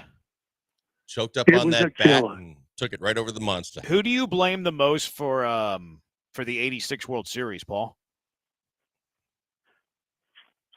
For the what? The Bill Buckner World Series. Who do you blame the most in that whole ordeal? Oh, the manager. The manager. Because he pulled in Billy Buckner, who was not in the game usually? Yeah, should have taken him out. Yeah. Okay. I Appreciate couldn't walk. Yeah. Appreciate it, Paul. Appreciate the call. Yeah, that's the thing that people lose. Like the Buckner thing was weird because they'd already tied the game, like they'd already rallied and tied the game. But I forget who the manager was, but he would always replace Bill Buckner in late game situations with a lead because he wasn't very good defensively. So he'd bring in a defensive replacement to play first base, but he didn't do it in game 6 of the 86 World Series because he felt like he owed it to Bill Buckner to be on the field when the Red Sox clinched. So he didn't do what he normally did, and then the game tied goes through Buckner's leg. I got to look that up Mets now. win. I mean, I don't remember. It wasn't Zim because Zim was gone by then. I can't. I'm gonna look. John McNamara. Ah, there you go. John McNamara. His son was a pretty good basketball player at Syracuse.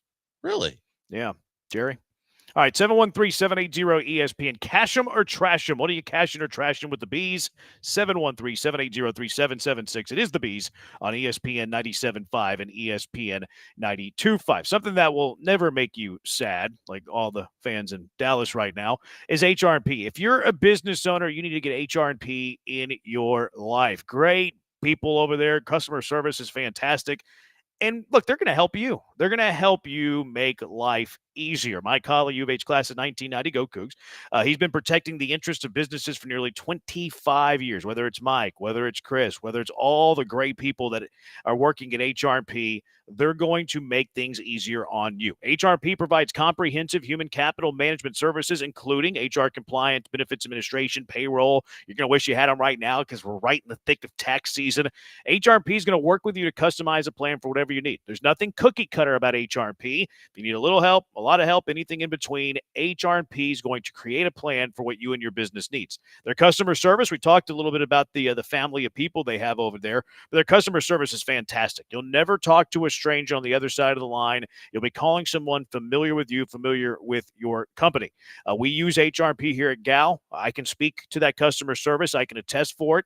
Anytime I have a question, quick response, easy to understand. Let HR&P take on the demands of human resources and eliminate your HR burden so you can get back to growing your business. Give them a call at 281-880-6525 and let HR&P customize a plan for you. 281-880-6525 or check them out at hrp.net. That's hrp.net.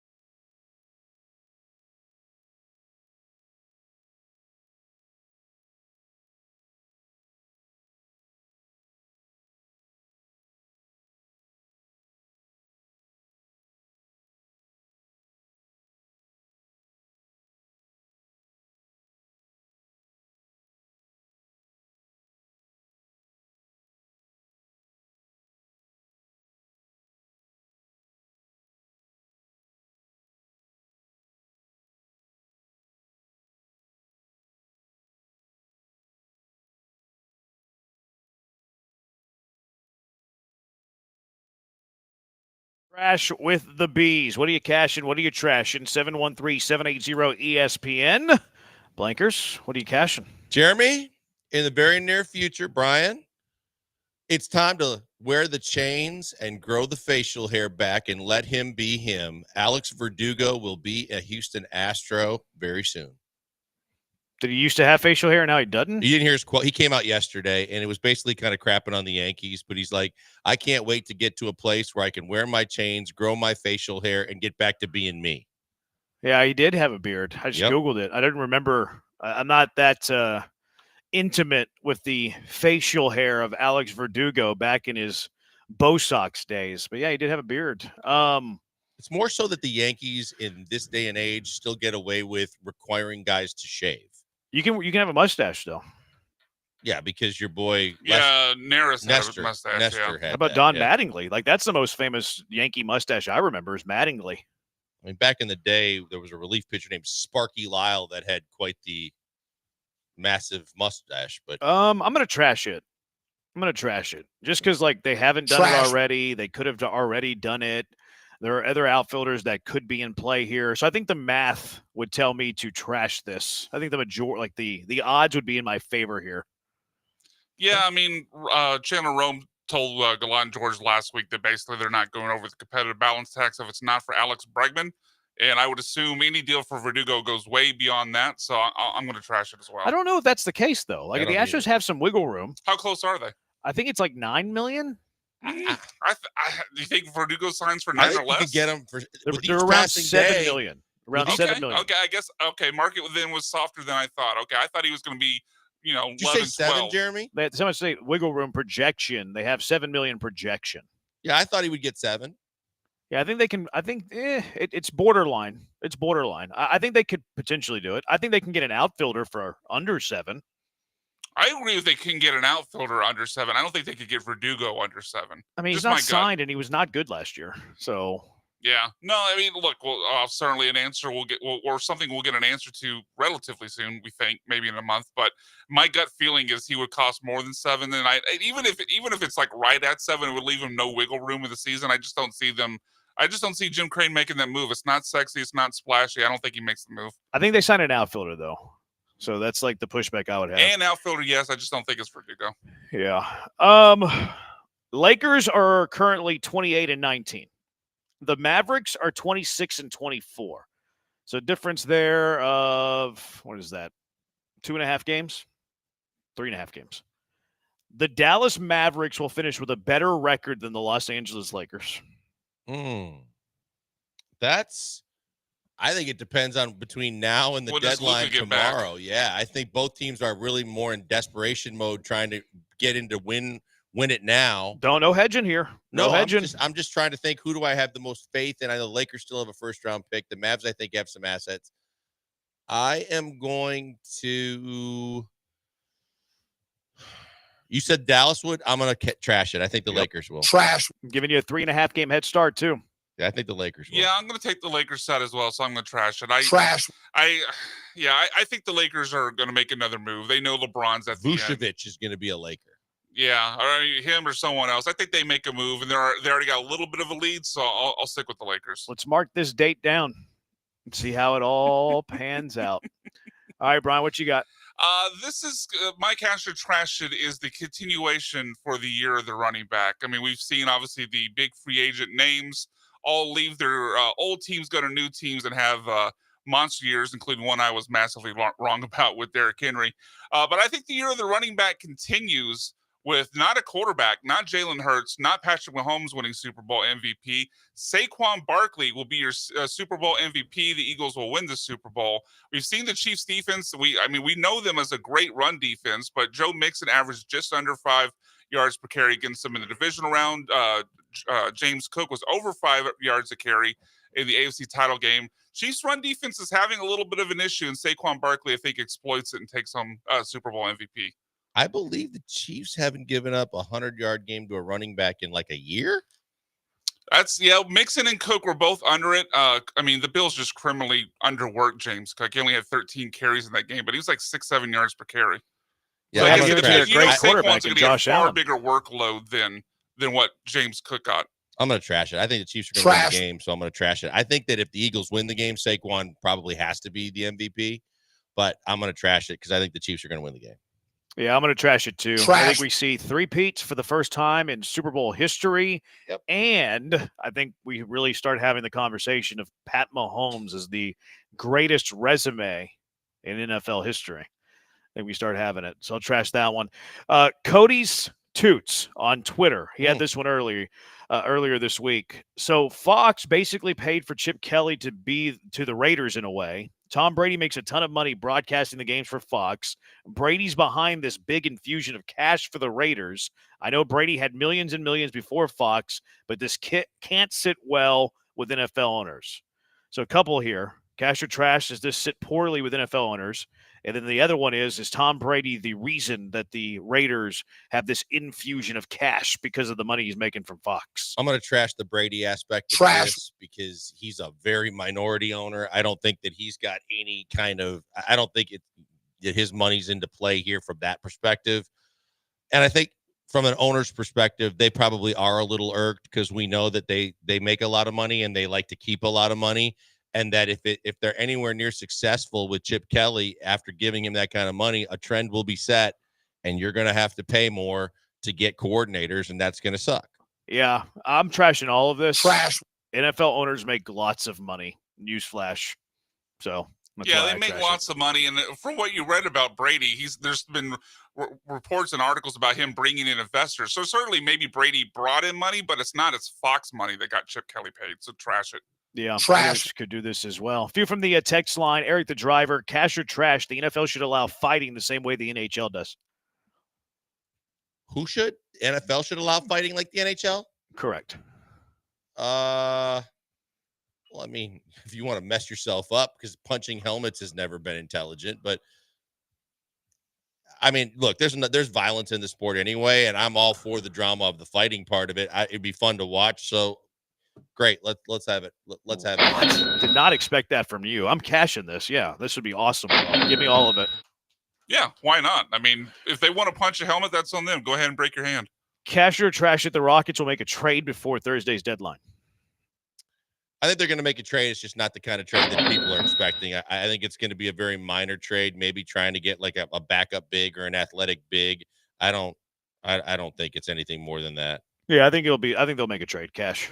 Yeah, I back up what Joel said. It's a move, but it's a minor move. Nothing that grabs the headlines, but they'll definitely make a trade. Cash or trash, the Woodlands is a better outer Houston area than Katy. I enjoy the Woodlands. I'm sorry it's so far away, but I enjoy the golf and everything about the Woodlands. I'll cash that. Yeah, I cashed that. I kind of live in the Woodlands. Yeah, it's a sweep. I'll cash it as well. Last one, cash or trash, Italian food is number 2 of greatest types of food behind Mexican food. Ooh. It's a hard trash for me. Yeah, I would prefer barbecue over Italian. Take barbecue. Burgers. I'll take Chinese. I'll take Japanese. I'll take Thai. I wouldn't go that far, but it's certainly number 2. I'm going to cash that. You're going to cash it? Yeah, I love a lot of Italian food, and not to crap on the others that you mentioned, because I love Chinese and some of the other foods that you mentioned. But pizza and lasagna and all kinds of and calzones and stuff. No, I mean, I love Italian food. You take that over Chinese? Yeah, I would take Italian take it over barbecue. Chinese. I would take Italian over Chinese. Yeah, you hesitated. You take it over a steak? That's not really. I mean, that's tough. That was like that American fare. Is steak considered Americano, or is that even a consideration? Like grill food. I mean, you could make a steak Italian. Italian restaurants have steak, little steak carbonara. So, I love Italian. I don't think I could have it second. I'd have Tex-Mex, obviously, but also barbecue and like burgers. Yeah, I might not even make my top 5. It would be in my top 5, but probably it's 4th.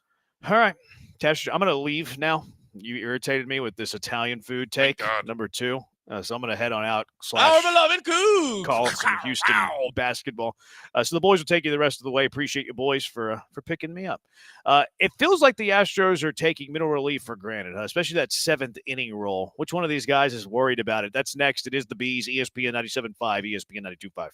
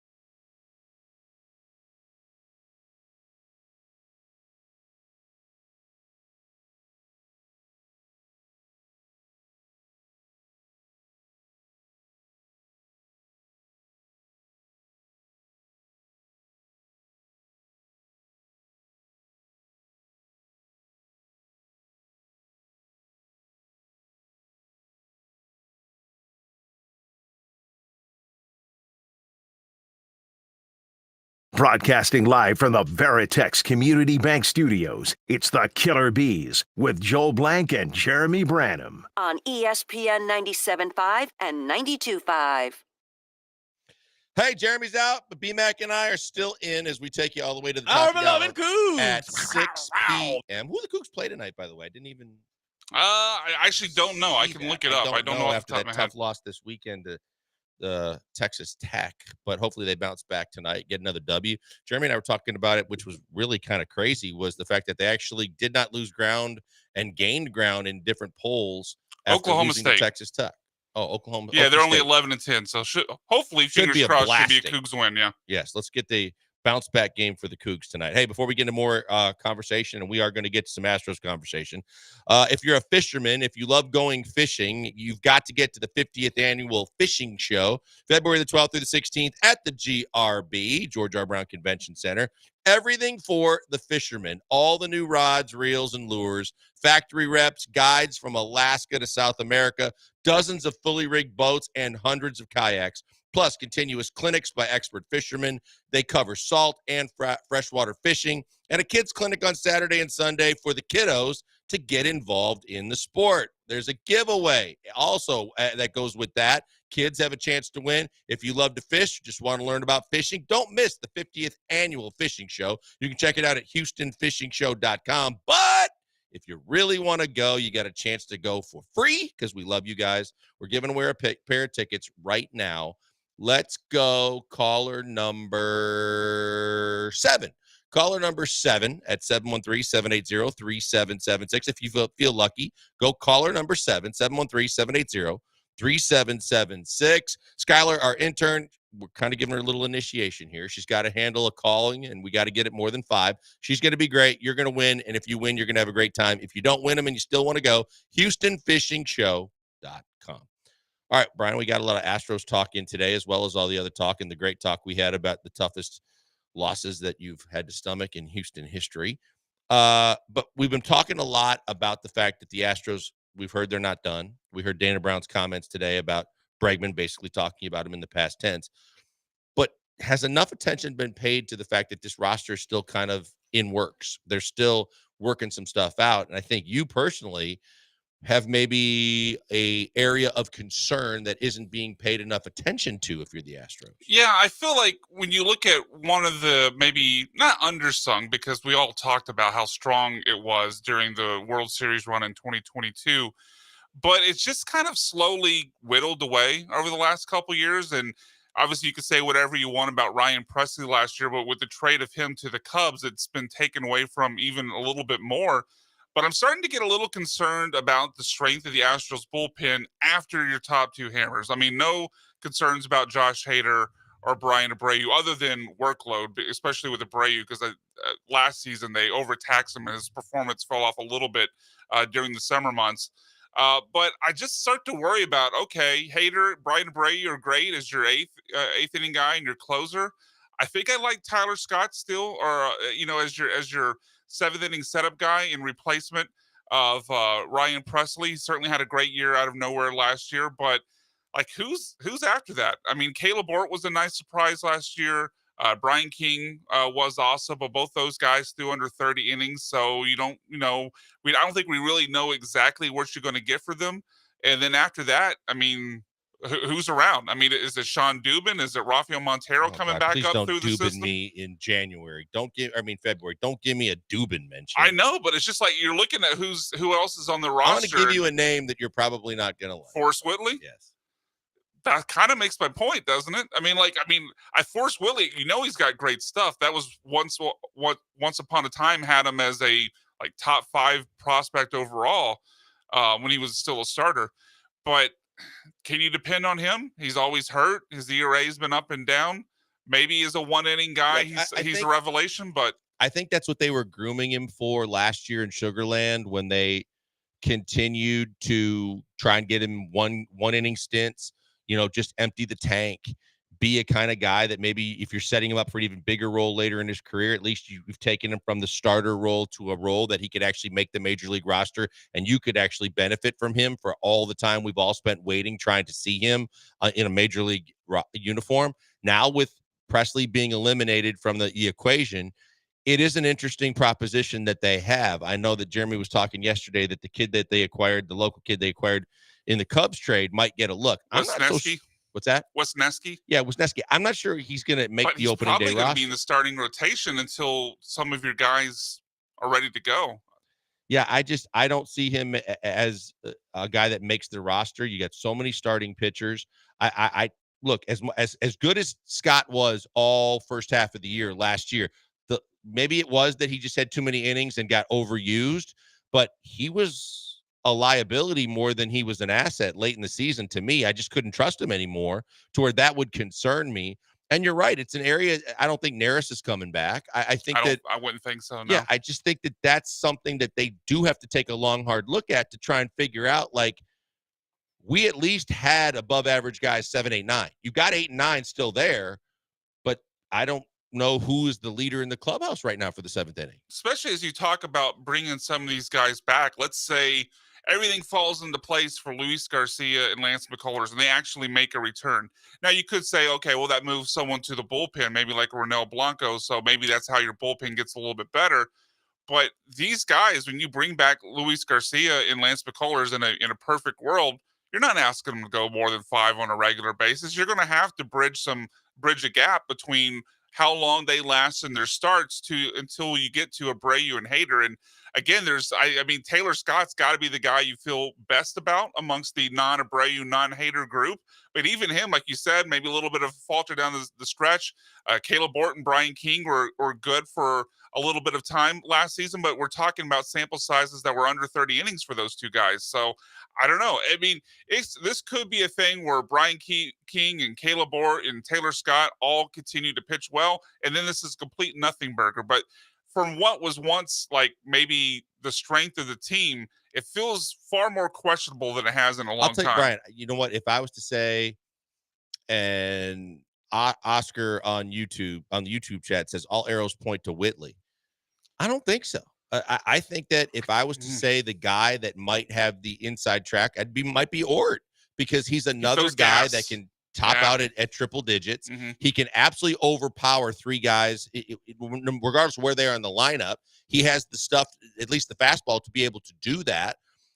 And in spurts last year, he was pretty damn good, to where I could see that they could give him first crack at it. And then if he doesn't do it, there are other guys. Because I think Scott has the ability to go multiple innings, that he's kind of like that guy that can be your kind of couple inning guy, middle of the game guy, pick up for a starter that doesn't have it guy. And that versatility there is more important than trying to make him a 1 inning guy in the 7th and use him 2 out of 3 games in a series. Yeah, and Brian King is a lefty, so you're probably not wanting to pigeonhole him into just being a 7th inning guy. So if he's great, I can't see him being locked into the 7th inning role either. So I think Forrest Whitley's certainly going to get, a look at it. I think I've seen some roster projections that have him making the team.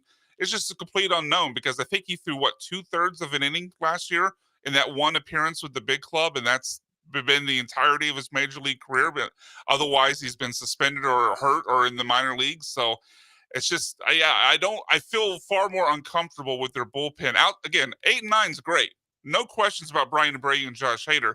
But it feels like, in the post-Presley world, assuming Neris doesn't come back, all these guys that have kind of, Phil Maton's no longer here. Ryan Stanek's no longer here, although he was up and down as well. It feels like there's far more questions with this bullpen that there's been in a long time. Yeah, I think that, look, I still think they have quality arms that can get outs on a major league level. I just think that even before you got rid of Presley, I think that there was an open competition for everything other than Abreu and Hader. I think that because they rotated so many guys, and we mentioned Neris had a shot at it last year. Ort was a guy they were using a lot. You mentioned Brian King, and I think Brian King is going to have a role on this team. I think King showed enough that he gets guys out, that he can be valuable in spot duty for the back of this bullpen. But I don't think it's like as solidified as it's been in the past to say you got 3 guys in the back of your bullpen that are just lights out. And obviously Presley wasn't lights out. My personal opinion is that Ort's going to get first crack at it. I don't know how you feel about that. Yeah, I could see it being Ort, because as you mentioned, I think Taylor Scott is, especially for some of your starters who are either young like Arrighetti or coming back from injury, when hopefully, knock on wood, Lance McCullers are Luis Garcia come back from injury. Taylor Scott's probably going to be your not fireman, but maybe they get into the fifth inning and they need trouble because they got 2 on with 2 out, and Taylor Scott comes in, finishes the inning, and then throws your 6th inning. I think he's that sort of guy for them. And then Brian King's your situational lefty. So I could see, especially until they feel comfortable, that Forrest Whitley is actually capable of a bump up in his quality of play. I mean, again, 2/3 of an inning for his major league career. I could see Caleb Ort, getting the shot because of that gas he throws. I mean, triple digits, at least sits 98 from what I remember. But obviously the question with him and the kind of the reason for this segment is he was a journeyman until he got to the Astros. He wasn't a long established guy who had, produced for several different teams. So it feels like even the guy that we're most comfortable with throwing in there, Caleb Ort, he's a journeyman. He was a journeyman for a reason. Let's take the standard bullpen that we know and are most familiar with out, because to your scenario of if McCullers comes back, if Garcia comes back, I don't expect Javier. They just said today until August. Probably not. So he's out of. I'll leave him out of this question. Could you see a starter that is currently listed as a starter with this team becoming the 7th inning guy? In that situation, the guys that are probably moving into the bullpen that are currently in the starting rotation, at least based upon the projections I've seen, would be Ronel Blanco and Hayden Wesneski, the guy that you got from the Cubs. I can't see Blanco being a 7th inning guy. He doesn't profile as that to me. To me, he'd be more kind of what we're talking about with Taylor Scott, where he's your guy that comes in right after the starter, maybe gets into trouble in the 5th. Maybe he's a long inning guy if someone gets rocked early and has to leave.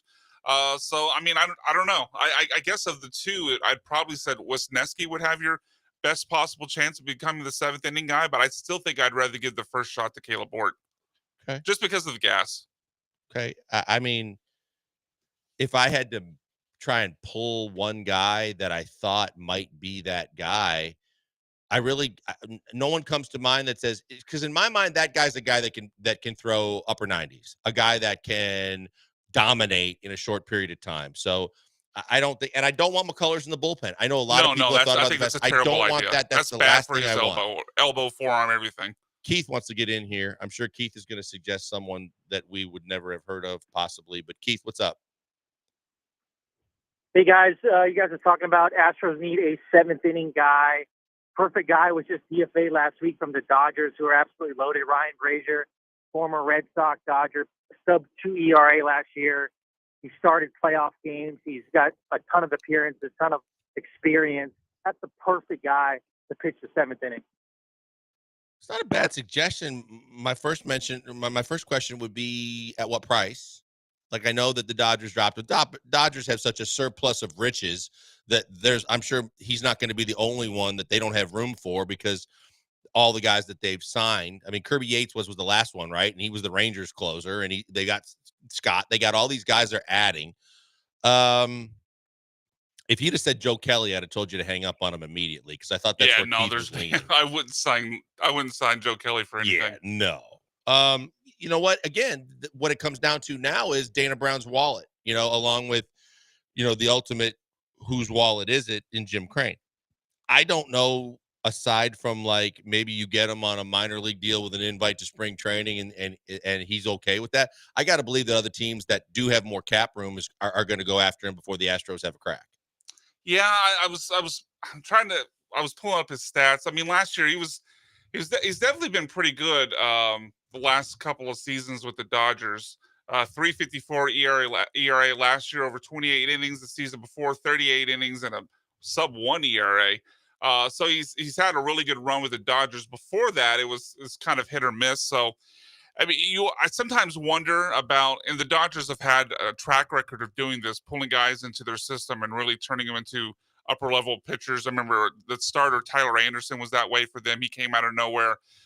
They've turned around a number of guys. So I sometimes wonder, although the guys that have left the Astros, because the Astros have that reputation as well, have actually done quite well outside of Houston. But I do wonder sometimes about pulling in, a journeyman reliever like him. He's 36 years old, really only had dominant success with the Dodgers. Does he have that same success here? So I certainly wouldn't be willing to pay top dollar for it. But if he's cheap, I think it can't hurt to take a look.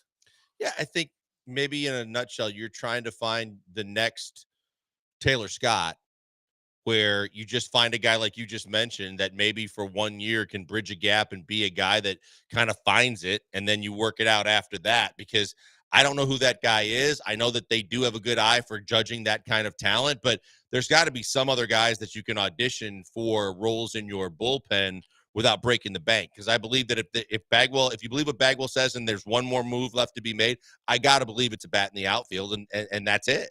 Yeah, that's kind of the puzzle they gotten themselves into because of Jim Crane kind of holding into this fake salary cap. I mean, obviously no salary cap in baseball, but the way Jim Crane operates with his, I wouldn't say fear of going over the collective bargaining tax. He certainly is, he's certainly unwilling to do it unless they make a big splash. And I think Brazier, as Keith mentioned, would be a quality addition to the bullpen. I would trust him more than some of the other names we brought up. But if you're talking about adding an outfielder and adding a reliever, that's probably putting them over the collective balance tax. I don't know if I could see Crane doing that for moves that certainly wouldn't be splashy. Yeah, we'll see. All right. Well, if you guys have thoughts, 713-780-3776, 780-ESPN, and we can get your thoughts out here with ours, and we can mesh it until the hour of 6 p.m. because soccer matters tonight, Brian. I know you know this, and I know that Glenn Davis is a key part of our rotation, regardless of whether he's in the bullpen or not. And sometimes he is, and sometimes he's remote, but he's going to be with He's Soccer here today. Matters at 6. Is he here today? Yeah, he's going to have Dynamo GM Pat Onstad on with him, so big one tonight. Always a good time to hear Glenn on the radio talking the ultimate football talk that he brings to the table. Was that a Russian accent that you were doing there? No, but he does the football. I know. Oh, the accent you went with it, kind of sounded Russian there. I can see that. Okay, I'll give you that. All right, so with that being said, Brian, we talked a lot about relief pitchers. We talked a lot about starters that could be in the bullpen role. That means that we have to kind of determine who our Astros opening day rotation is. We'll give you ours. Maybe you want to give us yours, 713-780-3776. Give us a call, give us a text, reach out to us, and we'll discuss it next. It is the Killer Bees on ESPN 97.5 and 92.5 FM.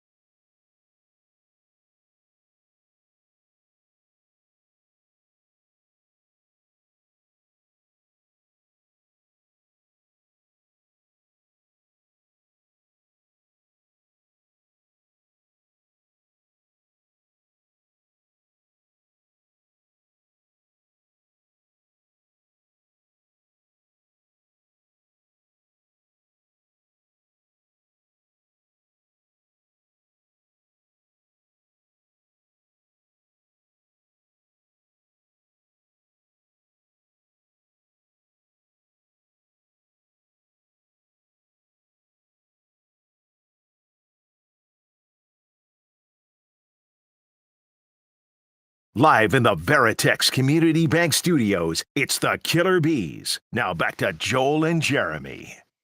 All right, let's have a little more play along with the Bees type interaction as we kind of switch gears from the bullpen to Astros starting pitching, because there is multiple questions out there in terms of who's going to be healthy, who's going to be ready, who do you feel the best about. I think this is really who's going to be their fifth starter in my mind. I would agree. The first four feel pretty locked in. And so really the big question is who's healthy, who's number 5. So I think, just for those of you living under a rock or who forgot about Astros starting pitchers, I think Fromber's I think it could be Fromber or Hunter Brown, but I think because Fromber's going to get the nod from the experience and with his situation. He's the veteran. He's going to get the nod. Yeah, Fromber 1, Hunter Brown 2. I think Blanco is 3. See, I flip-flopped. I'm assuming you then would have Arrighetti number 4. Correct. I flip-flopped them. I see the case for Blanco, but I'm high on Arrighetti's stuff. I know he's the younger guy. Blanco's in his 30s. Maybe you give the veteran the spot, but I don't know. I think I go higher upside, and ultimately, obviously, it doesn't really matter once you get into the season. It's all going to flip around anyway. But I would go with Arrighetti at number 3, but not a huge. I'm not going to break my heart if they flip-flop that. I think because it's such a big glaring question mark, to me personally, everything at number 5 becomes who's going to be healed from injury that's in the mix, because I think you're going to look at Garcia, who just never got back. I don't think he's going to be ready. And again, they're saying he's not going to be ready. McCullers, they're already saying won't be ready, no matter how much he's throwing 89 hard miles an hour with a 73 mile an hour breaking ball that we all have to see. Yeah, I just don't see how that factors in. I don't think that Mr. Real World is going to be ready come opening day. JP France? Yeah, JP France. No, he's not going to be ready. I know you look. I know you don't think he's going to make the roster, but because of what you just laid out, I mean, he's kind of last man standing. I think it's going to to be Hayden Wesneski, the guy that got in the Kyle Tucker trade. I mean, it shouldn't be in a perfect world. I mean, I'd rather throw. I mean, I know JP France has really struggled from that 8-game stretch he had a couple years ago, but I'd rather have France. I would obviously much rather have McCullers or Louis Garcia if they were healthy. I'd rather have Javier, but he's obviously way out in the future in August, best case. I think Wesneski is the last guy standing. Now, hopefully. What about Blue Ball? Sorry? What about Blue Ball and just to start the season? I think I'd give really good in Sugarland. I know. I don't know if I'd want to. Maybe this is like long-term team building thing, but I don't know if I necessarily want to start the clock on him before I'm necessarily. I give Wesneski the first chance, and then if he falters, then sure, go ahead and give Blue Ball the nod. Of how you acquired him. I think that he's probably going to get the first crack anyway, because you'd like to be able to say right from the jump, and you hope he has just an unbelievable spring, and you can say, hey, look, this was the guy that we had our eye on all along when we made the trade with the Cubs. This is a guy that we had ticketed for just this opportunity, and we feel good about it. That would be the ultimate if you're Dana Brown. But I don't know if he's any more than he's a guy. I mean, no, I completely agree. It's not a good situation. I mean, and you could certainly argue that number 5 starter maybe is as big of a concern as the bullpen. Other than that, you're obviously going to rely on the number 5 guy, a lot less. I'll have to look at see how the schedule lines up. You always have that, especially early in the season, those stretches of schedule where you don't even need the number 5 guy because of days off. So hopefully that's the case here. Hopefully they could buy time for Louis Garcia and Lance McCullers. I don't even know what the optimistic timeline for those two guys would be. Maybe May. I'm purely guessing, but I think Wesneski probably gets the shot as the 5th guy. That could be really bad, but I don't see until those guys get healthy another option unless you want to pull up from AAA. Yeah, no, I'm looking at the roster right now, and it's like the pitchers on their roster are Forrest Whitley, Hayden Wesneski, Fromber, Bennett Sousa, Taylor Scott, Caleb Ort, Fromber Valdez, Brown, Arrighetti. I mean, maybe Wesneski is just the opener, and they kind of bullpen it on the 5th day. And you hope you get, 3 innings out of Wesneski, but I don't know. I mean, I don't really know what the other option is right now. If ever there was an opportunity, it's there for someone to step up. But I just think the injuries are going to pigeonhole you so badly, because even if you wanted Garcia, who was supposed to be ready at some point last season, to be ready now, he's not going to be ready. He's just had multiple setbacks. It's hard to believe. I mean, one, you don't want to rush him, but two, it's hard to feel confident. Maybe you'll get some answers once they actually get to spring training, but it's hard to feel confident that he's going to be ready at this point. Yeah, my big thing too is is there something more medically to be concerned about than just, hey, when's he going to be ready? Because he should have been ready already. No, I agree. I mean, you don't have setbacks for a positive reason, right? If there's setbacks, and there's been multiple at this point with Luis Garcia, it can't be good. I mean, we saw what happened last year where he was on the comeback trail, and it's like, oh, he's going to have a minor league rehab stint in Florida or whatever, and they had to shut him down. They got started again, and they had to shut him down again, all because he still got pain. That's why maybe it's having already been through the Lance McCullers saga. I have no faith or trust once a guy's been shut down more than once, coming back in rehab, that he's going to be healthy ever. Yeah, I mean, especially in this organization where they're probably never going to tell you the truth until he needs another surgery. That's deeply concerning to me. It's just, that's one where I would have already believed that Garcia would have been back. He'd have been ready. He should be ready for spring training no matter what, because it's taken so long. To now, my first line of thought when you mentioned the name Luis Garcia isn't really good young arm that good young starting pitcher that I can't wait to get back this season. Mine is, are we sure he's ever going to be healthy again before he needs something else? Yeah, and it's another need, I think, that went underlooked at, under-addressed by the Astros this offseason, really under-talked about it by fans and media, including ourselves. But look, I get, and we heard Bagwell talk about this yesterday, our pitching's great, Certainly it is really good. It's certainly at the top, and I'd even say 1 through 4. It's very, very good. But, I mean, number 5 guy is a huge question mark. You hope Lance or Luis Garcia or eventually deep into the season Christian Javier takes that spot. But if they were willing to spend a little bit more, I think adding a 5th guy who can at least go out there and eat you 4 to 5 innings and not kill your bullpen every 5th day would have been a worthwhile addition to the roster. That's why I know that right now they're saying that they're not going to go over the competitive balance tax, but at the same time, and we don't know what's going to happen with Alex Bregman, but let's just assume for a second, you're not going to bring back Alex Bregman. Is there a scenario where you can get 2 players? Excuse me. I would like to think that there's going to be a cheaper starting pitcher on the market, but I don't think you can stay under $10 million with an outfielder and still you can get a relief pitcher. You can't get a starter for anything less than $10 million all by himself. And a relief for $10 million. I don't think, obviously, if you want to add that starting pitcher, I have to look to see who's even available as a starting pitcher at this point. But there certainly would go over the competitive balance tax if they tried to add all 3. And I don't think they will, because I think what we heard from Bagwell, regardless of where you think his standing in the organization is at this current time, I think he knows something when he says our pitching's great. They're not thinking about adding a starting pitcher. They think they're fine. But, I mean, even if they had a 5th starter, I mean, how many years in a row do we have to go into the season thinking our pitching's great? And then, 3 weeks into the season, 2 months into the season, half of it's fallen apart because of injury. Like, I don't know how many times we as Astros fans, not the fans, we're not making decisions, but how many times the Astros have to learn this from this mistake that you don't have enough pitching. If you have 7 guys, 3 of them are going to be gone, before you get to June. So I especially when you only have 4 guys, and Ronel Blanco's been a journeyman until last year. I wish they would have added somebody to the rotation. I think that's it. I think that if we've talked about on multiple occasions, if you're going to be out on Alex Bregman at 26 to 28 million plus a year, well, then I know that Jim Crane's a big splash guy, but why couldn't you at least kind of parlay some of that money into more than one player that could make you a better baseball team? 26 million could have got you a 5th starter, a relief pitcher, and a decent bat that would have been better than starting, Mauricio Dubon out there. I don't know who the starting pitcher is, but you get Verdugo, you get a middle of the bullpen guy that we just got done talking about, a 7th inning type guy, and find me a starting pitcher that's just looking for an opportunity and wants to play with a winner or both. And I think that you're done. And, later in the season, if you feel like, hey, this isn't going well, or you spent too much money, then you can talk about if you have to try and pare some salary or get rid of somebody.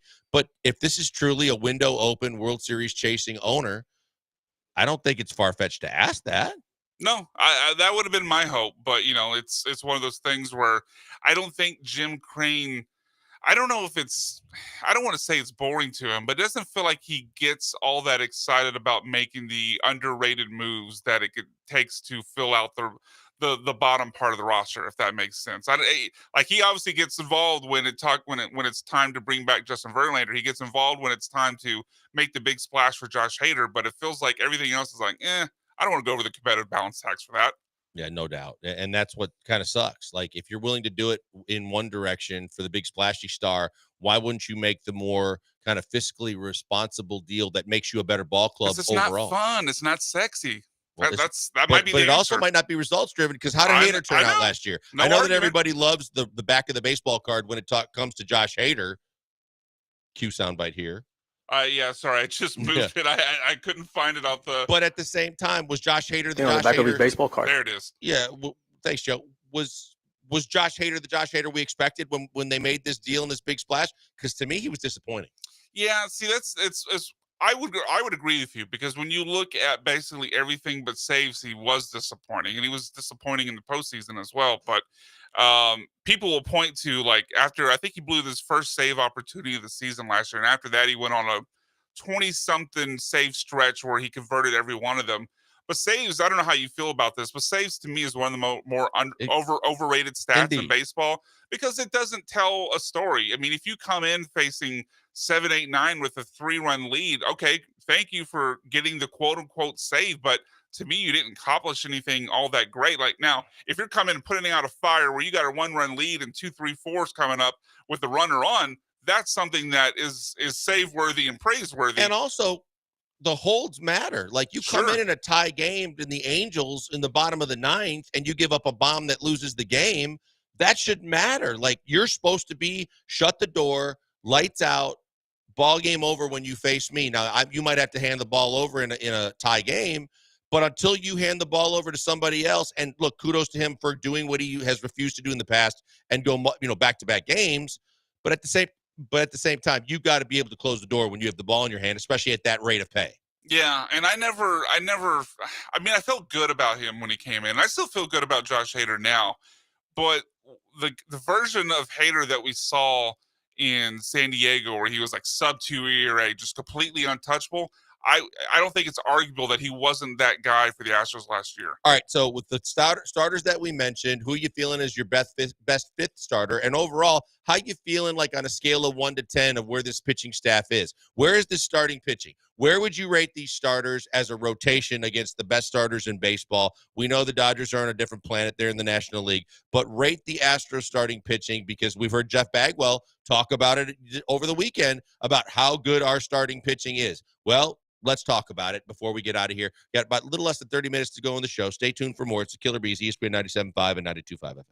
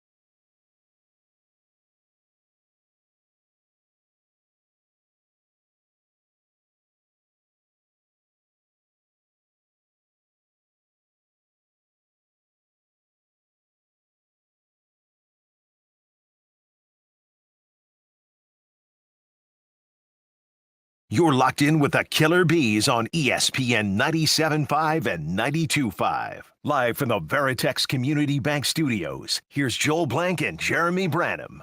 Hey, just kind of doing some housekeeping as we wrap things up around here. You have a new offensive line coach. If you are a Houston Texans fan, Greg Popovich is now out of his woes as his medical concerns with the Spurs. He will now be your offensive line coach as he stays in-house. That would be a stunning move if Would Greg that not be? Popovich had been named offensive line coach. What is Popovich's first name? Cole. Cole Popovich is your new offensive line coach. Do better than the last guy. That's all I can tell you. Yeah, I don't know if this is Texans PR trying to get the good public word out there about Cole Popovich, in the reports that we've heard coming out, like, hey, he disagreed with Strausser. Like he didn't like some of the things Bobby Sloak was doing. So this guy is smarter than the guys we let go. And maybe that is true, but there's something about promoting from within when your offensive line was one of the worst units in football. I hope he's had a relationship with everybody coming in so that he's That's good. the other thing. Like, is this a Nick Caley approved move? If it's what I'm not, saying. I don't like it. Like, I want Caley to be in full control of his offense. Exactly. So I want him to pick all of his coaches. I know Aaron Wilson had reported that a majority of the coaches that were on Bobby Slowick's staff would be back with the Houston Texans. There'd be a lot of guys coming back.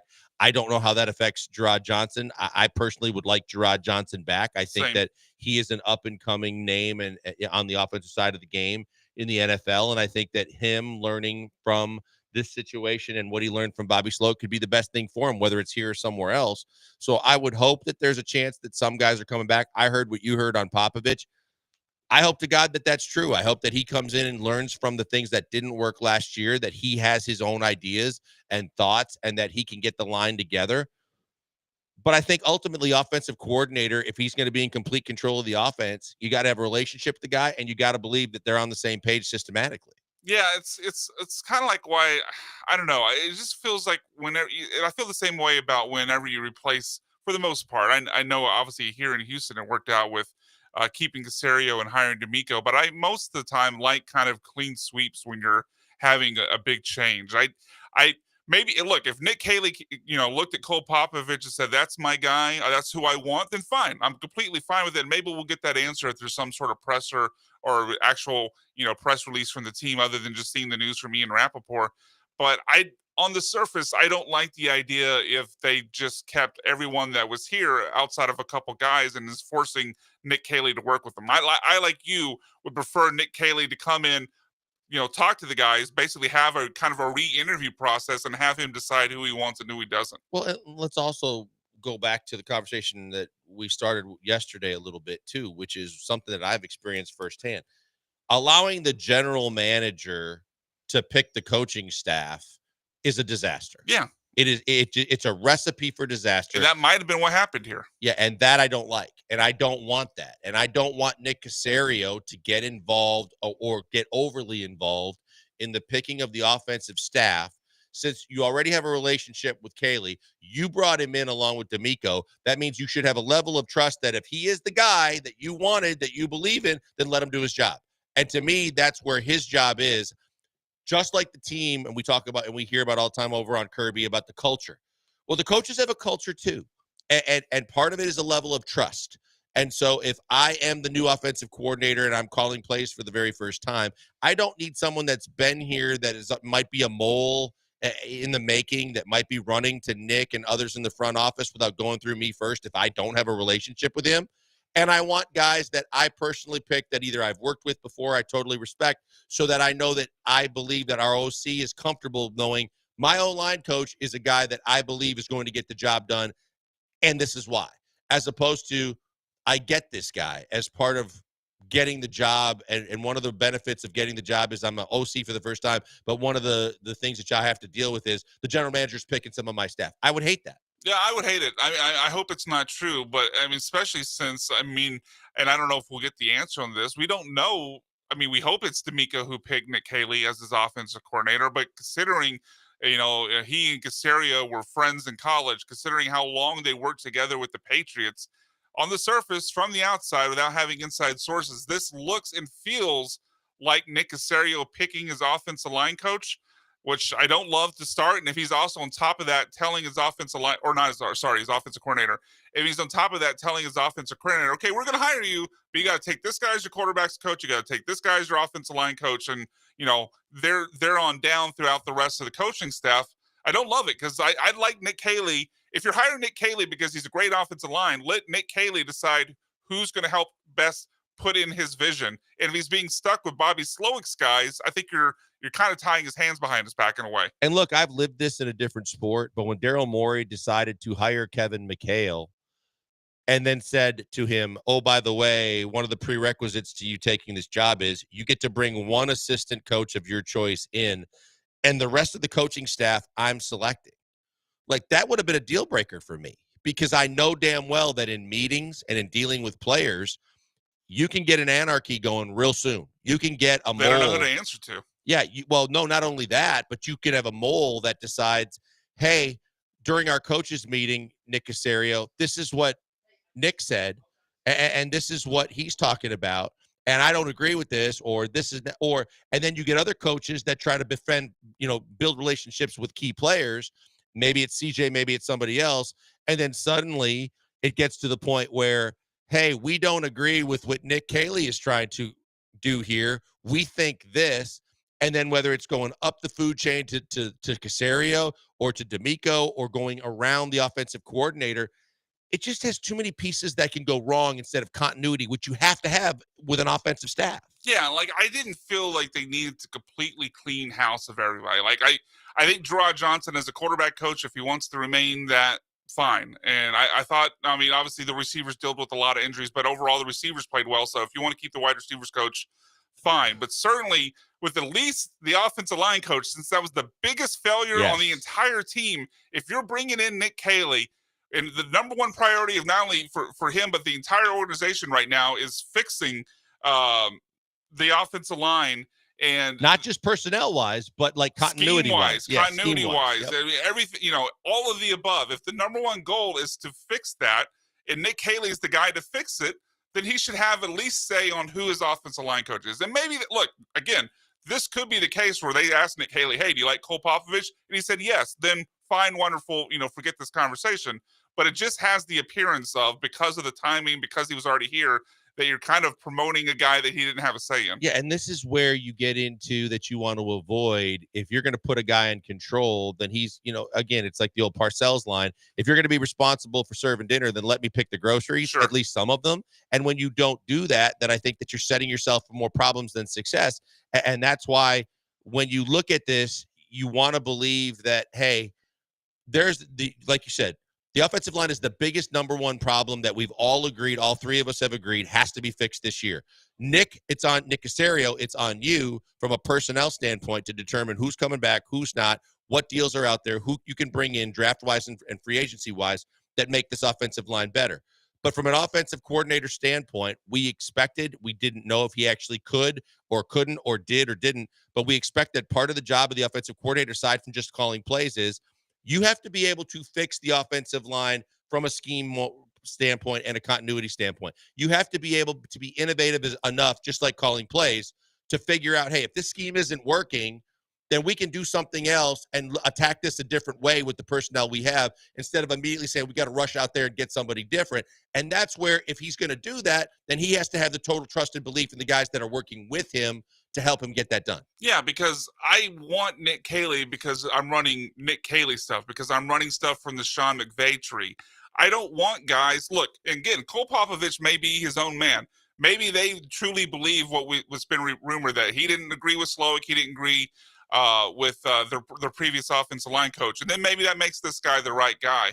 But if he's kind of a Bobby Slowick guy, or a guy coming up from the system that just failed them, like, I'd rather Nick Caley bring in his own guy than rubber stamp this promotion. Yeah, no, I think that's going to be really interesting to watch unfold, because of the fact that when you look at all the different possibilities and you look at all the ways that this could play out, you want this to be as seamless as possible in terms of making sure that the recipe is as set up for success as much as you can.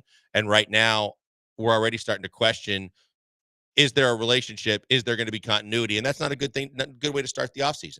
All right, we got one segment to go. It's the car wreck of the day. If you guys have nominations, get them to us, and let's get them in there as quickly as we can because it's a short segment leading up to Soccer Matters. 713-780-3776. It's Killer Bees, ESPN 97.5 and 92.5 FM.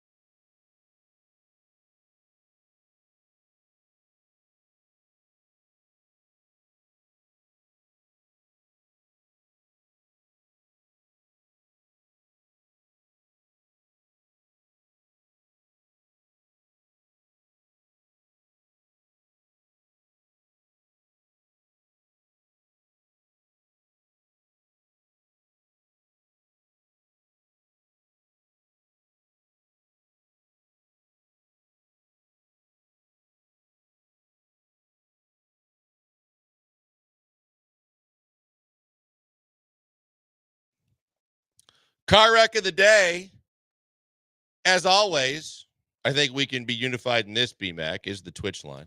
It is the cesspool of all crap that could be given during a 3-hour time frame. But in the meantime, we can start with the fact that I'll start tonight because there's one that was really irking me last night. It has nothing to do with the fact that it's a team that I follow on a pretty consistent basis. The Milwaukee Bucks last night took on the Oklahoma City Thunder. Okay, it's a big game. The Bucks trying to get right again. OKC, one of the best teams in the league. Number 1 seed in the West, yeah. But I really want to see that matchup, right? Sure. Whether it's on national TV or not, I want to see that game.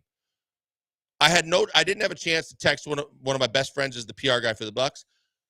I turned it on right before tip-off. No Giannis, no Middleton, no Dame, no Lopez, no way. So, and it's split squad? And it's on the road where if you're OKC and you're playing a team from the other conference, you know it's the only time you get to see Giannis all year, and Doc Rivers decides, yeah, we're good here. We're not going to start anybody. And, of course, OKC gets up by 30 in the first half. They were up by as many as 40, I think, before they won by 20-some. That's ridiculous. Yeah, look, I'm all for game or rest like load management. I think teams should be able to handle their roster however they think gives them the best chance to win for the entire season.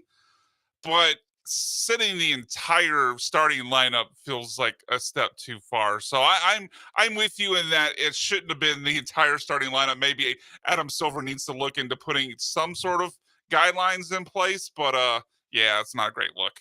Yeah, I hate it.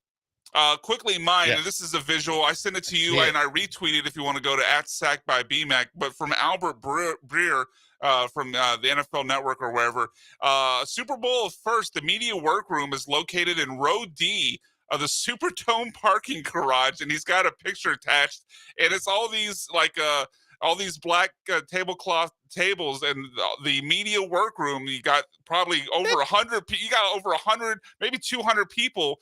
And they put them in the damn garage. That is ridiculous. That is the most ludicrous thing ever. And I know that Bourbon Street is close to the Dome, but like there's got to be another answer. Some sort of conference area or something. Yes. They put them in the parking garage. That's inexcusable for an NFL decision. That's ridiculous. I know I'm standing up that wins by a landslide. I know I'm standing up to people who demand free meals or maybe a little bit entitled at times, but my goodness, how do you put the media workroom in the damn parking garage? That's a joke. Yeah, it's a joke. That's not. So that's our winner? You know, it's not. That's our winner. No doubt about it. You know, it's not a joke. Glenn Davis, Soccer Matters. He comes up next. I'm not kidding y'all. If you love soccer at all, Glenn is the expert here, hands down, bar none. Thanks to Jeremy before he had to skip out. Thanks to BMAC. I'm Joel. We'll see you tomorrow. Killer Bees, ESPN 97.5, 92.5 FM.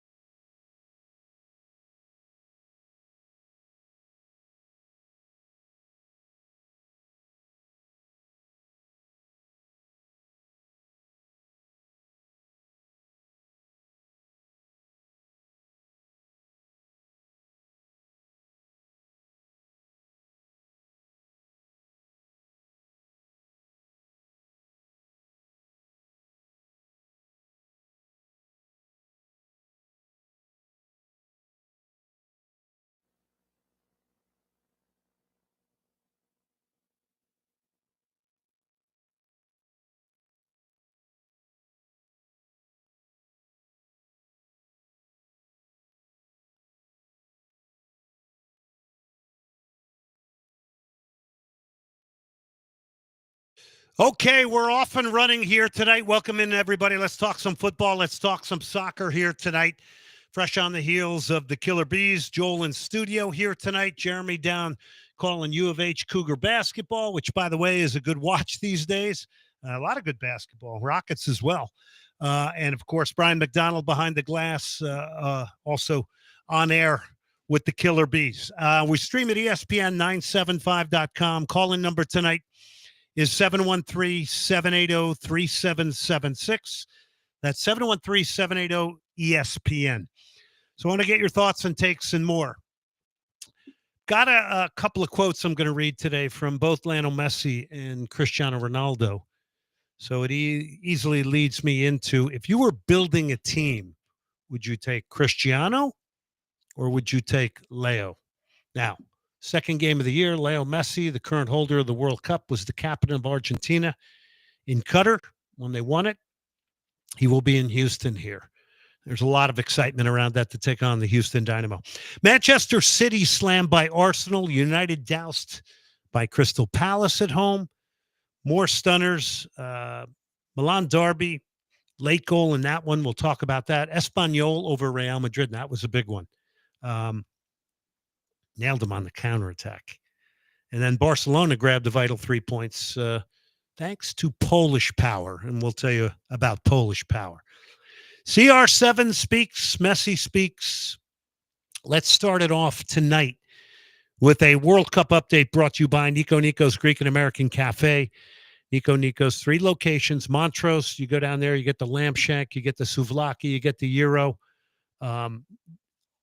All the great things there, the hummus, all the great Mediterranean diet, which, the Greeks always are looking good. So let's put that on the table there. Nico Nico's Greek and American Cafe, New Woodlands location, I-10 and the Beltway, and the original in Montrose. All right, so let's just put a few things into perspective here about the World Cup and the Super Bowl, since this is Super Bowl week. And by the way, I like the Super Bowl. Let me just say that out front. And I'm going to be watching the game. But in 2022, let me tell you how many people globally watched the World Cup final in Qatar or Qatar, however you want to say it. The final was between Argentina and France. Argentina and Leo Messi coming out on top. They lift the cup. You know how many people watched? 1.5 billion. 1.5 billion. Now, that's according to FIFA. So keep that in mind as I tell you to now compare that 1.5 million to the last Super Bowl, which had viewership of 123 million. 123 million. Big numbers. 1.5 billion to 123, almost 124 million. Now, let me add more data. The UEFA Champions League final last year had 400 million viewers. This according to Sports Illustrated. So 7 of these games are coming to Houston, Texas. Houston, Texas is going to be one of the few epicenters of the World Cup in 2026. It's starting to sink into our community here. So it's exciting. It's exciting. But just again to remind you, it's 1.5 billion people watch the World Cup final to 123 or 124 million for the Super Bowl. Puts a global game into perspective. So the Dynamo start their season against FC Dallas. Big storyline there coming in is Eric Quill, is a former youth player in Houston, was kind of born in the Sugarland, Stafford area, went on to play in Major League Soccer. And he's now the coach of FC Dallas. That's a big storyline. I'm giving that one to you. Because he is another product from Houston that has gone to make waves in the game. But this will be his first Major League Soccer venture as a head coach. So with that in mind, there's one player I want to, former player who played in Greece, Billy Safidis. And of course, he's a great friend of Dimitri at Nico Nikos. He's a huge member of our soccer community. He's the only outdoor player I can remember in Houston that played for both Houston and Dallas. He played for the Houston Stars in the late 60s and then the Dallas Tornado. There was a couple guys indoor that played for both Houston and Dallas and the Dynamos. Mark Lugris, Gianpaolo Pedroso, Beto dos Santos, a couple of those guys. All right, on to the Dynamo. Big acquisition, Jack McGlynn, a footballer, good passer, 21 years of age. They got him from the Philadelphia Union. Started in their academy, had ties to the New York Red Bulls and New York City FC. Could take set pieces, not hesitant to shoot from outside the box. I think that's something the Dynamo certainly need. The Dynamo tempo of the game and their sort of game model is going to suit him. He's a possession-based player. He's a passer. The Dynamo are going to hope that he will be able to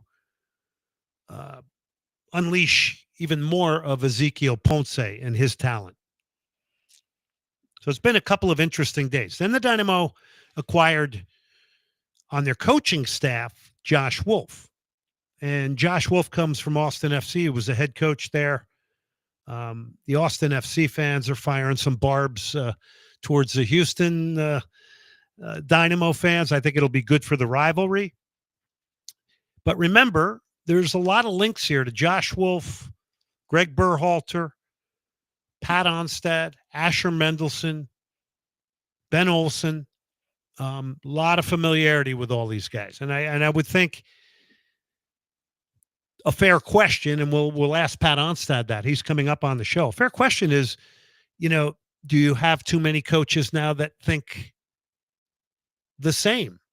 I mean, because sometimes you want to maybe go outside the box and bring somebody in that might think a little bit differently, that ultimately has to buy into whatever the system is. So that's an interesting question. We'll ask Pat about that tonight. Pat Onstad will join us in segment number 2. So those are two of the big moves here lately. They've been pretty quiet for the Dynamo. I mean, outside of the fact that both Coco Carrasquilla, Hector Herrera were moved on. The Dynamo picked up Jimmy Maurer. They picked up Eric Duenas from LAFC. But this will be, as of right now, the biggest signing.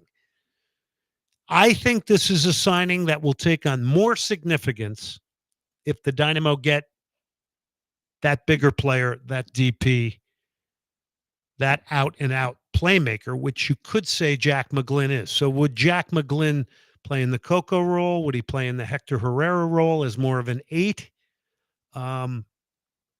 This is what we're going to ask Pat Onstad tonight. I think there's a lot of possibility there. I think the one thing is that you hear from a lot of people that once the ball's lost, doesn't necessarily suit him to be in a high pressing game. And the Dynamo do like to repress because they get the ball up the field methodically. They get in an opponent's half of the field. If the attack breaks down, they immediately press at certain times of the game. But the Dynamo tempo of the game is going to suit Jack McGlynn well. And I think it's great that we have a player that's on the fringe of the national team, just scored against Venezuela, is American because the lineup doesn't have a lot of American players. It's generally Griffin Dorsey. It was Steve Clark last year. It'll be Andrew Tarbell this year. But yeah, I think it's good for this market to get an American player to go along with a lot of what we have from South America and Central America. I think it's a good thing. And I think it's a good thing that, we're hopefully going to see him dipping into the national team on occasion. So the most interesting few days in the offseason just took place for the Dynamo. And it's now ignited things a little bit, lifted things. They have come back from Tampa where they were playing preseason matches. They'll go back to Fort Lauderdale. I think they have a match against FC Dallas coming up as well. And tonight we'll talk about some of the other transactions per Major League Soccer, but just a little bit more on McGlynn. The Philadelphia Inquirer reminded that the Philadelphia Union broke the MLS rules from an academy standpoint. There's all these geographic territory rules to get McGlynn, who wanted to come to Philly. He went to Philly. He's played over 100 times there.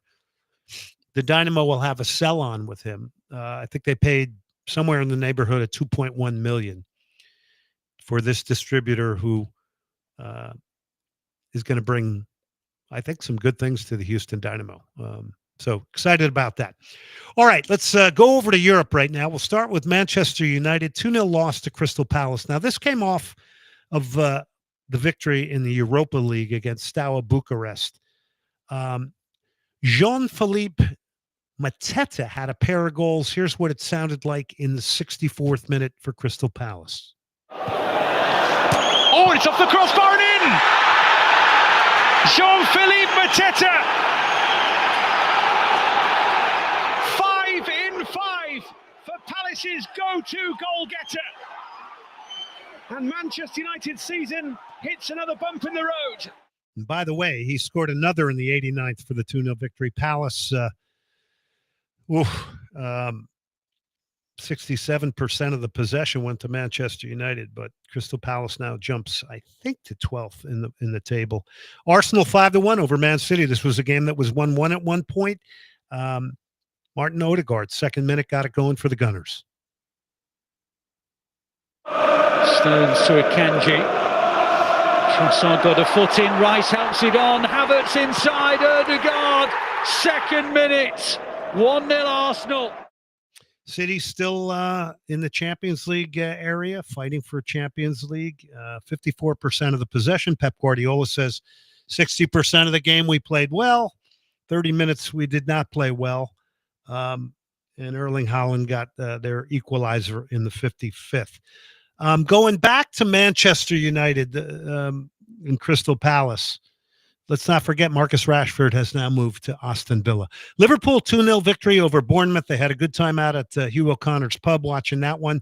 Mo Salah, probably right now you have to say the most dangerous striker in the Premier League. 2 goals for him, 30th minute penalty and a 75th minute goal. Here's the penalty. Mohamed Salah against Kepa Arrizabalaga. Can he break the deadlock? He certainly can. His 20th Premier League goal of the season. And Liverpool lead with a third of the contest gone. You know what I love about him? He's a dribbler. He has one of the highest numbers of, picking a ball up and going at people. And a lot of wingers sometimes are handcuffed by systems these days. But he scores more goals, I think, than anybody in the Premier League, beating people off the dribble and then delivering goals. Tyler Adams, by the way, went 90 minutes for Bournemouth. So from a health perspective, that's very good for the U.S. national team. Liverpool's number one, best team in Europe right now. They got a 6-point gap, I think, over Arsenal. Nottingham Forest, the week before, got beat 5-0.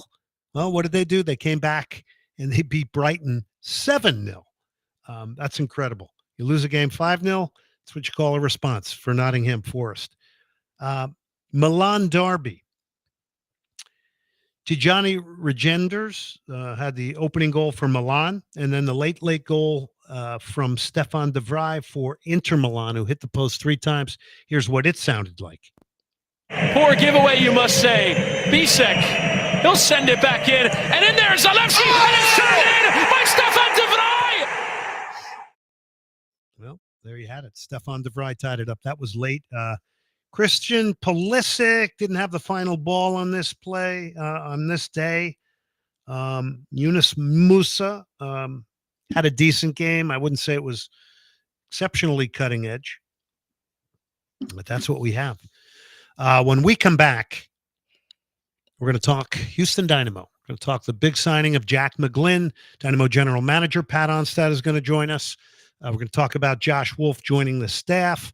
First notion there is you're thinking Josh Wolf was an exceptional striker, a guy of movement and mobility. How can he help the strikers find space? That could be another good reason. We'll talk to Pat about that, and we appreciate him coming on tonight. Word here for Hugh O'Connor's Pub, I-10 in the Marquee Entertainment Center. Great beer, whiskey offerings. Get out there. It's Hugh O'Connor's Pub, Liverpool supporters group there. They'll be doing Super Bowl. Hugh O'Connor's Pub, and we did our live show over at the West University location, Dinkins. Little Patagonia Empanadas and Cafe. We have one in Houston. We have one in Austin for all you Austin listeners, on Guadalupe in Austin, and then they sell them at Q2 Stadium. Hope they get them in the Dynamo Stadium. Be great if Little Patagonia Empanadas were in there. So I would be definitely running out of the TV booth at halftime to try and grab a few of those.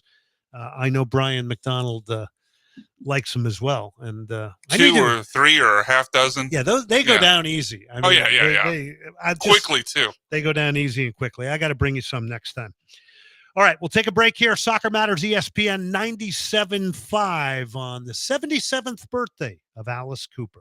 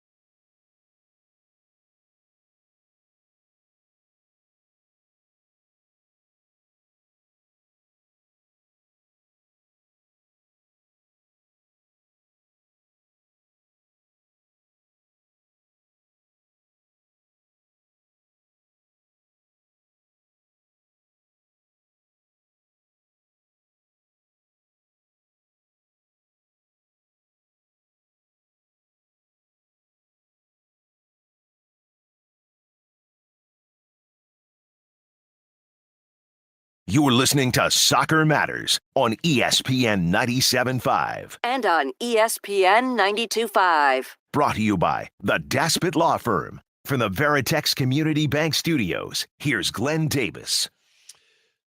All right, welcome back, everybody. The legendary Alice Cooper, 77 years old today. Shock rock, they called it, but a mixed theater. And I mean, one thing I learned from Alice Cooper, and I've seen his live show, it's an incredible show, number one. Number two, I saw him interviewed once. He said, yeah, I can get musicians to go on tour with me in category A, B, and C. And then he looks at the camera and he goes, I only go category A.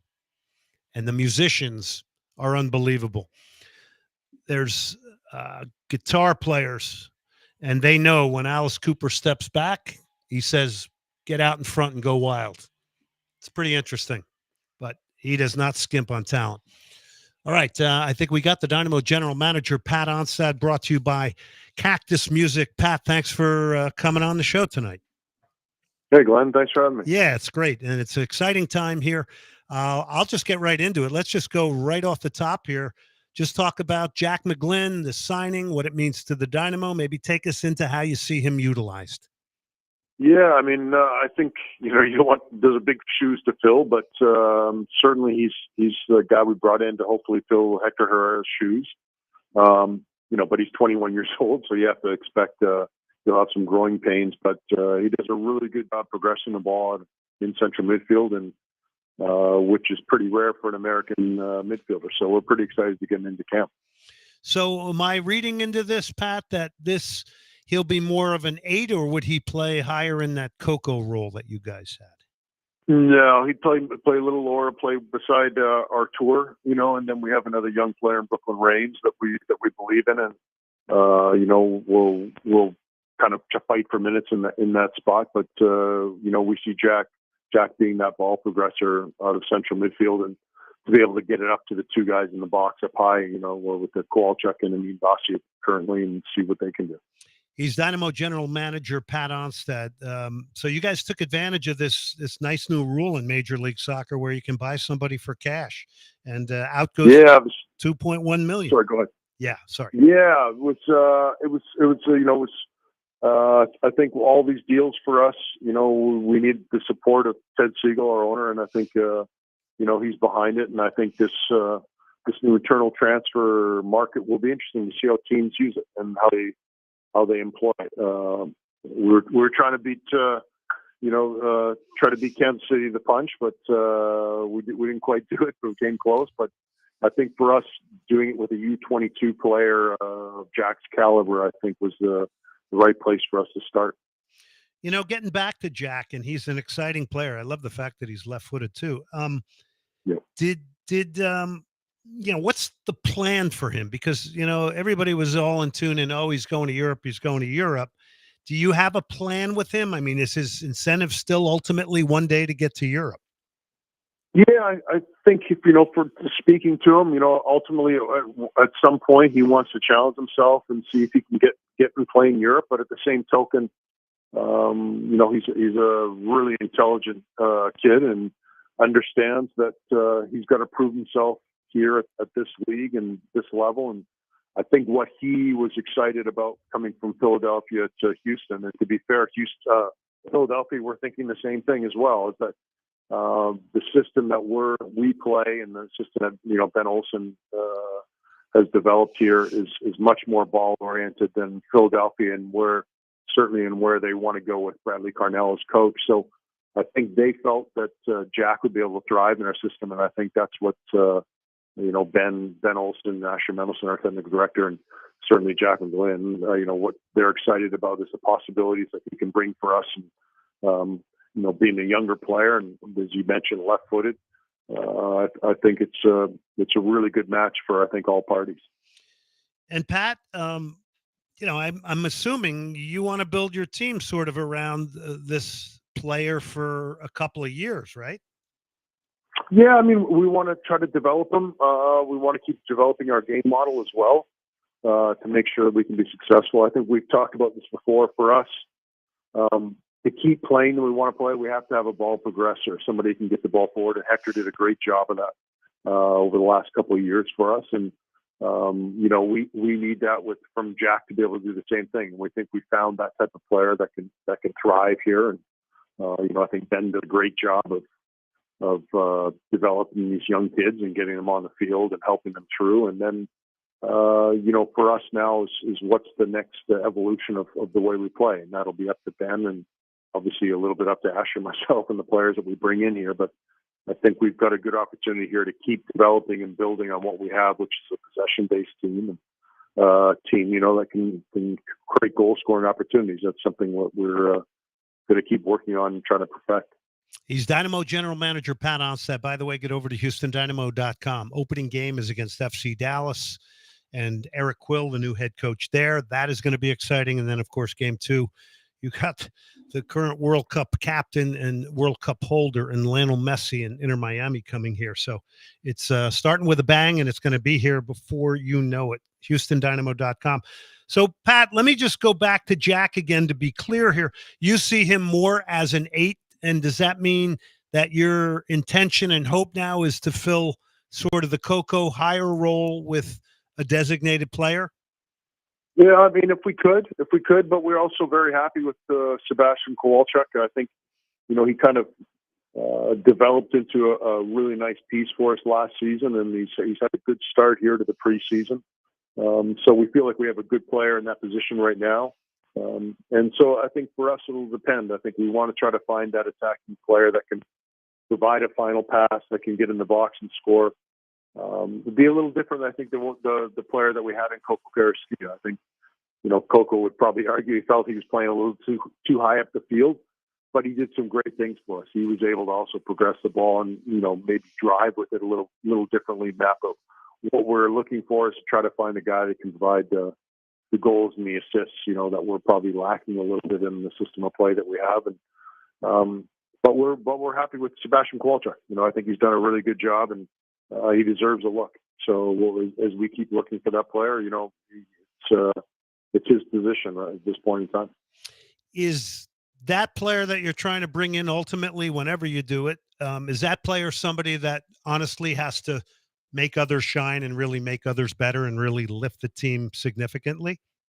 Yeah, I think we're a collection of the whole. I think the way we play and the way our team is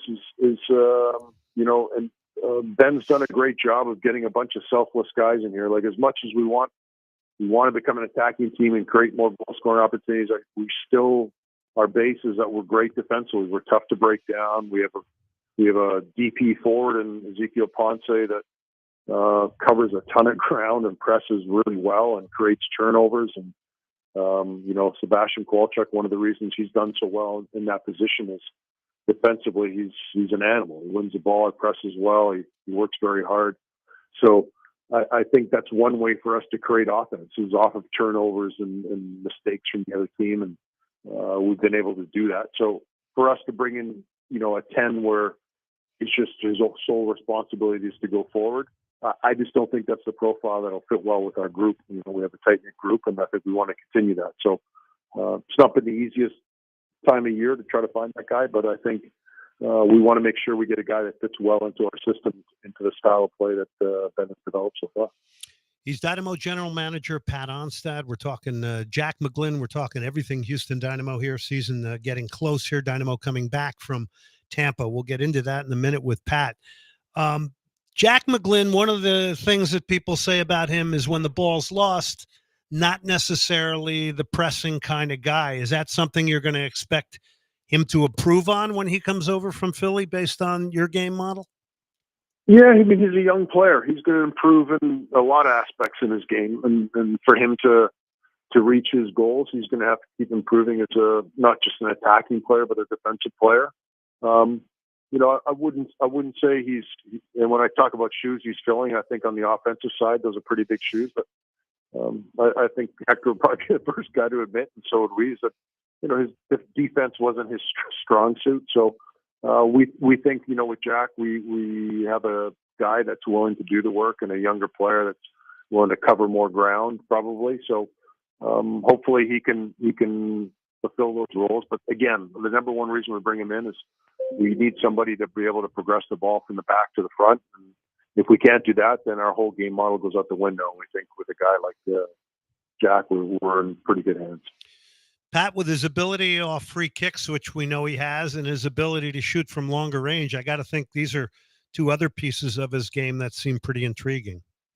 Yeah, I think we've Kenny Bundy, one of our assistant coaches, has done a really good job to join the first team with about 6 months to go last year, and did a good job, and there's been a definite emphasis on that in the preseason so far. And his service is nasty. The first training session we had, his first 2 corner kicks and wide free kick, I think the whole group was like, whoa, okay, that's a different service. And, one other guy we have talked about a few times already is Sebastian Kowalczyk, and he's done a really good job working on his set pieces, and you can tell his delivery has become a huge skill set for him. And so I think we're looking at that as an opportunity for us to create more goal scoring opportunities and score some goals. DP targets, I know you got some. I don't want you to give out away any of your trade secrets, but anything you think that's pretty close? Do you think this happens by April 1, or do we kind of begin to look towards the summer window? How do you position that to the fan base? Yeah, I mean, our goal is to try to get that done in the first window.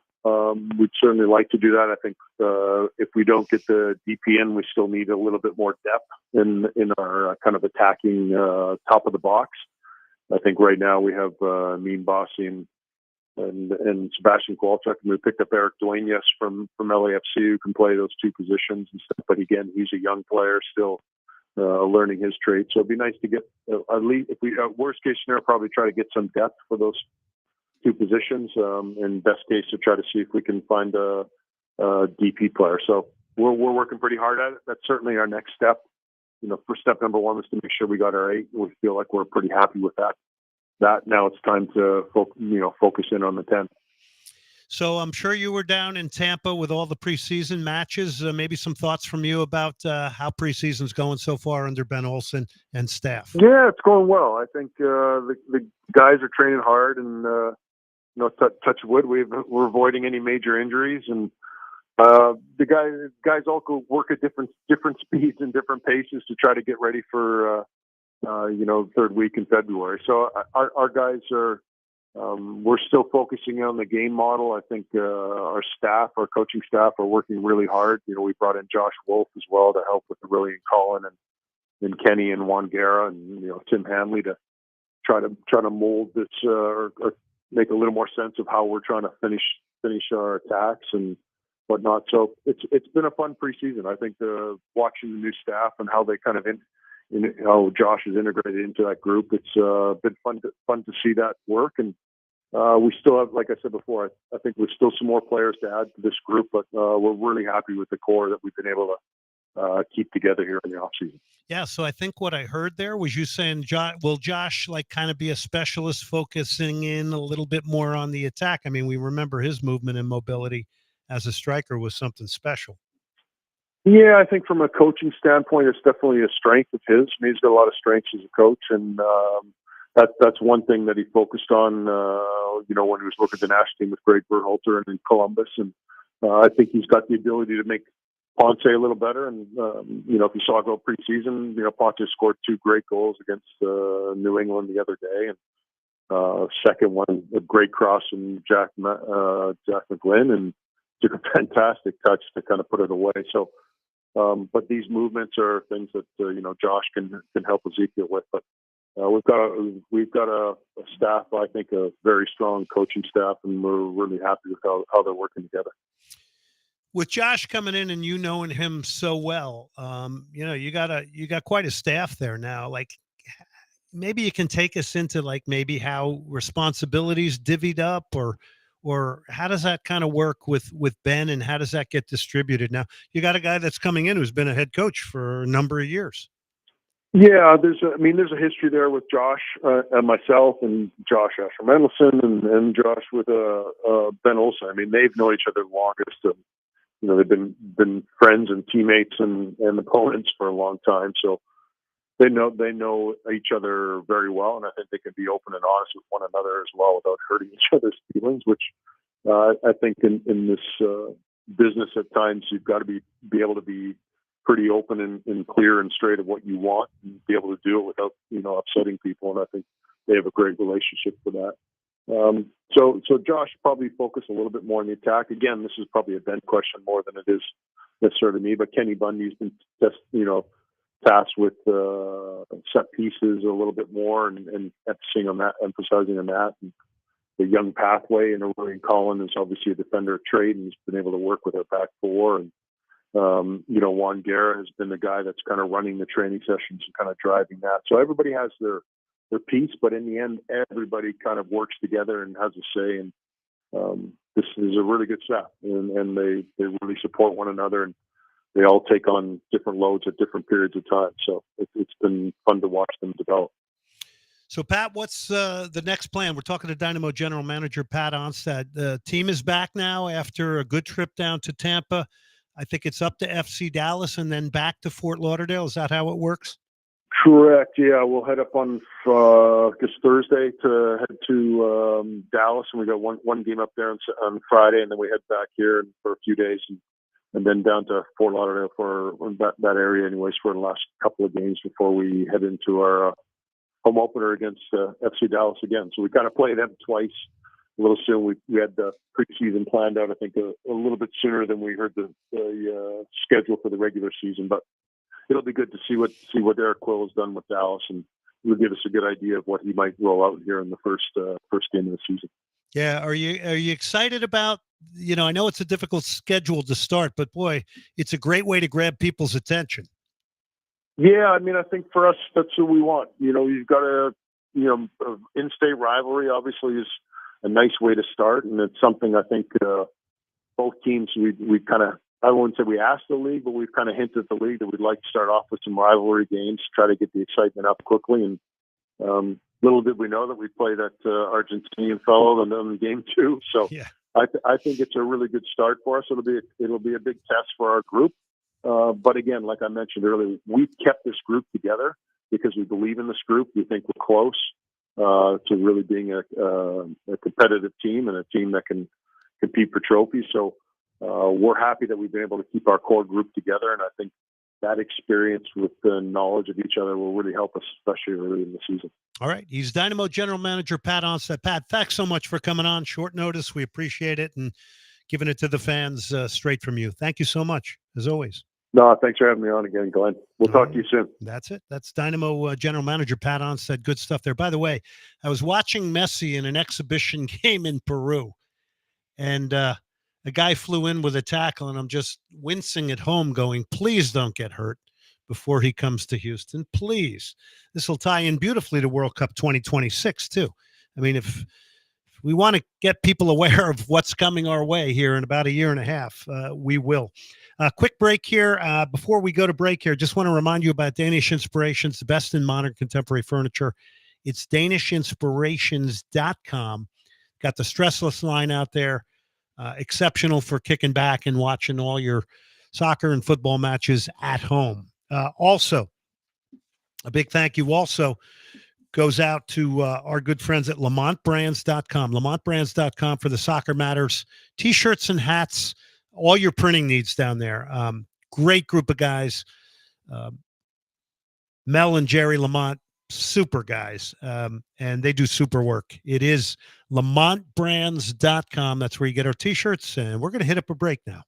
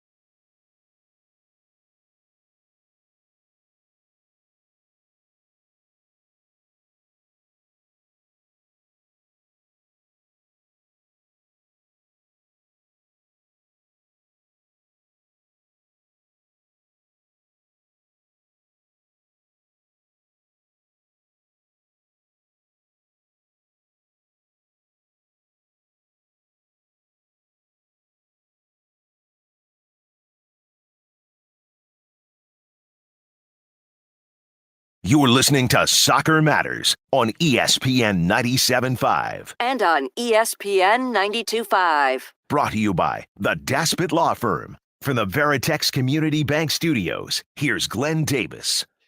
Space Hog, In the Meantime. This was producer Brian McDonald's choice tonight. Good one. It's funny because I heard the intro, and then once I heard him kind of kick it up. Yeah, that guitar part is pretty iconic. Came back to me.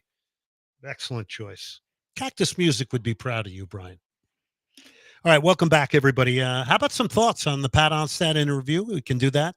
713-780-3776. 713-780-3776. Quick word here for the Daspit Law Firm. John Daspit and the Daspit Law Firm. Been serving Houston. You need the best in a personal injury attorney. It's the Daspit Law Firm. It's daspitlaw.com. 713, call now. Car, boat, motorcycle, maritime. You get in an accident, you need the best. The best is John Daspit and the Daspit Law Firm.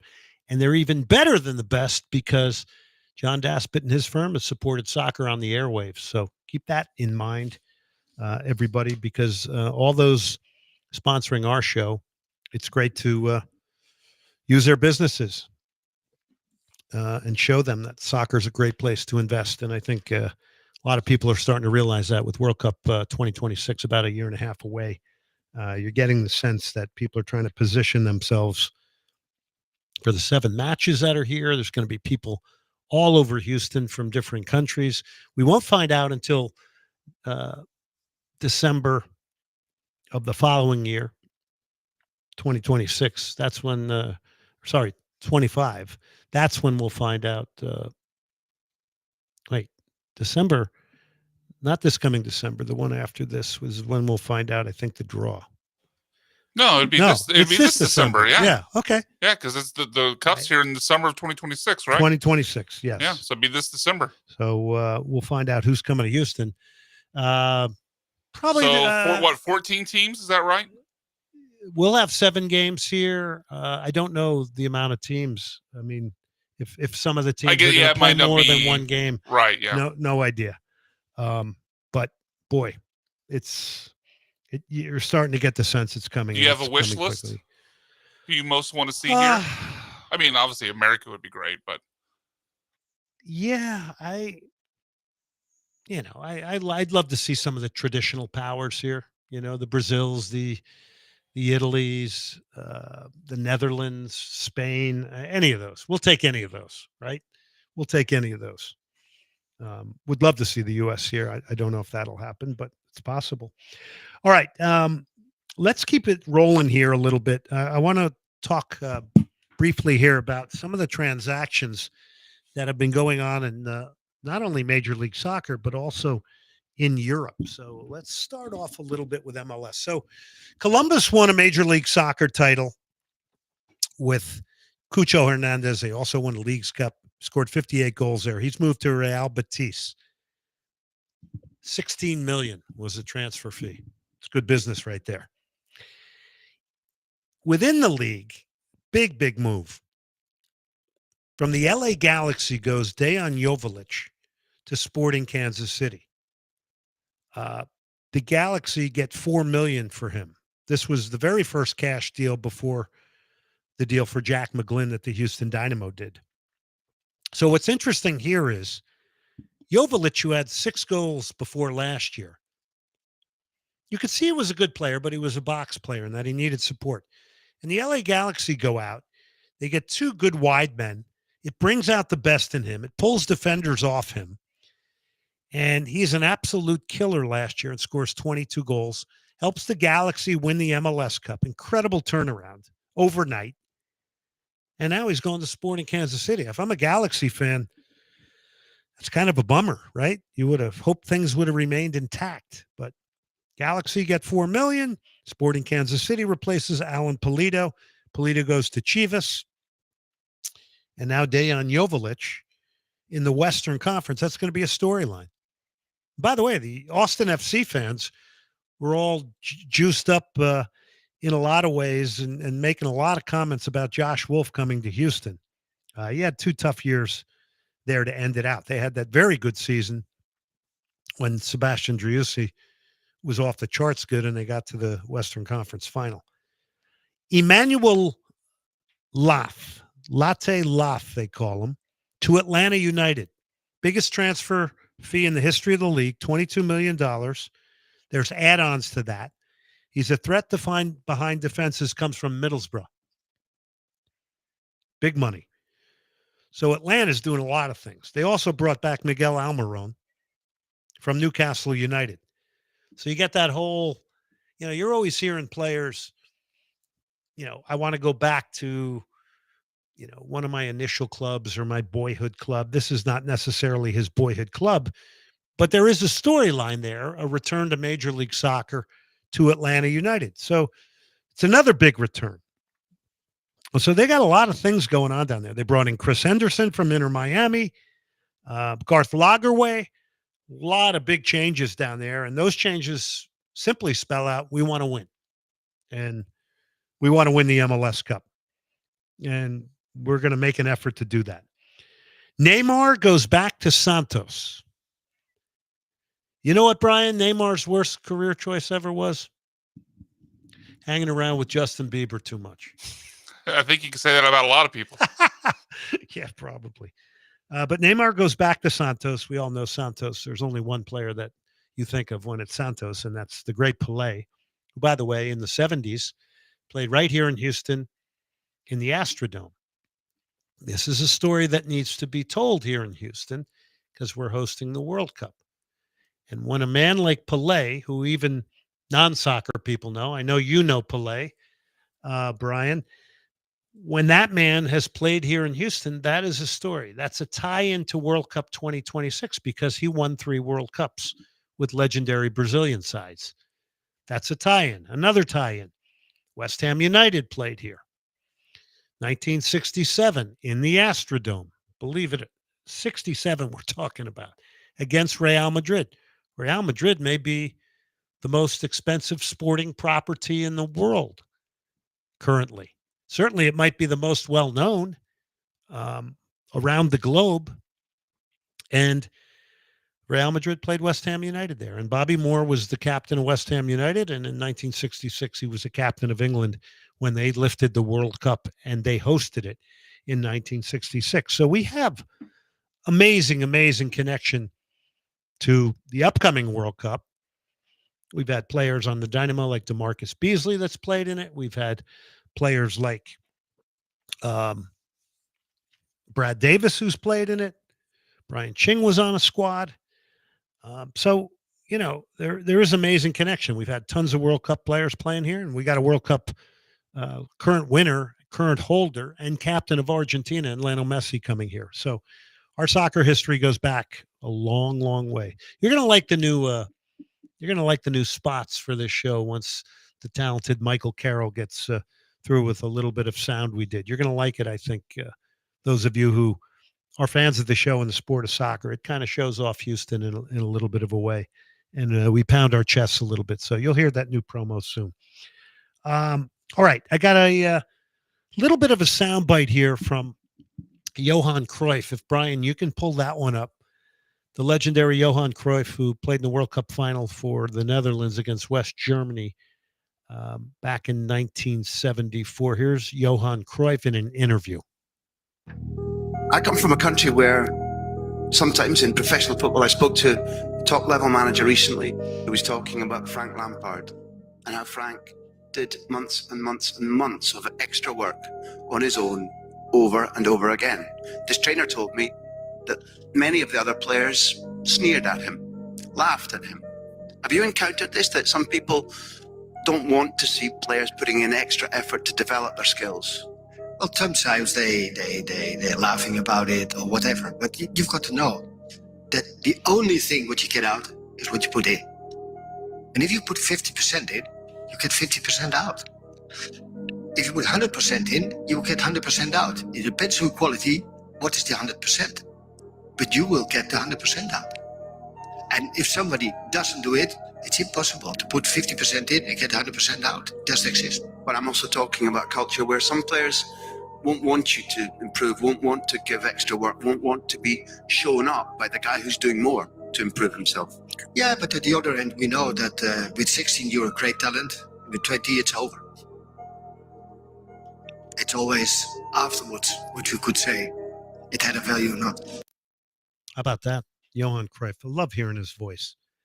What a remarkable player. If you get a chance, look at his highlights on YouTube. So it's about the effort you put in, and, you know, the Kobe Bryants of the world in the NBA, the Tom Brady's in the NFL, the Michael Jordans in the NBA, the Cristiano Ronaldo. I mean, Cristiano Ronaldo, I heard Gary Neville talking about him and his training habits, and it was just insane. He said he'd go around the field over and over and over doing step overs and all these different things. How about Caitlin Clark as a burgeoning one? I mean, doesn't take a lot to see the amount of effort that she puts in on the basketball court when nobody's looking at you, right? So to be the greats, you got to make a very, very big sacrifice. All right, tomorrow night we got from MLS Moves on social media. We're going to unveil who that is. That's going to be a lot of fun. Got another update for you as well. We'll have another guest on the program tomorrow. So that's going to do it tonight for us here on Soccer Matters, ESPN 97.5, presented by the one and only John Daspit and the Daspit Law Firm. Come and see us and listen to us again tomorrow night. Again, it's Soccer Matters, ESPN 97.5, presented by the Daspit Law Firm. Get the podcast of this show